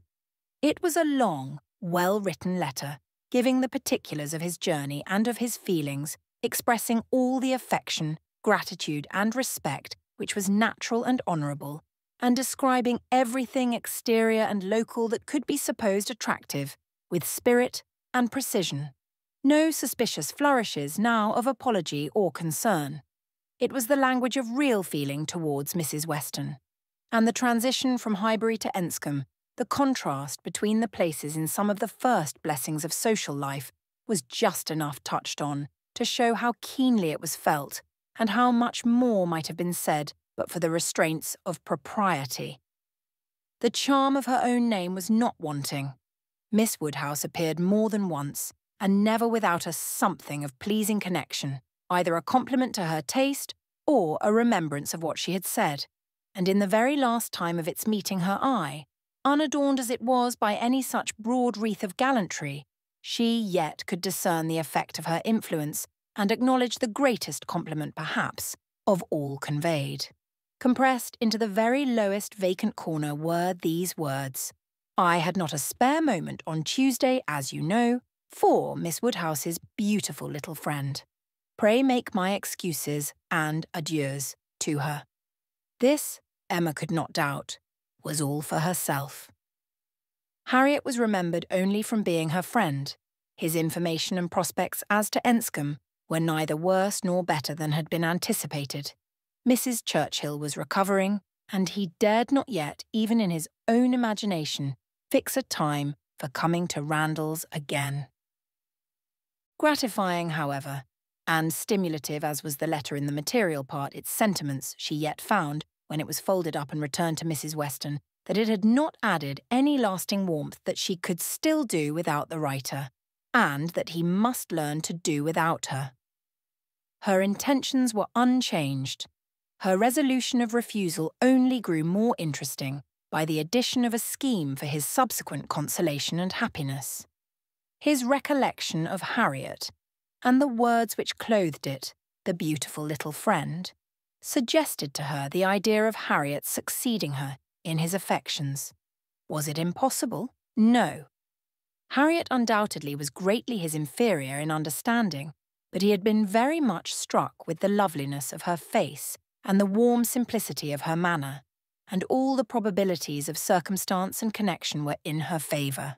For Harriet it would be advantageous and delightful indeed. "I must not dwell upon it," said she. "I must not think of it. I know the danger of indulging such speculations. But stranger things have happened, and when we cease to care for each other as we do now, it will be the means of confirming us in that sort of true, disinterested friendship which I can already look forward to with pleasure." It was well to have a comfort in store on Harriet's behalf, though it might be wise to let the fancy touch it seldom, for evil in that quarter was at hand. As Frank Churchill's arrival had succeeded Mr. Elton's engagement in the conversation of Highbury, as the latest interest had entirely borne down the first, so now, upon Frank Churchill's disappearance, Mr. Elton's concerns were assuming the most irresistible form. His wedding day was named. He would soon be among them again, Mr. Elton and his bride. There was hardly time to talk over the first letter from Enscombe before Mr. Elton and his bride was in everybody's mouth, and Frank Churchill was forgotten. Emma grew sick at the sound. She had had 3 weeks of happy exemption from Mr. Elton, and Harriet's mind, she had been willing to hope, had been lately gaining strength. With Mr. Weston's ball in view at least, there had been a great deal of insensibility to other things, but it was now too evident that she had not attained such a state of composure as could stand against the actual approach, new carriage, bell ringing and all. Poor Harriet was in a flutter of spirits which required all the reasonings and soothings and attentions of every kind that Emma could give. Emma felt that she could not do too much for her, that Harriet had a right to all her ingenuity and all her patience. But it was heavy work to be for ever convincing, without producing any effect, for ever agreed to, without being able to make their opinions the same. Harriet listened submissively and said, "It was very true. It was just as Miss Woodhouse described. It was not worth while to think about them, and she would not think about them any longer. But no change of subject could avail, and the next half hour saw her as anxious and restless about the Eltons as before. At last, Emma attacked her on another ground. "You're allowing yourself to be so occupied and so unhappy about Mr. Elton's marrying Harriet is the strongest reproach you can make me. You could not give me a greater reproof for the mistake I fell into. It was all my doing, I know. I have not forgotten it, I assure you. Deceived myself, I did very miserably deceive you, and it will be a painful reflection to me for ever. Do not imagine me in danger of forgetting it." Harriet felt this too much to utter more than a few words of eager exclamation. Emma continued, "I have not said, exert yourself, Harriet, for my sake. Think less. Talk less of Mr. Elton for my sake, because for your own sake, rather, I would wish it to be done, for the sake of what is more important than my comfort, a habit of self-command in you, a consideration of what is your duty, an attention to propriety, an endeavour to avoid the suspicions of others, to save your health and credit, and restore your tranquillity. These are the motives which I have been pressing on you. They are very important, and sorry I am that you cannot feel them sufficiently to act upon them. My being saved from pain is a very secondary consideration. I want you to save yourself from greater pain. Perhaps I may sometimes have felt that Harriet would not forget what was due, or rather what would be kind by me." This appeal to her affections did more than all the rest. The idea of wanting gratitude and consideration for Miss Woodhouse, whom she really loved extremely, made her wretched for a while, and when the violence of grief was comforted away, still remained powerful enough to prompt to what was right and support her in it very tolerably. You, who have been the best friend I ever had in my life, want gratitude to you. Nobody is equal to you. I care for nobody as I do for you. Oh, Miss Woodhouse, how ungrateful I have been." Such expressions, assisted as they were by everything that look and manner could do, made Emma feel that she had never loved Harriet so well, nor valued her affections so highly before. "There is no charm equal to tenderness of heart," said she afterwards to herself. "There is nothing to be compared to it. Warmth and tenderness of heart, with an affectionate, open manner, will beat all the clearness of head in the world, for attraction I am sure it will. It is tenderness of heart which makes my dear father so generally beloved, which gives Isabella all her popularity. I have it not, but I know how to prize and respect it. Harriet is my superior in all the charm and all the felicity it gives.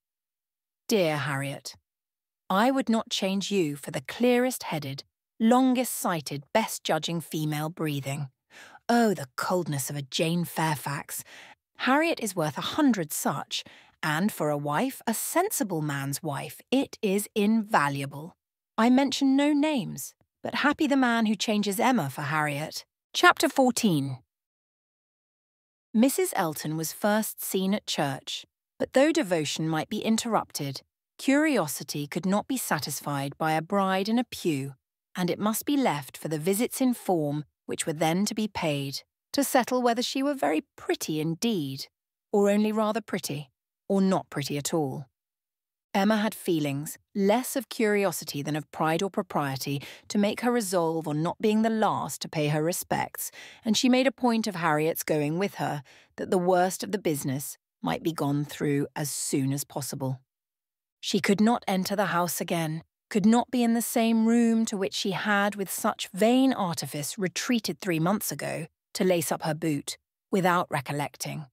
1,000 vexatious thoughts would recur, compliments, charades, and horrible blunders, and it was not to be supposed that poor Harriet should not be recollecting too, but she behaved very well, and was only rather pale and silent. The visit was of course short, and there was so much embarrassment and occupation of mind to shorten it, that Emma would not allow herself entirely to form an opinion of the lady, and on no account to give one, beyond the nothing-meaning terms of being elegantly dressed and very pleasing. She did not really like her. She would not be in a hurry to find fault, but she suspected that there was no elegance. Ease, but not elegance. She was almost sure that for a young woman, a stranger, a bride, there was too much ease. Her person was rather good, her face not unpretty, but neither feature, nor air, nor voice, nor manner were elegant. Emma thought at least it would turn out so. As for Mr. Elton, his manners did not appear, but no, she would not permit a hasty or a witty word from herself about his manners. It was an awkward ceremony at any time, to be receiving wedding visits, and a man had need to be all grace to acquit himself well through it. The woman was better off. She might have the assistance of fine clothes and the privilege of bashfulness, but the man had only his own good sense to depend on, and when she considered how peculiarly unlucky poor Mr. Elton was in being in the same room at once with the woman he had just married, the woman he had wanted to marry, and the woman whom he had been expected to marry, she must allow him to have the right to look as little wise, and to be as much affectedly, and as little really easy, as could be. "Well, Miss Woodhouse," said Harriet when they had quitted the house, and after waiting in vain for her friend to begin. "Well, Miss Woodhouse," with a gentle sigh, "what do you think of her? Is not she very charming?" There was a little hesitation in Emma's answer. "Oh, yes, a very pleasing young woman. I think her beautiful, quite beautiful. Very nicely dressed indeed, a remarkably elegant gown. I am not at all surprised that he should have fallen in love. Oh no, there is nothing to surprise one at all. A pretty fortune, and she came in his way." "I dare say," returned Harriet, sighing again, "I dare say she was very much attached to him." Perhaps she might, but it is not every man's fate to marry the woman who loves him best. Miss Hawkins perhaps wanted a home and thought this the best offer she was likely to have. Yes, said Harriet earnestly, and well she might. Nobody could ever have a better. Well, I wish them happy with all my heart.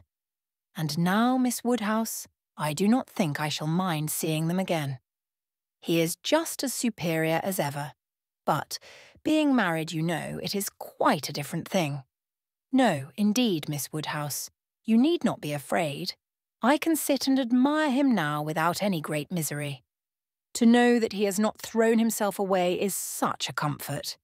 She does seem a charming young woman, just what he deserves. Happy creature, he called her Augusta. How delightful. When the visit was returned, Emma made up her mind. She could then see more and judge better. From Harriet's happening not to be at Hartfield, and her father's being present to engage Mr. Elton, she had a quarter of an hour of the lady's conversation to herself, and could composedly attend to her.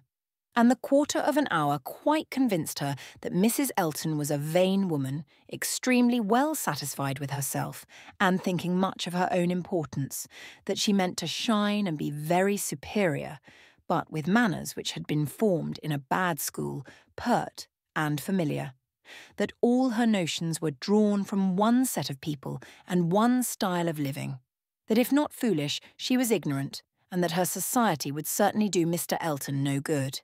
Harriet would have been a better match. If not wise or refined herself, she would have connected him with those who were. But Miss Hawkins, it might be fairly supposed from her easy conceit, had been the best of her own set. The rich brother-in-law near Bristol was the pride of the alliance, and his place and his carriages were the pride of him. The very first subject after being seated was Maple Grove. My brother Mr. Suckling's seat. A comparison of Hartfield to Maple Grove. The grounds of Hartfield were small, but neat and pretty, and the house was modern and well built. Mrs. Elton seemed most favourably impressed by the size of the room, the entrance, and all that she could see or imagine. Very like Maple Grove indeed. She was quite struck by the likeness. That room was the very shape and size of the morning room at Maple Grove, her sister's favourite room. Mr. Elton was appealed to. Was not it astonishingly like? She could really almost fancy herself at Maple Grove. And the staircase. You know, as I came in, I observed how very like the staircase was, placed exactly in the same part of the house. I really could not help exclaiming, I assure you, Miss Woodhouse, it is very delightful to me to be reminded of a place I am so extremely partial to as Maple Grove. I have spent so many happy months there. With a little sigh of sentiment. A charming place, undoubtedly. Everybody who sees it is struck by its beauty, but to me, it has been quite a home. Whenever you are transplanted, like me, Miss Woodhouse, you will understand how very delightful it is to meet with anything at all like what one has left behind. I always say this is quite one of the evils of matrimony. Emma made as slight a reply as she could, but it was fully sufficient for Mrs. Elton, who only wanted to be talking herself. So extremely like Maple Grove, and it is not merely the house. The grounds, I assure you, as far as I could observe, are strikingly like. The laurels at Maple Grove are in the same profusion as here, and stand very much in the same way, just across the lawn. And I had a glimpse of a fine large tree, with a bench round it, which put me so exactly in mind. My brother and sister will be enchanted with this place. People who have extensive grounds themselves are always pleased with anything in the same style. Emma doubted the truth of this sentiment. She had a great idea that people who had extensive grounds themselves cared very little for the extensive grounds of anybody else.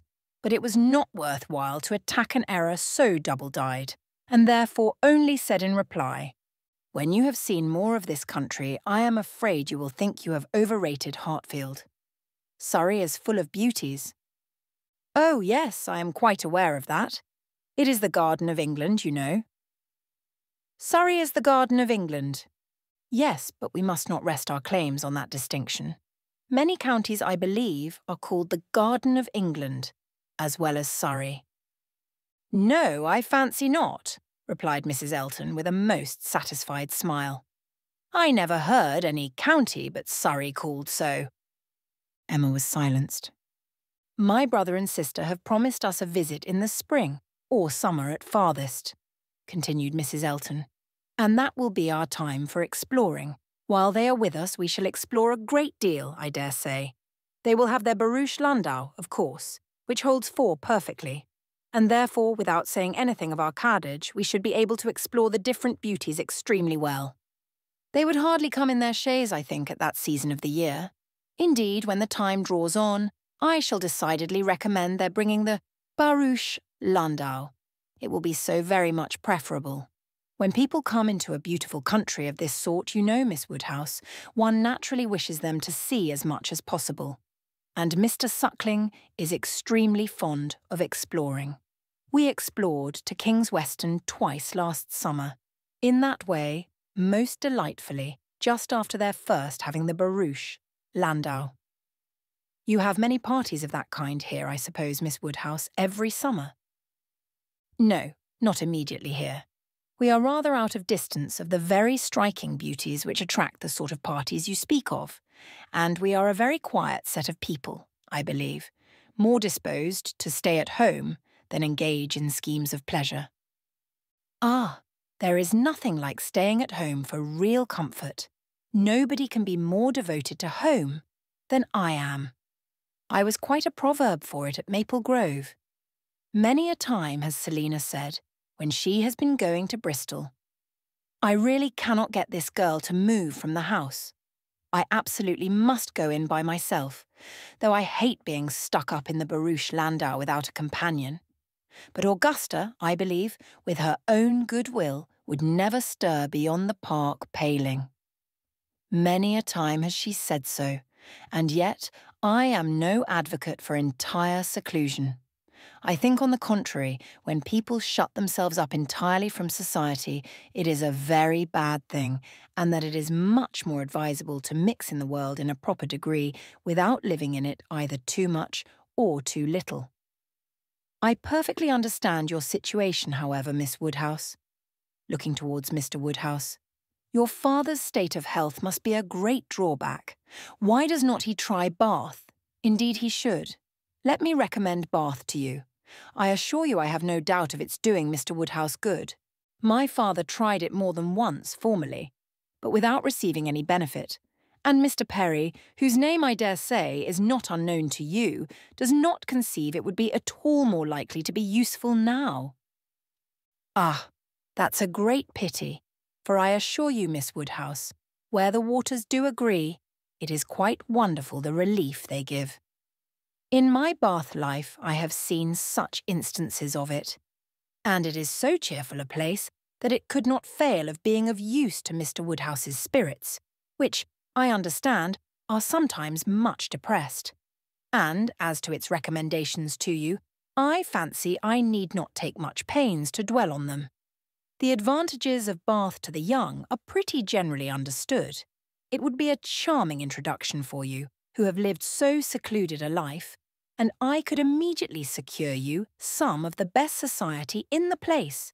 A line from me would bring you a little host of acquaintance, and my particular friend, Mrs. Partridge, the lady I have always resided with when in Bath, would be most happy to show you any attentions, and would be the very person for you to go into public with.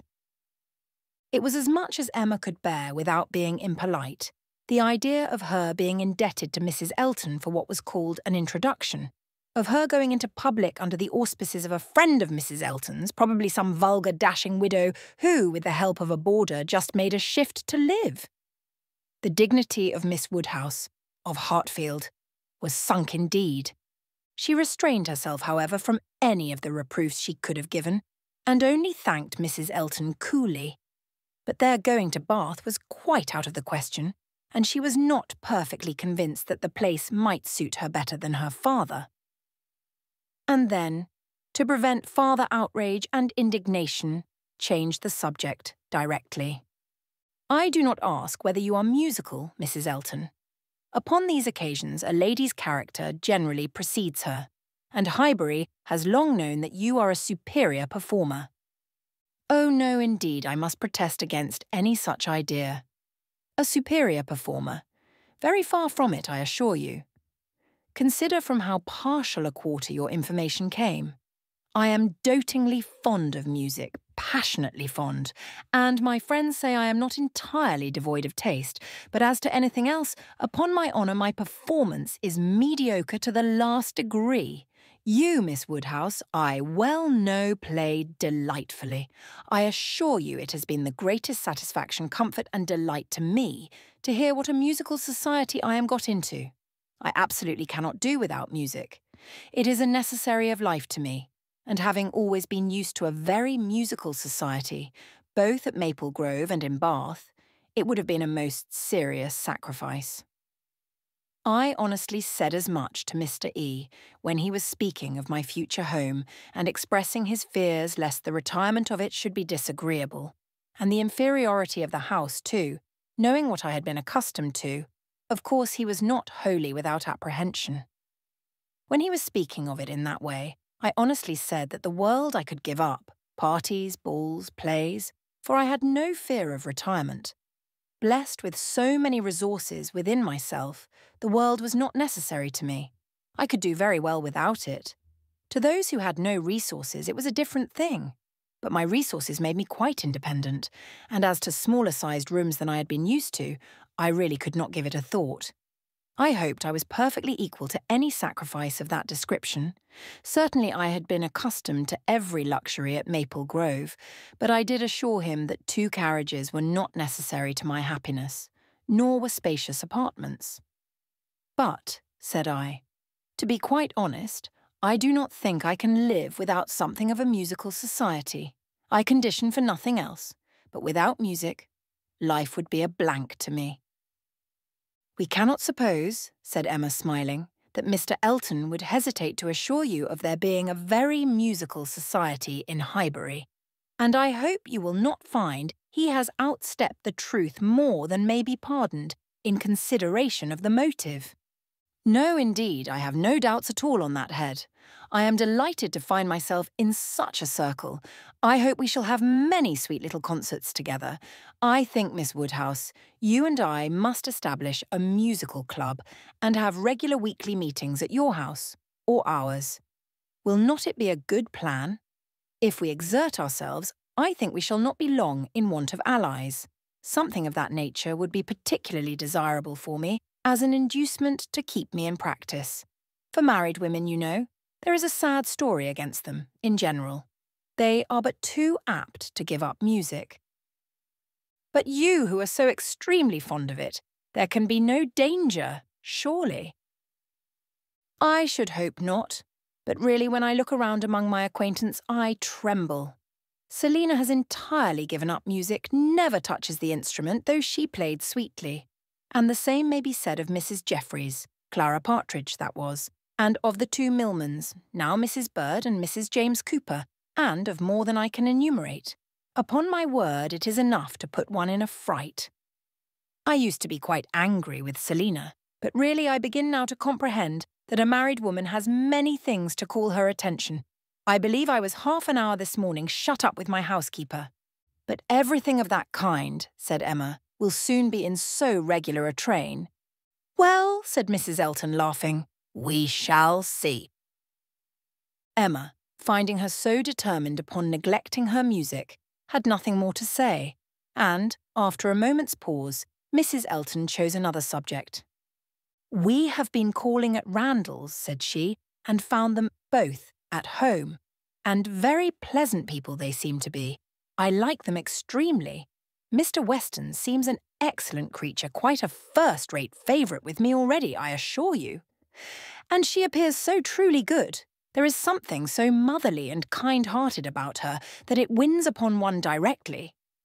She was your governess, I think." Emma was almost too much astonished to answer, but Mrs. Elton hardly waited for the affirmative before she went on. Having understood as much, I was rather astonished to find her so very ladylike. But she is really quite the gentlewoman.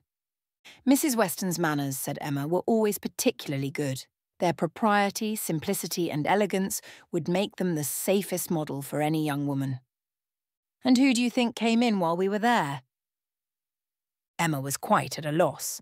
The tone implied some old acquaintance, and how could she possibly guess? Knightley, continued Mrs. Elton, Knightley himself. Was not it lucky? For not being within when he called the other day, I had never seen him before, and of course, as so particular a friend of Mr. E. E.S., I had a great curiosity. My friend Knightley had been so often mentioned that I was really impatient to see him, and I must do my caro sposo the justice to say that he need not be ashamed of his friend. Knightley is quite the gentleman. I like him very much. Decidedly, I think, a very gentleman-like man. Happily, it was now time to be gone. They were off, and Emma could breathe. Insufferable woman, was her immediate exclamation. Worse than I had supposed. Absolutely insufferable, Knightley. I could not have believed it. Knightley. Never seen him in her life before, and call him Knightley, and discover that he is a gentleman. A little upstart vulgar being, with her Mr. E, and her caro sposo, and her resources and all her airs of pert pretension and underbred finery. Actually to discover that Mr. Knightley is a gentleman. I doubt whether he will return the compliment and discover her to be a lady. I could not have believed it, and to propose that she and I should unite to form a musical club. One would fancy we were bosom friends. And Mrs. Weston, astonished that the person who had brought me up should be a gentlewoman. Worse and worse. I never met with her equal, much beyond my hopes. Harriet is disgraced by any comparison. Oh, what would Frank Churchill say to her if he were here? How angry and how diverted he would be. Ah, there I am, thinking of him directly. Always the first person to be thought of. How I catch myself out. Frank Churchill comes as regularly into my mind. All this ran so glibly through her thoughts that by the time her father had arranged himself, after the bustle of the Eltons' departure, and was ready to speak, she was very tolerably capable of attending. Well, my dear, he deliberately began, considering we never saw her before, she seems a very pretty sort of young lady, and I dare say she was very much pleased with you. She speaks a little too quick. A little quickness of voice there is which rather hurts the ear, but I believe I am nice. I do not like strange voices, and nobody speaks like you and poor Miss Taylor.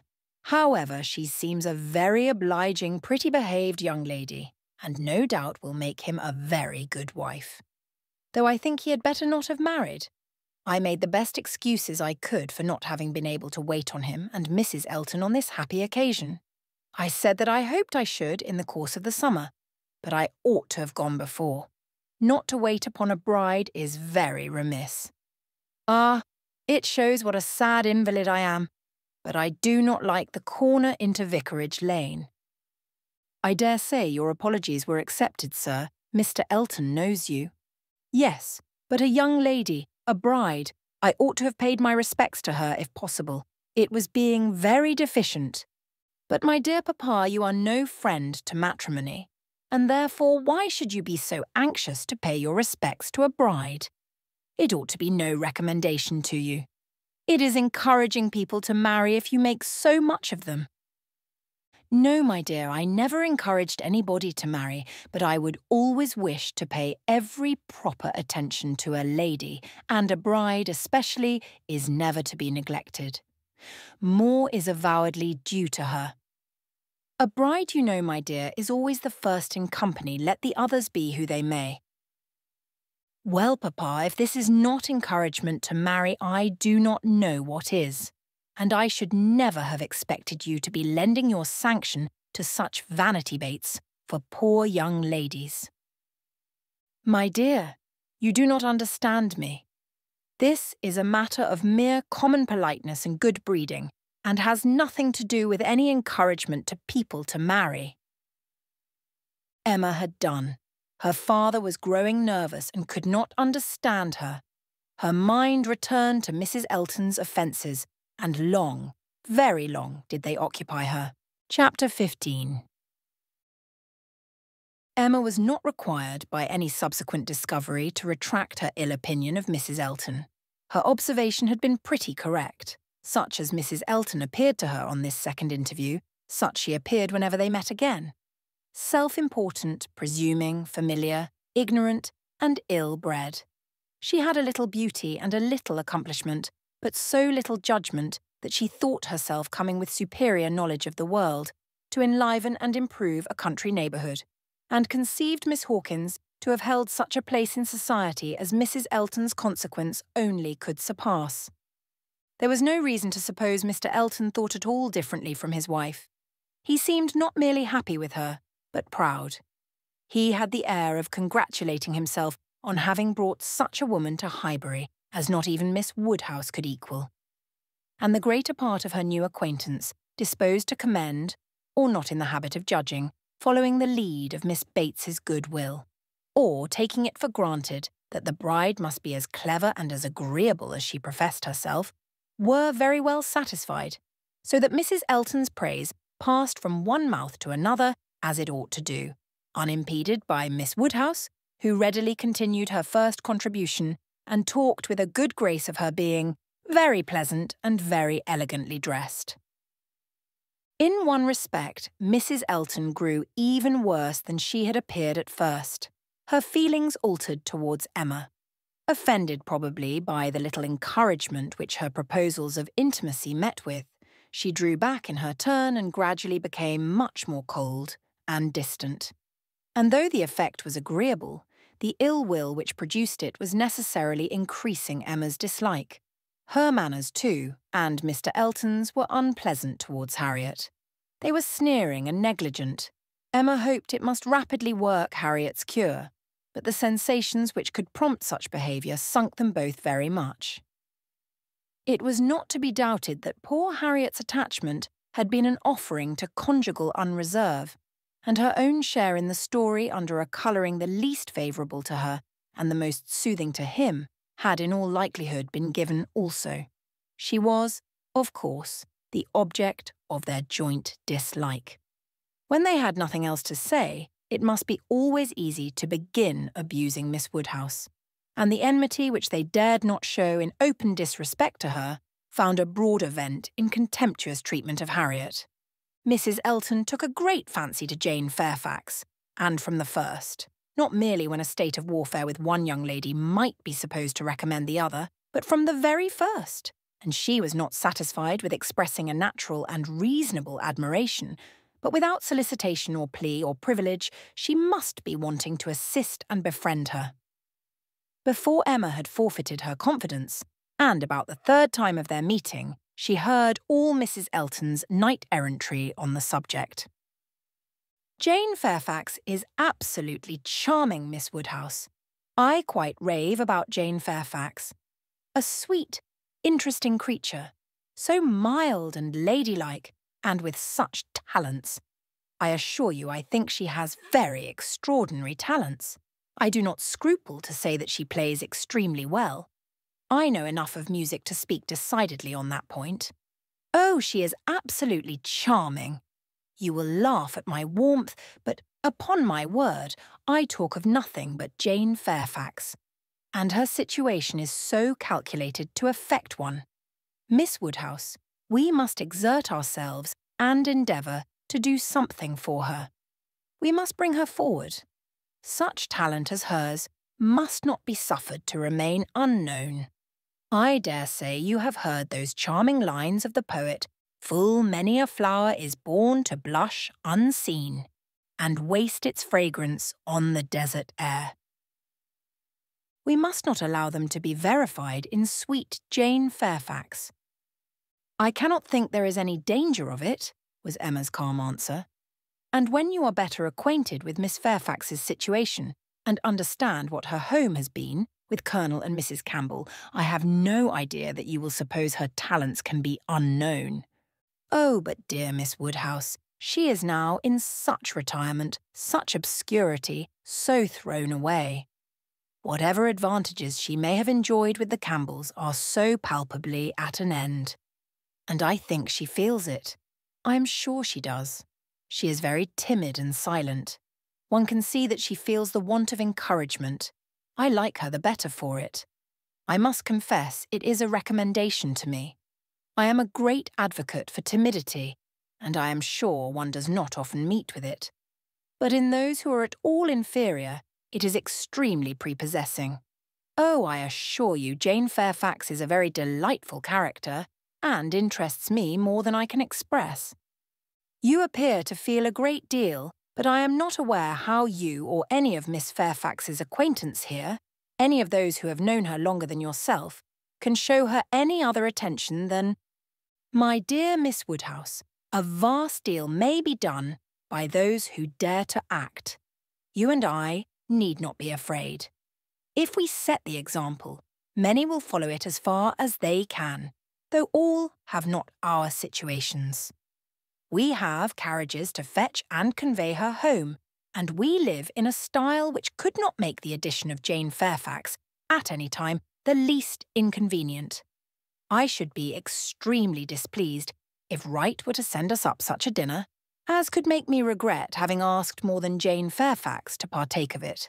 I have no idea of that sort of thing. It is not likely that I should, considering what I have been used to. My greatest danger, perhaps, in housekeeping, may be quite the other way, in doing too much, and being too careless of expense. Maple Grove will probably be my model more than it ought to be, for we do not at all affect to equal my brother Mr. Suckling in income. However, my resolution is taken as to noticing Jane Fairfax. I shall certainly have her very often at my house, shall introduce her wherever I can, shall have musical parties to draw out her talents, and shall be constantly on the watch for an eligible situation. My acquaintance is so very extensive that I have little doubt of hearing of something to suit her shortly. I shall introduce her, of course, very particularly to my brother and sister when they come to us. I am sure they will like her extremely, and when she gets a little acquainted with them, her fears will completely wear off, for there really is nothing in the manners of either but what is highly conciliating. I shall have her very often indeed while they are with me, and I dare say we shall sometimes find a seat for her in the barouche landau in some of our exploring parties. Poor Jane Fairfax, thought Emma. You have not deserved this. You may have done wrong with regard to Mr. Dixon, but this is a punishment beyond what you can have merited. The kindness and protection of Mrs. Elton, Jane Fairfax, and Jane Fairfax. Heavens! Let me not suppose that she dares go about Emma Woodhousing me, but upon my honour there seems no limits to the licentiousness of that woman's tongue. Emma had not to listen to such paradings again, to any so exclusively addressed to herself, so disgustingly decorated with a dear Miss Woodhouse.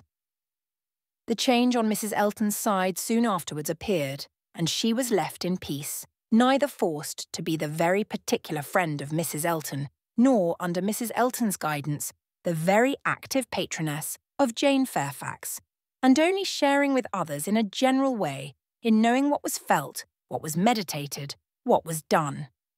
She looked on with some amusement. Miss Bates's gratitude for Mrs. Elton's attentions to Jane was in the first style of guileless simplicity and warmth. She was quite one of her worthies, the most amiable, affable, delightful woman, just as accomplished and condescending as Mrs. Elton meant to be considered. Emma's only surprise was that Jane Fairfax should accept those attentions and tolerate Mrs. Elton as she seemed to do. She heard of her walking with the Eltons, sitting with the Eltons, spending a day with the Eltons. This was astonishing. She could not have believed it possible that the taste or the pride of Miss Fairfax could endure such society and friendship as the vicarage had to offer. "She is a riddle, quite a riddle," said she.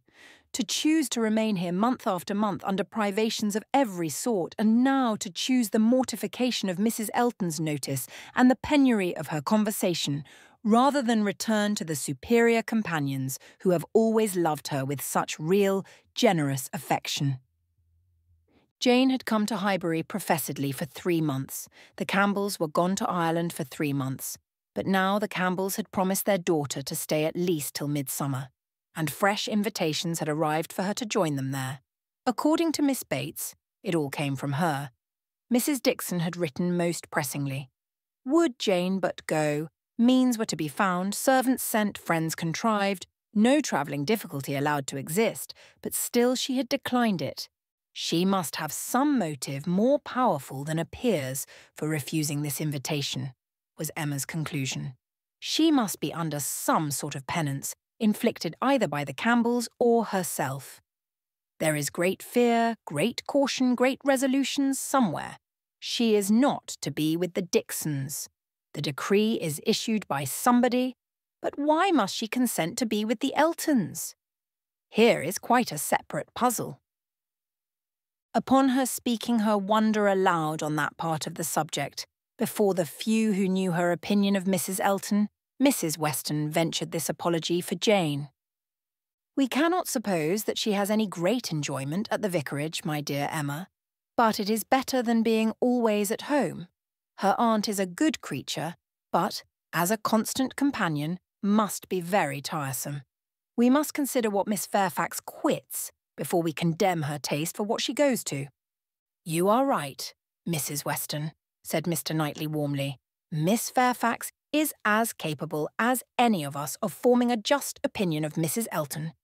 Could she have chosen with whom to associate, she would not have chosen her. But, with a reproachful smile at Emma, she receives attentions from Mrs. Elton, which nobody else pays her. Emma felt that Mrs. Weston was giving her a momentary glance, and she was herself struck by his warmth. With a faint blush, she presently replied, Such attentions as Mrs. Elton's, I should have imagined, would rather disgust than gratify Miss Fairfax. Mrs. Elton's invitations I should have imagined anything but inviting. I should not wonder, said Mrs. Weston, if Miss Fairfax were to have been drawn on beyond her own inclination by her aunt's eagerness in accepting Mrs. Elton's civilities for her. Poor Miss Bates may very likely have committed her niece and hurried her into a greater appearance of intimacy than her own good sense would have dictated, in spite of the very natural wish of a little change. Both felt rather anxious to hear him speak again, and, after a few minutes' silence, he said, Another thing must be taken into consideration too. Mrs. Elton does not talk to Miss Fairfax as she speaks of her. We all know the difference between the pronouns he or she and thou, the plainest spoken amongst us. We all feel the influence of a something beyond common civility in our personal intercourse with each other, a something more early implanted. We cannot give anybody the disagreeable hints that we may have been very full of the hour before. We feel things differently. And besides the operation of this, as a general principle, you may be sure that Miss Fairfax awes Mrs. Elton by her superiority both of mind and manner, and that, face to face, Mrs. Elton treats her with all the respect which she has a claim to. Such a woman as Jane Fairfax probably never fell in Mrs. Elton's way before, and no degree of vanity can prevent her acknowledging her own comparative littleness in action, if not in consciousness. I know how highly you think of Jane Fairfax, said Emma. Little Henry was in her thoughts, and a mixture of alarm and delicacy made her irresolute what else to say. Yes, he replied. Anybody may know how highly I think of her. And yet, said Emma, beginning hastily and with an arch look, but soon stopping. It was better, however, to know the worst at once. She hurried on. And yet, perhaps, you may hardly be aware yourself how highly it is. The extent of your admiration may take you by surprise some day or other. Mr. Knightley was hard at work upon the lower buttons of his thick leather gaiters, and either the exertion of getting them together, or some other cause, brought the colour into his face as he answered, Oh, are you there? But you are miserably behindhand. Mr. Cole gave me a hint of it 6 weeks ago. He stopped. Emma felt her foot pressed by Mrs. Weston and did not herself know what to think. In a moment he went on. That will never be, however, I can assure you. Miss Fairfax, I dare say, would not have me if I were to ask her, and I am very sure I shall never ask her. Emma returned her friend's pressure with interest, and was pleased enough to exclaim, You are not vain, Mr. Knightley. I will say that for you. He seemed hardly to hear her. He was thoughtful, and, in a manner which showed him not pleased, soon afterwards said, So you have been settling that I should marry Jane Fairfax? No, indeed, I have not.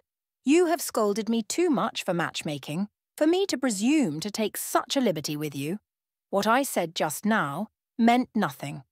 One says those sort of things, of course, without any idea of a serious meaning.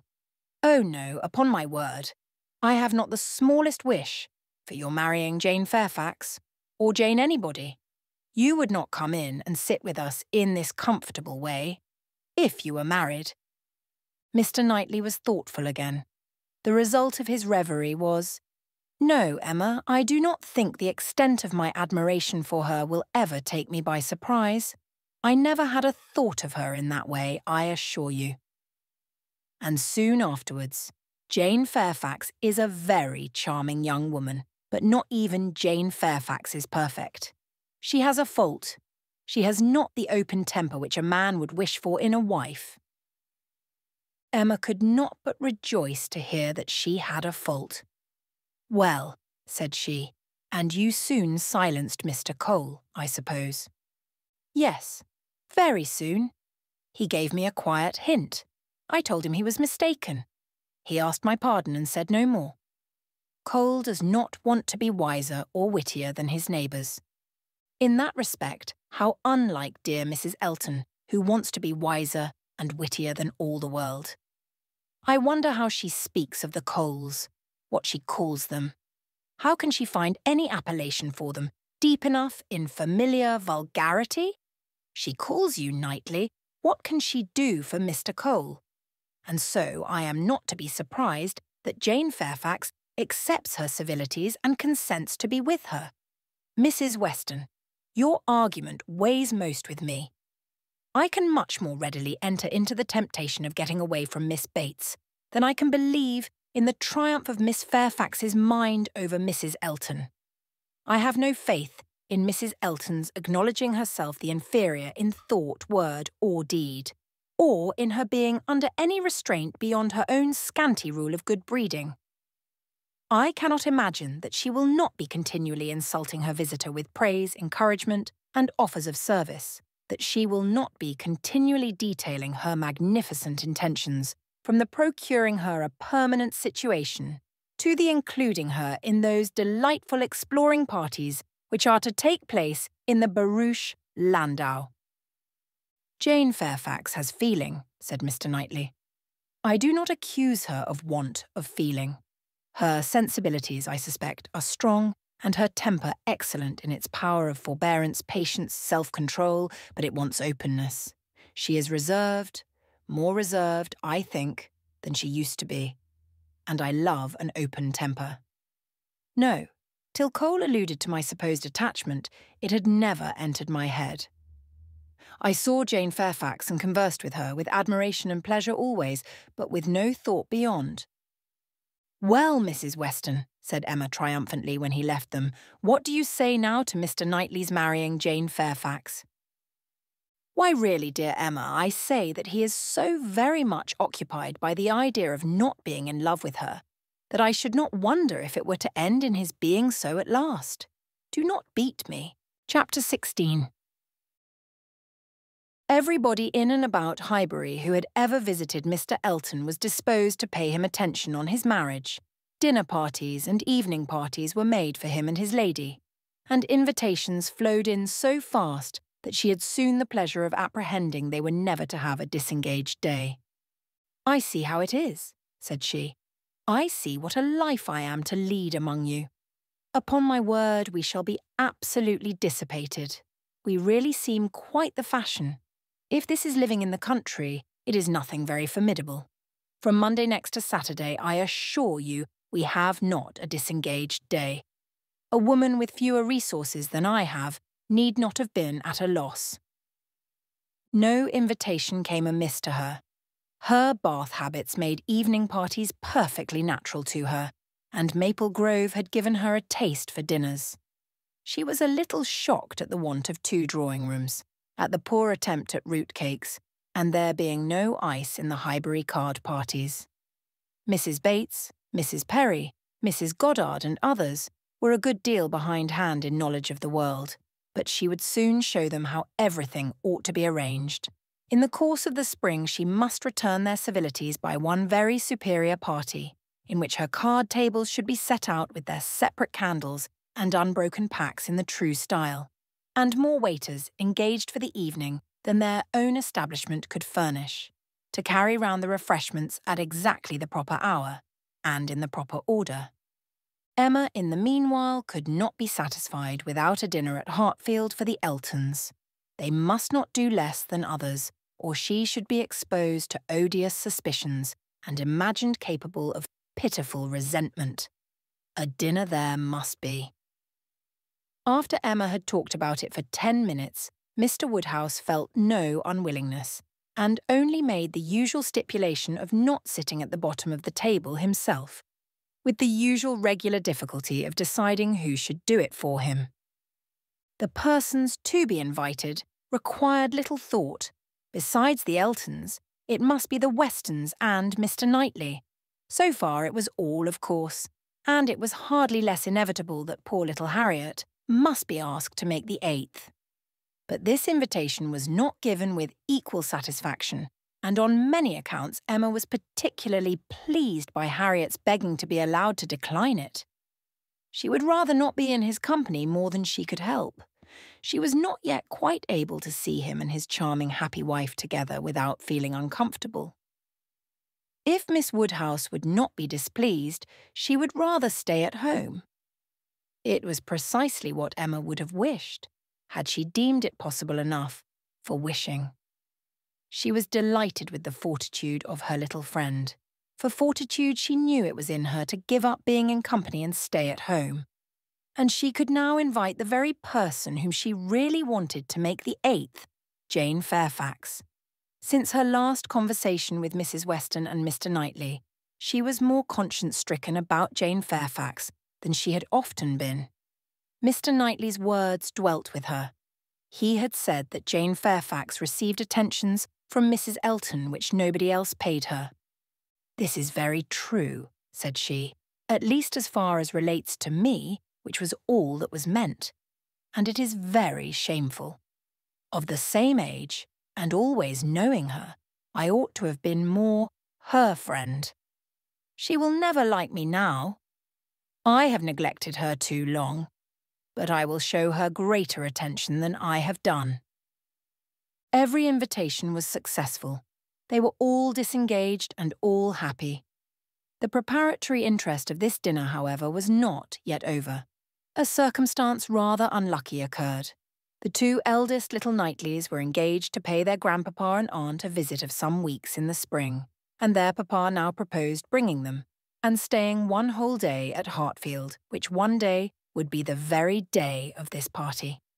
His professional engagements did not allow of his being put off, but both father and daughter were disturbed by its happening so. Mr. Woodhouse considered 8 persons at dinner together as the utmost that his nerves could bear. And here would be a 9th, and Emma apprehended that it would be a 9th very much out of humour at not being able to come even to Hartfield for 48 hours without falling in with a dinner party. She comforted her father better than she could comfort herself, by representing that, though he certainly would make them 9, yet he always said so little that the increase of noise would be very immaterial. She thought it in reality a sad exchange for herself, to have him with his grave looks and reluctant conversation opposed to her instead of his brother. The event was more favourable to Mr. Woodhouse than to Emma. John Knightley came, but Mr. Weston was unexpectedly summoned to town and must be absent on the very day. He might be able to join them in the evening, but certainly not to dinner.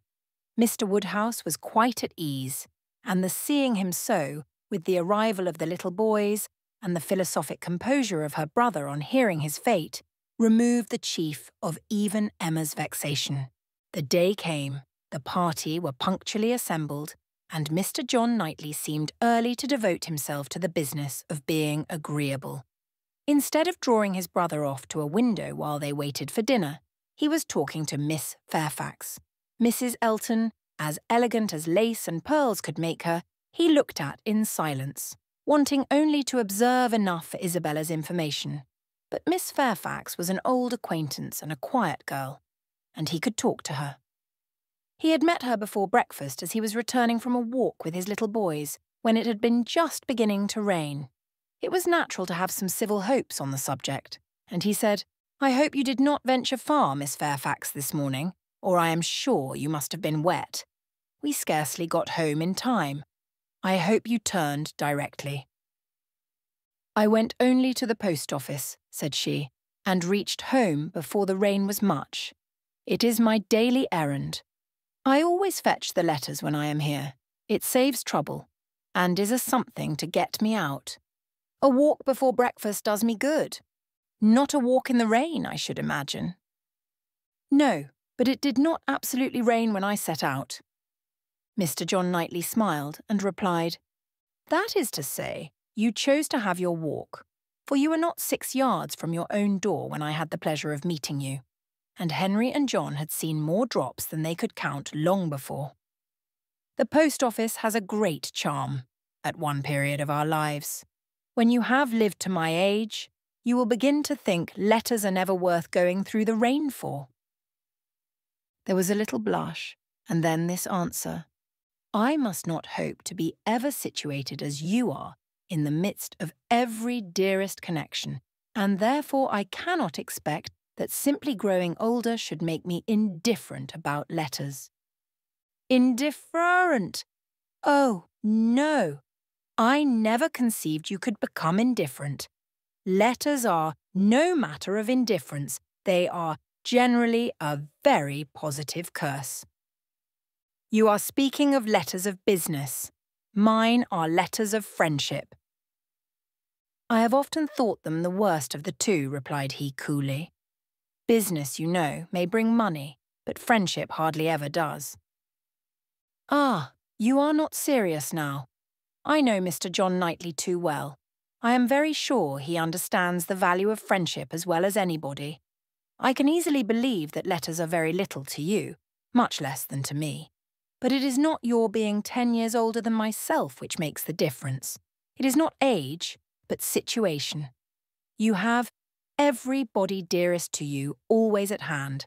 I, probably, never shall again. And therefore, till I have outlived all my affections, a post office, I think, must always have power to draw me out in worse weather than today." "When I talked of your being altered by time, by the progress of years," said John Knightley, "I meant to imply the change of situation which time usually brings. I consider one as including the other. Time will generally lessen the interest of every attachment not within the daily circle. But that is not the change I had in view for you. As an old friend, you will allow me to hope, Miss Fairfax, that 10 years hence you may have as many concentrated objects as I have." It was kindly said, and very far from giving offence. A pleasant "thank you" seemed meant to laugh it off, but a blush, a quivering lip, a tear in the eye showed that it was felt beyond a laugh. Her attention was now claimed by Mr. Woodhouse, who being, according to his custom on such occasions, making the circle of his guests, and paying his particular compliments to the ladies, was ending with her, and with all his mildest urbanity, said, "I am very sorry to hear, Miss Fairfax, of your being out this morning in the rain. Young ladies should take care of themselves. Young ladies are delicate plants. They should take care of their health and their complexion. My dear, did you change your stockings?" "Yes, sir, I did indeed, and I am very much obliged by your kind solicitude about me." "My dear Miss Fairfax, Young ladies are very sure to be cared for. I hope your good grandmamma and aunt are well. They are some of my very old friends. I wish my health allowed me to be a better neighbour. You do us a great deal of honour today, I am sure.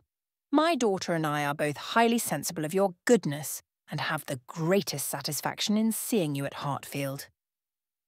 The kind-hearted, polite old man might then sit down and feel that he had done his duty and made every fair lady welcome and easy. By this time the walk in the rain had reached Mrs. Elton, and her remonstrances now opened upon Jane. "My dear Jane, what is this I hear? Going to the post office in the rain. This must not be, I assure you. You sad girl, how could you do such a thing? It is a sign I was not there to take care of you." Jane very patiently assured her that she had not caught any cold. "Oh, do not tell me.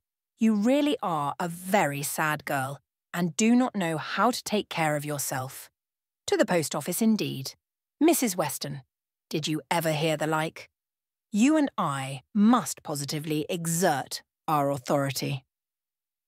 "My advice," said Mrs. Weston kindly and persuasively, "I certainly do feel tempted to give. Miss Fairfax, you must not run such risks. Liable as you have been to severe colds, indeed you ought to be particularly careful, especially at this time of year.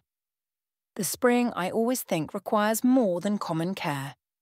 Better wait an hour or two, or even half a day for your letters, than run the risk of bringing on your cough again. Now do not you feel that you had? Yes, I am sure you are much too reasonable. You look as if you would not do such a thing again." "Oh, she shall not do such a thing again," eagerly rejoined Mrs. Elton. "We will not allow her to do such a thing again." And nodding significantly, "There must be some arrangement made, there must indeed. I shall speak to Mr. E. The man who fetches our letters every morning, one of our men, I forget his name, shall inquire for yours too, and bring them to you. That will obviate all difficulties you know, and from us I really think, my dear Jane, you can have no scruple to accept such an accommodation." "You are extremely kind," said Jane, "but I cannot give up my early walk. I am advised to be out of doors as much as I can. I must walk somewhere, and the post office is an object, and upon my word, I have scarcely ever had a bad morning before." "My dear Jane, say no more about it. The thing is determined, that is," laughing affectedly, "as far as I can presume, to determine anything without the concurrence of my lord and master. You know, Mrs. Weston, you and I must be cautious how we express ourselves, but I do flatter myself, my dear Jane, that my influence is not entirely worn out. If I meet with no insuperable difficulties, therefore, consider that point as settled." "Excuse me," said Jane earnestly. "I cannot by any means consent to such an arrangement, so needlessly troublesome to your servant. If the errand were not a pleasure to me, it could be done, as it always is when I am not here by my grandmamma's." "Oh, my dear, but so much as Patty has to do. And it is a kindness to employ our men."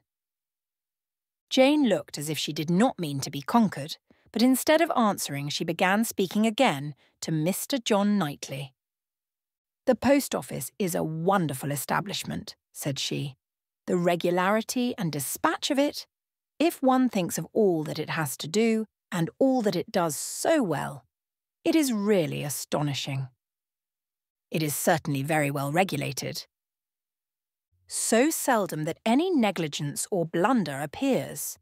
So seldom that a letter among the thousands that are constantly passing about the kingdom is even carried wrong, and not one in a million, I suppose, actually lost.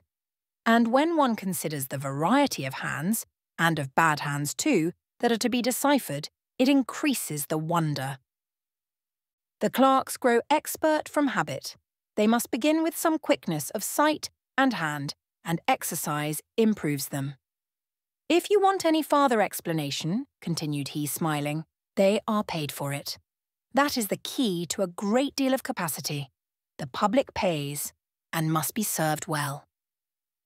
The varieties of handwriting were farther talked of, and the usual observations made. "I have heard it asserted," said John Knightley, "that the same sort of handwriting often prevails in a family, and where the same master teaches, it is natural enough. But for that reason, I should imagine the likeness must be chiefly confined to the females, for boys have very little teaching after an early age, and scramble into any hand they can get. Isabella and Emma, I think, do write very much alike. I have not always known their writing apart." "Yes," said his brother hesitatingly. "There is a likeness. I know what you mean, but Emma's hand is the strongest." "Isabella and Emma both write beautifully," said Mr. Woodhouse, "and always did. And so does poor Mrs. Weston," with half a sigh and half a smile at her. "I never saw any gentleman's handwriting," Emma began, looking also at Mrs. Weston, but stopped on perceiving that Mrs. Weston was attending to someone else, and the pause gave her time to reflect. "Now how am I going to introduce him? Am I unequal to speaking his name at once before all these people? Is it necessary for me to use any roundabout phrase? Your Yorkshire friend, your correspondent in Yorkshire. That would be the way, I suppose, if I were very bad. No, I can pronounce his name without the smallest distress. I certainly get better and better. Now for it." Mrs. Weston was disengaged, and Emma began again. "Mr. Frank Churchill writes one of the best gentleman's hands I ever saw." "I do not admire it," said Mr. Knightley. "It is too small. Wants strength. It is like a woman's writing." This was not submitted to by either lady. They vindicated him against the base aspersion. No, it by no means wanted strength. It was not a large hand, but very clear and certainly strong. Had not Mrs. Weston any letter about her to produce? No, she had heard from him very lately, but having answered the letter, had put it away. "If we were in the other room," said Emma, "if I had my writing desk, I am sure I could produce a specimen. I have a note of his. Do not you remember, Mrs. Weston, employing him to write for you one day?" "He chose to say he was employed. Well, I have that note, and can show it after dinner to convince Mr. Knightley." "Oh, when a gallant young man, like Mr. Frank Churchill," said Mr. Knightley dryly, "writes to a fair lady like Miss Woodhouse, he will, of course, put forth his best." Dinner was on table.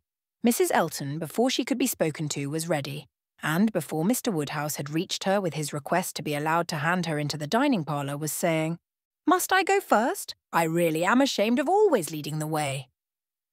Jane's solicitude about fetching her own letters had not escaped Emma.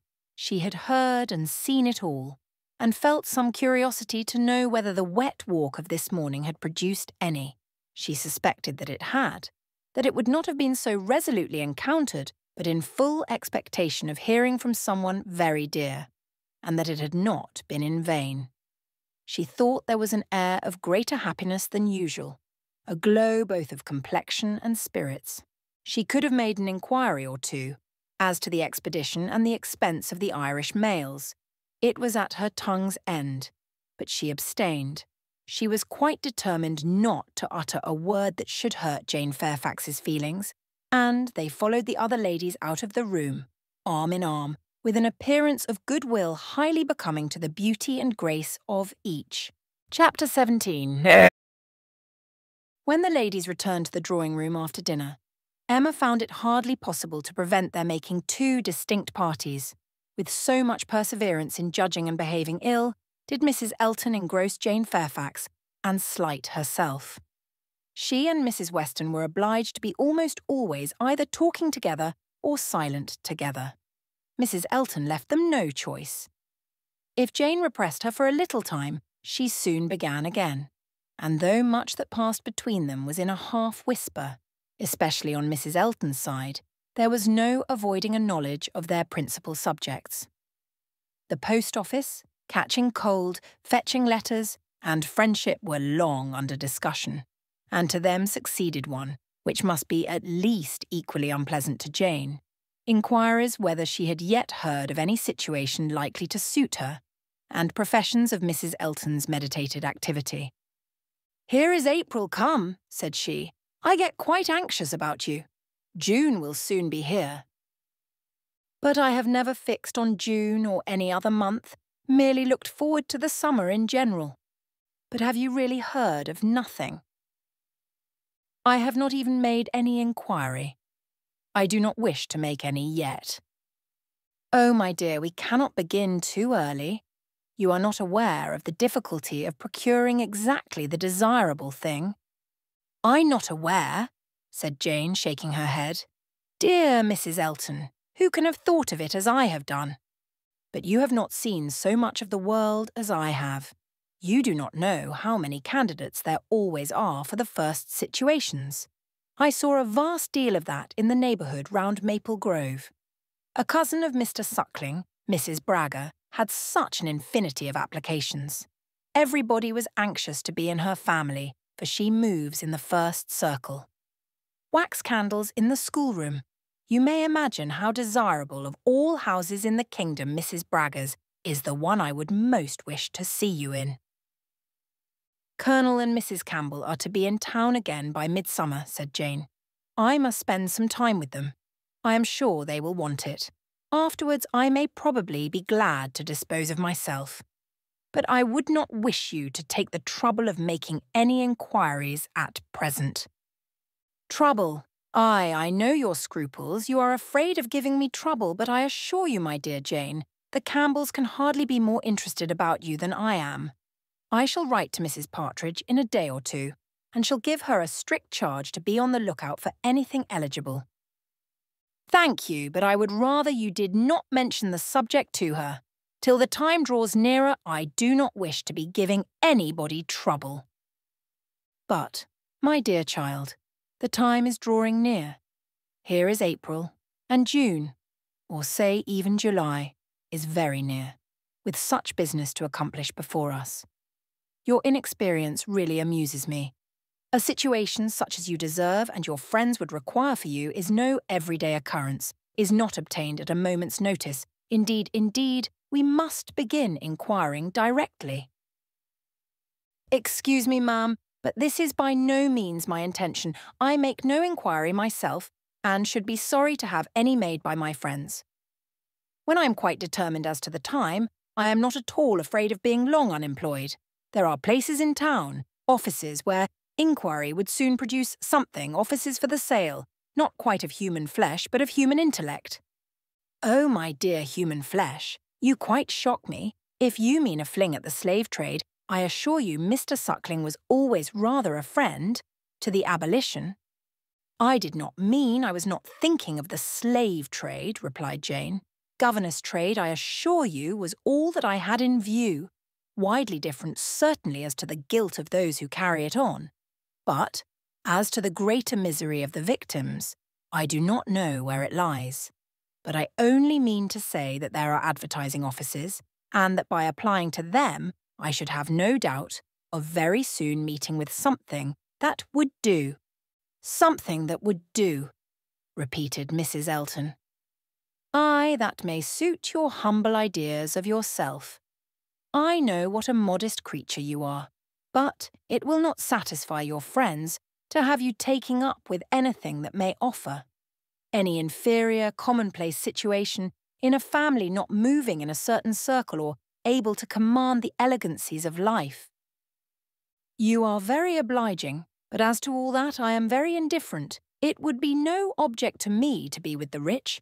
My mortifications, I think, would only be the greater. I should suffer more from comparison. A gentleman's family is all that I should condition for." I know you. You would take up with anything. But I shall be a little more nice, and I am sure the good Campbells will be quite on my side. With your superior talents, you have a right to move in the first circle. Your musical knowledge alone would entitle you to name your own terms, have as many rooms as you like, and mix in the family as much as you chose. That is, I do not know. If you knew the harp, you might do all that, I am very sure. But you sing as well as play. Yes, I really believe you might, even without the harp, stipulate for what you chose. And you must and shall be delightfully, honourably, and comfortably settled before the Campbells, or I have any rest. You may well class the delight, the honour, and the comfort of such a situation together, said Jane. They are pretty sure to be equal. However, I am very serious in not wishing anything to be attempted at present for me. I am exceedingly obliged to you, Mrs. Elton. I am obliged to anybody who feels for me. But I am quite serious in wishing nothing to be done till the summer. For 2 or 3 months longer I shall remain where I am, and as I am.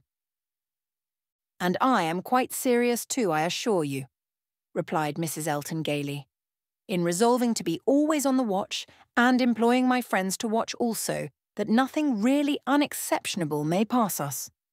In this style she ran on, never thoroughly stopped by anything till Mr. Woodhouse came into the room. Her vanity had then a change of object, and Emma heard her saying in the same half-whisper to Jane, "Here comes this dear old beau of mine, I protest. Only think of his gallantry in coming away before the other men. What a dear creature he is. I assure you I like him excessively. I admire all that quaint old-fashioned politeness. It is much more to my taste than modern ease. Modern ease often disgusts me. But this good old Mr. Woodhouse, I wish you had heard his gallant speeches to me at dinner. Oh, I assure you I began to think my caro sposo would be absolutely jealous. I fancy I am rather a favourite. He took notice of my gown. How do you like it? Selina's choice. Handsome, I think, but I do not know whether it is not over-trimmed. I have the greatest dislike to the idea of being over-trimmed. Quite a horror of finery.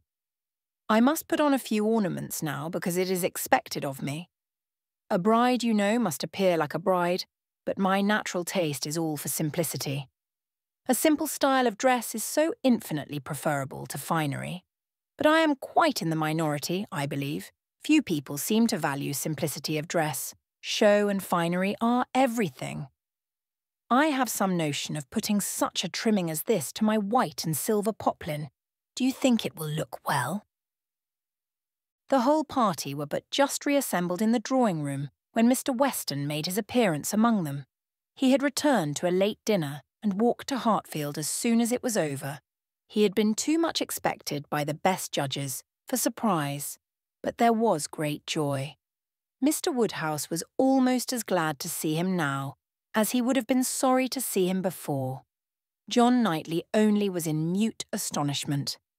That a man who might have spent his evening quietly at home after a day of business in London should set off again and walk half a mile to another man's house for the sake of being in mixed company till bedtime, of finishing his day in the efforts of civility and the noise of numbers, was a circumstance to strike him deeply. A man who had been in motion since 8 o'clock in the morning and might now have been still, who had been long talking and might have been silent, who had been in more than one crowd and might have been alone. Such a man, to quit the tranquillity and independence of his own fireside, and on the evening of a cold, sleety April day, rush out again into the world. Could he by a touch of his finger have instantly taken back his wife, there would have been a motive, but his coming would probably prolong rather than break up the party. John Knightley looked at him with amazement, then shrugged his shoulders and said, "I could not have believed it even of him." Mr. Weston, meanwhile, perfectly unsuspicious of the indignation he was exciting, happy and cheerful as usual, and with all the right of being principal talker, which a day spent anywhere from home confers, was making himself agreeable among the rest, and having satisfied the inquiries of his wife as to his dinner, convincing her that none of all her careful directions to the servants had been forgotten, and spread abroad what public news he had heard, was proceeding to a family communication, which, though principally addressed to Mrs. Weston, he had not the smallest doubt of being highly interesting to everybody in the room. He gave her a letter, it was from Frank, and to herself. He had met with it in his way and had taken the liberty of opening it. Read it, said he. It will give you pleasure. Only a few lines will not take you long. Read it to Emma." The two ladies looked over it together, and he sat smiling and talking to them the whole time, in a voice a little subdued, but very audible to everybody. "Well, he is coming, you see. Good news, I think. Well, what do you say to it? I always told you he would be here again soon, did not I? Anne, my dear, did not I always tell you so? And you would not believe me. In town next week, you see. At the latest, I dare say. For she is as impatient as the black gentleman when anything is to be done. Most likely they will be there tomorrow or Saturday. As to her illness, all nothing, of course. But it is an excellent thing to have Frank among us again, so near as town. They will stay a good while when they do come, and he will be half his time with us. This is precisely what I wanted. Well, pretty good news, is not it? Have you finished it? Has Emma read it all? Put it up, put it up. We will have a good talk about it some other time, but it will not do now. I shall only just mention the circumstance to the others in a common way." Mrs. Weston was most comfortably pleased on the occasion. Her looks and words had nothing to restrain them. She was happy, she knew she was happy, and knew she ought to be happy. Her congratulations were warm and open, but Emma could not speak so fluently. She was a little occupied in weighing her own feelings and trying to understand the degree of her agitation, which she rather thought was considerable. Mr. Weston, however, too eager to be very observant, too communicative to want others to talk, was very well satisfied with what she did say, and soon moved away to make the rest of his friends happy by a partial communication of what the whole room must have overheard already. It was well that he took everybody's joy for granted, or he might not have thought either Mr. Woodhouse or Mr. Knightley particularly delighted. They were the first entitled, after Mrs. Weston and Emma, to be made happy. From them he would have proceeded to Miss Fairfax, but she was so deep in conversation with John Knightley that it would have been too positive an interruption, and finding himself close to Mrs. Elton, and her attention disengaged, he necessarily began on the subject with her. Chapter 18. "I hope I shall soon have the pleasure of introducing my son to you," said Mr. Weston. Mrs. Elton, very willing to suppose a particular compliment intended her by such a hope, smiled most graciously. "You have heard of a certain Frank Churchill, I presume," he continued, "and know him to be my son, though he does not bear my name." "Oh, yes, and I shall be very happy in his acquaintance. I am sure Mr. Elton will lose no time in calling on him, and we shall both have great pleasure in seeing him at the vicarage." "You are very obliging. Frank will be extremely happy, I am sure. He is to be in town next week, if not sooner. We have notice of it in a letter today. I met the letters in my way this morning, and, seeing my son's hand, presumed to open it, though it was not directed to me. It was to Mrs. Weston. She is his principal correspondent, I assure you. I hardly ever get a letter. And so you absolutely opened what was directed to her. Oh, Mr. Weston, laughing affectedly, I must protest against that. A most dangerous precedent indeed. I beg you will not let your neighbours follow your example. Upon my word, if this is what I am to expect, we married women must begin to exert ourselves. Oh, Mr. Weston, I could not have believed it of you. Aye, we men are sad fellows. You must take care of yourself, Mrs. Elton. This letter tells us, it is a short letter, written in a hurry merely to give us notice.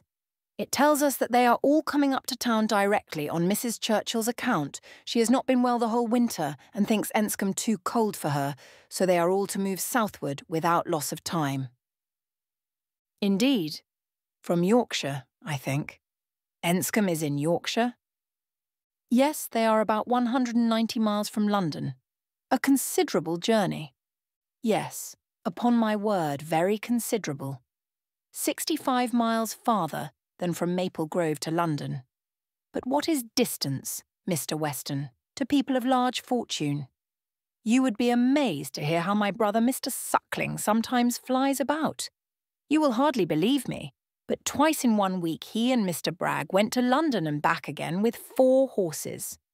The evil of the distance from Enscombe, said Mr. Weston, is that Mrs. Churchill, as we understand, has not been able to leave the sofa for a week together.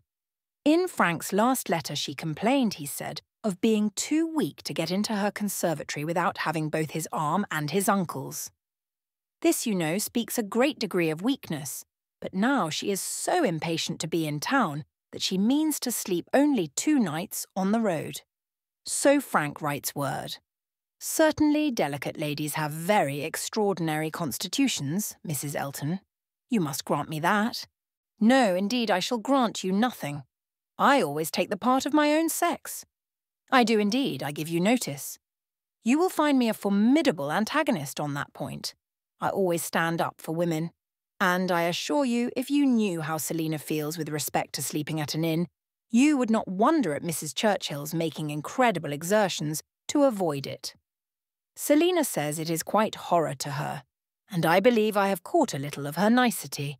She always travels with her own sheets. An excellent precaution. Does Mrs. Churchill do the same? Depend upon it, Mrs. Churchill does everything that any other fine lady ever did. Mrs. Churchill will not be second to any lady in the land for— Mrs. Elton eagerly interposed with, "Oh, Mr. Weston, do not mistake me. Selina is no fine lady, I assure you. Do not run away with such an idea." Is not she? Then she is no rule for Mrs. Churchill, who is as thorough a fine lady as anybody ever beheld. Mrs. Elton began to think she had been wrong in disclaiming so warmly. It was by no means her object to have it believed that her sister was not a fine lady. Perhaps there was want of spirit in the pretence of it. And she was considering in what way she had best retract when Mr. Weston went on. Mrs. Churchill is not much in my good graces, as you may suspect, but this is quite between ourselves. She is very fond of Frank, and therefore I would not speak ill of her. Besides, she is out of health now, but that indeed by her own account. She has always been. I would not say so to everybody, Mrs. Elton, but I have not much faith in Mrs. Churchill's illness. If she is really ill, why not go to Bath, Mr. Weston? To Bath, or to Clifton? She has taken it into her head that Enscombe is too cold for her. The fact is, I suppose, that she is tired of Enscombe. She has now been a longer time stationary there than she ever was before, and she begins to want change. It is a retired place, a fine place, but very retired. Aye, like Maple Grove, I dare say. Nothing can stand more retired from the road than Maple Grove. Such an immense plantation all round it. You seem shut out from everything, in the most complete retirement. And Mrs. Churchill probably has not health or spirits like Selina to enjoy that sort of seclusion. Or perhaps she may not have resources enough in herself to be qualified for a country life. I always say a woman cannot have too many resources, and I feel very thankful that I have so many myself as to be quite independent of society. Frank was here in February for a fortnight. So I remember to have heard. He will find an addition to the Society of Highbury when he comes again. That is, if I may presume to call myself an addition, but perhaps he may never have heard of there being such a creature in the world.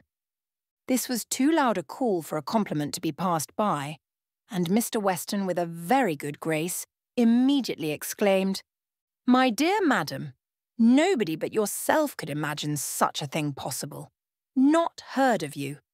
I believe Mrs. Weston's letters lately have been full of very little else than Mrs. Elton." He had done his duty and could return to his son.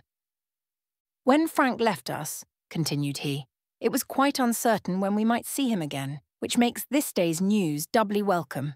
It has been completely unexpected. That is, I always had a strong persuasion he would be here again soon. I was sure something favourable would turn up, but nobody believed me. He and Mrs. Weston were both dreadfully desponding. How could he contrive to come? And how could it be supposed that his uncle and aunt would spare him again? And so forth. I always felt that something would happen in our favour. And so it has, you see. I have observed, Mrs. Elton, in the course of my life, that if things are going untowardly 1 month, they are sure to mend the next. Very true, Mr. Weston, perfectly true. It is just what I used to say to a certain gentleman in company in the days of courtship when, because things did not go quite right, did not proceed with all the rapidity which suited his feelings, he was apt to be in despair, and exclaim that he was sure at this rate it would be May before Hymen's saffron robe would be put on for us. Oh, the pains I have been at to dispel those gloomy ideas and give him cheerfuller views. The carriage, we had disappointments about the carriage. One morning, I remember, he came to me quite in despair.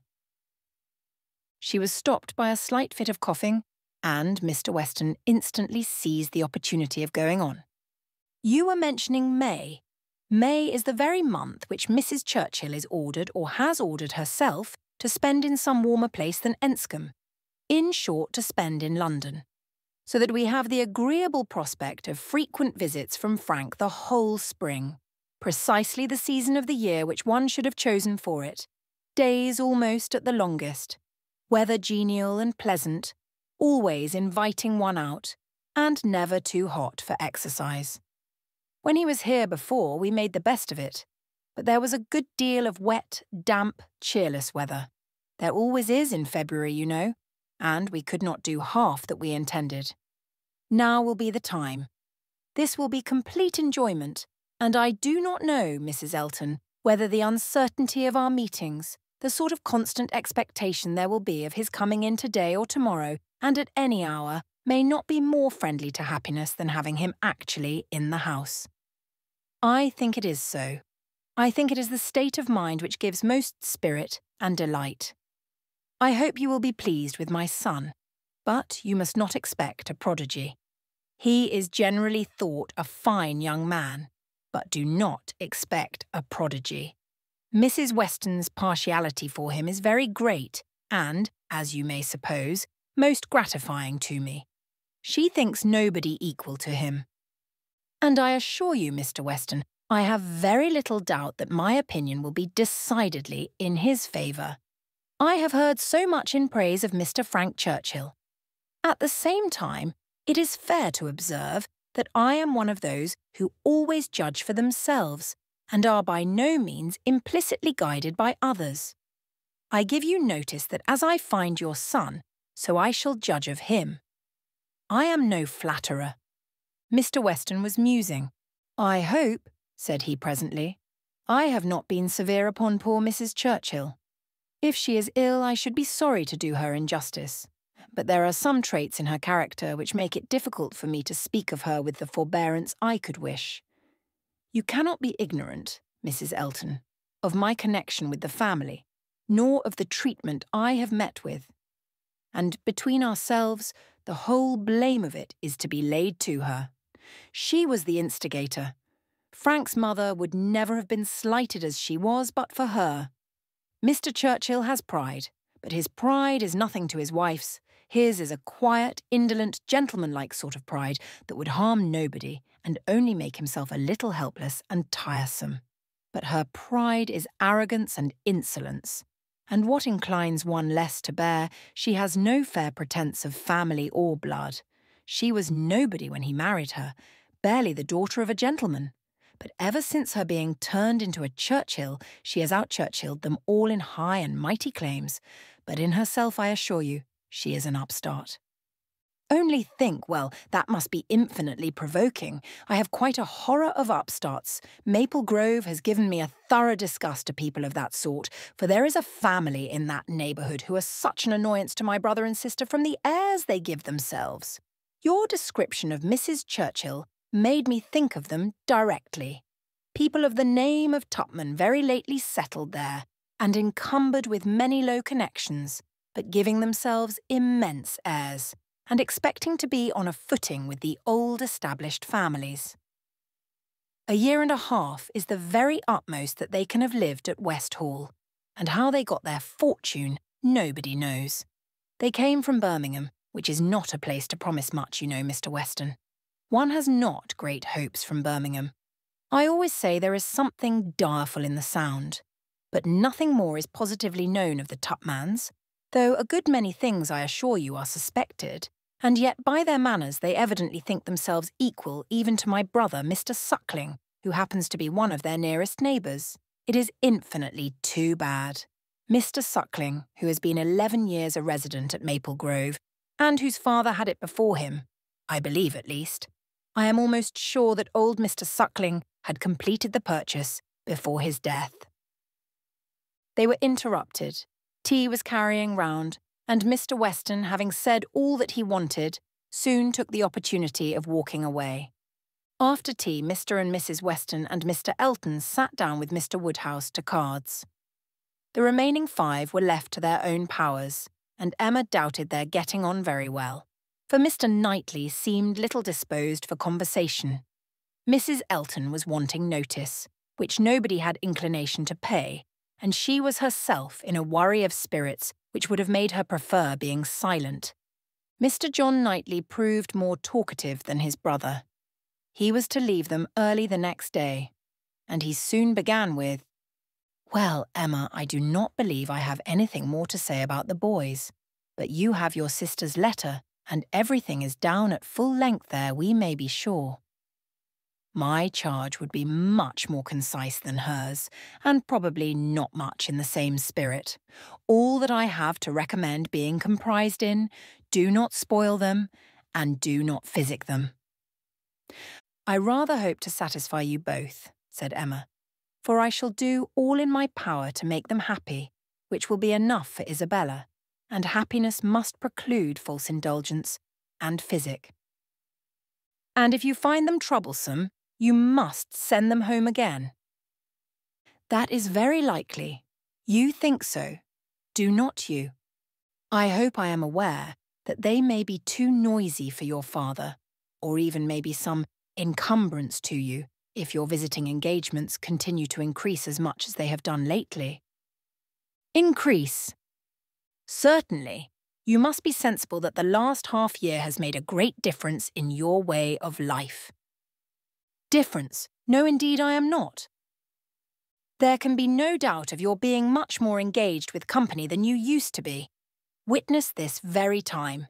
Here am I come down for only one day, and you are engaged with a dinner party. When did it happen before, or anything like it? Your neighbourhood is increasing, and you mix more with it. A little while ago, every letter to Isabella brought an account of fresh gaieties, dinners at Mr. Cole's or balls at the Crown. The difference which Randalls alone makes in your goings-on is very great." "Yes," said his brother quickly, "it is Randalls that does it all." "Very well, and as Randalls, I suppose, is not likely to have less influence than heretofore, it strikes me as a possible thing, Emma, that Henry and John may be sometimes in the way. And if they are, I only beg you to send them home." "No," cried Mr. Knightley, "that need not be the consequence. Let them be sent to Donwell. I shall certainly be at leisure." "Upon my word," exclaimed Emma, "you amuse me. I should like to know how many of all my numerous engagements take place without your being of the party, and why I am to be supposed in danger of wanting leisure to attend to the little boys. These amazing engagements of mine, what have they been? Dining once with the Coles, and having a ball talked of, which never took place. I can understand you," nodding at Mr. John Knightley. "Your good fortune in meeting with so many of your friends at once here delights you too much to pass unnoticed. But you," turning to Mr. Knightley, "who know how very, very seldom I am ever 2 hours from Hartfield, why you should foresee such a series of dissipation for me, I cannot imagine. And as to my dear little boys, I must say that if Aunt Emma has not time for them, I do not think they would fare much better with Uncle Knightley, who is absent from home about 5 hours, where she is absent 1, and who, when he is at home, is either reading to himself or settling his accounts." Mr. Knightley seemed to be trying not to smile, and succeeded without difficulty upon Mrs. Elton's beginning to talk to him. Volume 3. Chapter 1. A very little quiet reflection was enough to satisfy Emma as to the nature of her agitation on hearing this news of Frank Churchill.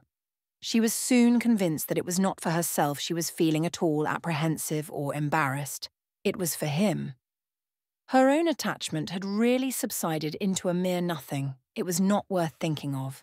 But if he, who had undoubtedly been always so much the most in love of the two, were to be returning with the same warmth of sentiment which he had taken away, it would be very distressing. If a separation of 2 months should not have cooled him, there were dangers and evils before her. Caution for him and for herself would be necessary. She did not mean to have her own affections entangled again, and it would be incumbent on her to avoid any encouragement of his. She wished she might be able to keep him from an absolute declaration.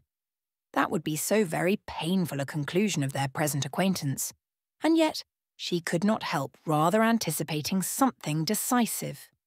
She felt as if the spring would not pass without bringing a crisis, an event, a something to alter her present composed and tranquil state.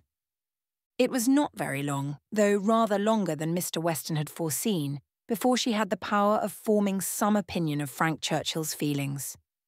The Enscombe family were not in town quite so soon as had been imagined, but he was at Highbury very soon afterwards. He rode down for a couple of hours. He could not yet do more, but as he came from Randalls immediately to Hartfield, she could then exercise all her quick observation and speedily determine how he was influenced and how she must act. They met with the utmost friendliness. There could be no doubt of his great pleasure in seeing her, but she had an almost instant doubt of his caring for her as he had done, of his feeling the same tenderness in the same degree. She watched him well. It was a clear thing he was less in love than he had been. Absence, with the conviction probably of her indifference, had produced this very natural and very desirable effect. He was in high spirits, as ready to talk and laugh as ever, and seemed delighted to speak of his former visit and recur to old stories, and he was not without agitation. It was not in his calmness that she read his comparative difference. He was not calm. His spirits were evidently fluttered. There was restlessness about him. Lively as he was, it seemed a liveliness that did not satisfy himself. But what decided her belief on the subject was his staying only a quarter of an hour and hurrying away to make other calls in Highbury. He had seen a group of old acquaintance in the street as he passed. He had not stopped, he would not stop for more than a word, but he had the vanity to think they would be disappointed if he did not call, and much as he wished to stay longer at Hartfield, he must hurry off. She had no doubt as to his being less in love, but neither his agitated spirits nor his hurrying away seemed like a perfect cure. And she was rather inclined to think it implied a dread of her returning power and a discreet resolution of not trusting himself with her long. This was the only visit from Frank Churchill in the course of 10 days. He was often hoping, intending to come, but was always prevented. His aunt could not bear to have him leave her. Such was his own account at Randalls. If he were quite sincere, if he really tried to come, it was to be inferred that Mrs. Churchill's removal to London had been of no service to the wilful or nervous part of her disorder. That she was really ill was very certain. He had declared himself convinced of it, at Randalls. Though much might be fancy, he could not doubt when he looked back that she was in a weaker state of health than she had been half a year ago. He did not believe it to proceed from anything that care and medicine might not remove, or at least that she might not have many years of existence before her. But he could not be prevailed on, by all his father's doubts, to say that her complaints were merely imaginary, or that she was as strong as ever. It soon appeared that London was not the place for her. She could not endure its noise. Her nerves were under continual irritation and suffering, and by the 10 days' end, her nephew's letter to Randalls communicated a change of plan. They were going to remove immediately to Richmond. Mrs. Churchill had been recommended to the medical skill of an eminent person there, and had otherwise a fancy for the place. A ready-furnished house in a favourite spot was engaged, and much benefit expected from the change. Emma heard that Frank wrote in the highest spirits of this arrangement, and seemed most fully to appreciate the blessing of having 2 months before him of such near neighbourhood to many dear friends, for the house was taken for May and June. She was told that now he wrote with the greatest confidence of being often with them, almost as often as he could even wish. Emma saw how Mr. Weston understood these joyous prospects. He was considering her as the source of all the happiness they offered. She hoped it was not so. 2 months must bring it to the proof. Mr. Weston's own happiness was indisputable. He was quite delighted. It was the very circumstance he could have wished for. Now it would be really having Frank in their neighbourhood. What were 9 miles to a young man? An hour's ride. He would be always coming over. The difference in that respect of Richmond and London was enough to make the whole difference of seeing him always and seeing him never. 16 miles, nay, 18, it must be full 18 to Manchester Street, was a serious obstacle. Were he ever able to get away, the day would be spent in coming and returning. There was no comfort in having him in London. He might as well be at Enscombe, but Richmond was the very distance for easy intercourse, better than nearer.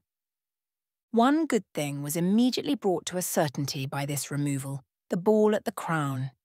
It had not been forgotten before, but it had been soon acknowledged vain to attempt to fix a day. Now, however, it was absolutely to be.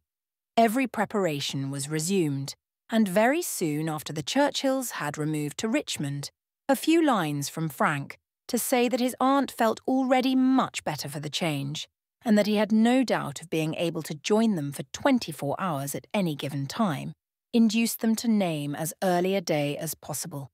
Mr. Weston's ball was to be a real thing. A very few tomorrows stood between the young people of Highbury and happiness. Mr. Woodhouse was resigned. The time of year lightened the evil to him. May was better for everything than February. Mrs. Bates was engaged to spend the evening at Hartfield. James had due notice, and he sanguinely hoped that neither dear little Henry nor dear little John would have anything the matter with them, while dear Emma were gone. Chapter 2. No misfortune occurred again to prevent the ball. The day approached, the day arrived, and after a morning of some anxious watching, Frank Churchill, in all the certainty of his own self, reached Randalls before dinner, and everything was safe. No second meeting had there yet been between him and Emma. The room at the Crown was to witness it, but it would be better than a common meeting in a crowd. Mr. Weston had been so very earnest in his entreaties for her arriving there as soon as possible after themselves, for the purpose of taking her opinion as to the propriety and comfort of the rooms before any other persons came, that she could not refuse him, and must therefore spend some quiet interval in the young man's company. She was to convey Harriet, and they drove to the Crown in good time, the Randalls party just sufficiently before them. Frank Churchill seemed to have been on the watch, and though he did not say much, his eyes declared that he meant to have a delightful evening. They all walked about together to see that everything was as it should be, and within a few minutes were joined by the contents of another carriage, which Emma could not hear the sound of at first without great surprise. "So unreasonably early," she was going to exclaim, but she presently found that it was a family of old friends who were coming like herself by particular desire to help Mr. Weston's judgment, and they were so very closely followed by another carriage of cousins who had been entreated to come early with the same distinguishing earnestness, on the same errand, that it seemed as if half the company might soon be collected together for the purpose of preparatory inspection. Emma perceived that her taste was not the only taste on which Mr. Weston depended, and felt that to be the favourite and intimate of a man who had so many intimates and confidants was not the very first distinction in the scale of vanity. She liked his open manners, but a little less of open-heartedness would have made him a higher character. General benevolence, but not general friendship, made a man what he ought to be. She could fancy such a man. The whole party walked about and looked and praised again, and then, having nothing else to do, formed a sort of half-circle round the fire to observe in their various modes till other subjects were started, that, though May, a fire in the evening was still very pleasant. Emma found that it was not Mr. Weston's fault that the number of privy councillors was not yet larger. They had stopped at Mrs. Bates's door to offer the use of their carriage, but the aunt and niece were to be brought by the Eltons. Frank was standing by her, but not steadily. There was a restlessness, which showed a mind not at ease. He was looking about, he was going to the door, he was watching for the sound of other carriages, impatient to begin, or afraid of being always near her. Mrs. Elton was spoken of. "I think she must be here soon," said he. "I have a great curiosity to see Mrs. Elton. I have heard so much of her. It cannot be long, I think, before she comes." A carriage was heard. He was on the move immediately, but coming back said, "I am forgetting that I am not acquainted with her. I have never seen either Mr. or Mrs. Elton. I have no business to put myself forward." Mr. and Mrs. Elton appeared, and all the smiles and the proprieties passed. "But Miss Bates and Miss Fairfax," said Mr. Weston, looking about. "We thought you were to bring them." The mistake had been slight. The carriage was sent for them now. Emma longed to know what Frank's first opinion of Mrs. Elton might be, how he was affected by the studied elegance of her dress and her smiles of graciousness. He was immediately qualifying himself to form an opinion by giving her very proper attention after the introduction had passed. In a few minutes the carriage returned. Somebody talked of rain. "I will see that there are umbrellas, sir," said Frank to his father. "Miss Bates must not be forgotten." And away he went. Mr. Weston was following, but Mrs. Elton detained him, to gratify him by her opinion of his son. And so briskly did she begin that the young man himself, though by no means moving slowly, could hardly be out of hearing. "A very fine young man indeed, Mr. Weston. You know, I candidly told you I should form my own opinion, and I am happy to say that I am extremely pleased with him. You may believe me, I never compliment. I think him a very handsome young man, and his manners are precisely what I like and approve. So truly, the gentleman, without the least conceit or puppyism. You must know I have a vast dislike to puppies, quite a horror of them. They were never tolerated at Maple Grove. Neither Mr. Suckling nor me had ever any patience with them, and we used sometimes to say very cutting things. Selina, who is mild almost to a fault, bore with them much better." While she talked of his son, Mr. Weston's attention was chained, but when she got to Maple Grove, he could recollect that there were ladies just arriving to be attended to, and, with happy smiles, must hurry away. Mrs. Elton turned to Mrs. Weston. "I have no doubt of its being our carriage with Miss Bates and Jane. Our coachman and horses are so extremely expeditious. I believe we drive faster than anybody. What a pleasure it is to send one's carriage for a friend. I understand you are so kind as to offer, but another time it will be quite unnecessary. You may be very sure I shall always take care of them." Miss Bates and Miss Fairfax, escorted by the two gentlemen, walked into the room, and Mrs. Elton seemed to think it as much her duty as Mrs. Weston's to receive them. Her gestures and movements might be understood by anyone who looked on like Emma, but her words, everybody's words, were soon lost under the incessant flow of Miss Bates, who came in talking and had not finished her speech under many minutes after her being admitted into the circle at the fire. As the door opened, she was heard. "So very obliging of you. No rain at all, nothing to signify. I do not care for myself. Quite thick shoes. And Jane declares, well." As soon as she was within the door, "Well, this is brilliant indeed. This is admirable. Excellently contrived, upon my word. Nothing wanting. Could not have imagined it. So well lighted up. Jane, Jane, look. Did you ever see anything? Oh, Mr. Weston, you must really have had Aladdin's lamp. Good Mrs. Stokes would not know her own room again. I saw her as I came in. She was standing in the entrance. "Oh, Mrs. Stokes," said I, but I had not time for more. She was now met by Mrs. Weston. "Very well, I thank you, ma'am. I hope you are quite well. Very happy to hear it. So afraid you might have a headache, seeing you pass by so often and knowing how much trouble you must have. Delighted to hear it indeed. Ah, dear Mrs. Elton, so obliged to you for the carriage. Excellent time, Jane and I quite ready. Did not keep the horses a moment. Most comfortable carriage. Oh, and I am sure our thanks are due to you, Mrs. Weston, on that score. Mrs. Elton had most kindly sent Jane a note, or we should have been. But 2 such offers in one day, never were such neighbours. I said to my mother, upon my word, ma'am. Thank you, my mother is remarkably well. Gone to Mr. Woodhouse's.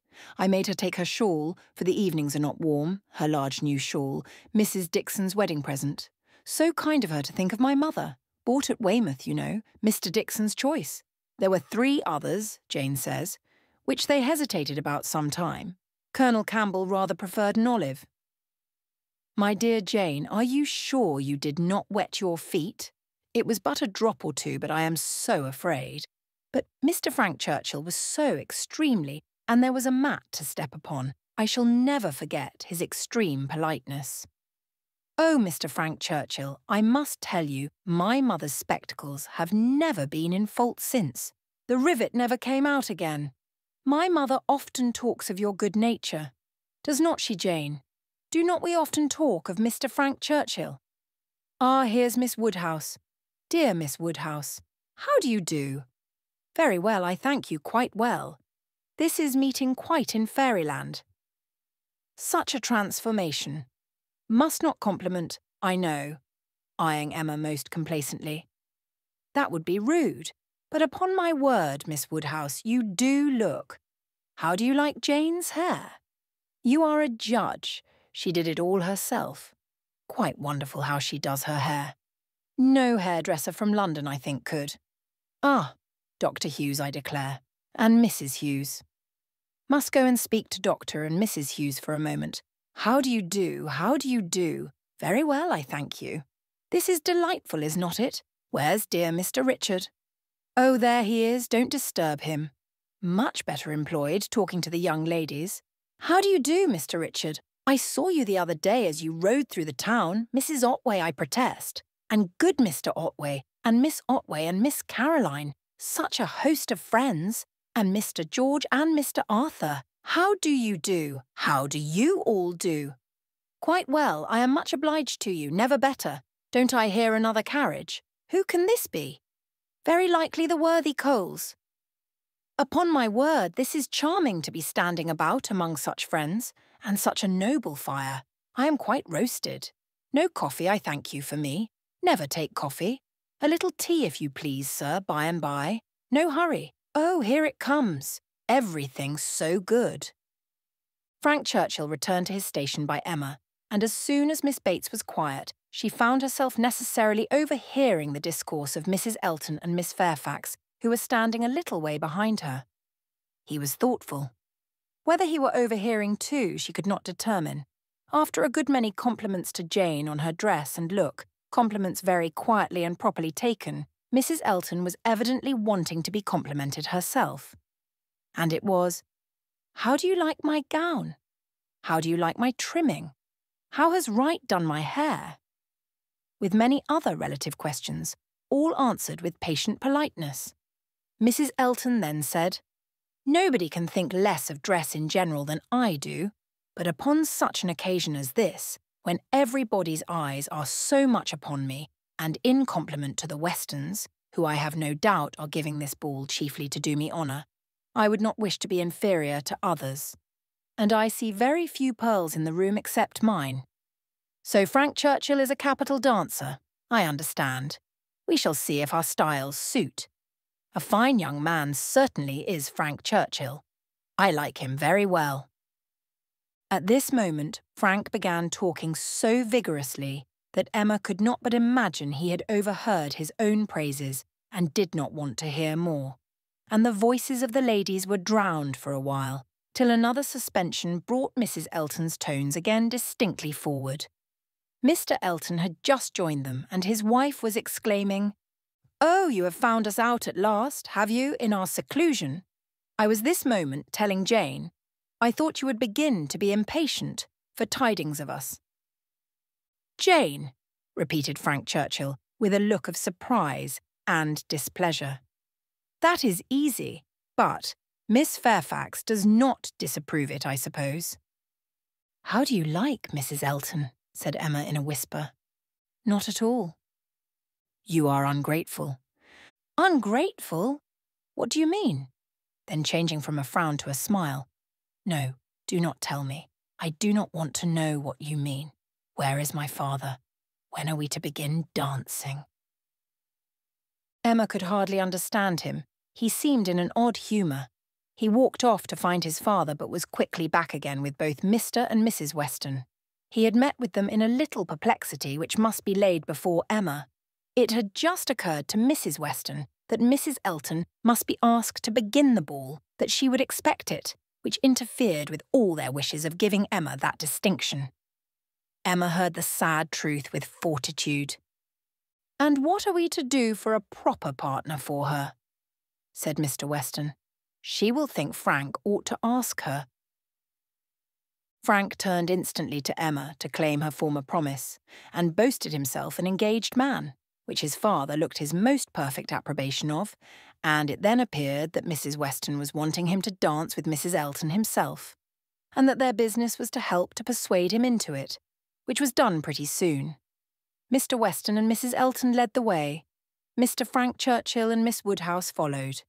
Emma must submit to stand second to Mrs. Elton, though she had always considered the ball as peculiarly for her. It was almost enough to make her think of marrying. Mrs. Elton had undoubtedly the advantage at this time, in vanity completely gratified. For though she had intended to begin with Frank Churchill, she could not lose, by the change. Mr. Weston might be his son's superior. In spite of this little rub, however, Emma was smiling with enjoyment, delighted to see the respectable length of the set as it was forming, and to feel that she had so many hours of unusual festivity before her. She was more disturbed by Mr. Knightley's not dancing than by anything else. There he was, among the standers-by, where he ought not to be. He ought to be dancing, not classing himself with the husbands and fathers and whist-players who were pretending to feel an interest in the dance till their rubbers were made up, so young as he looked. He could not have appeared to greater advantage perhaps anywhere than where he had placed himself. His tall, firm, upright figure, among the bulky forms and stooping shoulders of the elderly men, was such as Emma felt must draw everybody's eyes. And excepting her own partner, there was not one among the whole row of young men who could be compared with him. He moved a few steps nearer, and those few steps were enough to prove in how gentlemanlike a manner, with what natural grace he must have danced would he but take the trouble. Whenever she caught his eye, she forced him to smile, but in general he was looking grave. She wished he could love a ballroom better and could like Frank Churchill better. He seemed often observing her. She must not flatter herself that he thought of her dancing, but if he were criticising her behaviour, she did not feel afraid. There was nothing like flirtation between her and her partner. They seemed more like cheerful, easy friends than lovers. That Frank Churchill thought less of her than he had done was indubitable. The ball proceeded pleasantly. The anxious cares, the incessant attentions of Mrs. Weston were not thrown away. Everybody seemed happy, and the praise of being a delightful ball, which is seldom bestowed till after a ball has ceased to be, was repeatedly given in the very beginning of the existence of this. Of very important, very recordable events, it was not more productive than such meetings usually are. There was one, however, which Emma thought something of. The 2 last dances before supper were begun, and Harriet had no partner, the only young lady sitting down. And so equal had been hitherto the number of dancers that how there could be anyone disengaged was the wonder. But Emma's wonder lessened soon afterwards on seeing Mr. Elton sauntering about. He would not ask Harriet to dance if it were possible to be avoided. She was sure he would not, and she was expecting him every moment to escape into the card room. Escape, however, was not his plan. He came to the part of the room where the sitters-by were collected, spoke to some, and walked about in front of them, as if to show his liberty and his resolution of maintaining it. He did not omit being sometimes directly before Miss Smith, or speaking to those who were close to her. Emma saw it. She was not yet dancing. She was working her way up from the bottom, and had therefore leisure to look around, and by only turning her head a little, she saw it all. When she was halfway up the set, the whole group were exactly behind her, and she would no longer allow her eyes to watch.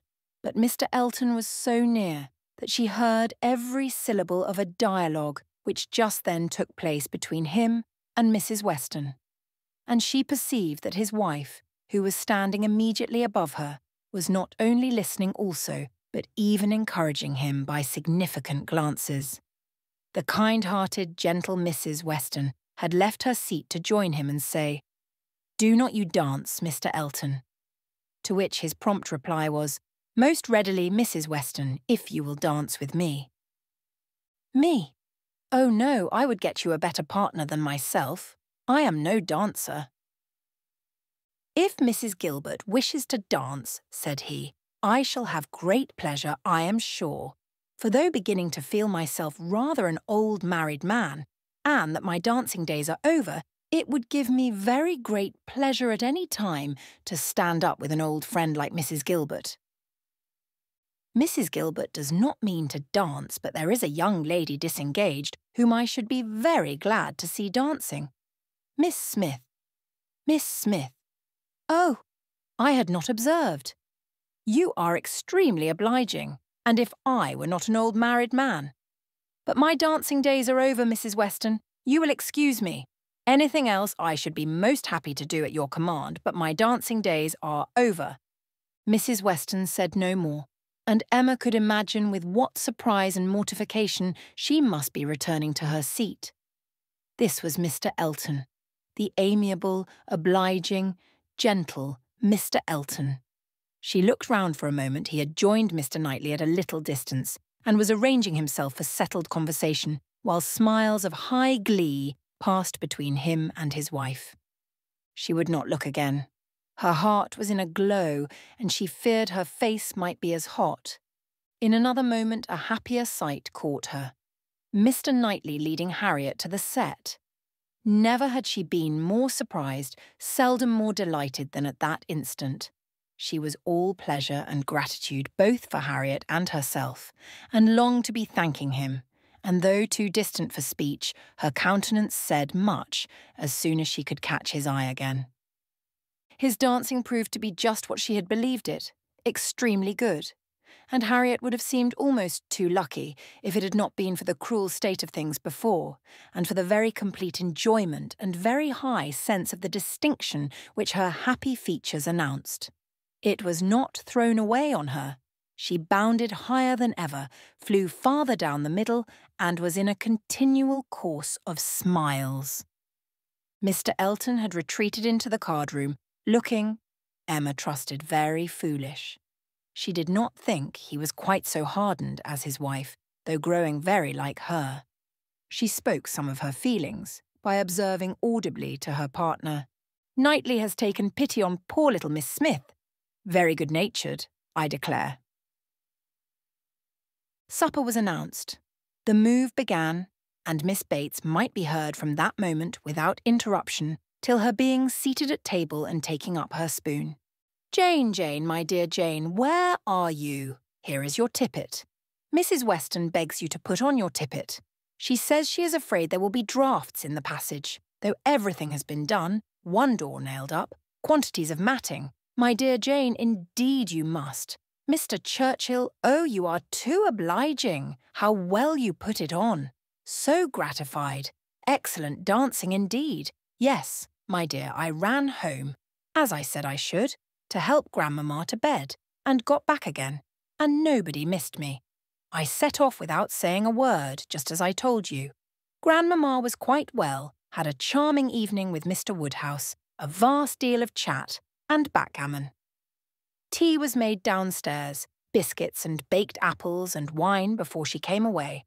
Amazing luck in some of her throws, and she inquired a great deal about you, how you were amused, and who were your partners. "Oh," said I shall not forestall Jane. I left her dancing with Mr. George Otway. She will love to tell you all about it herself tomorrow. Her first partner was Mr. Elton. I do not know who will ask her next, perhaps Mr. William Cox." "My dear sir, you are too obliging. Is there nobody you would not rather? I am not helpless. Sir, you are most kind. Upon my word, Jane on one arm and me on the other. Stop, stop. Let us stand a little back. Mrs. Elton is going. Dear Mrs. Elton, how elegant she looks. Beautiful lace. Now we all follow in her train. Quite the queen of the evening. Well, here we are at the passage. 2 steps, Jane. Take care of the 2 steps. Oh no, there is but 1. Well, I was persuaded there were 2. How very odd. I was convinced there were 2 and there is but 1. I never saw anything equal to the comfort and style. Candles everywhere. I was telling you of your grandmamma Jane. There was a little disappointment. The baked apples and biscuits, excellent in their way, you know. But there was a delicate fricassee of sweetbread, and some asparagus brought in at first, and good Mr. Woodhouse, not thinking the asparagus quite boiled enough, sent it all out again. Now there is nothing grandmamma loves better than sweetbread and asparagus. So she was rather disappointed, but we agreed we would not speak of it to anybody, for fear of its getting round to dear Miss Woodhouse, who would be so very much concerned. Well, this is brilliant. I am all amazement. Could not have supposed anything. Such elegance and profusion. I have seen nothing like it since, well, where shall we sit? Where shall we sit? Anywhere, so that Jane is not in a draught. Where I sit is of no consequence. Oh, do you recommend this side? Well, I am sure, Mr. Churchill, only it seems too good. But just as you please. What you direct in this house cannot be wrong. Dear Jane, how shall we ever recollect half the dishes for grandmamma? Soup, too. Bless me. I should not be helped so soon, but it smells most excellent, and I cannot help beginning. Emma had no opportunity of speaking to Mr. Knightley till after supper, but when they were all in the ballroom again, her eyes invited him irresistibly to come to her and be thanked. He was warm in his reprobation of Mr. Elton's conduct. It had been unpardonable rudeness, and Mrs. Elton's looks also received the due share of censure. "They aimed at wounding more than Harriet," said he. "Emma, why is it that they are your enemies?" He looked with smiling penetration, and on receiving no answer added, "She ought not to be angry with you, I suspect, whatever he may be. To that surmise you say nothing, of course, but confess, Emma, that you did want him to marry Harriet." "I did," replied Emma, "and they cannot forgive me." He shook his head, but there was a smile of indulgence with it, and he only said, "I shall not scold you. I leave you to your own reflections. Can you trust me with such flatterers? Does my vain spirit ever tell me I am wrong? Not your vain spirit, but your serious spirit. If one leads you wrong, I am sure the other tells you of it. I do own myself to have been completely mistaken in Mr. Elton. There is a littleness about him which you discovered and which I did not, and I was fully convinced of his being in love with Harriet. It was through a series of strange blunders.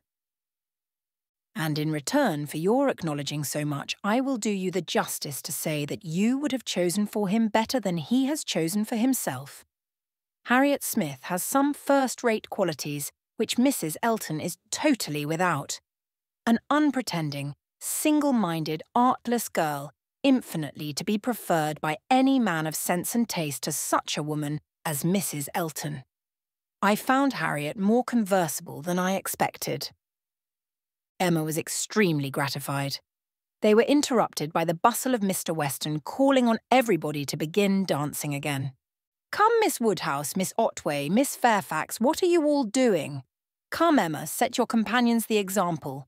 Everybody is lazy. Everybody is asleep." "I am ready," said Emma, "whenever I am wanted." "Whom are you going to dance with?"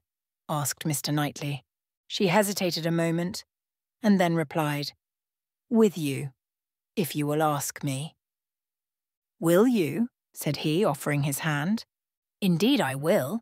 You have shown that you can dance, and you know we are not really so much brother and sister as to make it at all improper." "Brother and sister? No, indeed." Chapter 3. This little explanation with Mr. Knightley gave Emma considerable pleasure. It was one of the agreeable recollections of the ball, which she walked about the lawn the next morning to enjoy. She was extremely glad that they had come to so good an understanding respecting the Eltons, and that their opinions of both husband and wife were so much alike. And his praise of Harriet, his concession in her favour, was peculiarly gratifying. The impertinence of the Eltons, which for a few minutes had threatened to ruin the rest of her evening, had been the occasion of some of its highest satisfactions. And she looked forward to another happy result, the cure of Harriet's infatuation. From Harriet's manner of speaking of the circumstance before they quitted the ballroom, she had strong hopes. It seemed as if her eyes were suddenly opened, and she were enabled to see that Mr. Elton was not the superior creature she had believed him. The fever was over, and Emma could harbour little fear of the pulse being quickened again by injurious courtesy. She depended on the evil feelings of the Eltons for supplying all the discipline of pointed neglect that could be farther requisite. Harriet rational, Frank Churchill not too much in love, and Mr. Knightley not wanting to quarrel with her, how very happy a summer must be before her. She was not to see Frank Churchill this morning. He had told her that he could not allow himself the pleasure of stopping at Hartfield, as he was to be at home by the middle of the day. She did not regret it. Having arranged all these matters, looked them through, and put them all to rights, she was just turning to the house, with spirits freshened up for the demands of the two little boys, as well as of their grandpapa, when the great iron sweep-gate opened, and two persons entered whom she had never less expected to see together. Frank Churchill, with Harriet leaning on his arm. Actually Harriet! A moment sufficed to convince her that something extraordinary had happened.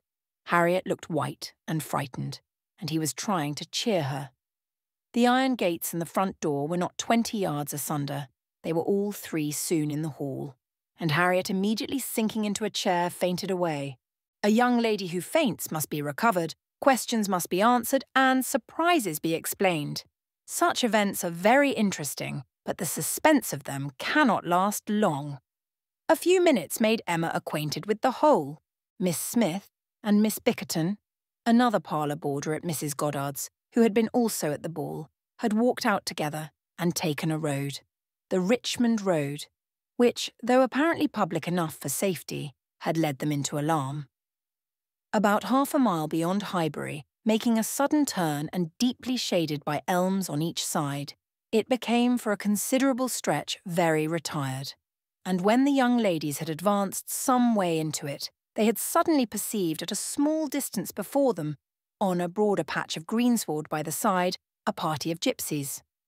A child on the watch came towards them to beg, and Miss Bickerton, excessively frightened, gave a great scream, and calling on Harriet to follow her, ran up a steep bank, cleared a slight hedge at the top, and made the best of her way by a short cut back to Highbury. But poor Harriet could not follow.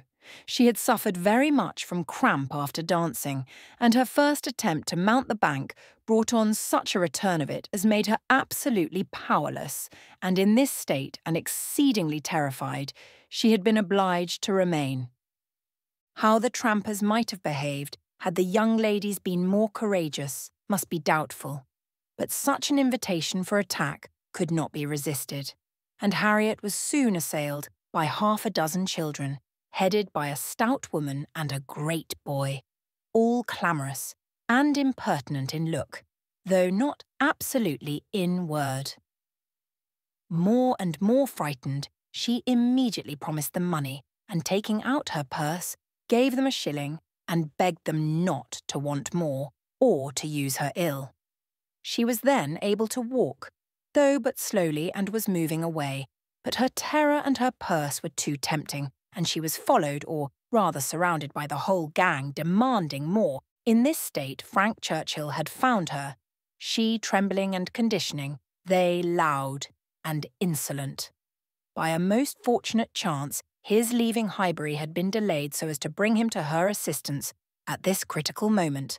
The pleasantness of the morning had induced him to walk forward and leave his horses to meet him by another road, a mile or two beyond Highbury, and happening to have borrowed a pair of scissors the night before of Miss Bates, and to have forgotten to restore them, he had been obliged to stop at her door and go in for a few minutes. He was therefore later than he had intended, and being on foot, was unseen by the whole party till almost close to them.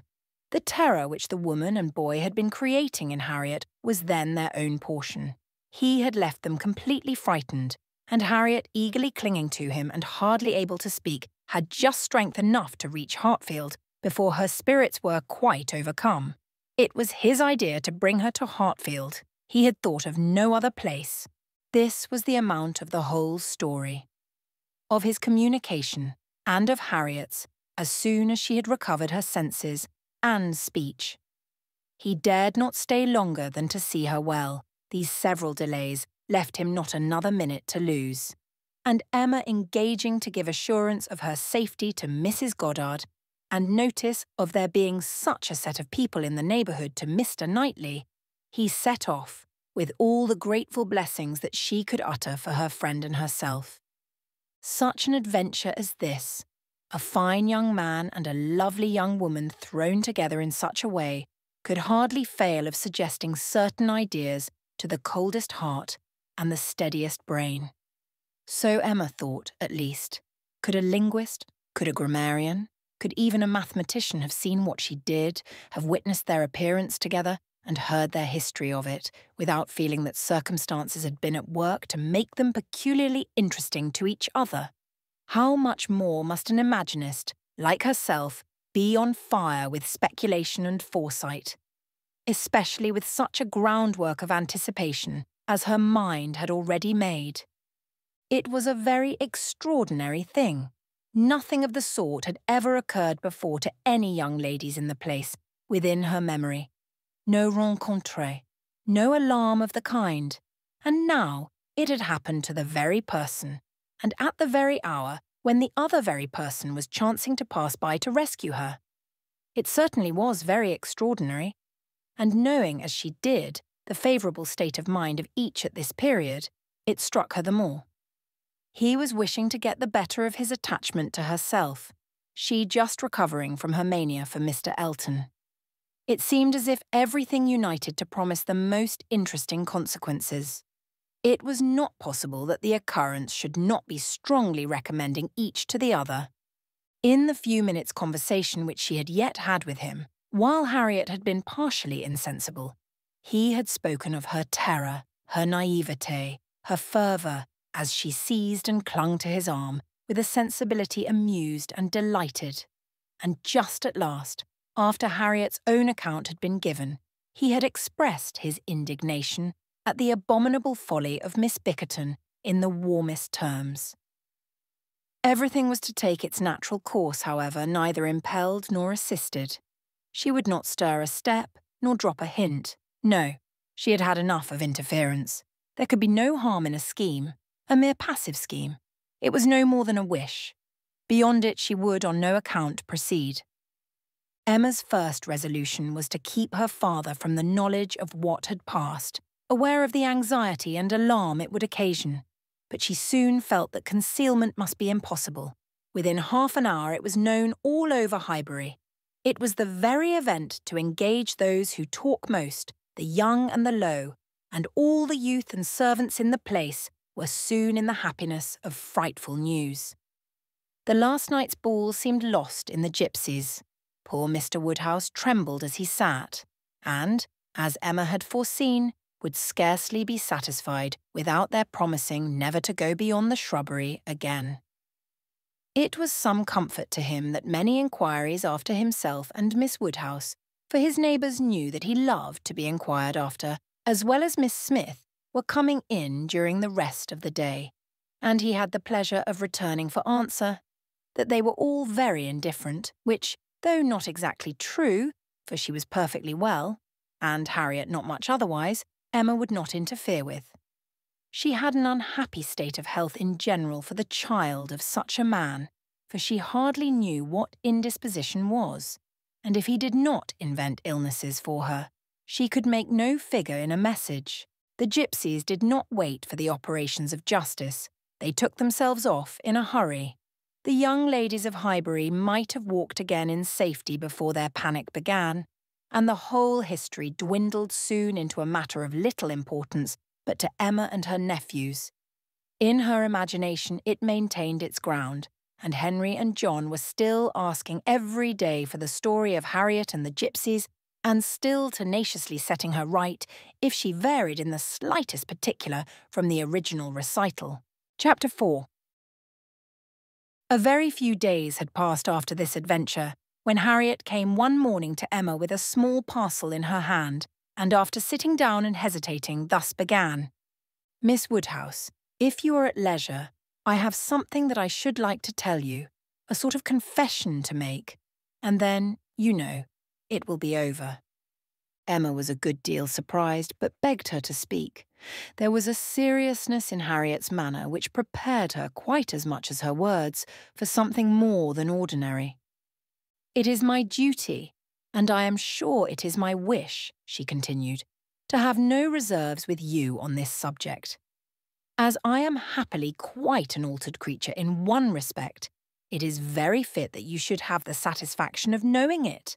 I do not want to say more than is necessary. I am too much ashamed of having given way as I have done, and I dare say you understand me." "Yes," said Emma, "I hope I do." "How I could so long a time be fancying myself," cried Harriet warmly. "It seems like madness. I can see nothing at all extraordinary in him now. I do not care whether I meet him or not, except that of the two I had rather not see him. And indeed I would go any distance round to avoid him, but I do not envy his wife in the least. I neither admire her nor envy her, as I have done. She is very charming, I dare say, and all that, but I think her very ill-tempered and disagreeable. I shall never forget her look the other night. However, I assure you, Miss Woodhouse, I wish her no evil. No, let them be ever so happy together. It will not give me another moment's pang. And to convince you that I have been speaking truth, I am now going to destroy what I ought to have destroyed long ago, what I ought never to have kept. I know that very well," blushing as she spoke. "However, now I will destroy it all. And it is my particular wish to do it in your presence, that you may see how rational I am grown.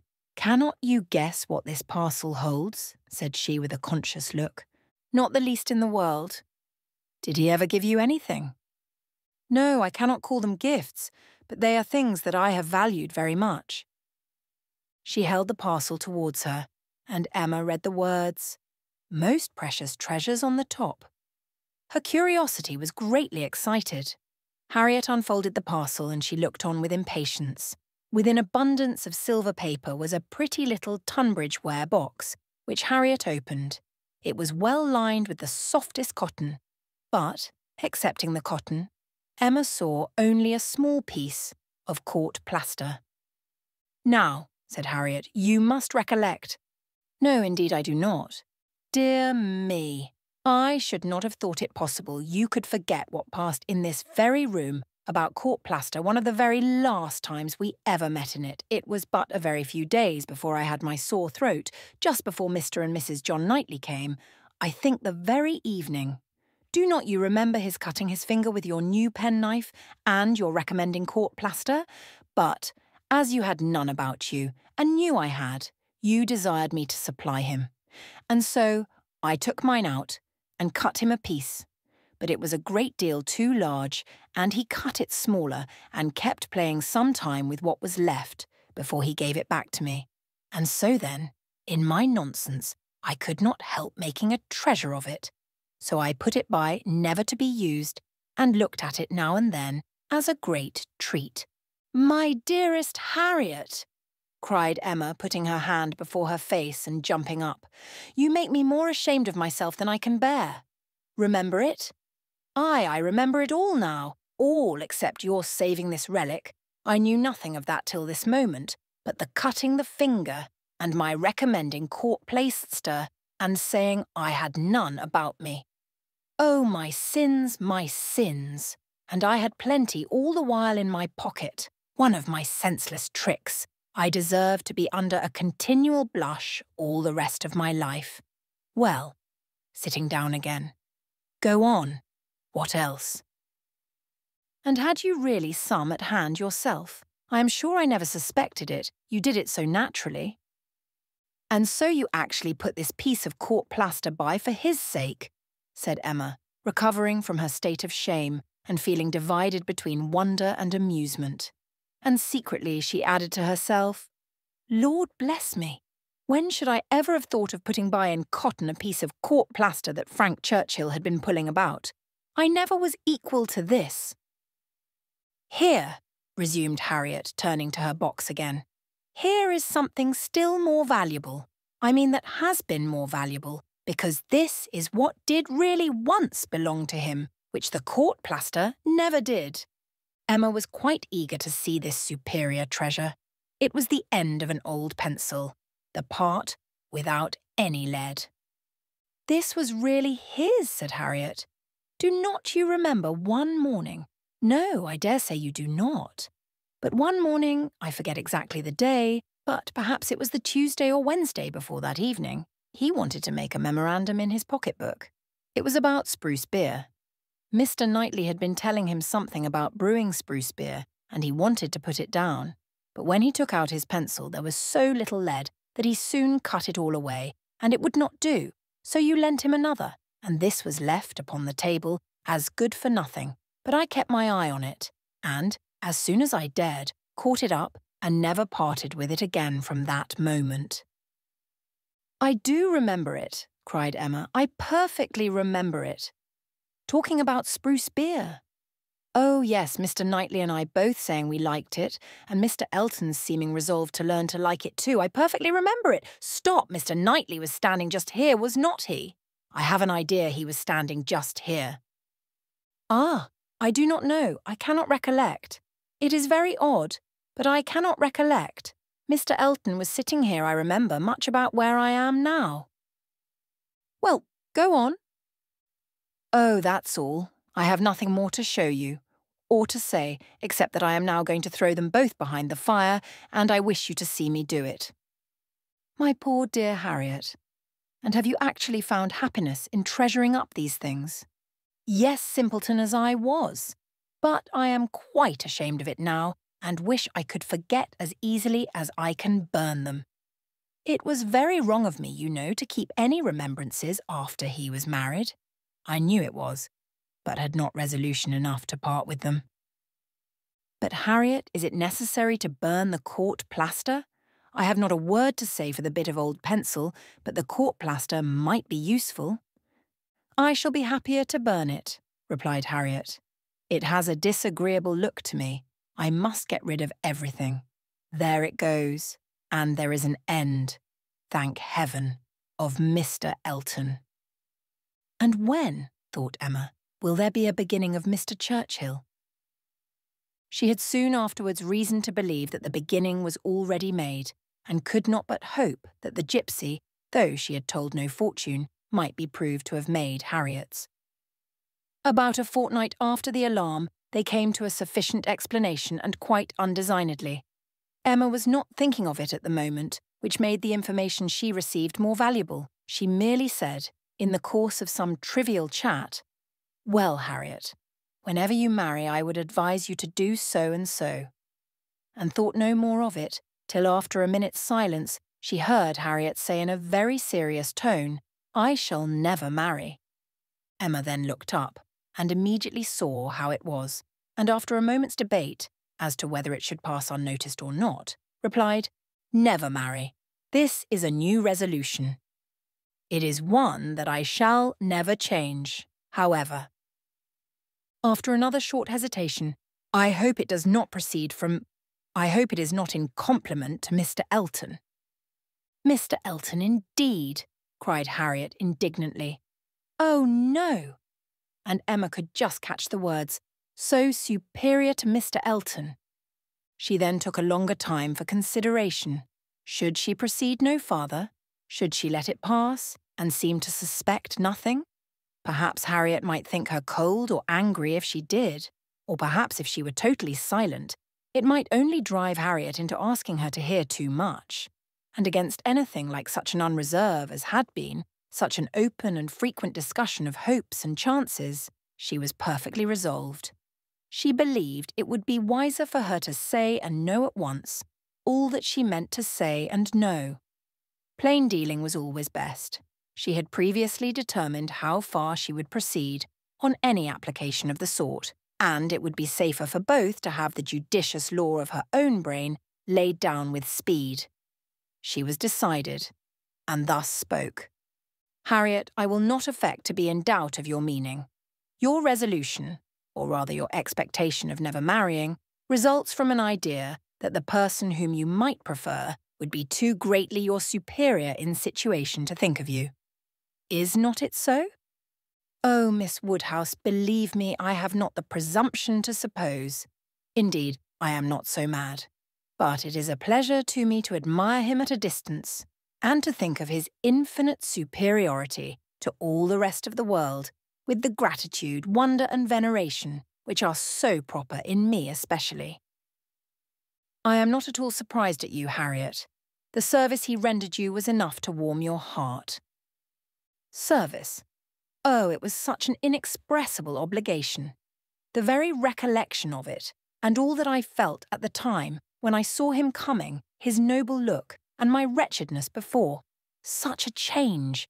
In one moment, such a change, from perfect misery to perfect happiness.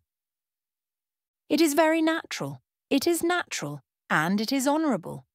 Yes, honourable, I think, to choose so well and so gratefully.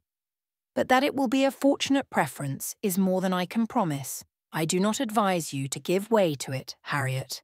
I do not by any means engage for its being returned. Consider what you are about. Perhaps it will be wisest in you to check your feelings while you can. At any rate, do not let them carry you far unless you are persuaded of his liking you. Be observant of him. Let his behaviour be the guide of your sensations. I give you this caution now because I shall never speak to you again on the subject. I am determined against all interference. Henceforward I know nothing of the matter. Let no name ever pass our lips. We were very wrong before, we will be cautious now. He is your superior, no doubt, and there do seem objections and obstacles of a very serious nature. But yet, Harriet, more wonderful things have taken place. There have been matches of greater disparity. But take care of yourself. I would not have you too sanguine, though, however it may end, be assured your raising your thoughts to him is a mark of good taste which I shall always know how to value." Harriet kissed her hand in silent and submissive gratitude. Emma was very decided in thinking such an attachment no bad thing for her friend. Its tendency would be to raise and refine her mind, and it must be saving her from the danger of degradation. Chapter 5. In this state of schemes, and hopes, and connivance, June opened upon Hartfield. To Highbury in general it brought no material change. The Eltons were still talking of a visit from the Sucklings, and of the use to be made of their barouche, landau. And Jane Fairfax was still at her grandmother's, and as the return of the Campbells from Ireland was again delayed, and August, instead of midsummer fixed for it, she was likely to remain there full 2 months longer, provided at least she were able to defeat Mrs. Elton's activity in her service, and save herself from being hurried into a delightful situation against her will. Mr. Knightley, who, for some reason best known to himself, had certainly taken an early dislike to Frank Churchill, was only growing to dislike him more. He began to suspect him of some double-dealing in his pursuit of Emma. That Emma was his object appeared indisputable. Everything declared it, his own attentions, his father's hints, his mother-in-law's guarded silence. It was all in unison. Words, conduct, discretion, and indiscretion told the same story. But while so many were devoting him to Emma, and Emma herself making him over to Harriet, Mr. Knightley began to suspect him of some inclination to trifle with Jane Fairfax. He could not understand it, but there were symptoms of intelligence between them. He thought so, at least, symptoms of admiration on his side, which, having once observed, he could not persuade himself to think entirely void of meaning, however he might wish to escape any of Emma's errors of imagination. She was not present when the suspicion first arose. He was dining with the Randalls family and Jane at the Eltons, and he had seen a look, more than a single look, at Miss Fairfax, which from the admirer of Miss Woodhouse seemed somewhat out of place.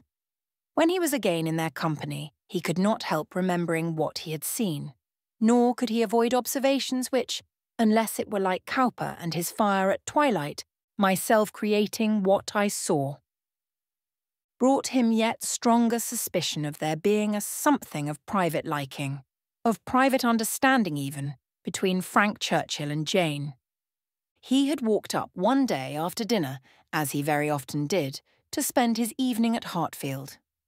Emma and Harriet were going to walk. He joined them, and, on returning, they fell in with a larger party who, like themselves, judged it wisest to take their exercise early, as the weather threatened rain. Mr. and Mrs. Weston and their son, Miss Bates, and her niece, who had accidentally met. They all united, and, on reaching Hartfield gates, Emma, who knew it was exactly the sort of visiting that would be welcome to her father, pressed them all to go in and drink tea with him. The Randalls party agreed to it immediately, and after a pretty long speech from Miss Bates, which few persons listened to, she also found it possible to accept dear Miss Woodhouse's most obliging invitation. As they were turning into the grounds, Mr. Perry passed by on horseback. The gentleman spoke of his horse. "By the by," said Frank Churchill to Mrs. Weston presently, "what became of Mr. Perry's plan of setting up his carriage?" Mrs. Weston looked surprised and said, "I did not know that he ever had any such plan." "Nay, I had it from you. You wrote me word of it 3 months ago." "Me? Impossible." "Indeed you did. I remember it perfectly. You mentioned it as what was certainly to be very soon. Mrs. Perry had told somebody and was extremely happy about it. It was owing to her persuasion, as she thought his being out in bad weather did him a great deal of harm. You must remember it now." "Upon my word, I never heard of it till this moment." "Never? Really, never? Bless me, how could it be? Then I must have dreamt it, but I was completely persuaded, Miss Smith, you walk as if you were tired. You will not be sorry to find yourself at home?" "What is this?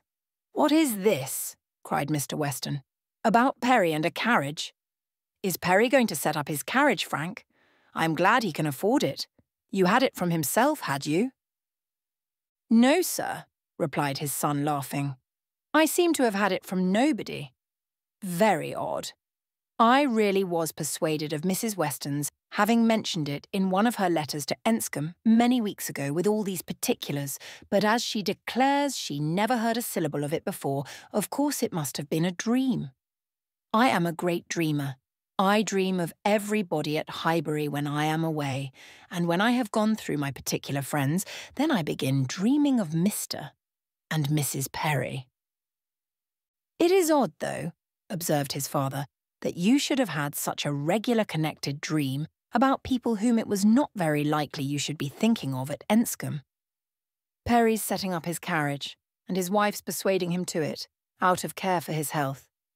Just what will happen, I have no doubt, some time or other, only a little premature. What an air of probability sometimes runs through a dream, and at others, what a heap of absurdities it is. Well, Frank, your dream certainly shows that Highbury is in your thoughts when you are absent. Emma, you are a great dreamer, I think." Emma was out of hearing. She had hurried on before her guests to prepare her father for their appearance, and was beyond the reach of Mr. Weston's hint.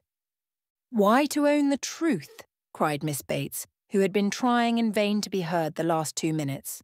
"If I must speak on this subject, There is no denying that Mr. Frank Churchill might have— I do not mean to say that he did not dream it.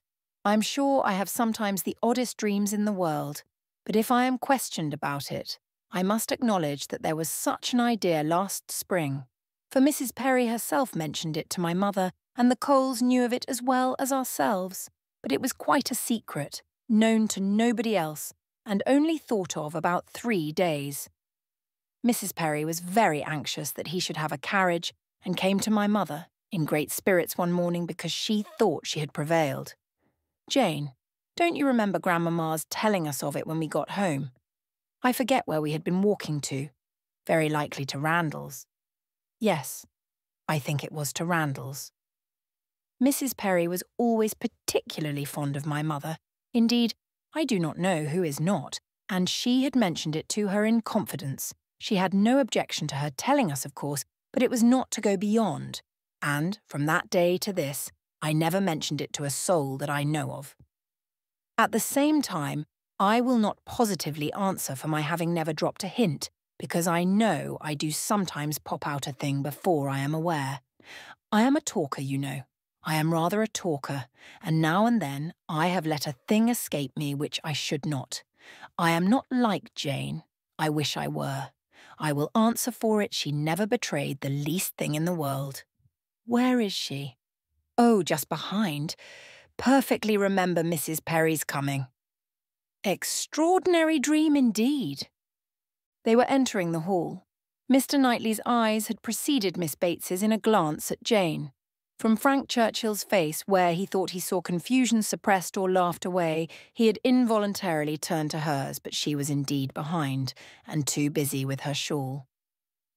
Mr. Weston had walked in. The 2 other gentlemen waited at the door to let her pass. Mr. Knightley suspected in Frank Churchill the determination of catching her eye. He seemed watching her intently, in vain, however, if it was so. Jane passed between them into the hall, and looked at neither. There was no time for farther remark or explanation. The dream must be borne with, and Mr. Knightley must take his seat with the rest round the large modern circular table which Emma had introduced at Hartfield, and which none but Emma could have had power to place there and persuade her father to use instead of the small-sized Pembroke, on which 2 of his daily meals had, for 40 years, been crowded.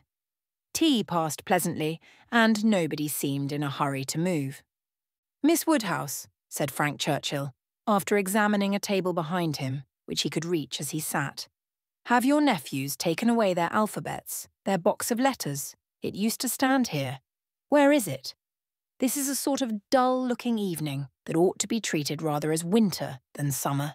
We had great amusement with those letters one morning. I want to puzzle you again." Emma was pleased with the thought, and producing the box, the table was quickly scattered over with alphabets, which no one seemed so much disposed to employ as their 2 selves. They were rapidly forming words for each other, or for anybody else who would be puzzled. The quietness of the game made it particularly eligible for Mr. Woodhouse, who had often been distressed by the more animated sort which Mr. Weston had occasionally introduced, and who now sat happily occupied in lamenting with tender melancholy over the departure of the poor little boys, or in fondly pointing out, as he took up any stray letter near him, how beautifully Emma had written it. Frank Churchill placed a word before Miss Fairfax. She gave a slight glance round the table and applied herself to it. Frank was next to Emma, Jane opposite to them, and Mr. Knightley so placed as to see them all. And it was his object to see as much as he could, with as little apparent observation. The word was discovered, and with a faint smile pushed away. If meant to be immediately mixed with the others and buried from sight, she should have looked on the table instead of looking just across, for it was not mixed. And Harriet, eager after every fresh word and finding out none, directly took it up and fell to work. She was sitting by Mr. Knightley, and turned to him for help. The word was blunder, and as Harriet exultingly proclaimed it, there was a blush on Jane's cheek which gave it a meaning not otherwise ostensible. Mr. Knightley connected it with the dream, but how it could all be was beyond his comprehension. How the delicacy, the discretion of his favourite could have been so lain asleep. He feared there must be some decided involvement. Disingenuousness and double-dealing seemed to meet him at every turn. These letters were but the vehicle for gallantry and trick. It was a child's play, chosen to conceal a deeper game on Frank Churchill's part. With great indignation did he continue to observe him. With great alarm and distrust, to observe also his two blinded companions. He saw a short word prepared for Emma and given to her with a look sly and demure. He saw that Emma had soon made it out and found it highly entertaining, though it was something which she judged it proper to appear to censure, for she said, "Nonsense, for shame!" He heard Frank Churchill next say with a glance towards Jane, "I will give it to her, shall I?" And as clearly heard Emma opposing it with eager, laughing warmth, "No, no, you must not, you shall not indeed." It was done, however.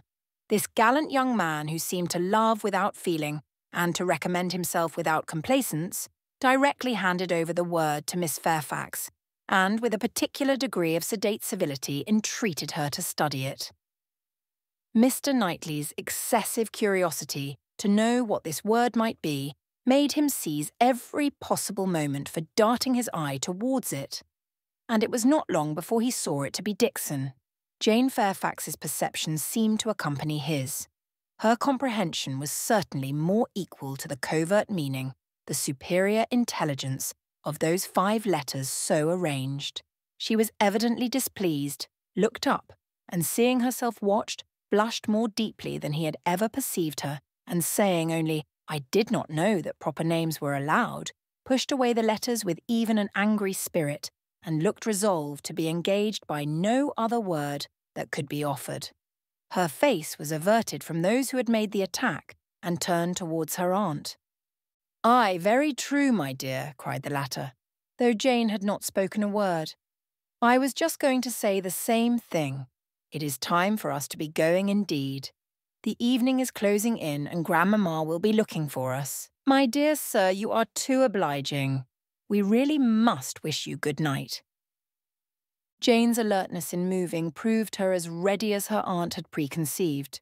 She was immediately up and wanting to quit the table, but so many were also moving that she could not get away, and Mr. Knightley thought he saw another collection of letters anxiously pushed towards her, and resolutely swept away by her unexamined. She was afterwards looking for her shawl. Frank Churchill was looking also. It was growing dusk, and the room was in confusion, and how they parted, Mr. Knightley could not tell.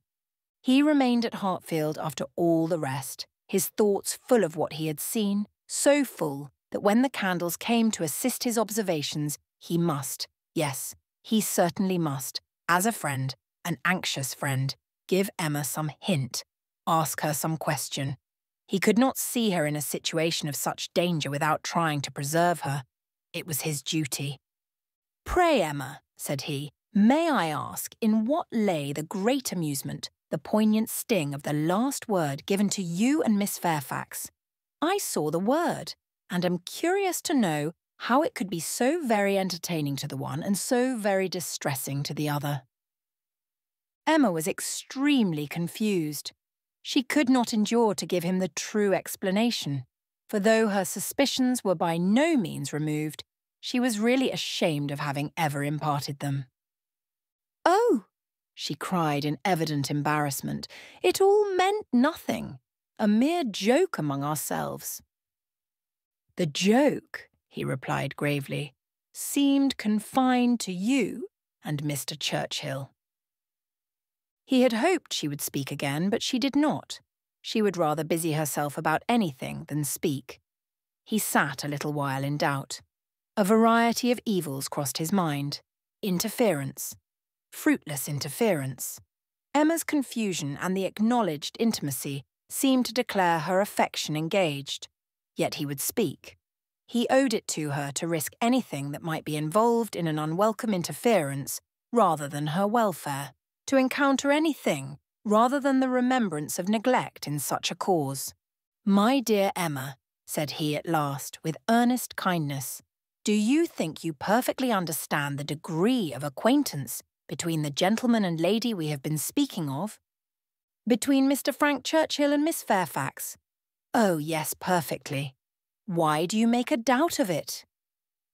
Have you never at any time had reason to think that he admired her, or that she admired him? Never, never, she cried with a most open eagerness. Never, for the 20th part of a moment, did such an idea occur to me. And how could it possibly come into your head? I have lately imagined that I saw symptoms of attachment between them, certain expressive looks which I did not believe meant to be public.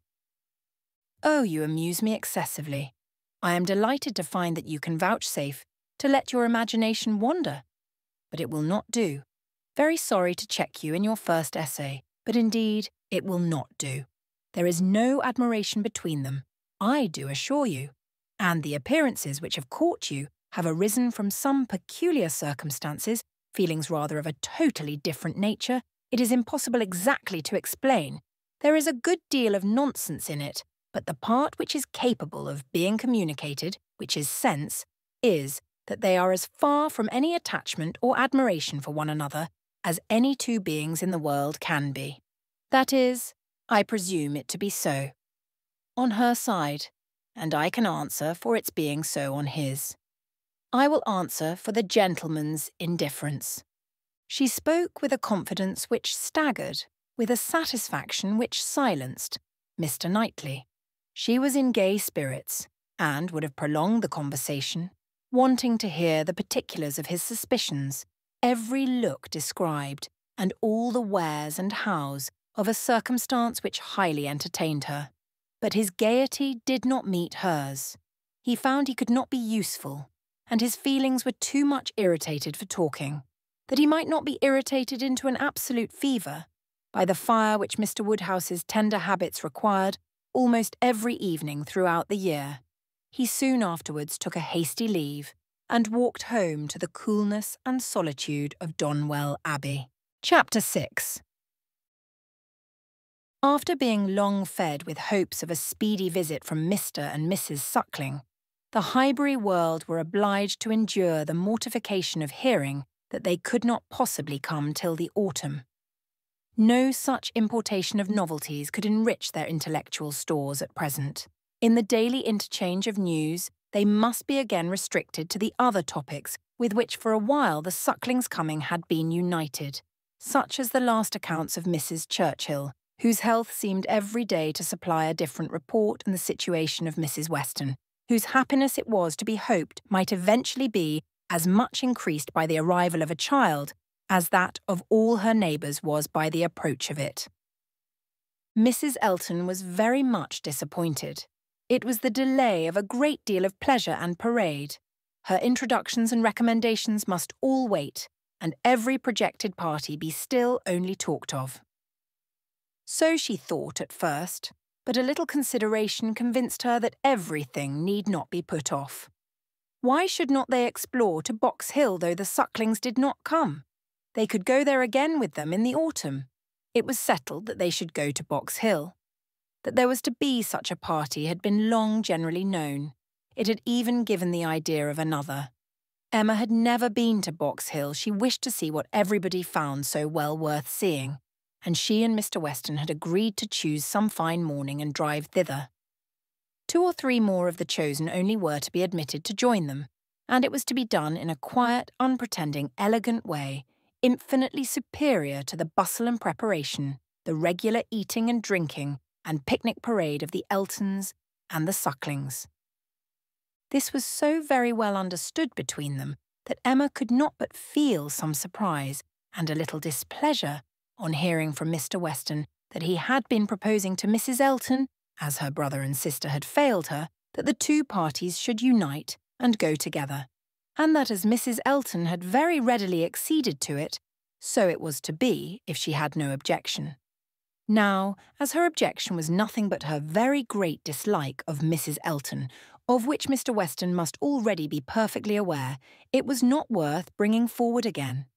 It could not be done without a reproof to him, which would be giving pain to his wife, and she found herself therefore obliged to consent to an arrangement which she would have done a great deal to avoid. An arrangement which would probably expose her even to the degradation of being said to be of Mrs. Elton's party. Every feeling was offended, and the forbearance of her outward submission left a heavy arrear due of secret severity in her reflections on the unmanageable goodwill of Mr. Weston's temper. "I am glad you approve of what I have done," said he very comfortably. "But I thought you would. Such schemes as these are nothing without numbers. One cannot have too large a party. A large party secures its own amusement, and she is a good-natured woman after all. One could not leave her out." Emma denied none of it aloud, and agreed to none of it in private. It was now the middle of June, and the weather fine, and Mrs. Elton was growing impatient to name the day and settle with Mr. Weston as to pigeon pies and cold lamb, when a lame carriage horse threw everything into sad uncertainty. It might be weeks, it might be only a few days before the horse were usable, but no preparations could be ventured on, and it was all melancholy stagnation. Mrs. Elton's resources were inadequate to such an attack. "Is not this most vexatious, Knightley?" she cried. "And such weather for exploring. These delays and disappointments are quite odious. What are we to do? The year will wear away at this rate, and nothing done. Before this time last year, I assure you we had had a delightful exploring party from Maple Grove to King's Weston." "You had better explore to Donwell," replied Mr. Knightley. "That may be done without horses. Come and eat my strawberries. They are ripening fast." If Mr. Knightley did not begin seriously, he was obliged to proceed, for his proposal was caught at with delight, and the "Oh, I should like it of all things" was not plainer in words than manner. Donwell was famous for its strawberry beds, which seemed a plea for the invitation, but no plea was necessary. Cabbage beds would have been enough to tempt the lady, who only wanted to be going somewhere. She promised him again and again to come, much oftener than he doubted, and was extremely gratified by such a proof of intimacy, such a distinguishing compliment as she chose to consider it. "You may depend upon me," said she. "I certainly will come. Name your day, and I will come. You will allow me to bring Jane Fairfax?" "I cannot name a day," said he, "till I have spoken to some others whom I would wish to meet you." "Oh, leave all that to me. Only give me a carte blanche. I am Lady Patroness, you know. It is my party. I will bring friends with me."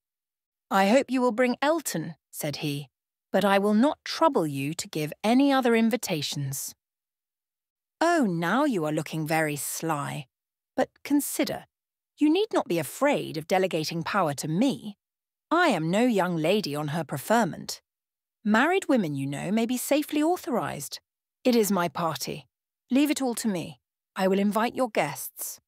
"No," he calmly replied. "There is but one married woman in the world whom I can ever allow to invite what guests she pleases to Donwell, and that one is—" "Mrs. Weston, I suppose," interrupted Mrs. Elton, rather mortified. "No, Mrs. Knightley. Until she is in being, I will manage such matters myself." "Ah, you are an odd creature," she cried, satisfied to have no one preferred to herself. "You are a humorist, and may say what you like. Quite a humorist. Well, I shall bring Jane with me, Jane and her aunt. The rest I leave to you. I have no objections at all to meeting the Hartfield family. Don't scruple. I know you are attached to them. You certainly will meet them if I can prevail, and I shall call on Miss Bates in my way home." "That's quite unnecessary. I see Jane every day. But, as you like. It is to be a morning scheme, you know, Knightley. Quite a simple thing. I shall wear a large bonnet, and bring one of my little baskets hanging on my arm. Here, probably this basket with pink ribbon. Nothing can be more simple, you see, and Jane will have such another. There is to be no form or parade, a sort of gypsy party.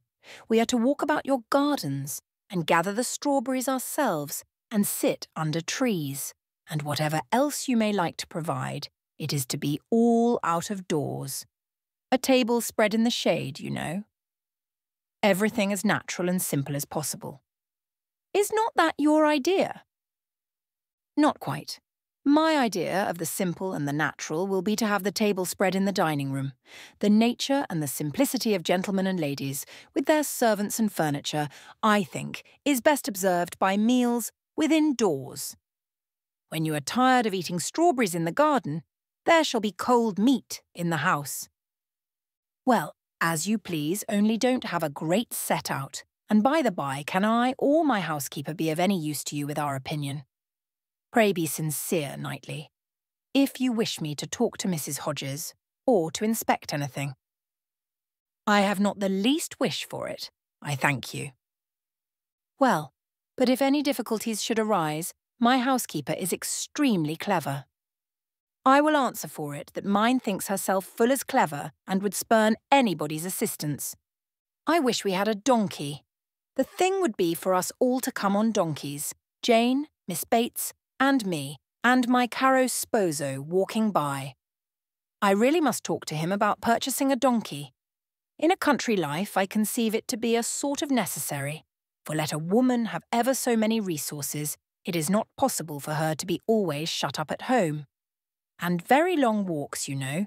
In summer there is dust, and in winter there is dirt. You will not find either between Donwell and Highbury. Donwell Lane is never dusty, and now it is perfectly dry. Come on a donkey, however, if you prefer it. You can borrow Mrs. Cole's. I would wish everything to be as much to your taste as possible. That I am sure you would. Indeed, I do you justice, my good friend. Under that peculiar sort of dry, blunt manner, I know you have the warmest heart. As I tell Mr. E., you are a thorough humourist. Yes, believe me, Knightley, I am fully sensible of your attention to me in the whole of this scheme. You have hit upon the very thing to please me. Mr. Knightley had another reason for avoiding a table in the shade. He wished to persuade Mr. Woodhouse as well as Emma to join the party, and he knew that to have any of them sitting down out of doors to eat would inevitably make him ill. Mr. Woodhouse must not, under the specious pretence of a morning drive, and an hour or two spent at Donwell, be tempted away to his misery. He was invited on good faith. No lurking horrors were to upbraid him for his easy credulity. He did consent. He had not been at Donwell for 2 years. Some very fine morning he and Emma and Harriet could go very well, and he could sit still with Mrs. Weston while the dear girls walked about the gardens. He did not suppose they could be damp now, in the middle of the day. He should like to see the old house again exceedingly, and should be very happy to meet Mr. and Mrs. Elton and any other of his neighbours. He could not see any objection at all to his, and Emma's, and Harriet's going there some very fine morning. He thought it very well done of Mr. Knightley to invite them. Very kind and sensible. Much cleverer than dining out. He was not fond of dining out. Mr. Knightley was fortunate in everybody's most ready concurrence. The invitation was everywhere so well received that it seemed as if, like Mrs. Elton, they were all taking the scheme as a particular compliment to themselves. Emma and Harriet professed very high expectations of pleasure from it, and Mr. Weston, unasked, promised to get Frank over to join them if possible, a proof of approbation and gratitude which could have been dispensed with. Mr. Knightley was then obliged to say that he should be glad to see him, and Mr. Weston engaged to lose no time in writing and spare no arguments to induce him to come. In the meanwhile, the lame horse recovered so fast that the party to Box Hill was again under happy consideration, and at last Donwell was settled for one day, and Box Hill for the next, the weather appearing exactly right. Under a bright midday sun at almost midsummer, Mr. Woodhouse was safely conveyed in his carriage, with one window down, to partake of this al fresco party, and in one of the most comfortable rooms in the Abbey, especially prepared for him by a fire all the morning, he was happily placed quite at his ease, ready to talk with pleasure of what had been achieved, and advise everybody to come and sit down, and not to heat themselves. Mrs. Weston, who seemed to have walked there on purpose to be tired and sit all the time with him, remained when all the others were invited or persuaded out, his patient listener and sympathiser. It was so long since Emma had been at the Abbey that as soon as she was satisfied of her father's comfort, she was glad to leave him and look around her, eager to refresh and correct her memory with more particular observation, more exact understanding of a house and grounds which must ever be so interesting to her and all her family. She felt all the honest pride and complacency which her alliance with the present and future proprietor could fairly warrant, as she viewed the respectable size and style of the building, its suitable, becoming, characteristic situation low and sheltered, its ample gardens stretching down to meadows washed by a stream, of which the Abbey, with all the old neglect of prospect, had scarcely a sight, and its abundance of timber in rows and avenues which neither fashion nor extravagance had rooted up. The house was larger than Hartfield, and totally unlike it, covering a good deal of ground, rambling and irregular, with many comfortable and one or two handsome rooms. It was just what it ought to be, and it looked what it was, and Emma felt an increasing respect for it, as the residence of a family of such true gentility, untainted in blood and understanding. Some faults of temper John Knightley had, but Isabella had connected herself unexceptionably. She had given them neither men, nor names, nor places that could raise a blush. These were pleasant feelings, and she walked about and indulged them till it was necessary to do as the others did and collect round the strawberry beds. The whole party were assembled, excepting Frank Churchill, who was expected every moment from Richmond, and Mrs. Elton, in all her apparatus of happiness, her large bonnet and her basket, was very ready to lead the way in gathering, accepting, or talking. Strawberries, and only strawberries, could now be thought or spoken of. The best fruit in England, everybody's favourite, always wholesome. These the finest beds and finest sorts. Delightful to gather for one's self, the only way of really enjoying them. Morning decidedly the best time, never tired, every sort good, hot boy infinitely superior, no comparison, the others hardly eatable, hot boys very scarce, chili preferred, white wood finest flavour of all, price of strawberries in London. Abundance about Bristol, Maple Grove, cultivation, beds when to be renewed, gardeners thinking exactly different, no general rule, gardeners never to be put out of their way, delicious fruit, only too rich to be eaten much of, inferior to cherries, currants more refreshing, only objection to gathering strawberries the stooping, glaring sun, tired to death, could bear it no longer, must go and sit in the shade. Such for half an hour was the conversation, interrupted only once by Mrs. Weston, who came out in her solicitude after her son-in-law to inquire if he were come, and she was a little uneasy. She had some fears of his horse. Seats tolerably in the shade were found, and now Emma was obliged to overhear what Mrs. Elton and Jane Fairfax were talking of. A situation, a most desirable situation, was in question. Mrs. Elton had received notice of it that morning, and was in raptures. It was not with Mrs. Suckling, it was not with Mrs. Bragg, but in felicity and splendour it fell short only of them. It was with a cousin of Mrs. Bragg, an acquaintance of Mrs. Suckling, a lady known at Maple Grove. Delightful, charming, superior, first circles, spheres, lines, ranks, everything, and Mrs. Elton was wild to have the offer closed with immediately. On her side all was warmth, energy and triumph, and she positively refused to take her friend's negative, though Miss Fairfax continued to assure her that she would not at present engage in anything, repeating the same motives which she had been heard to urge before. Still Mrs. Elton insisted on being authorised to write an acquiescence by the morrow's post. How Jane could bear it at all was astonishing to Emma. She did look vexed, she did speak pointedly, and at last, with a decision of action unusual to her, proposed a removal. Should not they walk? Would not Mr. Knightley show them the gardens, all the gardens?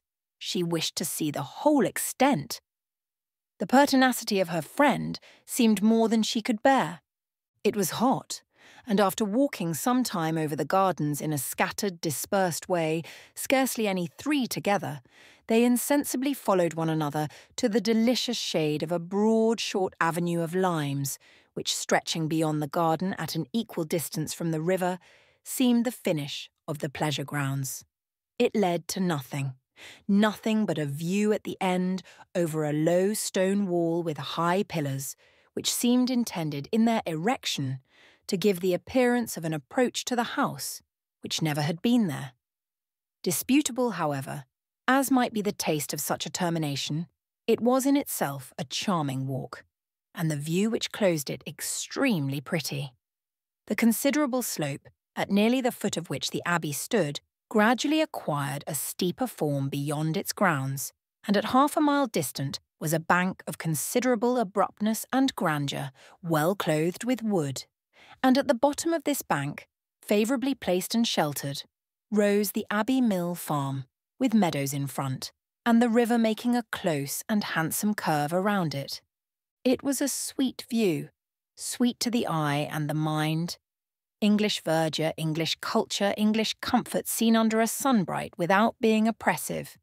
In this walk, Emma and Mr. Weston found all the others assembled, and towards this view she immediately perceived Mr. Knightley and Harriet, distinct from the rest, quietly leading the way.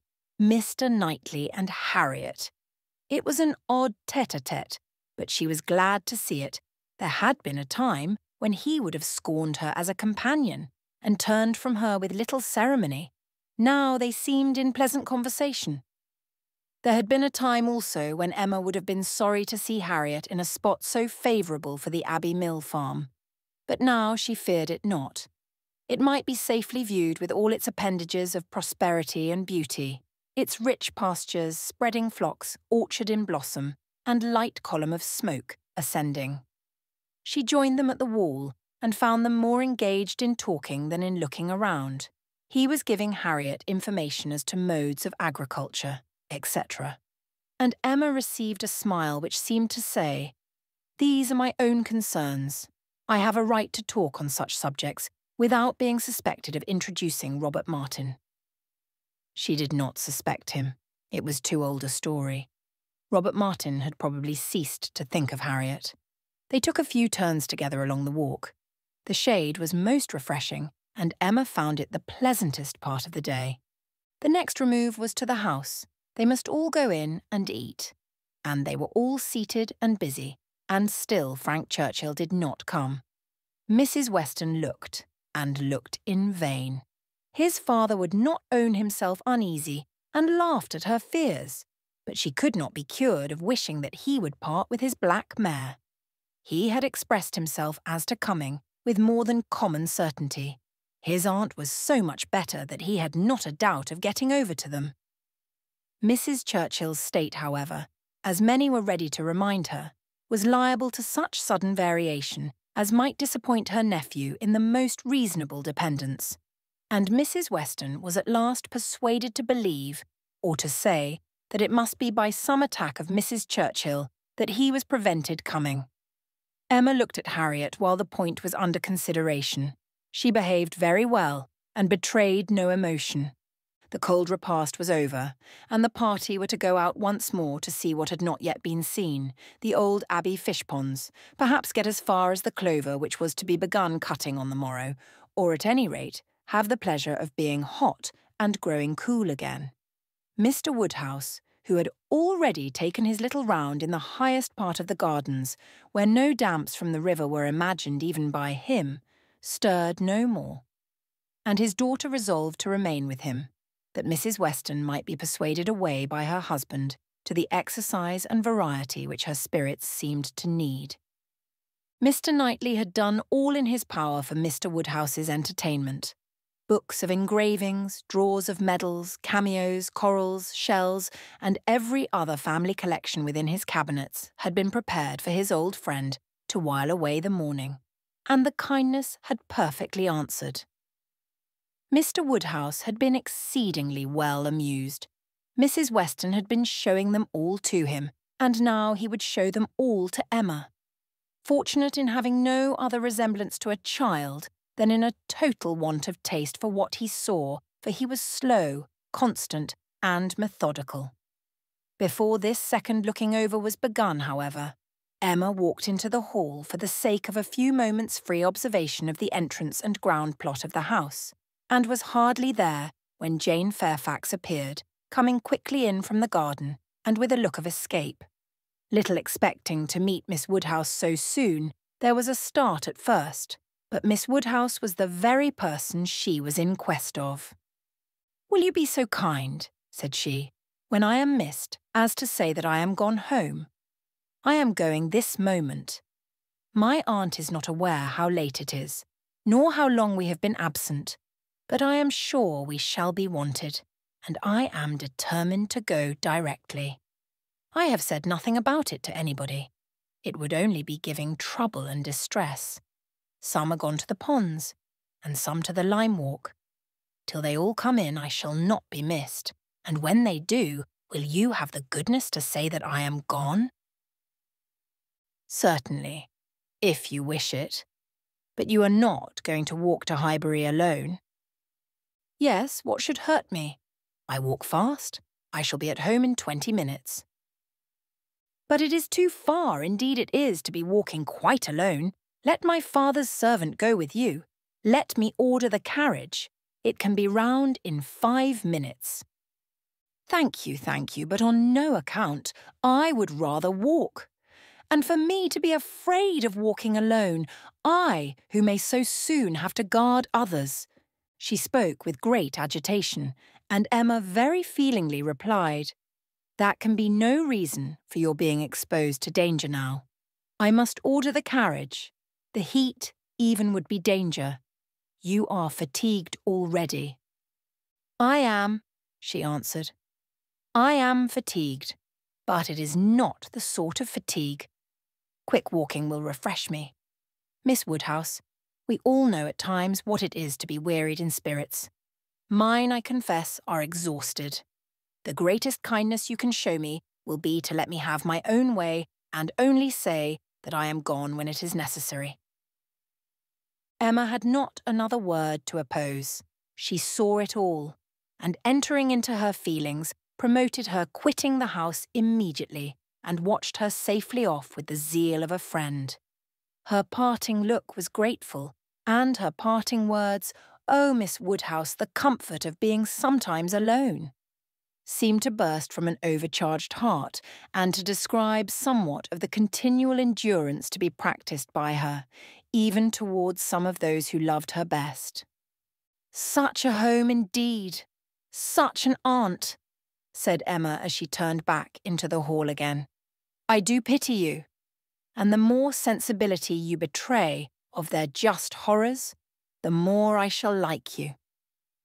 Jane had not been gone a quarter of an hour, and they had only accomplished some views of St. Mark's Place, Venice, when Frank Churchill entered the room. Emma had not been thinking of him. She had forgotten to think of him, but she was very glad to see him. Mrs. Weston would be at ease. The black mare was blameless. They were right who had named Mrs. Churchill as the cause. He had been detained by a temporary increase of illness in her. A nervous seizure, which had lasted some hours, and he had quite given up every thought of coming till very late. And had he known how hot a ride he should have, and how late, with all his hurry, he must be, he believed he should not have come at all. The heat was excessive. He had never suffered anything like it, almost wished he had stayed at home. Nothing killed him like heat. He could bear any degree of cold, etc. But heat was intolerable, and he sat down at the greatest possible distance from the slight remains of Mr. Woodhouse's fire, looking very deplorable. "You will soon be cooler if you sit still," said Emma. "As soon as I am cooler I shall go back again. I could very ill be spared, but such a point had been made of my coming. You will all be going soon, I suppose, the whole party breaking up. I met one as I came. Madness in such weather. Absolute madness." Emma listened and looked, and soon perceived that Frank Churchill's state might be best defined by the expressive phrase of being out of humour. Some people were always cross when they were hot. Such might be his constitution, and as she knew that eating and drinking were often the cure of such incidental complaints, she recommended his taking some refreshment. He would find abundance of everything in the dining room. And she humanely pointed out the door. No, he should not eat. He was not hungry. It would only make him hotter. In 2 minutes, however, he relented in his own favour, and, muttering something about spruce beer, walked off. Emma returned all her attention to her father, saying in secret, "I am glad I have done being in love with him. I should not like a man who is so soon discomposed by a hot morning. Harriet's sweet, easy temper will not mind it." He was gone long enough to have had a very comfortable meal, and came back all the better, grown quite cool, and, with good manners like himself, able to draw a chair close to them, take an interest in their employment, and regret, in a reasonable way, that he should be so late. He was not in his best spirits, but seemed trying to improve them, and, at last, made himself talk nonsense very agreeably. They were looking over views in Switzerland. "As soon as my aunt gets well, I shall go abroad," said he. "I shall never be easy till I have seen some of these places. You will have my sketches some time or other to look at, or my tour to read, or my poem. I shall do something to expose myself." "That may be, but not by sketches in Switzerland. You will never go to Switzerland. Your uncle and aunt will never allow you to leave England." "They may be induced to go too. A warm climate may be prescribed for her. I have more than half an expectation of our all going abroad. I assure you I have. I feel a strong persuasion this morning that I shall soon be abroad. I ought to travel. I am tired of doing nothing. I want a change.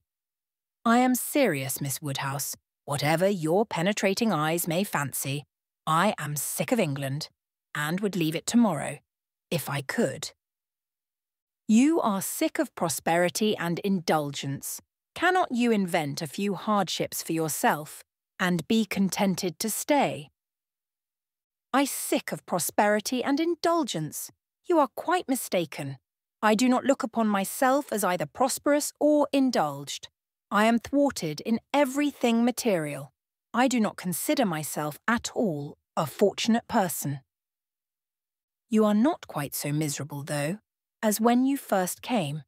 Go and eat and drink a little more, and you will do very well. Another slice of cold meat, another draught of Madeira and water, will make you nearly on a par with the rest of us." "No, I shall not stir. I shall sit by you. You are my best cure." "We are going to Box Hill tomorrow." "You will join us. It is not Switzerland, but it will be something for a young man so much in want of a change. You will stay, and go with us." "No, certainly not. I shall go home in the cool of the evening." "But you may come again in the cool of tomorrow morning." "No, it will not be worthwhile. If I come, I shall be cross." "Then pray stay at Richmond." "But if I do, I shall be crosser still. I can never bear to think of you all there without me." These are difficulties which you must settle for yourself. Choose your own degree of crossness. I shall press you no more. The rest of the party were now returning, and all were soon collected.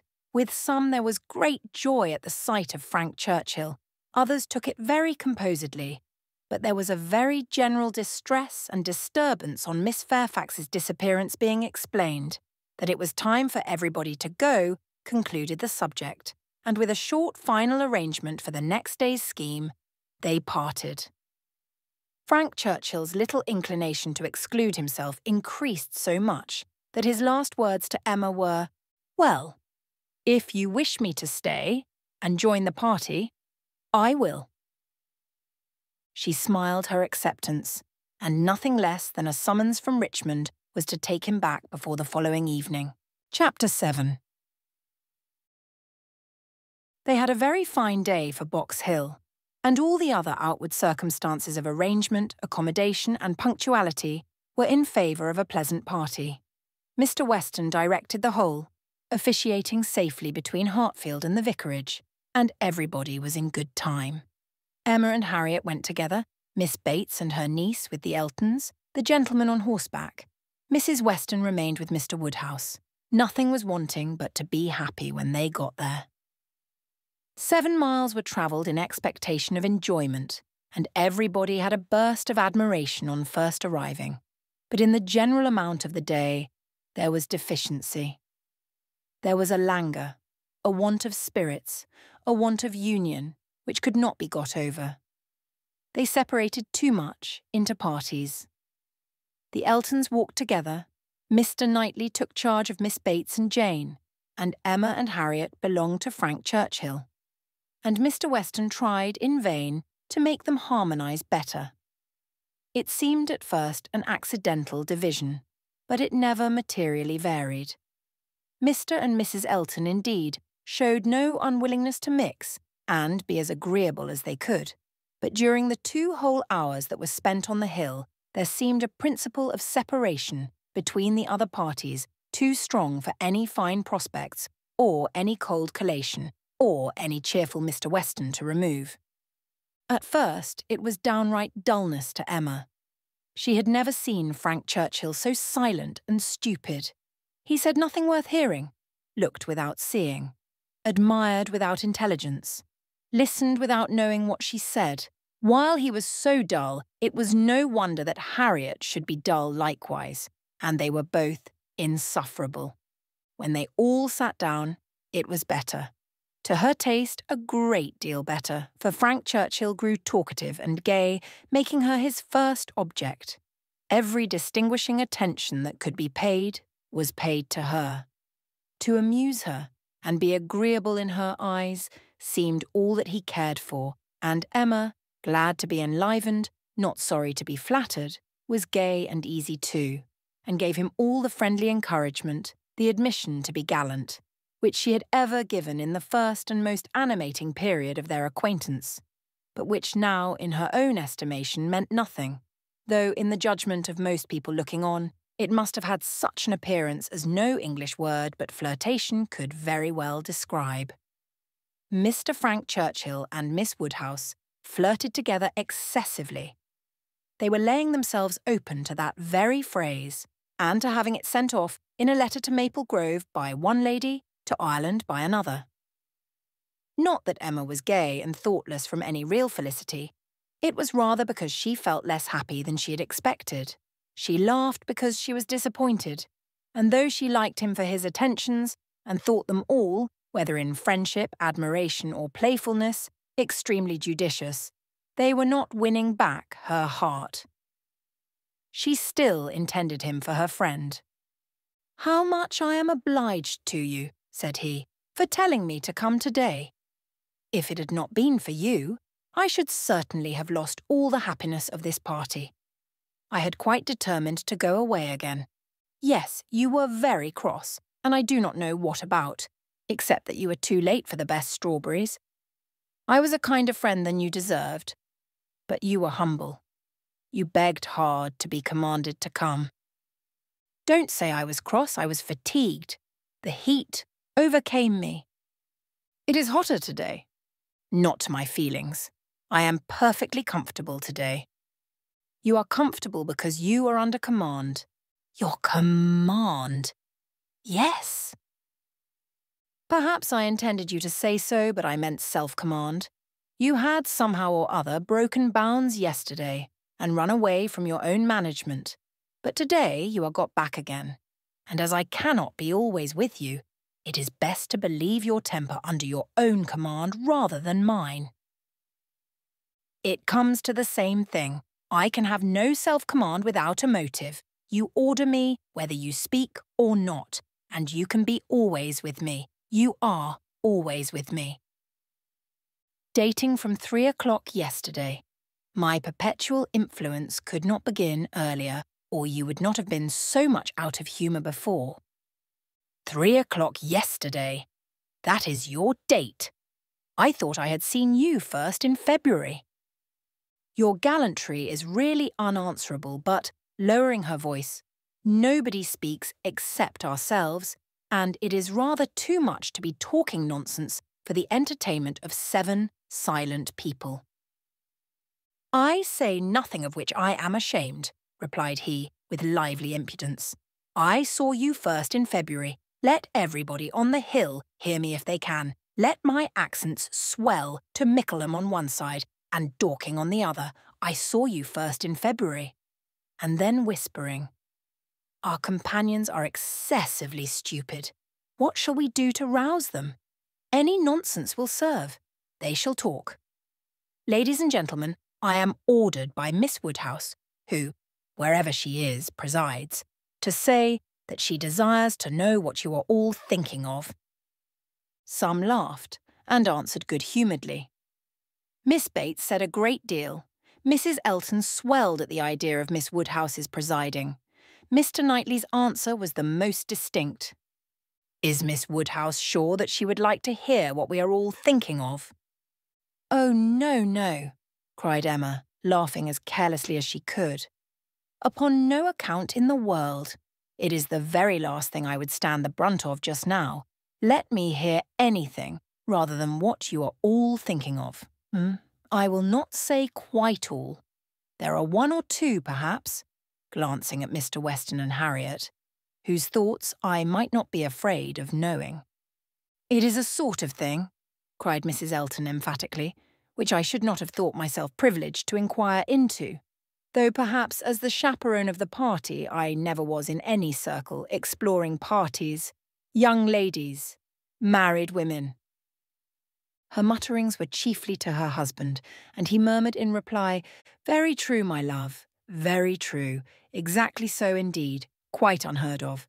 But some ladies say anything. Better pass it off as a joke. Everybody knows what is due to you.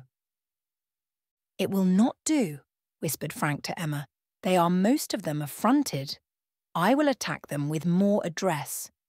Ladies and gentlemen, I am ordered by Miss Woodhouse to say that she waives her right of knowing exactly what you may all be thinking of and only requires something very entertaining from each of you in a general way. Here are 7 of you, besides myself, who, she is pleased to say, am very entertaining already, and she only demands from each of you either one thing very clever, be it prose or verse, original or repeated, or 2 things moderately clever, or 3 things very dull indeed, and she engages to laugh heartily at them all. Oh, very well, exclaimed Miss Bates. Then I need not be uneasy. 3 things very dull indeed. That will just do for me, you know. I shall be sure to say 3 dull things as soon as ever I open my mouth, shan't I? Looking round with the most good-humoured dependence on everybody's assent. Do not you all think I shall? Emma could not resist. Ah, ma'am, but there may be a difficulty. Pardon me. But you will be limited as to number, only 3 at once. Miss Bates, deceived by the mock ceremony of her manner, did not immediately catch her meaning, but, when it burst on her, it could not anger, though a slight blush showed that it could pain her. Ah, well, to be sure, yes, I see what she means, turning to Mr. Knightley. And I will try to hold my tongue. I must make myself very disagreeable, or she would not have said such a thing to an old friend. I like your plan, cried Mr. Weston. Agreed, agreed. I will do my best. I am making a conundrum. How will a conundrum reckon? Low, I am afraid, sir, very low, answered his son. But we shall be indulgent, especially to anyone who leads the way. No, no, said Emma, it will not reckon low. A conundrum of Mr. Weston's shall clear him and his next neighbour. Come, sir, pray let me hear it. I doubt its being very clever myself, said Mr. Weston. It is too much a matter of fact, but here it is. What 2 letters of the alphabet are there that express perfection?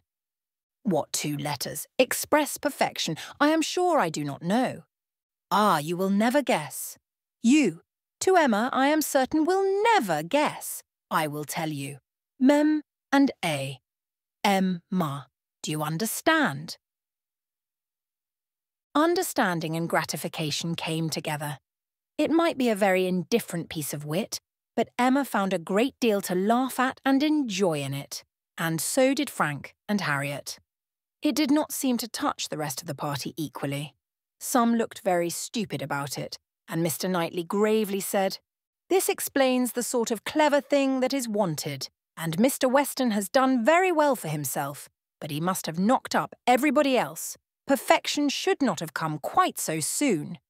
"Oh, for myself, I protest I must be excused," said Mrs. Elton. "I really cannot attempt. I am not at all fond of the sort of thing. I had an acrostic once sent to me upon my own name, which I was not at all pleased with. I knew who it came from. An abominable puppy. You know who I mean," nodding to her husband. These kind of things are very well at Christmas, when one is sitting round the fire, but quite out of place, in my opinion, when one is exploring about the country in summer. Miss Woodhouse must excuse me. I am not one of those who have witty things at everybody's service.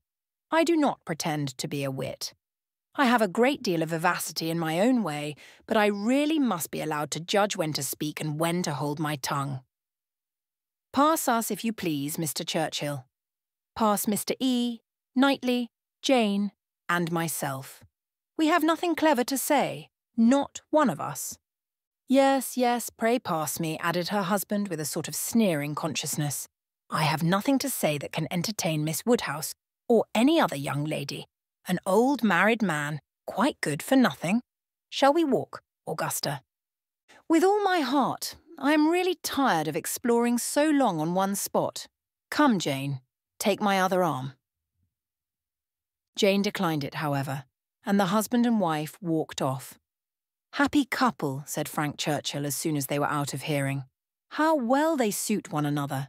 Very lucky, marrying as they did upon an acquaintance formed only in a public place. They only knew each other, I think, a few weeks in Bath. Peculiarly lucky, for as to any real knowledge of a person's disposition that Bath, or any public place, can give, it is all nothing. There can be no knowledge. It is only by seeing women in their own homes, among their own set, just as they always are, that you can form any just judgment. Short of that, it is all guess and luck, and will generally be ill luck. How many a man has committed himself on a short acquaintance and rued it all the rest of his life? Miss Fairfax, who had seldom spoken before except among her own confederates, spoke now. Such things do occur, undoubtedly. She was stopped by a cough. Frank Churchill turned towards her to listen. You were speaking, said he gravely. She recovered her voice. I was only going to observe that though such unfortunate circumstances do sometimes occur both to men and women, I cannot imagine them to be very frequent. A hasty and imprudent attachment may arise, but there is generally time to recover from it afterwards. I would be understood to mean that it can be only weak, irresolute characters, whose happiness must be always at the mercy of chance, who will suffer an unfortunate acquaintance to be an inconvenience, an oppression for ever.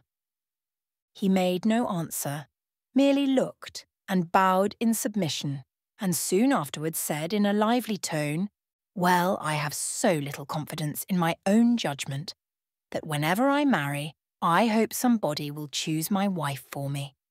Will you? Turning to Emma, will you choose a wife for me? I am sure I should like anybody fixed on by you.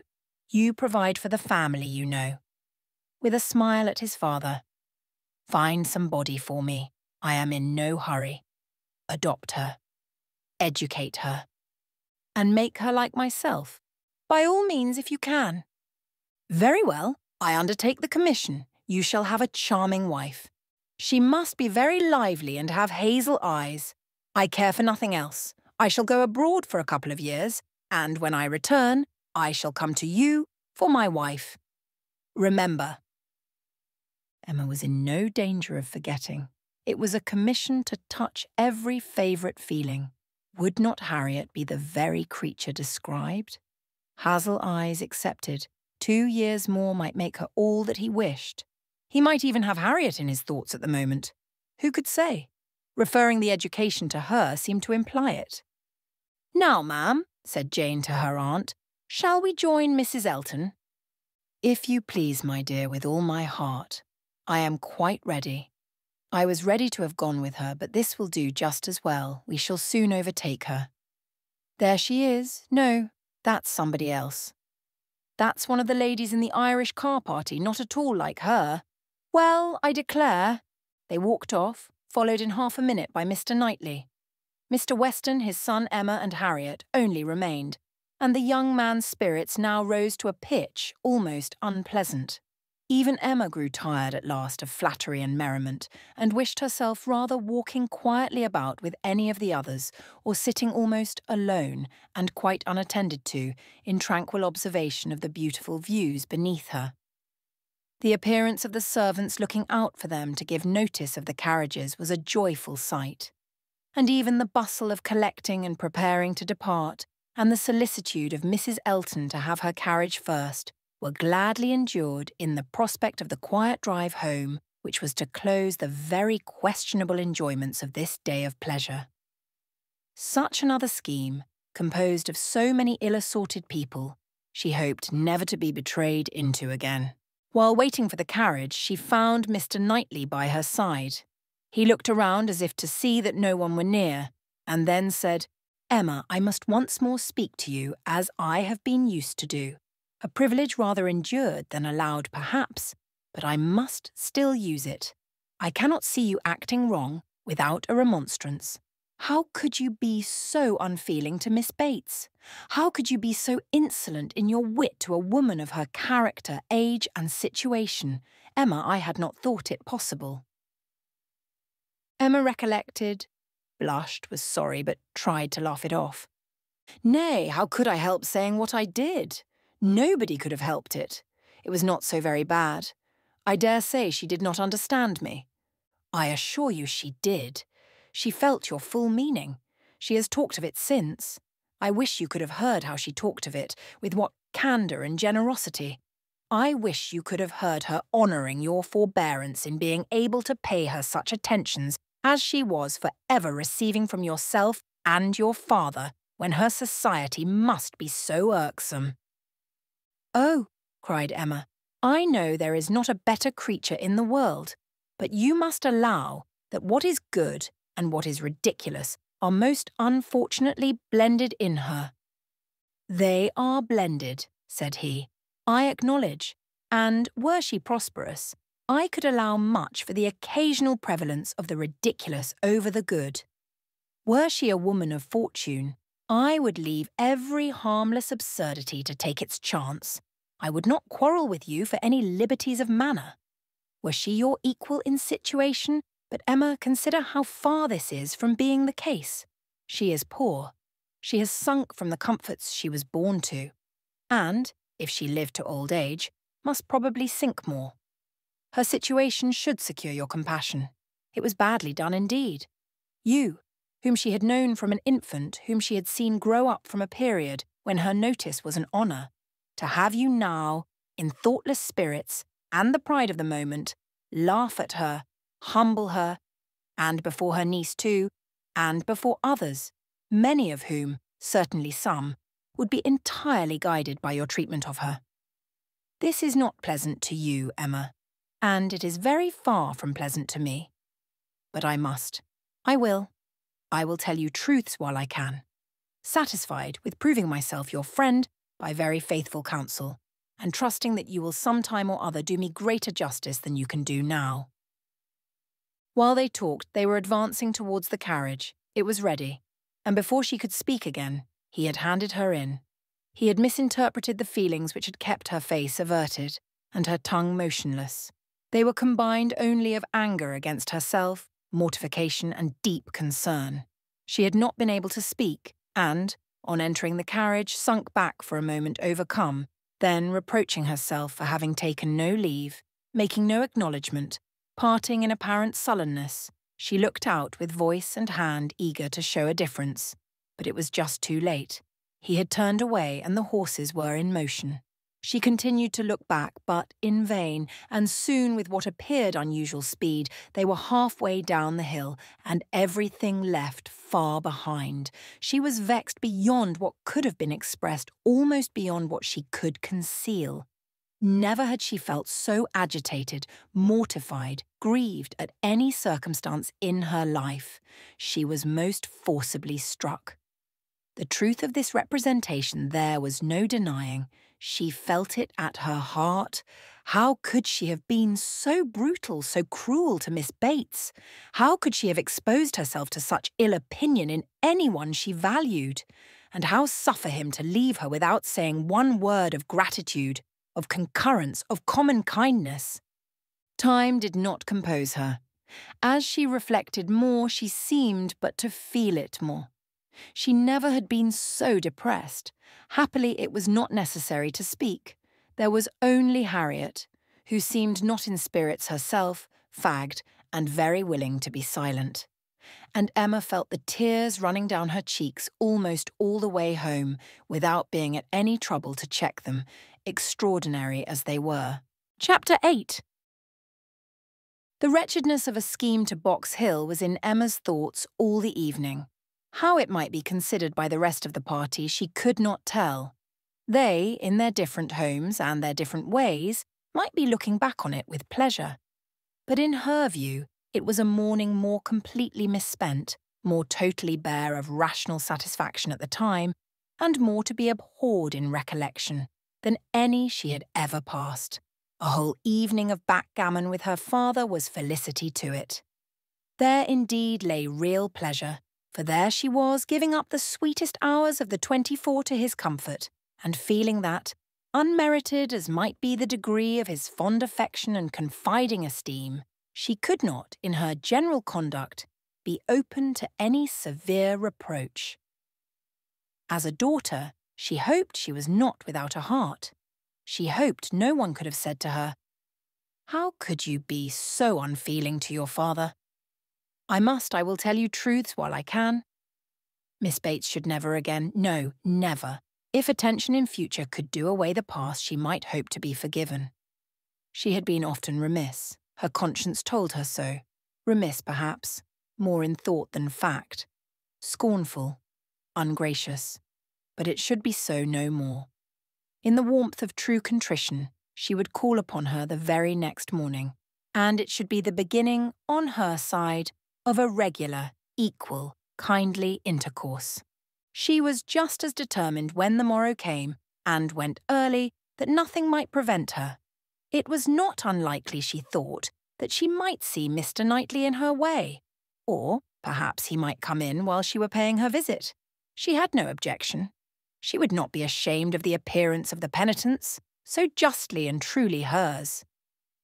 Her eyes were towards Donwell as she walked, but she saw him not. The ladies were all at home.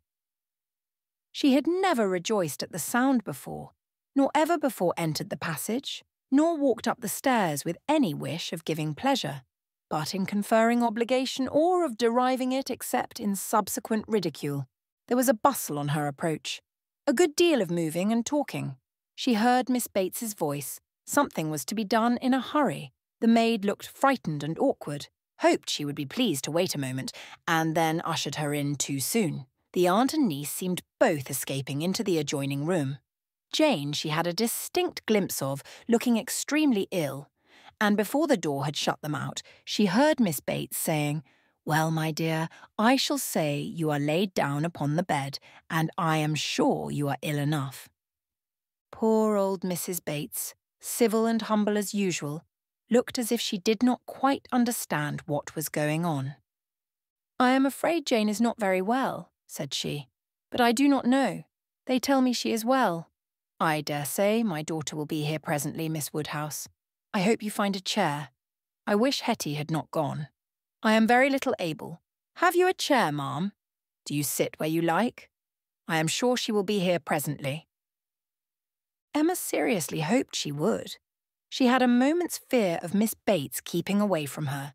But Miss Bates soon came, very happy and obliged. But Emma's conscience told her that there was not the same cheerful volubility as before, less ease of look and manner. A very friendly inquiry after Miss Fairfax, she hoped, might lead the way to a return of old feelings. The touch seemed immediate. "Ah, Miss Woodhouse, how kind you are. I suppose you have heard, and are come to give us joy."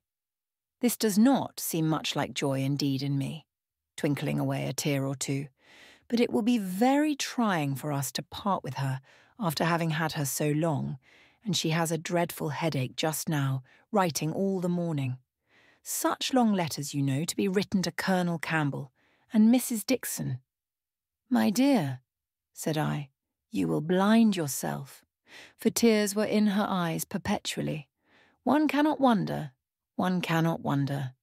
It is a great change, and though she is amazingly fortunate, such a situation, I suppose, as no young woman before ever met with on first going out, do not think us ungrateful, Miss Woodhouse, for such surprising good fortune. Again dispersing her tears.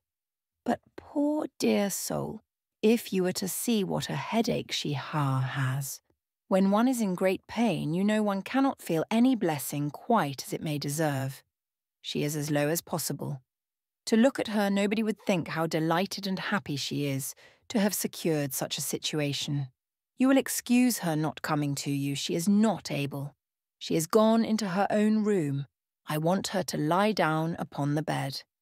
"My dear," said I shall say you are laid down upon the bed. But, however, she is not. She is walking about the room. But now that she has written her letters, she says she shall soon be well. She will be extremely sorry to miss seeing you, Miss Woodhouse, but your kindness will excuse her. You were kept waiting at the door. I was quite ashamed, but somehow there was a little bustle, for it so happened that we had not heard the knock. Until you were on the stairs, we did not know anybody was coming. "It is only Mrs. Cole," said I. "Depend upon it. Nobody else would come so early." "Well," said she, "it must be born some time or other, and it may as well be now." But then Patty came in and said it was you. "Oh," said I, "it is Miss Woodhouse. I am sure you will like to see her." "I can see nobody," said she, and up she got, and would go away. And that was what made us keep you waiting. And extremely sorry and ashamed we were. "If you must go, my dear," said I, "you must. And I will say you are laid down upon the bed." Emma was most sincerely interested. Her heart had been long growing kinder towards Jane, and this picture of her present sufferings acted as a cure of every former ungenerous suspicion and left her nothing but pity, and the remembrance of the less just and less gentle sensations of the past obliged her to admit that Jane might very naturally resolve on seeing Mrs. Cole or any other steady friend when she might not bear to see herself. She spoke as she felt, with earnest regret and solicitude, sincerely wishing that the circumstances which she collected from Miss Bates to be now actually determined on might be as much for Miss Fairfax's advantage and comfort as possible. It must be a severe trial to them all. She had understood it was to be delayed till Colonel Campbell's return. "So very kind," replied Miss Bates, "but you are always kind." There was no bearing such an always, and to break through her dreadful gratitude, Emma made the direct inquiry of, "Where, may I ask? Is Miss Fairfax going?" "To a Mrs. Smallridge, charming woman, most superior, to have the charge of her 3 little girls, delightful children. Impossible that any situation could be more replete with comfort, if we except, perhaps, Mrs. Suckling's own family and Mrs. Bragger's. But Mrs. Smallridge is intimate with both, and in the very same neighbourhood. Lives only 4 miles from Maple Grove. Jane will be only 4 miles from Maple Grove. Mrs. Elton, I suppose, has been the person to whom Miss Fairfax owes. Yes, our good Mrs. Elton, the most indefatigable, true friend. She would not take a denial. She would not let Jane say no, for when Jane first heard of it, it was the day before yesterday, the very morning we were at Donwell. When Jane first heard of it, she was quite decided against accepting the offer, and for the reasons you mention. Exactly as you say, She had made up her mind to close with nothing till Colonel Campbell's return, and nothing should induce her to enter into any engagement at present. And so she told Mrs. Elton over and over again, and I am sure I had no more idea that she would change her mind. But that good Mrs. Elton, whose judgment never fails her, saw farther than I did. It is not everybody that would have stood out in such a kind way as she did and refused to take Jane's answer. But she positively declared she would not write any such denial yesterday. As Jane wished her, she would wait, and sure enough, yesterday evening it was all settled that Jane should go. Quite a surprise to me, I had not the least idea. Jane took Mrs. Elton aside and told her at once that upon thinking over the advantages of Mrs. Smallridge's situation, she had come to the resolution of accepting it. I did not know a word of it till it was all settled. You spent the evening with Mrs. Elton? Yes, all of us. Mrs. Elton would have us come. It was settled so upon the hill while we were walking about with Mr. Knightley. You must all spend your evening with us, said she. I positively must have you all come. Mr. Knightley was there too, was he? No, not Mr. Knightley. He declined it from the first, and though I thought he would come, because Mrs. Elton declared she would not let him off, he did not. But my mother, and Jane, and I were all there, and a very agreeable evening we had. Such kind friends, you know, Miss Woodhouse, one must always find agreeable. Though everybody seemed rather fagged after the morning's party. Even pleasure, you know, is fatiguing, and I cannot say that any of them seemed very much to have enjoyed it. However, I shall always think it a very pleasant party, and feel extremely obliged to the kind friends who included me in it. Miss Fairfax, I suppose, though you were not aware of it, had been making up her mind the whole day. I dare say she had. Whenever the time may come, it must be unwelcome to her and all her friends, but I hope her engagement will have every alleviation that is possible. I mean, as to the character and manners of the family. Thank you, dear Miss Woodhouse. Yes, indeed. There is everything in the world that can make her happy in it.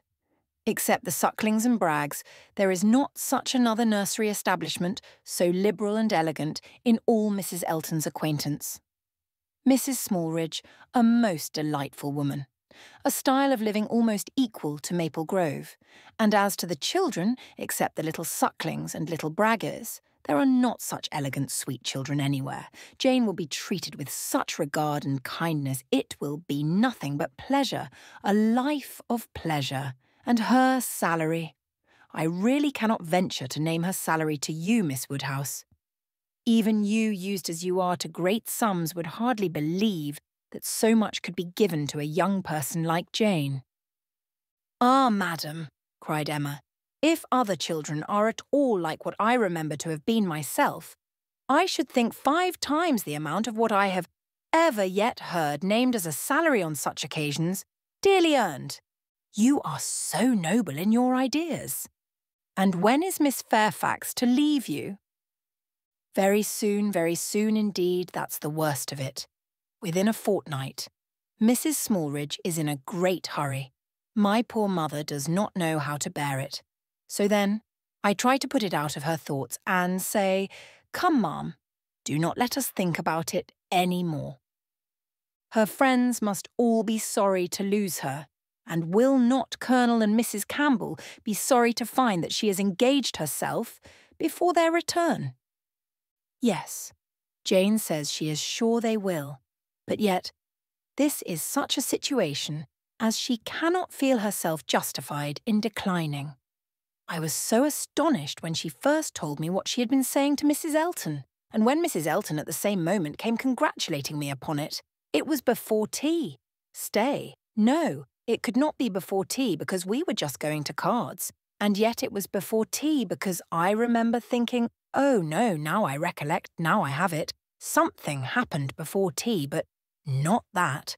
Mr. Elton was called out of the room before tea. Old John Abdy's son wanted to speak with him.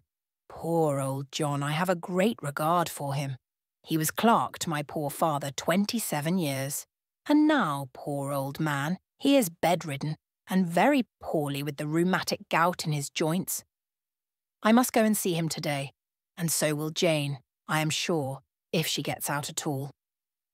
And poor John's son came to talk to Mr. Elton about relief from the parish.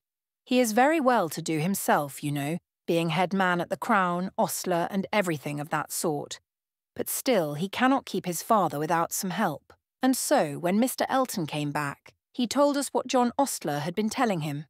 And then it came out about the chaise having been sent to Randalls to take Mr. Frank Churchill to Richmond. That was what happened before tea. It was after tea that Jane spoke to Mrs. Elton. Miss Bates would hardly give Emma time to say how perfectly new this circumstance was to her, but as without supposing it possible that she could be ignorant of any of the particulars of Mr. Frank Churchill's going, she proceeded to give them all. It was of no consequence. What Mr. Elton had learned from the ostler on the subject, being the accumulation of the ostler's own knowledge and the knowledge of the servants at Randalls, was that a messenger had come over from Richmond soon after the return of the party from Box Hill, which messenger, however, had been no more than was expected, and that Mr. Churchill had sent his nephew a few lines, containing upon the whole a tolerable account of Mrs. Churchill, and only wishing him not to delay coming back beyond the next morning early, but that Mr. Frank Churchill, having resolved to go home directly without waiting at all, and his horse seeming to have got a cold, Tom had been sent off immediately for the Crown chaise, and the ostler had stood out and seen it pass by, the boy going a good pace and driving very steady. There was nothing in all this either to astonish or interest, and it caught Emma's attention only as it united with the subject which already engaged her mind, the contrast between Mrs. Churchill's importance in the world and Jane Fairfax's struck her. One was everything, the other nothing, and she sat musing on the difference of woman's destiny, and quite unconscious on what her eyes were fixed, till roused by Miss Bates's saying, "Ay, I see what you are thinking of, the pianoforte. What is to become of that?" "Very true. Poor dear Jane was talking of it just now." "You must go," said she. "You and I must part. You will have no business here." "Let it stay, however," said she. "Give it house room till Colonel Campbell comes back. I shall talk about it to him. He will settle for me. He will help me out of all my difficulties." And to this day I do believe she knows not whether it was his present or his daughter's. Now Emma was obliged to think of the pianoforte, and the remembrance of all her former fanciful and unfair conjectures was so little pleasing that she soon allowed herself to believe her visit had been long enough, and, with a repetition of everything that she could venture to say of the good wishes which she really felt, took leave. Chapter 9. Emma's pensive meditations as she walked home were not interrupted, but on entering the parlour she found those who must rouse her. Mr. Knightley and Harriet had arrived during her absence, and were sitting with her father. Mr. Knightley immediately got up, and, in a manner decidedly graver than usual, said, "I would not go away without seeing you, but I have no time to spare, and therefore must now be gone directly. I am going to London to spend a few days with John and Isabella. Have you anything to send or say, besides the love, which nobody carries?" "Nothing at all. But is not this a sudden scheme?" "Yes, rather. I have been thinking of it some little time." Emma was sure he had not forgiven her. He looked unlike himself. Time, however, she thought would tell him that they ought to be friends again. While he stood as if meaning to go but not going, her father began his inquiries. "Well, my dear, and did you get there safely? And how did you find my worthy old friend and her daughter? I dare say they must have been very much obliged to you for coming. Dear Emma has been to call on Mrs. and Miss Bates, Mr. Knightley, as I told you before. She is always so attentive to them."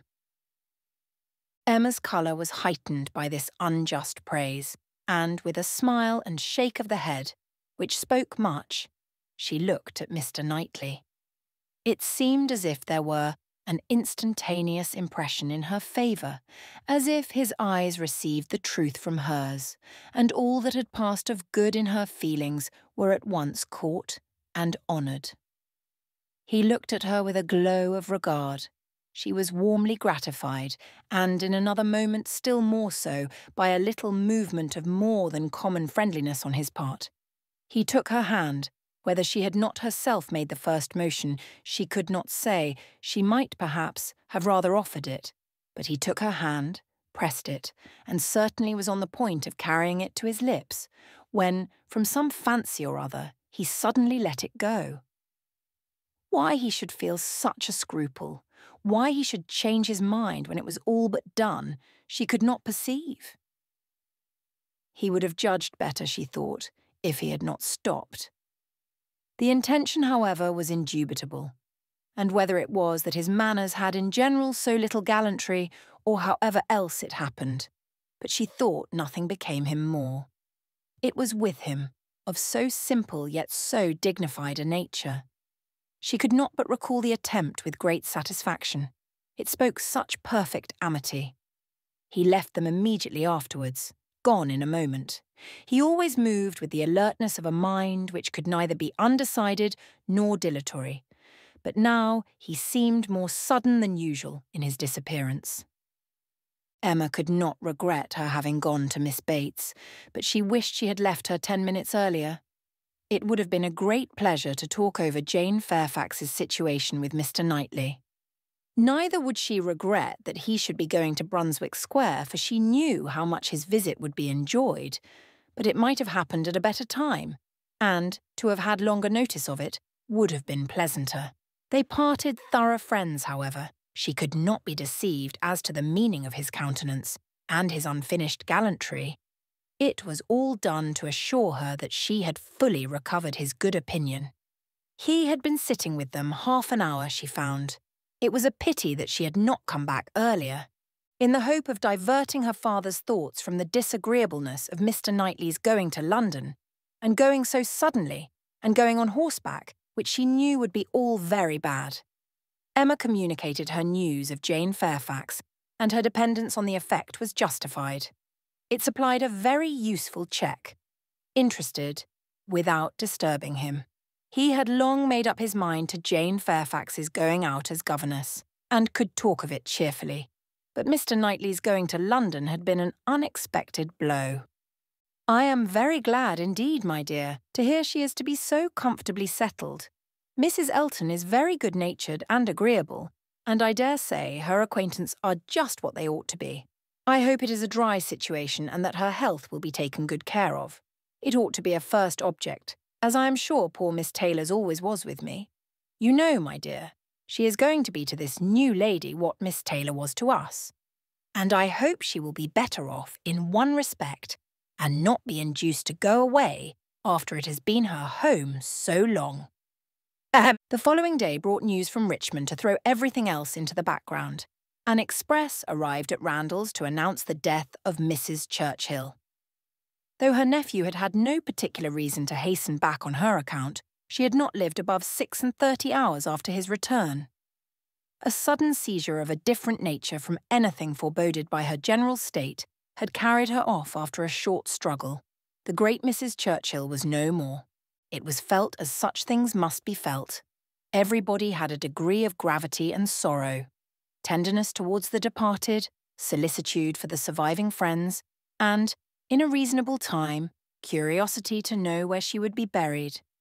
Goldsmith tells us that when lovely woman stoops to folly, she has nothing to do but to die, and when she stoops to be disagreeable, it is equally to be recommended as a clearer of ill fame. Mrs. Churchill, after being disliked at least 25 years, was now spoken of with compassionate allowances. In one point she was fully justified. She had never been admitted before to be seriously ill. The event acquitted her of all the fancifulness and all the selfishness of imaginary complaints. Poor Mrs. Churchill! No doubt she had been suffering a great deal, more than anybody had ever supposed, and continual pain would try the temper. It was a sad event, a great shock with all her faults, What would Mr. Churchill do without her? Mr. Churchill's loss would be dreadful indeed. Mr. Churchill would never get over it. Even Mr. Weston shook his head and looked solemn and said, "Ah, poor woman, who would have thought it?" and resolved that his mourning should be as handsome as possible, and his wife sat sighing and moralising over her broad hems with a commiseration and good sense, true and steady. How it would affect Frank was among the earliest thoughts of both. It was also a very early speculation with Emma. The character of Mrs. Churchill, the grief of her husband, her mind glanced over them both with awe and compassion, and then rested with lightened feelings on how Frank might be affected by the event, how benefited, how freed. She saw in a moment all the possible good. Now, an attachment to Harriet Smith would have nothing to encounter. Mr. Churchill, independent of his wife, was feared by nobody. An easy, guidable man to be persuaded into anything by his nephew. All that remained to be wished was that the nephew should form the attachment, as, with all her goodwill in the cause, Emma could feel no certainty of its being already formed. Harriet behaved extremely well on the occasion with great self-command. Whatever she might feel of brighter hope, she betrayed nothing. Emma was gratified to observe such a proof in her of strengthened character, and refrained from any allusion that might endanger its maintenance. They spoke, therefore, of Mrs. Churchill's death with mutual forbearance. Short letters from Frank were received at Randalls, communicating all that was immediately important of their state and plans. Mr. Churchill was better than could be expected, and their first removal, on the departure of the funeral for Yorkshire, was to be to the house of a very old friend in Windsor, to whom Mr. Churchill had been promising a visit the last 10 years. At present there was nothing to be done for Harriet. Good wishes for the future were all that could yet be possible on Emma's side.